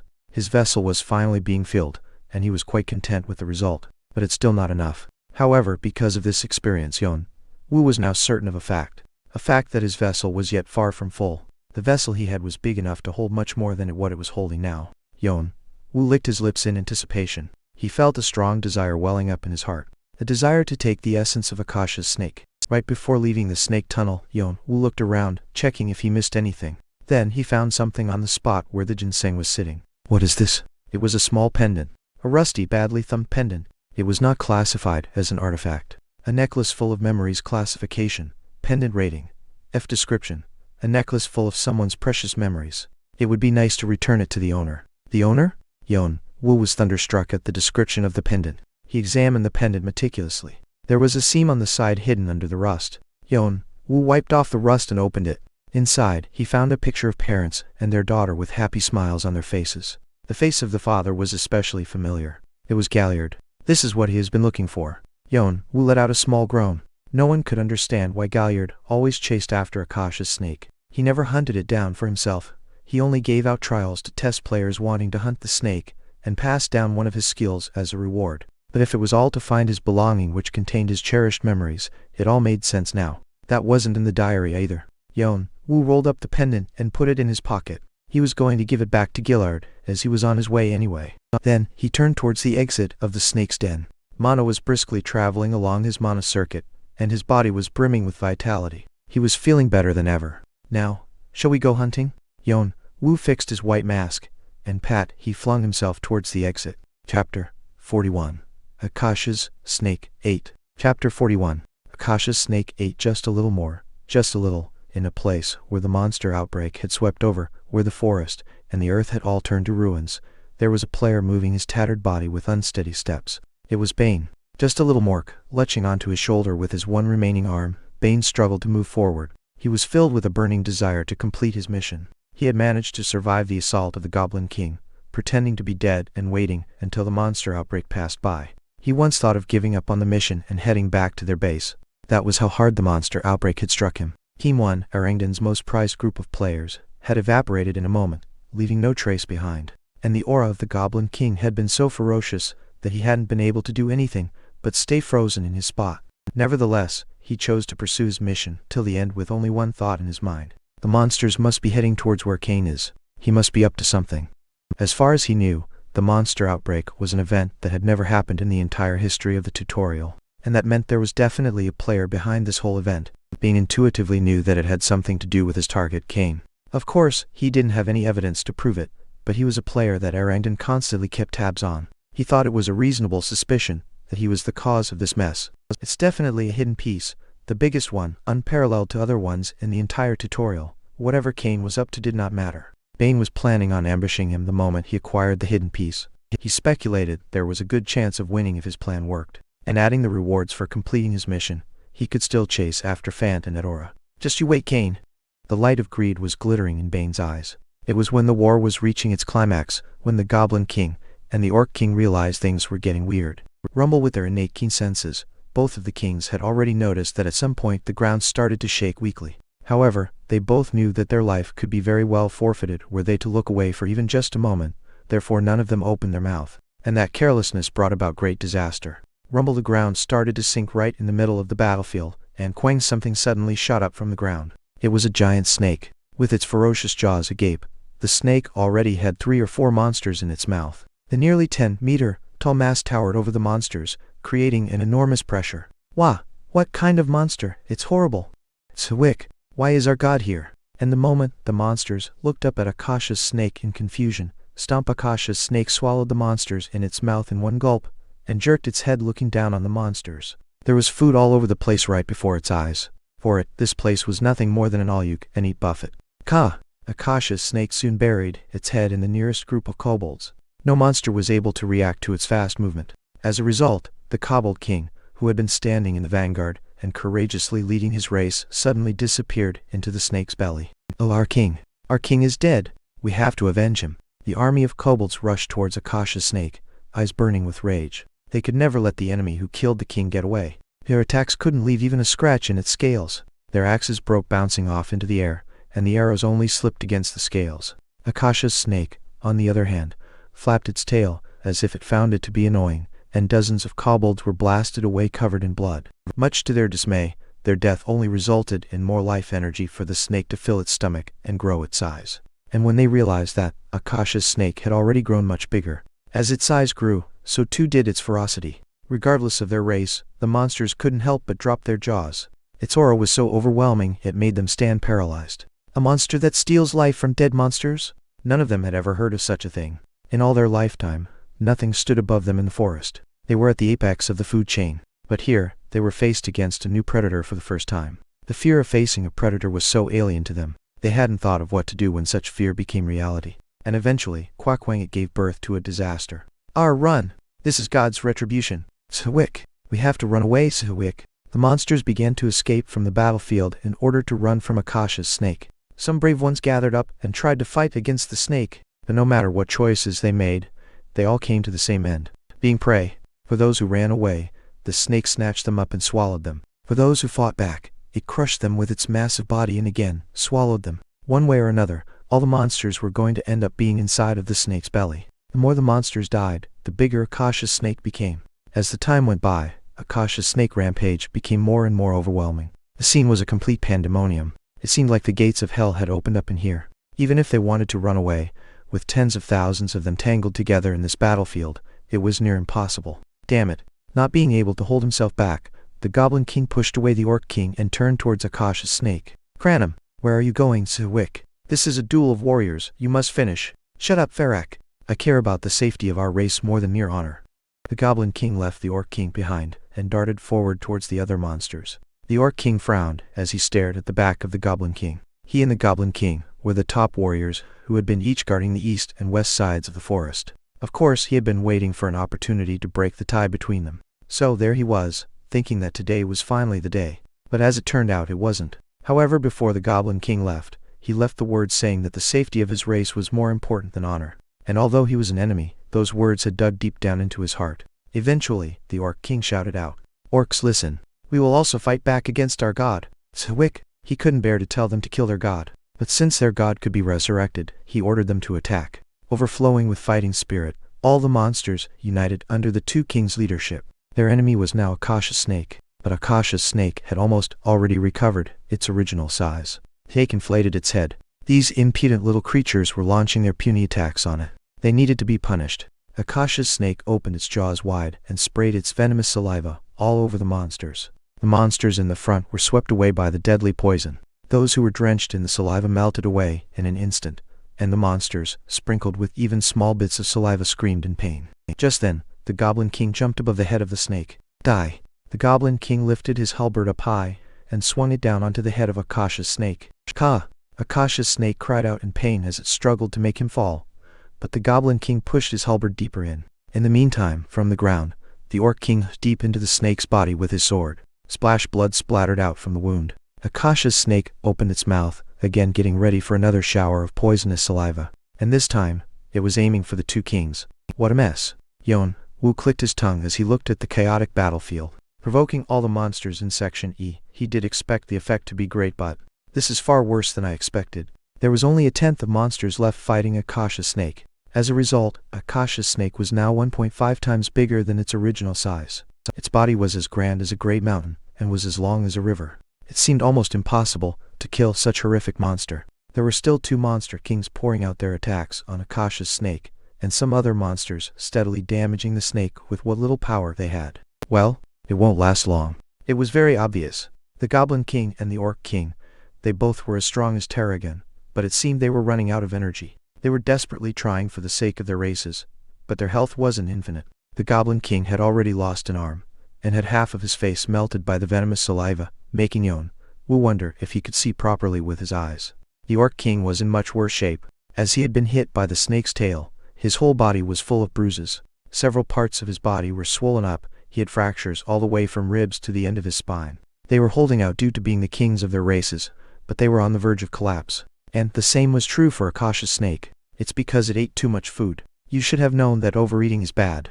Not a long time had passed since Akasha's snake resurrection ceremony. With its unstable body, the snake put tons of monsters into its belly, and now had a size much larger than it had prior to its death. He doubted its body could handle it. Although Akasha's snake was half spiritual energy, the other half was still in the material world. This meant that it needed some time to digest and absorb the nutrients of the food it had eaten. But Akasha's snake took too much life energy at once, skipping such process. It would be strange if it didn't get sick. Nevertheless, its instincts drove its body and continued to prey on monsters. In addition, the two monster kings had been steadily chipping away the snake's health. In the end, the monsters and Akasha's snake, they were all dancing in the palm of Yeon-woo's hand. And now was the time to wrap up the show. Yeon-woo activated Mana Circuit and brought it down to his feet. Mana Circuit skill proficiency has increased. 0.7% Shunpo, skill proficiency has increased. 12.4%. Quang swish with the ground underneath his feet caving in. Yeon-woo sprang up in the air. Above the head of Akasha's snake, the place where the orcs had pulled its brains out from, and where the wound left by the hellbard of the Goblin King was, there now was Yeon-woo getting ready to unleash his attack. Devour. He spread out his left hand and put it on the wound. Jaws full of saw teeth appeared from his hand and stuck into the snake's head. Ka! Akasha's snake struggled in pain, feeling like its whole head was being pulled out. It twisted its tail, sweeping away nearby monsters as its scream echoed around the forest. The monsters were busy backing away from the sudden situation. But despite its struggle, Yeon-woo clung to its head and pushed his hand deeper into the snake's head. Bathory's vampiric sword won't be enough to kill it. I'll have to do something else. Fortunately, Yeon-woo was already aware of the biggest weakness of Akasha's snake. The brain. It was the part where its soul was contained. Kada! The brain was sucked into the serrated jaws. Yeon-woo didn't let go of his hand until the brain had completely disappeared. Bathory's vampiric sword skill proficiency has increased. 6.4% Bathory's vampiric sword skill proficiency has increased. 8.2% Your strength has increased by 3 points. Your health has increased by 2 points. Your magic power has increased by 5 points. After catching such a big prey, countless messages continued to pop up, filling his retina. At some point, he felt something weighty being absorbed through his hand. A soul, or an essence. It was the source of Akasha's snake, and it was then when the light completely disappeared from its eyes. The snake's massive head collapsed helplessly onto the floor. You have slain the boss monster, Akasha's snake. Additional karma will be provided. You have acquired 5,000 karma. You have acquired 3,000 additional karma. Hidden quest resurrection ceremony completed. You have made an achievement that is not easily accomplished. Additional karma will be provided. You have acquired 3,000 karma. You have acquired 2,000 additional karma. Rewards, sudden quests monster outbreak. Being one of the hardest quests in the tutorial, Akasha's snake provided the largest amount of karma ever given through a quest. It was enough to raise a few ranks. Killing the snake also counted as clearing the sudden quest. Plus Akasha's snake was the ultimate goal of the tutorial that Yeon-woo had in his mind even before entering this world. And that goal had finally been achieved after many complications. Yeon-woo, however, drew Karshana's dagger with a blunt expression. He could appreciate his victory now, but he was going to wait until the end of the tutorial. Slicked as he sliced, under the snake's head, a golden orb about the size of a human head rolled out from the cut. It was the Akasha's snake's Needin. The original Needin was said to be the size of a fist, but it seemed to have expanded to its current size due to overeating. Yeon-woo gave a content smile. Devour. And he pushed the orb into Bathory's vampiric sword that was still screaming from hunger. Chapter 42. Akasha's Snake 10. Volume 2, Chapter 17. Chapter 42. Akasha's Snake 10. Akasha's snake had a venom gland attached next to its Needin. A gland that oozed out poison that could melt any monsters that came in contact with it. It was a kind of self-defense mechanism that Akasha's snake developed in order to protect its Needin. Therefore, it would have required a specialized skill to remove the gland from the Needin. It's not a problem if I can absorb it. Bathory's vampiric sword devoured anything that contained energy, even if there was a venom gland right next to it. Thanks to this skill, it was a piece of cake for Yeon-woo to absorb the Needin. He separated the venom gland and stored in the bag with Undyne's goblet.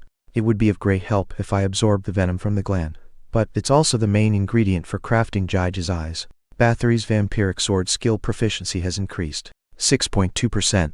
A huge amount of spiritual energy Akasha is pouring into your body. It will be converted into magic power. A huge amount of poison is flaring up inside your body. It will be converted into magic power. Your status half-dragon body is influencing the absorption process. Your magic power has increased by 8 points. Your magic power has increased by 6 points. Mana circuit skill proficiency has increased. 2.1%. Due to the large energy inflow, the conversion process will require a considerable amount of time and health. Your status half-dragon body has been determined to be unable to contain all the potential mana. Your body will continue its growth. Fate conversion in progress. The halted succession process will resume. 44%, 46%, 48%. You are advised to stay in a safe place during the conversion process. Outer impact will cause a slowdown or deviation. Estimated time, 15 hours. Crackle crunch. The amount of energy contained inside the Needin was too much for Yeon-woo to handle all at once. A mixture of monster spirits that were yet to be purified, and the resentful spirit of Akasha's snake, they were all jumbled up inside the needle. Thanks to Bathory's vampiric sword, barely no energy was lost during the absorption.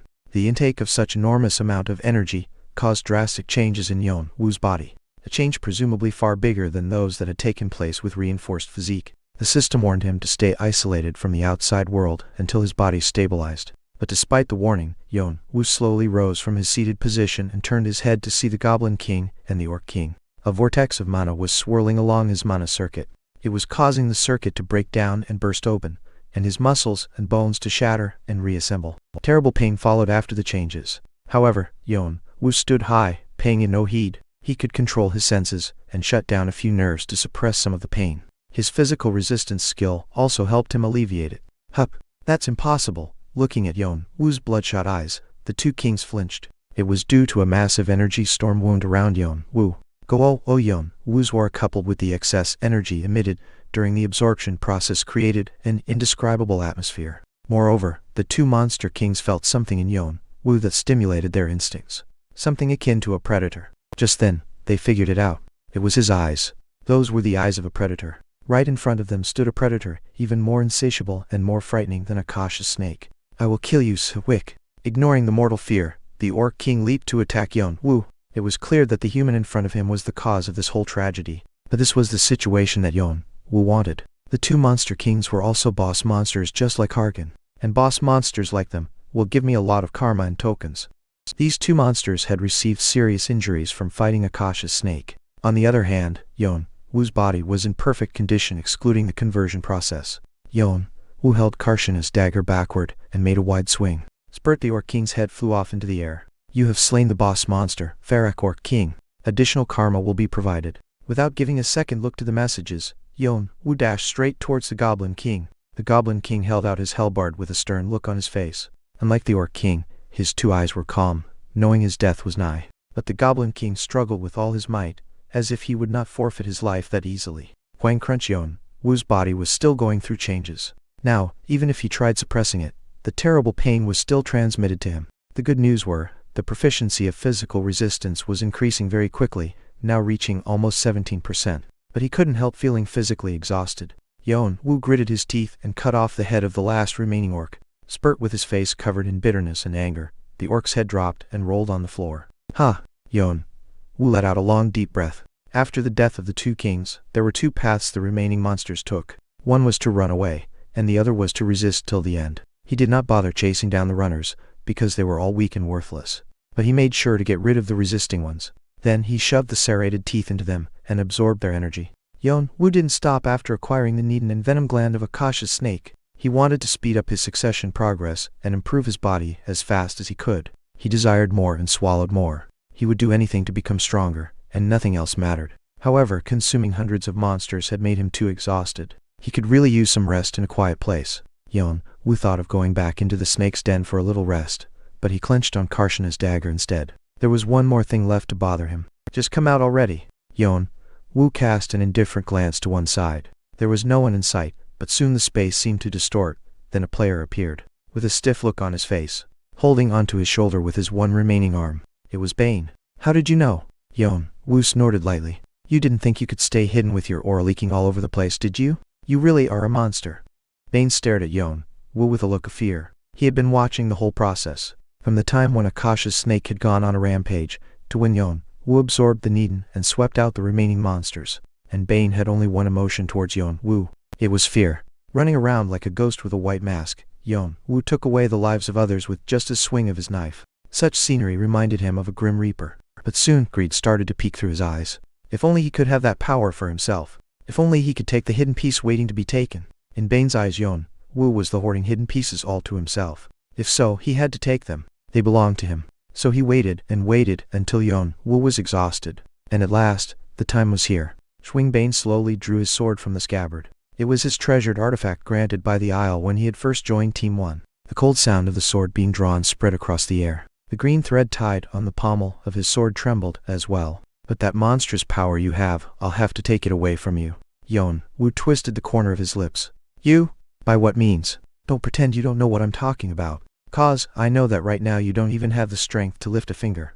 Bane slowly walked towards Yeon-woo Yeon-woo, thinking he was bluffing. Even if he could fight back, it didn't matter. He had been conserving his energy the whole time just for this moment. Even if he had lost an arm, one arm should be enough to take him out. But Yeon-woo didn't stop sneering at Bane even when he got closer. "Didn't I ask you already? How are you going to take it away when I'm not alone? What are you?" When Bane was about to shout back at his nonsense, swish, a sudden piercing sound rended the air. Puck, and before Bane could even react, an arrow stuck deep into his temple. The arrow was so powerful that Bane's head snapped to the side as his body flew off. Dying a painful death, Bane's eye spotted Galliard with his bow pointed at him on top of a rocky mountain. Galliard lightly leapt down from the cliff and landed next to Yeon-woo. He clicked his tongue as he looked around the completely devastated area. "What's all this mess? Was this all you?" Even with his experience of countless tutorials, he had never seen anything like this before. But Yeon-woo suddenly burst out laughing. Why are you laughing?" Yeon-woo didn't know how to answer his question. Just as Bane had said, he was feeling so wrecked he couldn't even lift a finger because of the ongoing conversion process. And Galliard showed up right on time. He didn't know whether to call it a coincidence or fate, but it didn't matter because with him on his side he could finally take a rest. "Galliard." "What?" "I brought you a gift." "What?" "Wait, you." Yeon-woo took out the pendant from his pocket and threw it at Galliard. The sudden throw took Galliard by surprise, but he managed to grab it.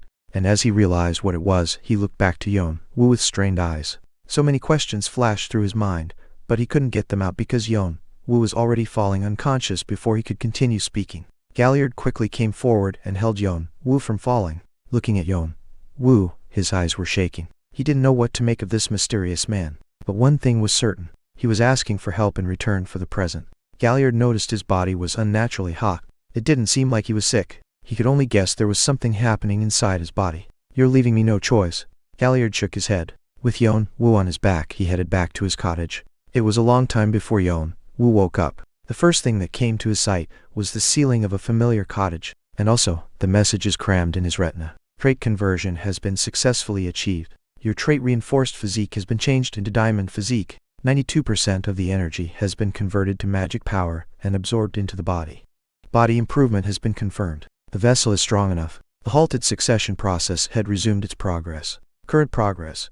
92.5%. Your current status will be changed from half-dragon body to near-complete dragon body. 92.5%. Yeon-woo checked his now almost complete succession process and clenched his fist tightly.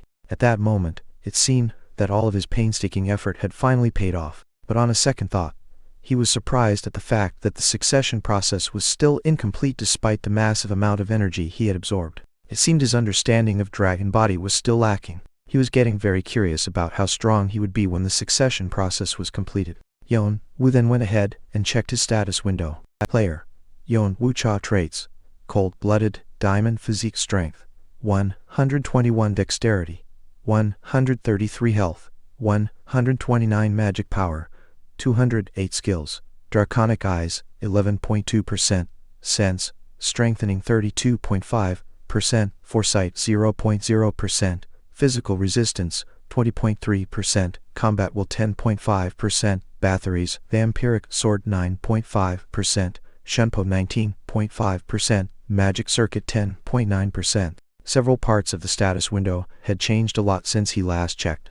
All of the attribute points were over 120, and magic power, the stat that was lacking the most before, was now the highest of all four. His skills had grown a lot too. This was accomplished through continuous battles and growth. Most surprising was that mana circuit, a skill he had acquired the day before, had grown by far the fastest in a single day. Yeon-woo quickly focused his senses on his mana circuit and tried to control mana. And then, whoosh, mana began to move at his will, very softly and smoothly. It was a somewhat novel sensation, a very strange, but at the same time very familiar feeling. It felt like he had grown a new body part he could control at will. Yeon-woo slowly gathered mana onto his hand.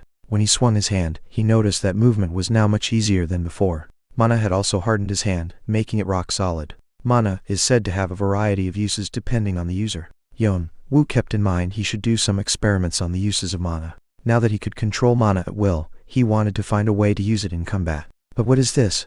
While returning mana back to its original position, Yeon-woo realized his body seemed to have experienced a lot more changes than he expected.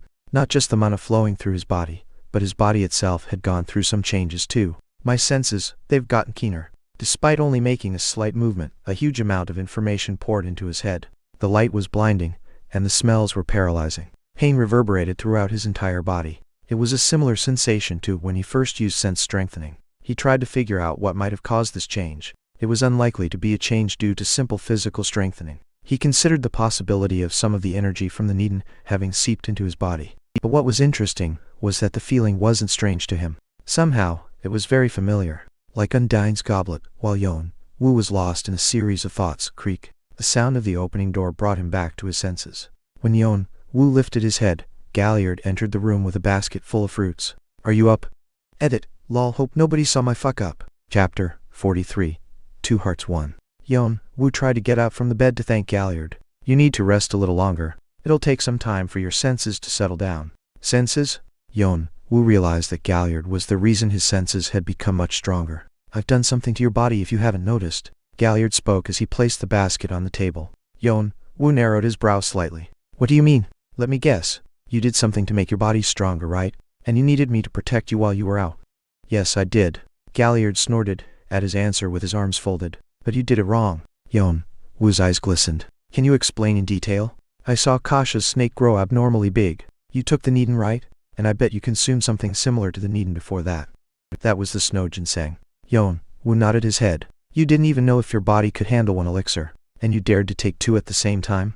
Galliard continued speaking as he clicked his tongue. I don't know if you thought you could handle it, or you had something prepared, but the energy in your body was either going to explode or go out of control.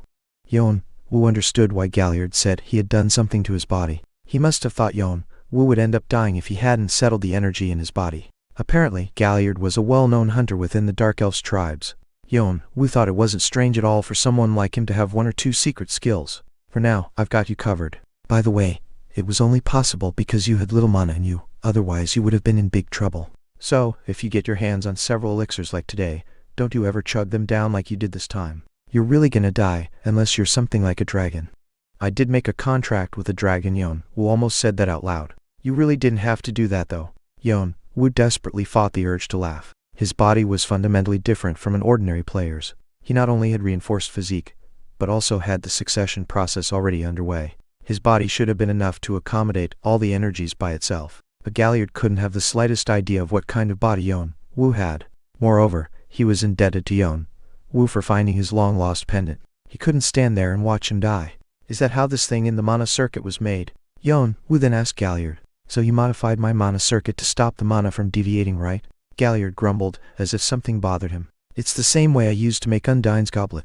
Besides, I had to use the one you had to calm the deviation. Do you have any idea how much work that is? I appreciate it. Whoa, you're not getting off that easy, are you? I'll pay you back later when I get the chance. Like hell you will. But looking at you running your mouth off like that, I guess you're okay now. Galliard left the cottage, leaving Yeon-woo to rest in the room. And just before closing the door, Galliard said in a small voice, "Oh, and thank you." Galliard called his secret skill Undine's Divine Water, Chinese letter. And he said he had applied the skill on his body, just like when making Undine's goblet. The human body can be used like Undine's goblet? I didn't know he could do that. But just as Undine's goblet was used to contain Akasha, he figured the human body, which was a vessel that could hold mana, could also be used that way. Still, it would take a lot more effort to make that work. Galliard said because there was too much mana deviating inside his body, he had to use the Undine's goblet Yeon-woo had.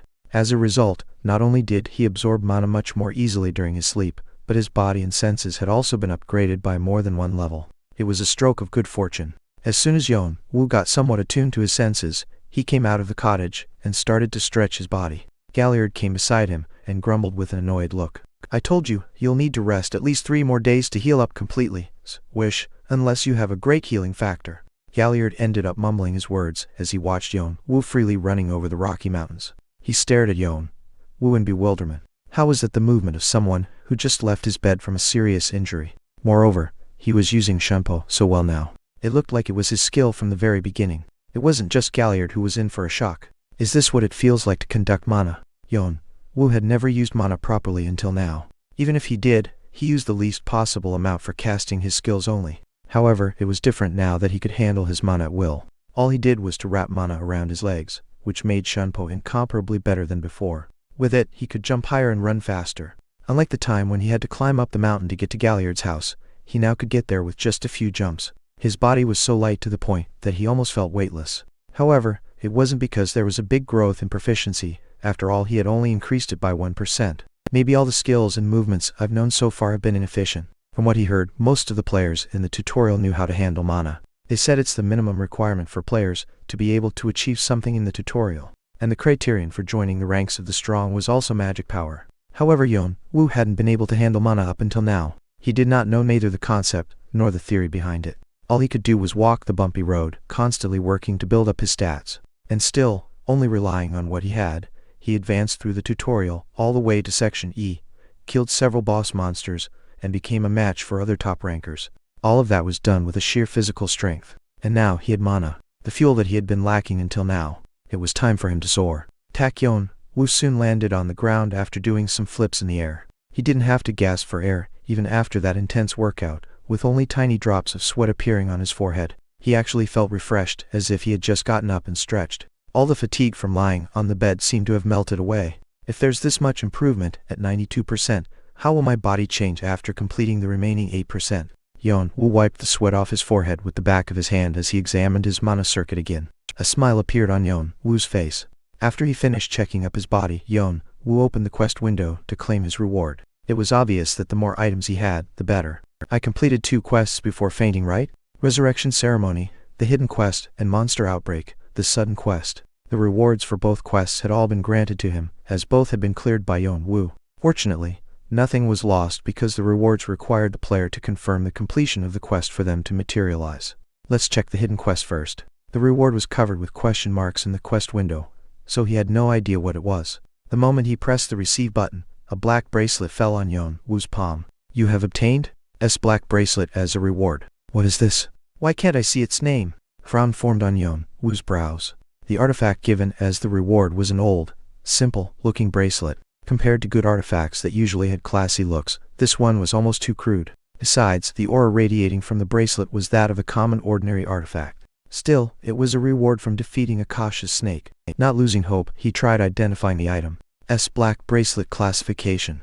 Wrist guard rating. Description. A bracelet cherished by the owner of Akasha's snake. Akasha's snake always misses its great master, so it keeps the master's belonging in its stomach in hopes of his return. Soulbind fixed chance of reaping the soul of the killed target. The reaped souls lose their memory and become corrupted, left with only deep resentment. Black Blade consumes the reaped souls and converts them into dark property energy. If imbued to a weapon, it will inflict curses upon hit. Ability locked. Sealed? Ability locked. Sealed? Ability locked. Sealed. This is a unique artifact. No same artifact exists in the tower, and it will be bound to its owner. It cannot be transferred or traded between players. Some of the abilities are sealed. You must meet the qualifications or conditions in order to lift the seals. Some information cannot be accessed. You must meet the qualifications or conditions in order to view the information. If it's a unique artifact, it must have great abilities. Only if I can unlock them. The options embedded in Black Bracelet were quite peculiar even among unique artifacts. Soulbind and Black Blade. So it reaps the soul of the killed target. Seems like someone had a bad taste. Even in death, the souls weren't allowed to rest in peace. Souls bound by this bracelet could only wait to be used as disposable tools. This kind of options were rarely seen in the tower. The original owner, was he a demon? He needed to find information about the previous owner in order to make proper use of this unique artifact, but the information was completely blocked. For now, it seemed impossible to bring out the whole power the artifact could offer. However, it doesn't matter. There was no need to be in a rush to know about the owner. The only thing that mattered was whether the artifact was useful or not, and he thought this artifact would come in handy. Of course, it was true that its abilities were quite disappointing for a unique artifact, compared to Bathory's vampiric sword that can extract the target's stats and skills.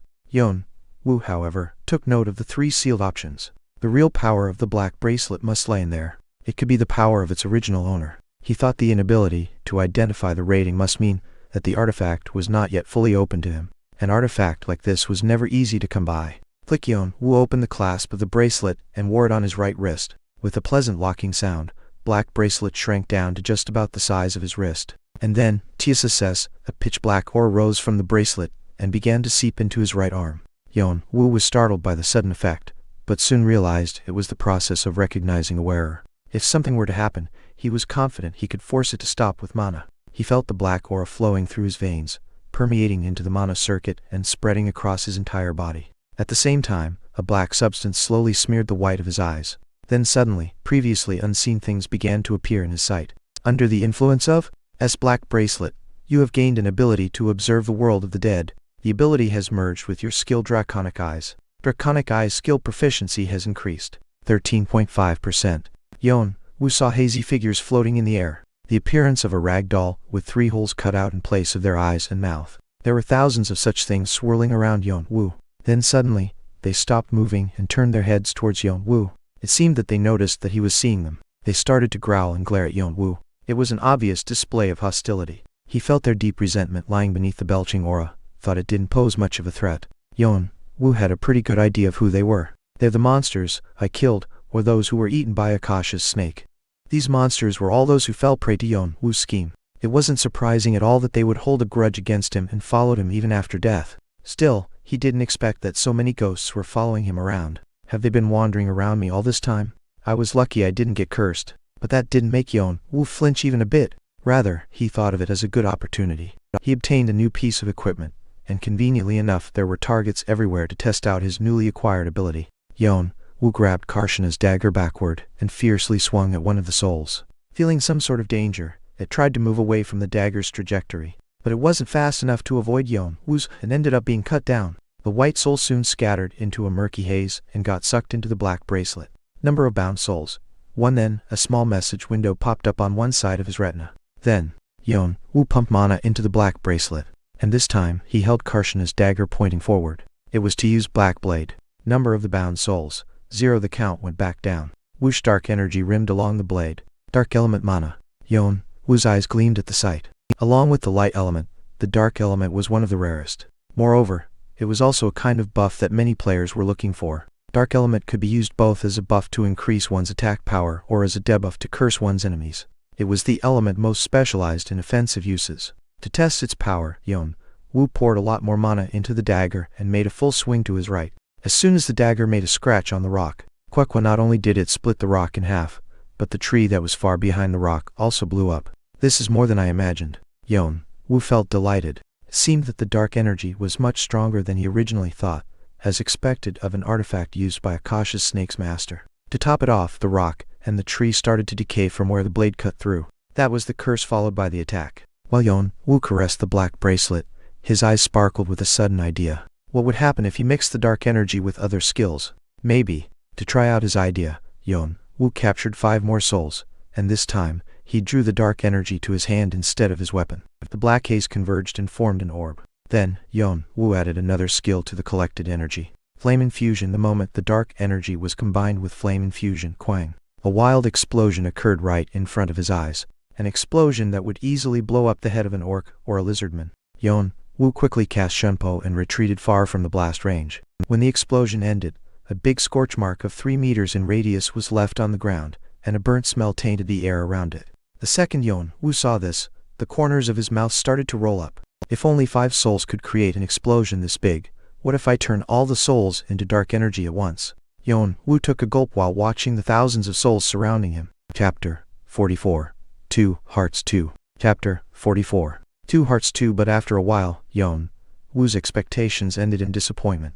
Contrary to his thoughts, there was a limit to the number of souls that could be bound to the artifact. Number of bound souls. 150. Is this the limit, or can it go over 150? Yeon-woo thought it was the latter one.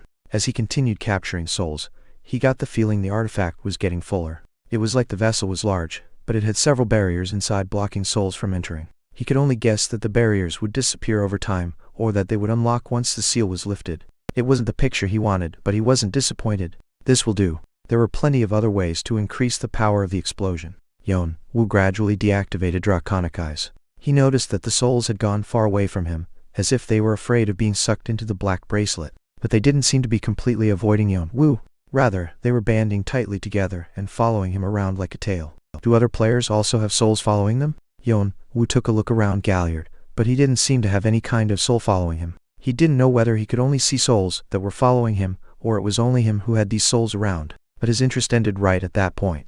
It looked like souls couldn't make interfere physically or put a curse on him. If so, it was fine if he didn't pay attention to them. And next, Yeon-woo checked the rewards from Monster Outbreak. I had 4 rewards pending in the quest window. When he pressed the receive button, several messages started to pop up in succession. You have acquired the title Monster Hunter. Your strength has increased by 10 points. Your dexterity has increased by 15 points.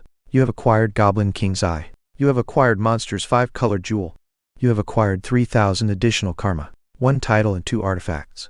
Yeon-woo quickly checked the title. Title: Monster Hunter, a title given to a player who has driven countless monsters into chaos. The owner of this title will inflict greater damage when hunting monsters. However, the monsters killed by the player possessing this title will turn into ghosts and follow the player even after their death. Effect: plus 10 strength, plus 15 dexterity, plus 15% chance of inflicting critical damage to monsters. Better chances of provoking monsters. So that's why Yeon-woo was getting a vague idea as to why so many souls were following him. He would be the penalty in exchange for granting such outstanding options. But of course, that wouldn't stop him from using the title. Next, Yeon-woo identified the remaining 2 artifacts. Both were jewelry-type artifacts. One was the eye of a monster.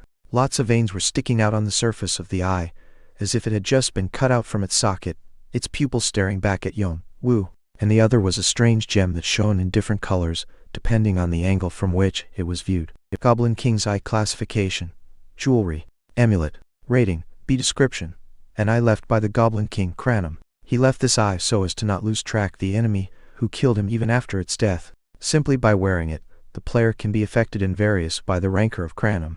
If handled properly, it can be a good artifact. Enemy of the Goblin King Cranum's eye will always turn towards the enemy who killed him. It will constantly give off its valor and rancor to prevent his enemy from being killed by others. Influenced by the artifact, the owner can emit a thick wave of aura and gain 10% increased attack power. The artifact will also keep watch for invisible attacks such as curses and poison, providing a 15% chance of blocking such effects. Monster's 5-colored jewel classification: jewelry rating, C+ description: jewelry created by the feelings of enmity of 5 races of monsters: goblins, kobolds, gnolls, lizardmen, and orcs. Rings out and provides the wearer with one of the characteristics of 5 monsters. Feet of goblin will have faster feet. Ear of kobold will be able to hear smaller sounds. Nose of gnoll will be able to smell fainter odors.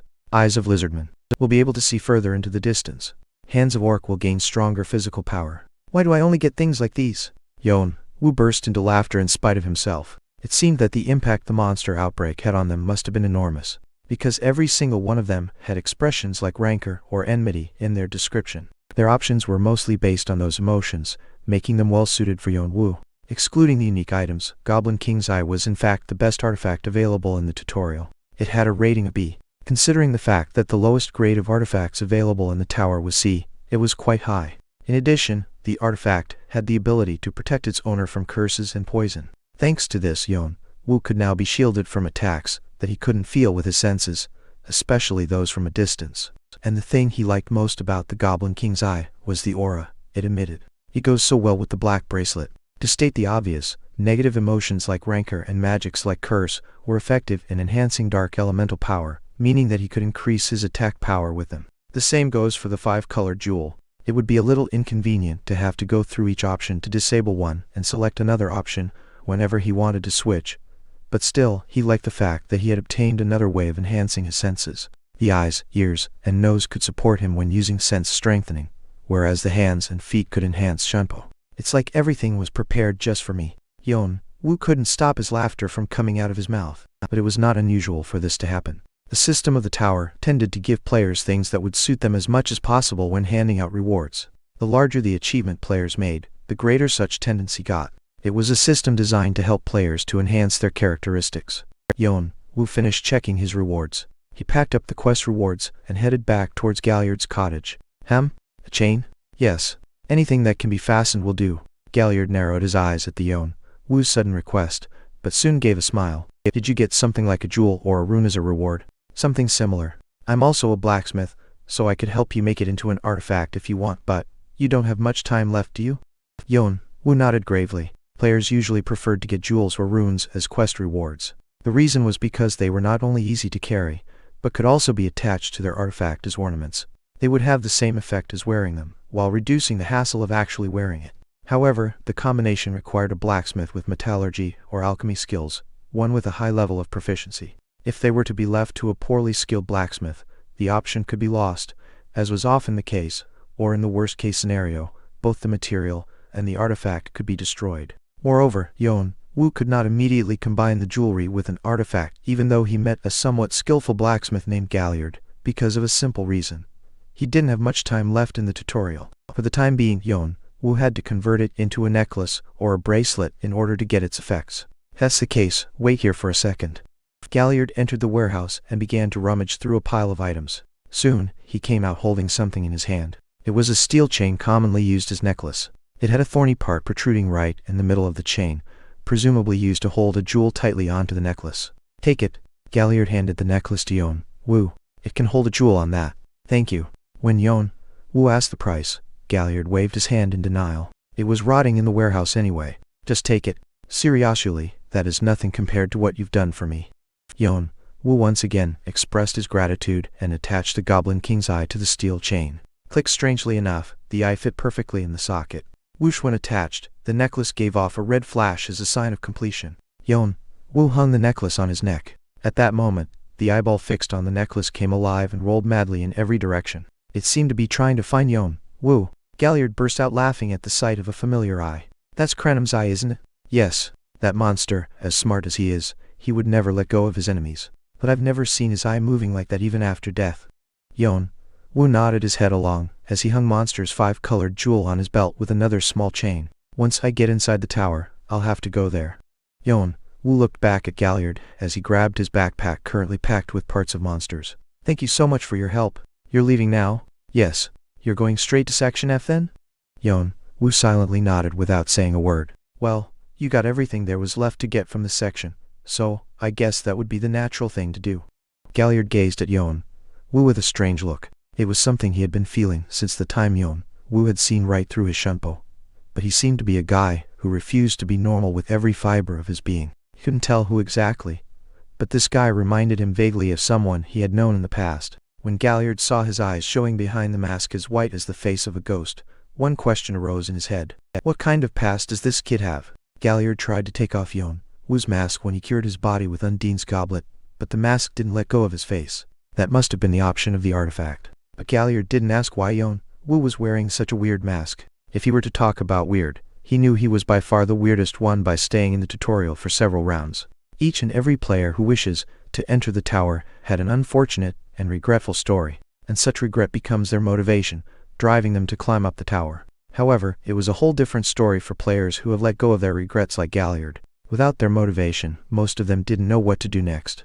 As for Galliard, because of all those years he spent looking for the lost pendant, he had already lost the desire to climb up the tower, and without someone to welcome him, he didn't feel the need to go back home. However, he also knew he couldn't stay in the tutorial forever wasting his time. But still, it was something he should think carefully about, so he decided to rest a little longer and take his time making his decision. Oh, I almost forgot. Here, take this. When Yeon-woo turned back to see what Galliard was giving him, he saw a sword thrown towards his head. He quickly dodged by twisting his upper body and snatched the sword. A sword that was a meter long and as narrow as the length of a finger. Being thread tied into a unique knot at the end of its hilt made it look impressive. What is this? Remember the guy that came for you? It's the weapon he had with him. It's a pretty decent sword, and I thought it's a shame to let a good sword go to waste, so I brought it here. Use it if you want, and if not, just pack it up in your bag and sell it to the mysterious merchant. It'll make for a good trade. Yeon-woo swung the sword a few times. Its blade was solid and very well balanced. Even he could tell it was a well-crafted sword. However, Yeon-woo usually wielded swords with short blades that could be held on one hand, just like daggers. A long sword like this had no use for him, but still he considered packing it in his backpack to trade it later to the mysterious merchant as Galliard said. Then suddenly, Galliard asked a strange question. By the way, how did you get into a fight with Errington? Their base camps are right in front of Section F's entrance. They're gonna stir trouble for you when you get there. Yeon-woo looked back at him, wondering what he was talking about. What do you mean Errington? Weren't you just fighting with Errington? But Galliard seemed even more startled at his answer. That green string on the sword, it's a symbol of Errington. At the moment Yeon-woo's eyes grew wide. So they weren't just a random group of scavengers, but players from Errington, from Chen, Watto. All the pieces were finally falling into place. The scavenger syndicate that his brother had destroyed. The sudden appearance of Errington in the tutorial. A human farm with an organized system. And Conan Doyle, who left abruptly. If Errington was the force behind the scavengers, and they had been deceiving all the other players under the cover of justice, and if the reason Conan Doyle had left him was to stop this injustice. When Conan Doyle pushed him out of their group, he had known it wasn't on purpose. But the way he had to go was different from theirs. They ended up parting ways. At that time, he didn't know how big of a danger they would be in. He was sure Khan and Doyle would be victorious against anyone who stood in their way, but the enemy they went to fight with turned out to be Erangdan. He didn't know how many players there were nor how strong they were, and behind Erangdan, there was Jeong-woo, one of the top 8 clans in the tower. Could the two of them defeat an enemy as big as them? If Khan and Doyle had destroyed Erangdan already, there would have been word of it all throughout Section E. But all this while he hadn't heard anything about them. It must mean they lost their fight against Erangdan. And then, Yeon-woo started to ponder about how much they meant to Yeon-woo. Were they strangers or friends? Did he want to get involved or stay out? But the more he thought of them, the images of Khan's confident laughter and Doyle's always so sleepy yet sharp eyes kept appearing in his mind. What else could it mean when he couldn't take them out of his head? Besides, Hyun, you've always been my hero, and I hope you don't lose yourself even when I'm gone. There were the words that his brother had left him in the diary. In the end, Yeon-woo realized his answer was already set. Bastard. Unknown whether he was referring to Khan and Doyle, to Erangdan, or to his brother, as he muttered to himself. Yeon-woo rose from his seated position with a cold glow in his eyes. Chapter 45. 2 Hearts 3. There were 5 times I had a sword stuck in my heart. 3 belonged to the lords, 1 from my previous lover. The other 1 was from a person whom I believed was my friend. Though Khan and Doyle were the biggest reason, they were definitely not the only reason as to why Yeon-woo decided to destroy Erangdan. Yeon-woo thought this could also be an opportunity to drain Jeong-woo's power out. Jeong-woo has built several human farms over the rounds of the tutorial. But why? In regards to efficiency, the human farm wasn't a good way to rob players. If their goal was to simply take the artifacts and tokens from the players, they could have relied on looting and plundering. So, why did they run several farms that are difficult to manage? And why rebuild themselves, even after being wiped out by Arthea? There must be something. Yeon-woo was sure there must be a reason for that, and that would be something that should never be exposed to the outside world. Something that could be used against them. If only he could find out what that was, and be lucky enough to snatch it away from them. The corners of Yeon-woo's mouth were starting to turn up little by little. It'll be a weapon that can shake up Jeong-woo. The top 8 clans. They were the ones who tore down Arthea and drove his brother to death. Moreover, Jeong-woo was the clan where one of the guys who stabbed his brother in the heart had turned to. It was a little earlier than he expected, but he could finally embark on the path towards revenge. He made his decision and his goal was clear. Now, he had to make his preparations before starting a fight. There's no way I can measure Erangdan's combat power, but what's certain is that they are stronger than those who previously fought against Arthea. Arthea had escaped from several near-death situations when subjugating the Scavenger Syndicate. That's how persistent, strong and outnumbering the Scavenger Syndicate was. And the size of Erangdan right now was not any smaller, if not bigger than them. In addition, Jeong-woo sends 1 to 5 players to manage Erangdan. They weren't just ordinary players but players who had proven their excellence in Jeong-woo. The key was to know how skilled they were. It would be stupid to launch a frontal attack. I have to think, what advantages do I have that I can make use of against them? Yeon-woo racked his brain for ideas. Since they have no information about the skills I use, they don't know exactly how good I am. Also, they could only make a rough estimate of my location. If I make sure to erase the traces I leave behind, they will no longer be able to locate me. And Erangdan was fixated on him, but they should have no idea that they had already been exposed. Though just once, he could also launch an ambush while the enemy had their guard down. Besides, Yeon-woo was quick on his feet. Almost no one within the tutorial could catch up to the speed of his shunpo, not to mention his stealthiness. His senses were also of great help for pinpointing the enemy's position. And above all, Yeon-woo had new weapons now, Diamond Physique and Monocircuit. With these 2 things, he was already well above the average player in the tutorial. He was certain that he himself was already stronger than Arthea had been during their days in the tutorial. But that didn't mean he could let his guard down. That leaves me with hit and run tactics then. It was a tactic his troops used a lot back in the military. When aiming for an enemy camp, they would launch several guerrilla attacks, steadily wearing the enemies down. And when the enemy finally exposed a loophole in their defense, they would deal the final blow and destroy them. Once again Yeon-woo's brain spun fast. How much time do I have now? 88, 25, 48, 63, that's about 3.5 days. It was enough time to rescue Khan and Doyle. But if he let Erangdan off the hook with just that, they would most likely interfere with him during the remaining time of the tutorial. Once I pick a fight with them, I've got to completely finish them off and make sure to leave no survivors behind, so that Jeong-woo doesn't know who attacked them. What he was about to start was a war. In a war, one had to eradicate the enemies to make sure they couldn't make a comeback. Not only that, but Yeon-woo had not yet given up on claiming the first rank. To sum it up, Yeon-woo had to destroy Erangdan and pass through the remaining sections within little more than 3 days. Yeon-woo sorted out his plan step by step. A vague picture was being painted in his head. I'll have to dart in and out of their base camps and swamp them with ceaseless attacks. And when they show signs of exhaustion, it'll be their last. I'll destroy their base, their heads, and everything else until they cease to exist. A brief cold blaze shone from Yeon-woo's eyes.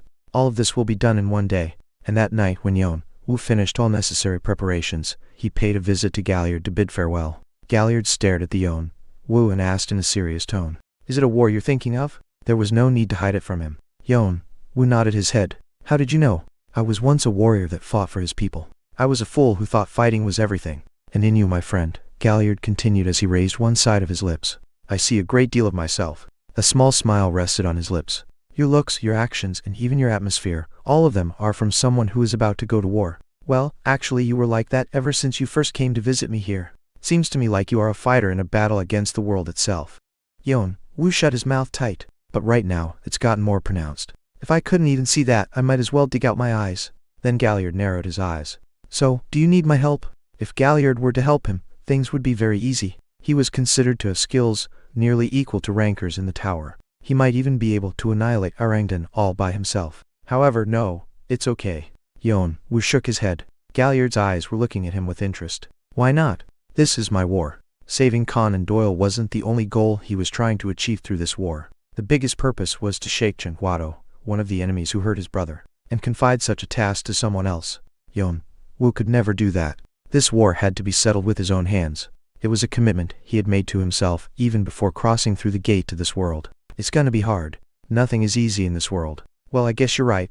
Galliard nodded understandingly. "After all, one's fight must be fought by oneself." "Okay then, I wish you good luck." Yeon-woo nodded in response as he slung his backpack over his shoulder. After confirming his daggers were fastened to his belt, Yeon-woo left Galliard's cottage. It was the beginning of a new war. "Did you find him?" A subordinate standing in front of Bill bowed his head at the question. "We still haven't found him yet." The whole section E was razed to the ground. What a walking disaster. Bill had to swallow his boiling anger. After an unexpected monster outbreak swept by, around 70% of Arangdan's main combatants were annihilated. He had lost contact with Team 1, whom he had fostered to be the leading force in Jeong-woo, and the scavenger syndicate, which he had reorganized so laboriously after its fall, had completely fallen apart. Not just that, but as all the other members of the Arangdan were swept away, Arangdan's entire network in the tutorial also evaporated along with them. Except for some hidden bases located in Section F and in the inner area, Arangdan was practically done for. What Bill had built over the past few years was blown away within a few days. And then, it was also a death sentence for Bill. "By all means possible, I must rebuild Arangdan before the Isle gets word about this."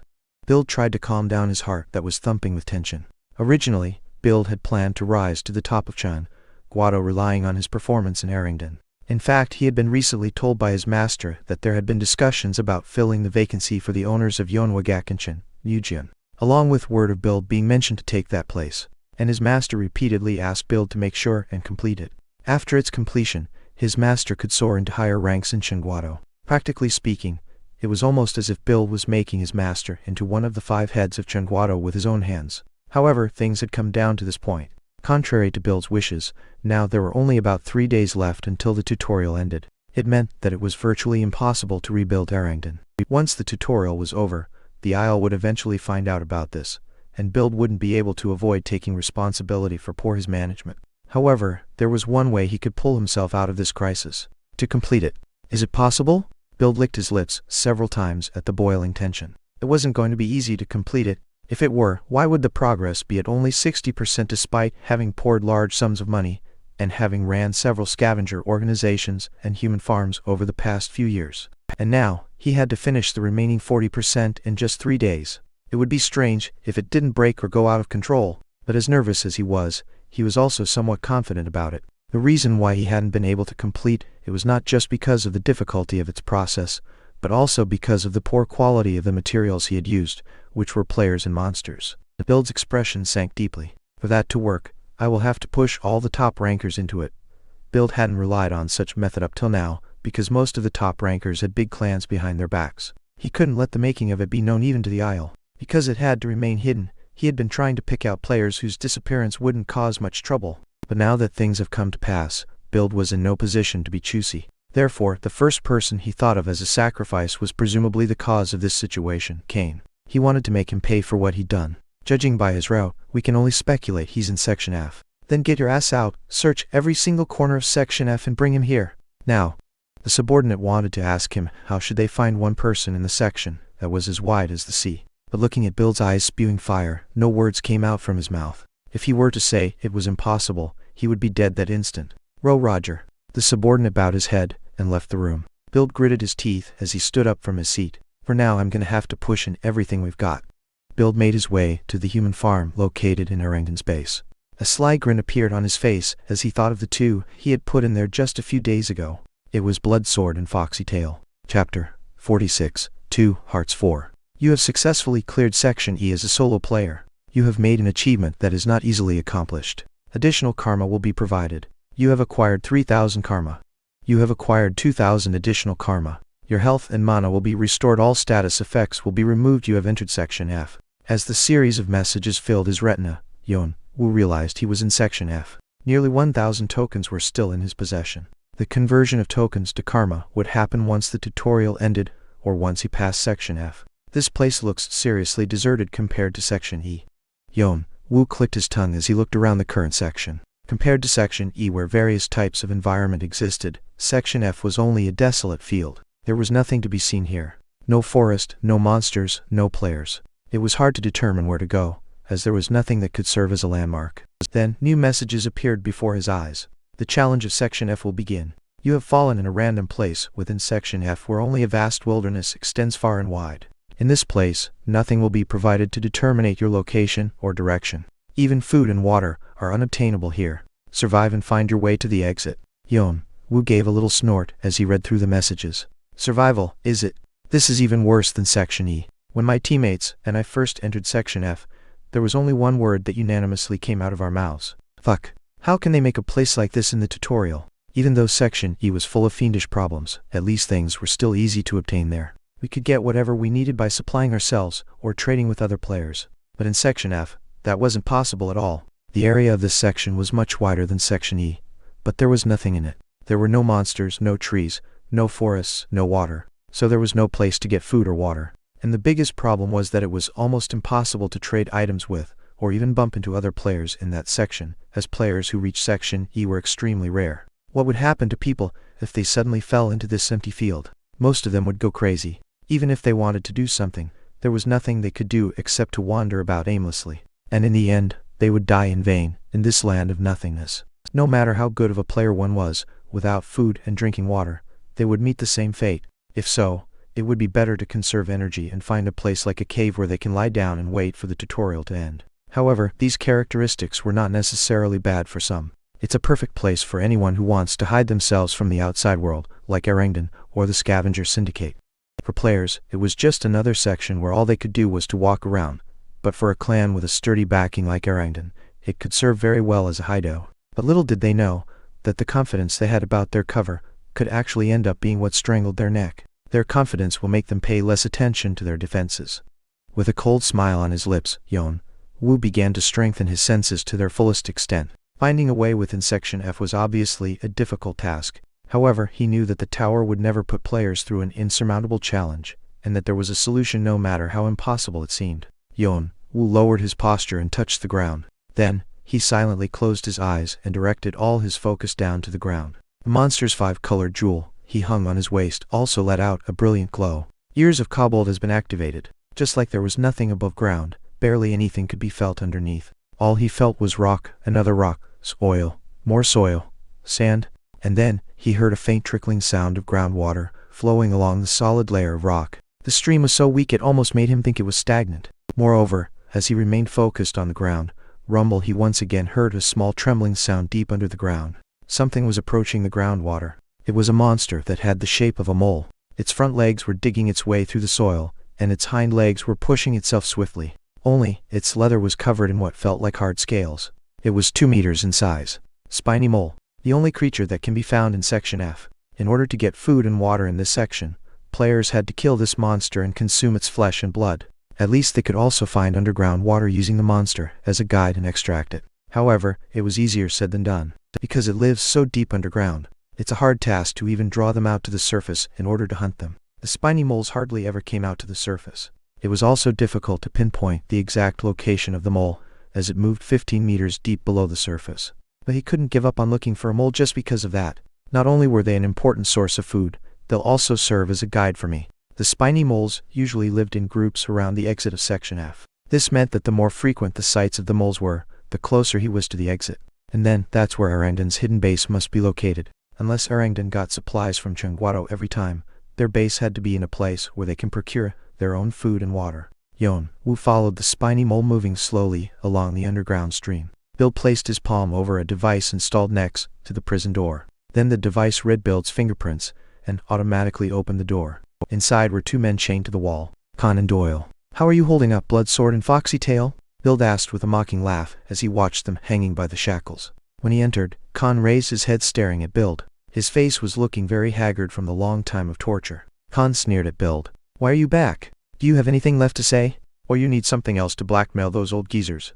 When Bill had first subdued Khan and Doyle, he couldn't kill them like he wanted to. The people behind these two were prominent rankers in the tower, and if done well, they could also be used as good bargaining chips to bring them over to Jeong-woo for the impending war. However, he had changed his mind now. At this time when he couldn't even see his way forward, it was more urgent to make his way out of the immediate danger. "No. I'm here to tell you this." "What?" Bill's eyes were full of malice. "You will soon become the material for the stone." "A stone?" At that moment, Khan's face completely distorted. "You crazy bastard." Khan didn't know exactly what the stone was, but he knew what it was made of. A substance made at the expense of the players caught by Arangdan and the scavengers, just like himself. It was the main product and the result of an abominable experiment. An experiment that should have never been conducted. Originally, we were going to slowly extract the energy out of your bodies, but, unfortunately, we're in a hurry now. I'd say it's good news for you guys, 'cause it's gonna end your pain right away. Bill took a step back and gestured at his subordinates with his chin. It was the signal to start. Khan clenched his teeth as he watched the men approaching him and Doyle. It was okay if he were to die alone. It was the consequence of his impulsiveness. But he was distressed at the thought of Doyle having to die with him. He was a good kid who had been following him solely out of trust, but Khan had ended up leading him to a bad end. Possible, he wanted to set him free in exchange of his own life, but he was helpless and powerless. "This is just like last time. I can't in this irreversible situation." A painful memory from the past flashed through his mind. The men were reaching up to them. Khan gritted his teeth. There it is. After wandering from place to place following the spiny mole, Yeon-woo finally found the place he was looking for. A place that appeared to be no different from the wilderness of Section F. But draconic eyes. The moment he looked through his enhanced eyes, a whole different scenery came into his view. Countless flaws were repeatedly being tangled and untangled in the sky above, and beyond the flaws dozens of buildings spread across the wide plain were revealed. It seemed the entire forest of buildings was concealed under a wide area invisibility magic. But even that couldn't fool Yeon-woo's draconic eyes. As he examined the composition of the magic, he swiftly dug into the gap between the flaws.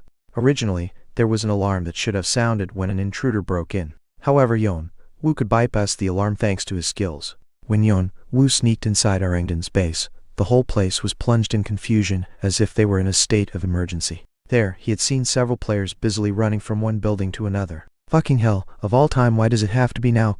Quit your whining and get back on your feet.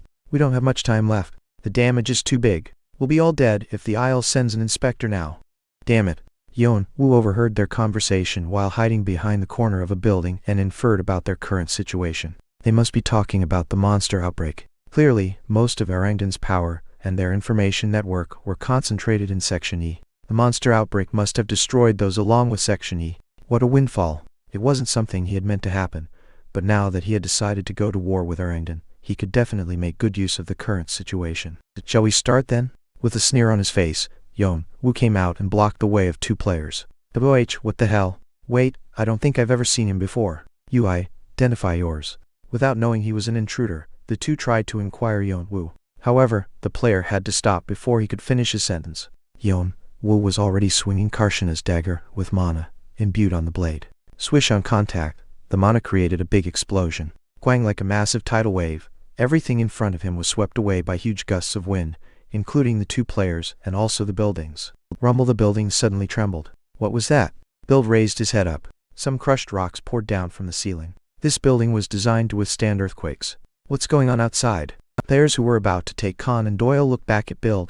Bill's expression also turned into a frown. The moment he ordered his subordinate to check the outside, When a door swung open and another one rushed in. Build. We've got a big problem. Someone has broken into our base again. What? Build answered with a stiff expression. Ever since Arendon was established, it wasn't as if there hadn't been intruders before. Some had grudges against them, others smelled something fishy from them, and others just wanted to pick a fight. They all came for different reasons, but there had been at least one intruder in every round of the tutorial. Khan and Doyle were also one of them, and every single one of them had ended up becoming material for the stone. So normally, he shouldn't be worried no matter how strong the intruder was. But why now? Bill's heart began to flutter with an incomprehensible tension. So he turned towards the subordinate and shouted out loud, Where is this intruder? Chapter 47. 2 Hearts 5. Ding ding, the sound of an emergency alarm echoed through Arangdon's base because of a single intruder that had dropped from the skies. Quequel waves of mana swept through the surface, leaving only destruction behind. A series of piercing winds created by the explosions tossed the players hither and thither. A fire of unknown origin spread across the whole base and grew into a fiery inferno. Black ashes and white smoke surged every time the flaming tongues flicked. In an instant, Arangdon's base had turned into a madhouse. Stop him! Damn it! Where the hell did he come from? Players of Arendon struggled very hard to stop the intruder. They stood in formation, enhanced themselves with numerous buffs, and surrounded the intruder in an effort to subdue him. But the intruder was too strong. With every swing of his dagger, he produced a burst of mana, and with every stamp of his foot, the ground blew up and the explosions shattered their formations. He was a wolf, or more precisely, a lion slaughtering a flock of sheep. Die. A sword was approaching his neck. Feet of Goblin. With the intruder's or Yeon-woo's command, the monster's 5-colored jewel glowed red.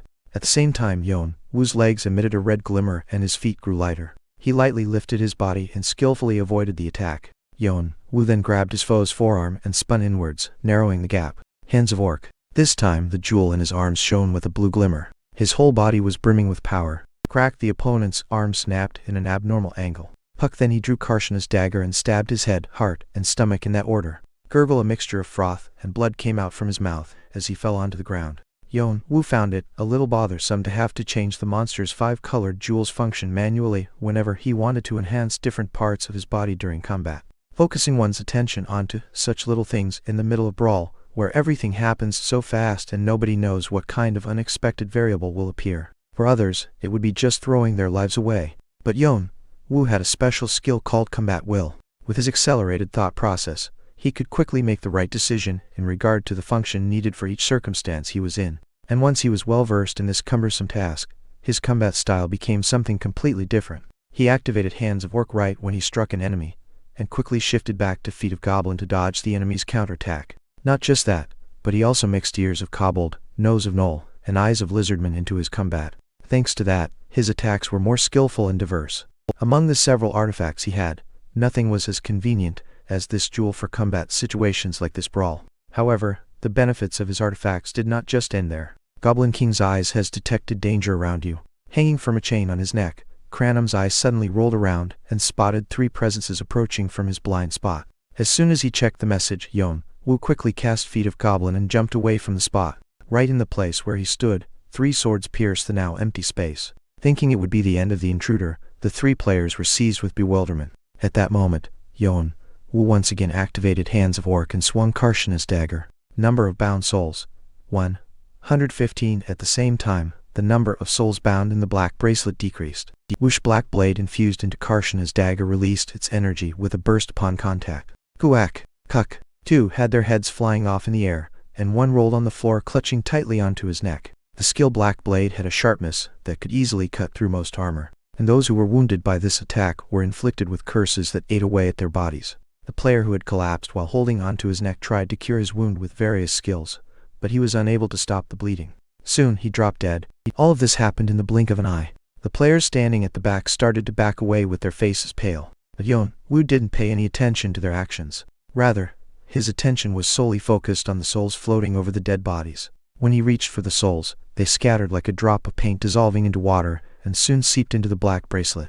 Number of bound souls: 118. He made sure to replenish the souls that were consumed with the use of Black Blade. It was a decision made to prevent the depletion of the souls bound in the bracelet. Of course, the replenishment speed wasn't as fast as the consumption speed. Still, it was enough for him to keep Black Blade going, and thanks to that, the enemies were so horrified by the effect that they would think twice before jumping in. They saw their friends being beheaded by some kind of black sword right in front of them.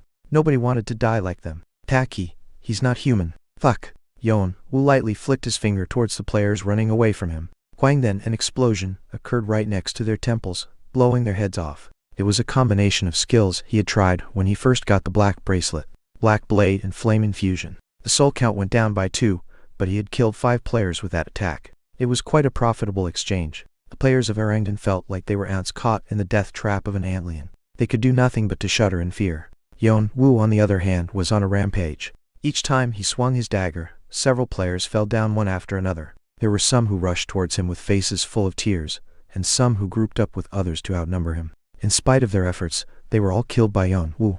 I'm not leaving anyone alive. It was something he had resolved himself to do when he decided to fight Erangden. Not simply because he wanted to erase all traces of him that could be used to link him to this case, but also because they were players who belonged to a clan that had a close relation to his brother's death. Puck was so wherever they ran off to, Yeon-woo quickly caught up to them. Relying on his instincts, he dashed to the places where he felt their presences and wielded his dagger. From the outer part to the central part, Yeon-woo was able to penetrate without any hindrance. Wherever he passed through, only rubble of collapsed buildings, burning infernos, and corpses of players drenched in blood were left. The players could only retreat as they couldn't stop Yeon-woo. Quang gurgled Frank. No, Peach, that's a monster. Why hasn't anybody come here? At this rate, we're all gonna die. Standing amid their destroyed base, Erangden's players froze in fear. The ones who ran away ended up dying first. Looking at those players, Yeon-woo laughed indifferently. I'm full of energy. Far from being tired, Yeon-woo felt his body gradually growing more powerful. A big smile spread across his face. He thought he had been imagining it, but it was true. The more he fought, the more energetic he became. His body, enhanced by diamond physique, felt no thing such as fatigue. On the contrary, as if it was telling him that there were many things he hadn't experienced yet, his body was constantly showing off its new abilities. The same was true for Mana Circuit.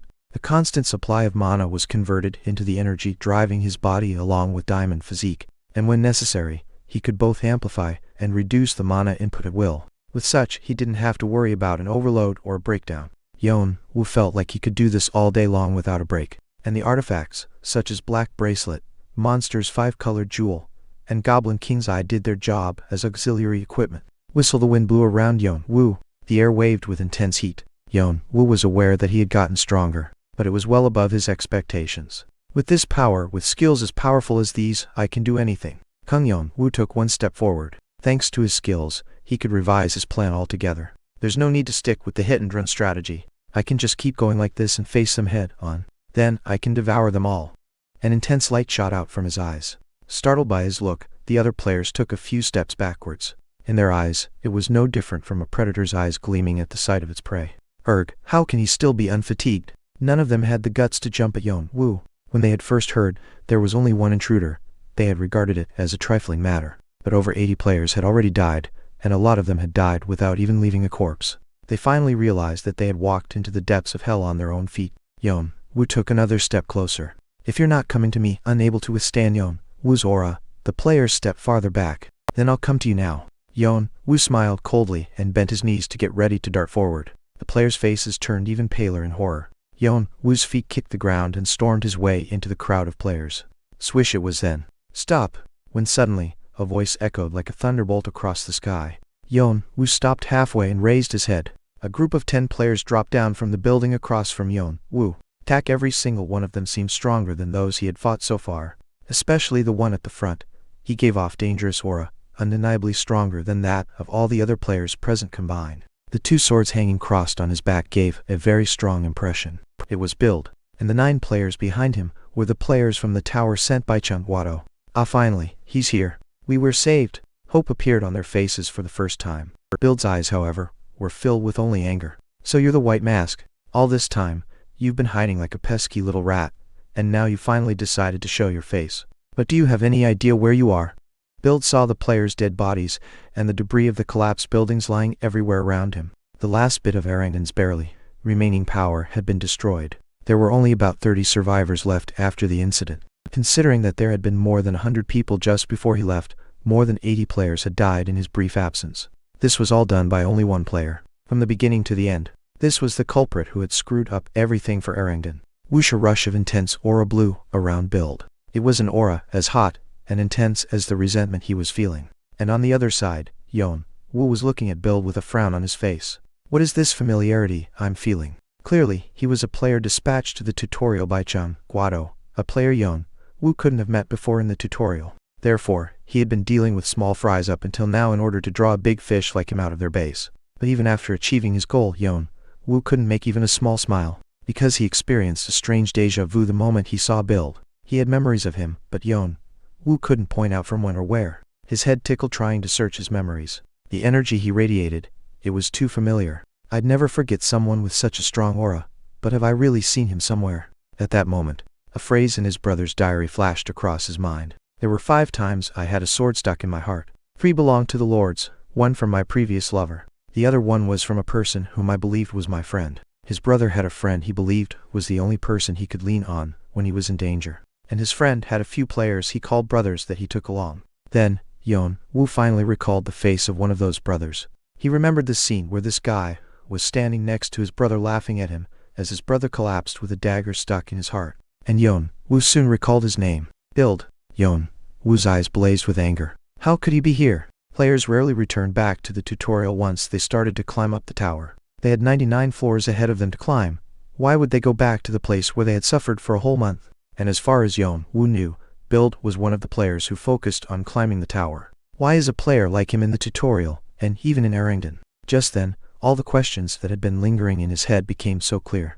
Erangton, the scavengers, Jeong-woo, human farm, the real purpose they had been hiding. And then, the identity of the guy behind Build. It wasn't perfect, but he could sketch the barest outline of their plan in his head. This place wasn't just another hideout of Jeong-woo. Fire spewed out from Yeon-woo's eyes. Leant. He made this place in order to hide something from Jeong-woo. Chapter 48, 2, Hearts 6. Leant. He who was once his brother's most trusted friend had turned his back on his brother and stabbed a sword into his heart. In return, he was invited to Jeong-woo as an executive. However, Leant had always been dissatisfied with his position. What he wanted was the position of Wushin, the very head of Jeong-woo. What if he still harbored such ambition? And what if Erangton was the cover used to hide his plans? Everything seemed to make sense. Ha ha ha ha! Yeon-woo burst out laughing with his hands placed over his mask. He couldn't hold back his laughter at all. He laughed so hard even tears started to well up in his eyes. After all, he happened to find a lead to his target in such an unexpected place. Who would have thought that Erangton was Leant's creation? It was like finding a hidden treasure. Without knowing the reason behind his laughter, Bill's face was distorted with anger. He couldn't understand how could Yeon-woo laugh instead of being scared in front of him. You must have a death wish. Quack, the air began to stir as Bill emitted his aura. The whole area shook violently. Erangton's players collapsed onto the floor as they coughed up blood. Some looked up at Bill with imploring eyes that begged him to stop. All of a sudden, Yeon-woo stopped laughing and lowered his hands as if it never happened. Then he slashed in front of him with Karshan's dagger. Splash! At that moment, the aura that was pressuring the whole area vanished. Yeon-woo had cut through the flaws. When Bill saw this, the expression on his face quickly froze. Underneath the white mask, Yeon-woo's eyes flashed like a couple of will-o-wisps. Stop acting so affected. If you want to fight, just come at me now. Never in his wildest dreams did he think he would unexpectedly catch onto Leant's tail. Build was one of the many sidekicks that Leant had. If Yeon-woo could subdue him now, he could put the screws on him to find out what had transcurred following the memories from the diary up till now. Jeong-woo, I think this will be the first gift I can give you. The look that Yeon-woo showed towards Build changed. It was like that of a predator hungry for food. Build's face burned with shame and rage. No one had ever looked at him like this. That attitude was supposed to be his rank. Yes, sir. One of the 9 players behind Bill bowed his head. Send a signal to the Isle right now. Tell them that we have a weird guy that came to fight Erangton. But the moment the player turned around to carry out his order, an explosion occurred right beside his head, smashing it into pieces like a watermelon. It was an unexpected attack. Bill and the remaining 8 players looked at Yeon-woo with their eyes wide open. Yeon-woo gave a cold smirk as he lowered the left hand he had stretched towards the dead player. I already told you. Stop being so snobbish and come fight me. And don't even think about running away. Bill's face stiffened even more. An enemy capable of various attacks, including both close and long-ranged ones. It was the most difficult type of enemy. But in the end, Bill admitted that he had to raise his awareness in view of how dangerous he was. He wasn't at the same level as Khan and Doyle. Indeed, you didn't come attacking us without a trick or two up your sleeve. Fountain and Edora, the siblings from the One-Horn tribe. The best players there were in this round of the tutorial. His level was equal to those 2 who were even feared by players already in the tower. This meant that even he had to go full out against him. Swing Build drew the two swords that were hanging on his back crossed. An austere ambience permeated the air. Then I'll show you how useless those petty skills you've got are. Build gathered as much mana as he could as he propelled himself from the top of the building with unbelievable power. Quite the building he was standing on collapsed from the impact. Build came down at an intense speed and wielded his swords at Yeon-woo. The wind surrounded his swords, making the blades sharper. It was his favorite skill, wind blade. Clang! Yeon-woo slanted Karshana's dagger upwards and parried the two swords. At the same time, he spun and dug underneath Build, taking his left hand to his waist and pulling out another dagger. Swish! The dagger held in reverse drew a horizontal line and darted upwards, aiming for Build's throat. Build narrowly dodged the dagger by bending his body backwards, then made a wide swing with his two swords and swept at Yeon-woo's lower body. The longer wind blade was used, the more layers of wind would stack over each other, making the skill increasingly more powerful. His attack left deep furrows on the ground, as if a large animal had clawed at the ground. But Yeon-woo dodged the attack by just slightly jumping off the ground. Then again, Yeon-woo twisted his body and aimed Karshana's dagger towards the top of Build's head. Build also lifted his swords vertically. The dagger and the two swords clashed once again. Quite an immense shockwave created by the clash shook the two of them. The ground caved down, and clouds of dust spread from side to side. The surrounding area except for where the two were standing was filled with clouds of dust. It was a tense battle in which neither of the two were being pushed back. Players watching their fight took a big gulp. Cold sweat broke out from their tightly clenched fists. Yeon-woo also felt like he was really fighting, unlike when he was facing the other players who were hardly worth dealing with. A fight where their head could fall the moment they made a single slip. A fight where a minor mistake could result in a great defeat. His breath came in short gasps. His muscles heated up. His back was tightly strained from the tension. A rush of adrenaline made him feel like he was floating in the air. The feeling he got on his first mission in Africa. It felt like he was living that moment all over again. And it came to Yeon-woo with a sense of indescribable thrill. The thrill of a savage beast being freed from the depths of the abyss and rushing over the mountains, showing off its teeth and claws. So Yeon-woo approached closer to Build. Closer and closer. As if he didn't care about getting wounded. Swish swish clang clang. Therefore, Build's movements, which looked like flamboyant dance moves at the beginning, started to look hectic from some point on. All he could do was to match the speed of Yeon-woo's incessant attacks. And such truth, what is happening with, came as a great shock to Build. He was merely a player who had just joined the tutorial. He was supposed to be a small fry who had acquired his abilities just now. How can you be this strong? How? Build knew that this guy wouldn't be at the level of an ordinary player. He had assumed that he'd be at least at Fan and at Ura's level. But he didn't expect him to be this overwhelming. Build was a player who had already started to climb the tower. Although he had stopped climbing because he had become aware of his limit, he had climbed up to fairly high floors before quitting. But Yeon-woo was overpowering such a player. No, to be exact, it wasn't overpowering. When seen from an objective angle, there were still things Yeon-woo lacked. His skills hadn't reached their full potential due to the lack of proficiency. But what he had was the experience. He knew how to fight. Yeon-woo took a step closer, ignoring the risks. In order to unleash fiercer attacks, he chose to discard all defenses to constantly press against Build, bearing with the wounds on his arms and sides. Despite his whole body being covered in wounds, he didn't slow down his attacks. Rather, he was laughing as if he found the fight to be very amusing. I see. You don't know how to fight at all. What? Although you seemed like a good fighter before. I guess you've gotten duller during your time with those newbies. The way he spoke sounded like he had known Build for a long time. Build just wanted to ask who the hell was he. But the moment he tried to speak, the words got stuck right inside his mouth. He saw the two eyes under the white mask, and the reflection of himself against those eyes. There, he found himself overcome with fear and dread. Quang Build lifted his sword to the side like holding a shield, and barely managed to fend off Yeon-woo's attack. The sword rang from the impact of the blow. The blade seemed to have received serious damage, and cracks appeared on the side of the sword. His hand holding the hilt trembled as if it were going to fall off. Or maybe his hands were trembling not because of the attack, but because of fear. That's ridiculous. I Build feel fear against a player in the tutorial? The Build couldn't explain the reason why he was feeling this dark emotion squeezing his heart. Each swing of the dagger wielded by Yeon-woo felt like the explosion of a cannonball. It held power that could easily shatter a thick rock, and speed that could hardly be caught with the naked eye. Now in Build's eyes, Yeon-woo was starting to appear like savage beast. A beast that had been pushing him towards the edge of a cliff. Swish! Yeon-woo moved once again. He gathered as much mana as possible. The Aang mana circuit started to spin like crazy. A mixture of the mana that once existed within the snow ginseng and the Needin of Akasha's snake was now being infused in Karshana's dagger. Quang Build's body kept being pushed back by Yeon-woo's attacks, Quang, his body bounced off one last time as he failed to block a blow. His left sword exploded into pieces, splattering the splinters all over the place. Among them, there were also bits of Build's severed left arm. Woo ack! Build fell off far away after rolling several times on the ground. Blood was gushing out from his left shoulder. As he tried to get up, he bent down several times to vomit out blood. His broken ribs left him short of breath. Red veins were visible in his eyes. The whole world looked like it was spinning in circles.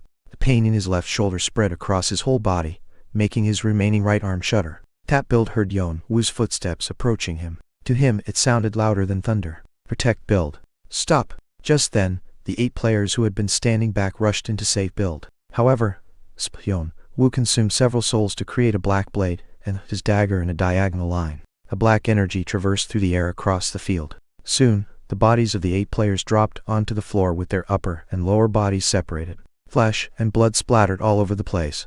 Everyone around was left with a huge shock. No one dared to approach Yeon-woo anymore. No, their fear was far beyond that point.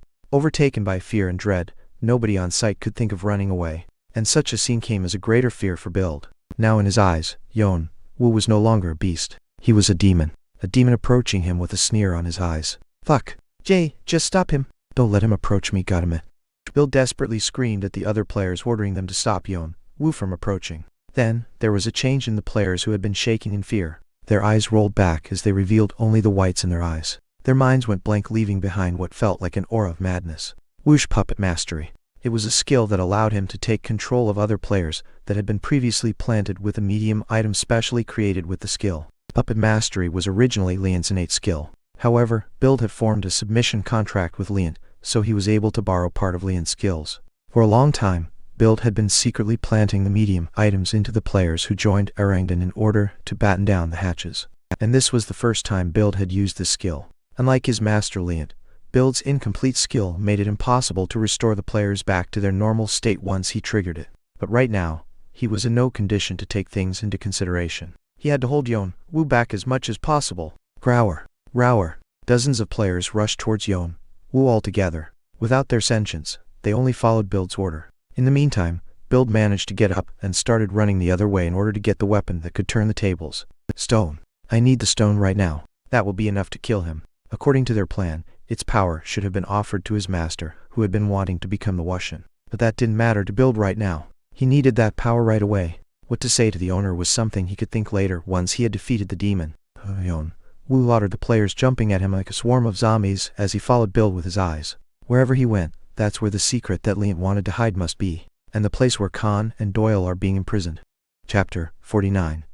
2 Hearts 7. Gurgle. Yeon-woo pulled Karshana's dagger out of the neck of the last remaining player. Froth mixed with blood oozed out from his mouth until he collapsed onto the floor. The surrounding area was filled with corpses of the players who were controlled to attack Yeon-woo. With the annihilation of Arangdan in Section F, it was safe to say that Arangdan was practically destroyed. However, Arangdan still hasn't reached true annihilation yet. There was one person left to be killed. Build. Yeon-woo gently shook off the blood from the dagger and bent his steps towards the direction where Build had disappeared. Within his enhanced sensory organs, Yeon-woo felt Build rushing his way to a place that seemed like a basement warehouse.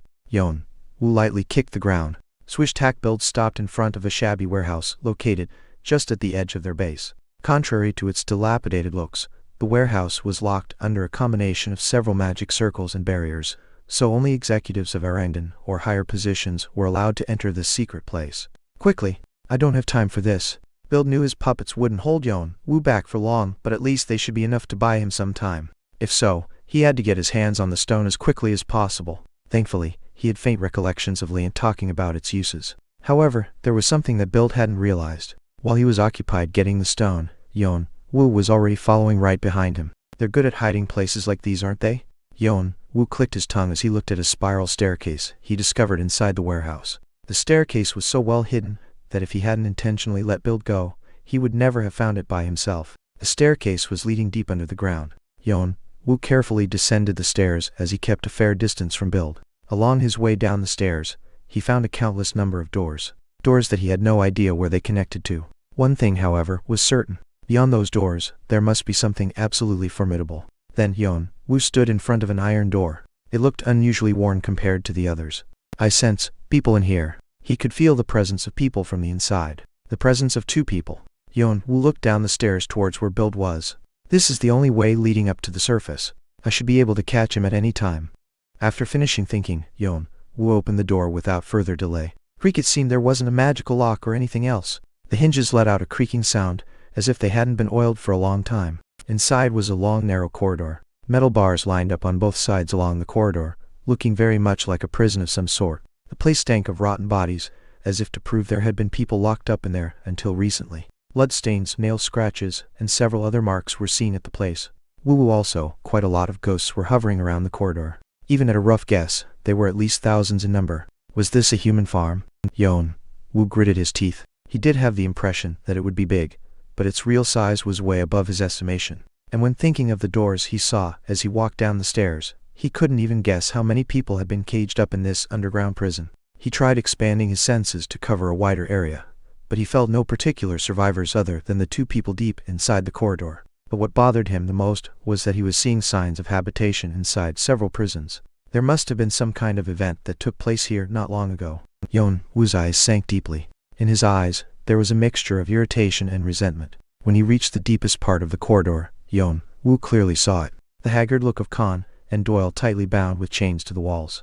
The only players locked up in the immense jail were Khan and Doyle. Fucking hell, what the hell's going on up there? Khan raised his head with an irritated face. Bill and his minions had hurried away when they heard they had an intruder. Judging from their looks, something serious must have been happening outside. But since he couldn't just go out and see the situation outside, it was getting more and more frustrating for him. Still, there was one thing that he could guess. That the building they were in would soon collapse, because the whole building had been shaking wildly for some time now. I thought we were up to something very cool, but now, we're here locked in a cage watching the building collapse and waiting for it to bury us alive. How come we're so unlucky? Khan smirked as he shook his head. It was a sneer toward himself. Hi, you can't just put it like that. Then Doyle, who had been slouching next to him, slowly raised his head. Despite being hurt all over his body, his eyes were still looking sleepy. You're the one who's unlucky, but I'm not. I was just following you around and ended up like this. So what? Your luck is being stuck in here with me? If it is, that's just a rotten piece of luck. You're being sassy today, you know that? Well, there's something I've been meaning to do. If I'm gonna die, I'll die after I talk back to you. You're talking like you've always been an obedient brother. The two were busy squabbling at each other even on the verge of death. They were able to come all the way up to this point because they were so special to each other. Sai, let's just stop fighting. We aren't getting anywhere anyway. By the way, what do you think Kane might be doing right now? Khan suddenly recalled a friend, or maybe not a friend, who had gone and defeated Hargan with him. Even though he was blunt, the 3 of them had really fit well together. Well, he was fine without us. I think he might be in Section G by now. Yeah, maybe. Khan let out a smirk as he continued talking. Ha! If I knew we would end up like this, I should have told him about that hidden piece. At least it wouldn't have gone to waste. Khan shook his head as he thought of the hidden piece he and Doyle had been wanting to get. The secret weapon that would let them catch up to the siblings. And help feel a little regret. But just then, you can tell me now. A familiar voice rang from above. Khan and Doyle raised their heads with looks filled with surprise. From the corridor, shrouded in darkness, a white mask stood in a spot where light barely reached. It was Yeon-woo. How did you, Kane? Khan shouted in disbelief as he looked at Yeon-woo. Doyle's eyes grew big along with it. But without caring about their reactions, Shank Creek Yeon-woo easily sliced away the metal bars biting at their flaws and entered the prison. You guys look like crap. Yeon-woo grinned as he looked at them up and down. Khan had a complex mix of expressions on his face. Pleasure, confusion, remorse, and gratitude. But then, he quickly turned his head to the side. Last time they were together, he had been very harsh on Yeon-woo. He didn't want to show his weak side like this. Instead, Doyle spoke with teary eyes. How did you get here? Yeon-woo swung Karshana's dagger and severed the chains that had been restraining Khan and Doyle. Clank clank, then he answered as he shattered the remaining mana shackles on their wrists. The scavengers kept bothering me. It turns out they were actually part of Erangdan. Yeon-woo said it as if he had just been passing by. Doyle opened his eyes wide but soon smiled timidly. He didn't ask about how he had found this place, because he didn't need to. Khan broke his silence after watching Yeon-woo freeing them from the rest of the restraints. Thank you. Really. If you really want to thank me, you can give me the hidden piece you mentioned earlier. God damn it, did you really have to make it into a deal? But I guess that's how you got to rip off the mysterious merchant. Despite his grumbling, there was a distinct smile on Khan's face. He knew it was only a joke to put them at ease. He was so blunt he would die before he could say nice words. Once all the restraints were gone, Khan tried to circulate mana. Every nerve of his body was screaming in pain, to the point that he started to wonder if he could make an escape in his current condition. He could tell for sure how messed up was his body, so he began to feel stuck and hopeless. After getting out of this prison, he would be nothing more than a burden to Yeon-woo. Doyle was slightly frowning, as if he was thinking the same. So Khan made up his mind. He was going to tell Yeon-woo to leave them there. That he was already very grateful that he came to release them from the prison, and that they alone would find a mean to escape the place. However, as if Yeon-woo had read his mind, he gave out a slight snort. You don't have to worry about Arangdan. They're all gone now. Khan and Doyle were startled at Yeon-woo's remark. Arangdan is gone? What do you mean? For these two who didn't know about the monster outbreak and Yeon-woo's rampage, it was obvious to be bewildered. However, Yeon-woo only waved his hands at Khan's question as if he was too lazy to answer. Khan narrowed his eyes for a moment and soon let out a deep sigh. Once he showed that attitude, he wouldn't tell him easily. Only, Doyle was still smiling. You got them all, didn't you? Pretty much. Yeon-woo nodded calmly, but his answer ticked off Khan. Hey, you just answered his question. Why did you ignore mine? Yeon-woo stared back at Khan, but once again, he answered with a snort. Yeon-woo's cheeky attitude made him clench his trembling fists. How sad was to be powerless at times like this. But as he heard Yeon-woo's following words, startled, he quickly looked up. Although Bild is still alive. Wait, Bild is alive. Flames shot from Khan's two eyes. Doyle's face also stiffened. Hold on a second, he didn't go down the stairs, did he? Yeon-woo's eyes sparkled with interest. As expected, it seemed like Bild was hiding something below this building. You know what's down here? I don't know what exactly it is, but those bastards, they're making something out of lives of other players. Making something?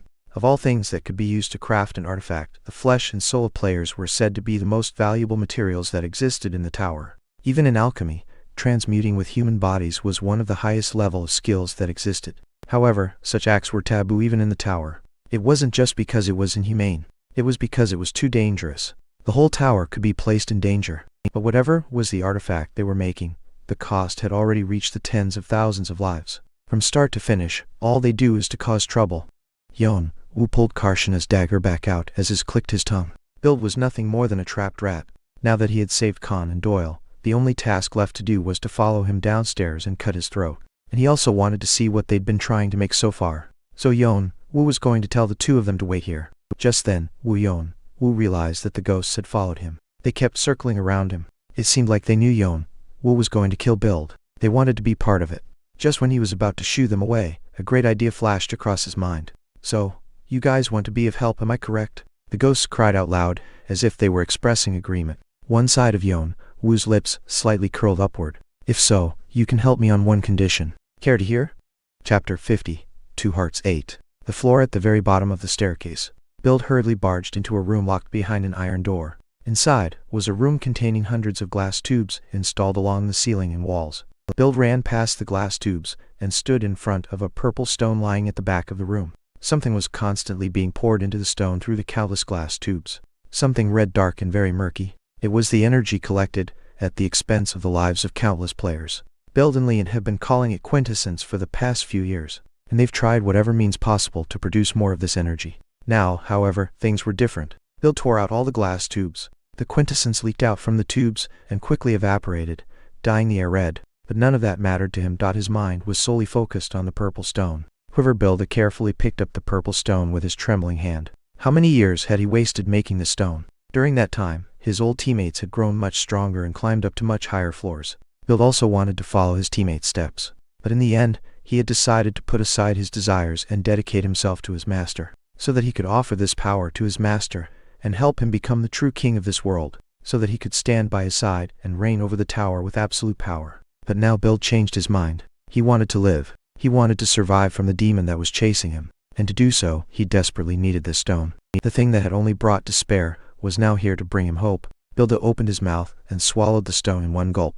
The stone being the size of a fist made it hard to put in his mouth. But now was not the time to care about such things. The stone was a pure concentration of quintessence that had gone through multiple purification and compression processes. His master had once told him that just by swallowing the stone, it would produce a huge amount of mana inside his body. He said that the result would be either one of the two. His body would change or it would explode. But again, a complete stone would have no risk of causing an explosion. However, Bild had no other choice but to hope that the stone would be close to its completion. So he gulped down and waited for the changes to happen in his body. However, what's going on? A look of bewilderment was visible in his face. He unmistakably felt the stone traveling down his throat and into his stomach, so something should have happened by now. That was it. Nothing happened. Why is it not working? Build shouted out loud at the incomprehensible situation. Why? Why isn't it happening? Did I miss anything? Build racked his brains over the problem. He wondered if he had made any mistakes, or if he had missed something when swallowing the stone, but nothing came to his mind. His mind went blank. He started to panic, thinking that the demon should be just around the corner by now. Build pushed his finger into the back of his throat in order to throw up the stone. He was going to try swallowing the stone again and again until it worked. After a few gags, the stone came back out of his mouth. The stone was still emitting its capricious purple glow. Build drew his brows together and put the stone back into his mouth, but the stone did not give way this time. He had to vomit it back out to try swallowing it again. Build repeated the same process over and over again. The floor was completely soaked with his gastric juices. Why? Build was on the verge of losing his mind. Why the fuck isn't it working? Every time he vomited it out, the stone maintained its ominous purple hue. He could see the energy wriggling inside the stone. Still, the stone hadn't granted him the power. Like a rose that wouldn't allow itself to be picked, acting so aloof as if he didn't deserve to be its owner. And that's what drove Build more and more crazy. The thought that that demon could barge in from the door any minute now kept pushing him into a corner. But nothing changed. And then, creak, a dark shadow fell into the warehouse. Build's face turned blue as he quickly turned towards the source of the sound. There stood Yeon-woo, smiling coldly. So, this is the place you chose to run away from me. Build opened his mouth to scream out loud, however, no sound escaped from his mouth. His fear had become an invisible hand that was strangling him. Is that the stone you were trying to make? It doesn't look like anything. Something's not working out. Yeon-woo threw his gaze towards the purple stone Build was hugging tightly. Startled by his words, Build pushed the stone back into his mouth. But Yeon-woo didn't care about it. So many people were sacrificed, all for that failure? Violet stone information unavailable. The stone was an item with no identifiable information. It wasn't clear if it was because the stone was incomplete, or if there was a problem with the making process. Whatever the case was, if the item was unidentifiable, it only meant one thing. It was unusable. Obviously, nothing would happen no matter how many times he put the stone into his mouth. Even when looking at it with draconic eyes, the purple stone was covered with flaws all over its surface. There were so many of them, the stone itself was hidden under the flaws. Usually, such items were classified as trash with F rating. A burst of hollow laughter escaped from his mouth. He couldn't believe Lian spent so much time and money on such a useless piece of trash. Even if he held onto it to threaten him, it wouldn't come close to being his weakness. So Yeon-woo waited for Build to finish swallowing, and then slowly moved towards him. Are you done eating? Build began to cry. The stone still hadn't shown its effect. All his hopes were shattered to pieces. He stepped back away from Yeon-woo. He then tripped and fell on his behind, so he crawled away. In his mind, Build was screaming at Yeon-woo to stay away from him, but Yeon-woo gradually made his way towards him with cold eyes. Why? The demon's shadow hung over his throat. His stuffy throat barely let out a cracked voice. Why the hell? Once he managed to speak out some words, a flurry of them came out from his mouth. Why? Are you putting me through this torment? What did we even do to you? What is it that you hold against us, trying to sabotage us? Build hated Yeon-woo from the bottom of his heart. If it weren't for him, everything would have worked out smoothly. His master would have gotten the stone, and Build would have had the authority he wanted. Only success would have been waiting ahead of him. If only he went on his way without intervening into their business. If only he were like other players. But Build didn't give the slightest thought to the fact that he himself had also tried to kill Yeon-woo many times. After all, humans tend to only recall what they had suffered, not what they had committed. Just then sneer. Why, you ask? A faint sneer was heard from beneath the mask. You asked me why? What kind of grudge I hold against you? Yeon-woo took his hand towards his mask. Well, I hope this suffices. Yeon-woo took off his mask, and his face was revealed. At that moment, Build's face turned deathly pale. An emotion beyond fear, an indescribable emotion, overcame his whole body. It was a face that should no longer exist in this world. Yeon-woo spoke to Build with Jeong-woo's face, with Jeong-woo's eyes, and with Jeong-woo's voice. You have no idea how much I've missed you guys. Build wanted to say something, but the fear choked him up and his voice didn't come out. He tried running away, but soon came to a dead end. Yeon-woo approached him holding Karshan's dagger in reverse. Its blade was shining as coldly as his smile. Ack! Soon, a shrill scream echoed along the staircase and throughout the building. For the first time, Build begged Yeon-woo to end his life. His body had fallen into a state where it was hard to call it human. The only things left unhurt were his head, that served to recall memories, and his mouth to utter words. Even if he was living, it didn't feel like it. He would rather die than to live like this. That's how much pain he was in. Yeon-woo asked a lot of questions through his body. Build's mind was already devastated. Someone who should be lying dead had returned back to life. Such a traumatic experience left him aphasic. The body was different. Except for his severed left arm, there were still many places left intact. When he kept poking around such places, his lost mind occasionally returned back to his body. And thanks to that, Yeon-woo was able to figure out a lot of things regarding the time after Jeong-woo's death and after Arthea's disbandment. The tower had undergone a great change. There had been a transition of power, and the old members of Arthea had sought their own way to survive in various places. Each of them was able to get their hands on the things they wanted. As all the assailants do, they continued to live their usual lives even after what they did to Jeong-woo. Even after they had destroyed someone's life. I see. This is just who you are. It was all in a day's work for you. He once thought that there could be someone, at least one of them, who might be feeling guilty for what they'd done. But it turned out none of them were. So Yeon-woo laughed with relief, because he could go on a rampage without any worries. Please. A sudden voice from Bill brought Yeon-woo back to his senses. Sneer Yeon-woo asked, looking at the lump of meat he was sitting on. So, do you want to die? Please. Well, what should I do? You know a tale about a green frog? A frog that does the opposite of what people ask for. I'm starting to see why he did that. Please. Oh, by the way, I've got a lot of friends who are just so desperate to see your face. Yeon-woo gently waved his hands in the air. He assessed a cloud of black mist formed from thin air, and white ghosts began to appear one by one. Once they stopped appearing, there were already thousands of them. Originally bound to a human farm in the warehouse, the ghosts had been set free with Yeon-woo's black bracelet. And all the ghosts were emitting dark auras like Yeon-woo's black blade. Evil spirits. Through Yeon-woo's black bracelet, they could be infused with dark energy and exert power onto the physical world. Those who met a tragic end, as the material for the stone wanted to take revenge against their murderer, Bild. And for that purpose, they willingly became servants of Yeon-woo.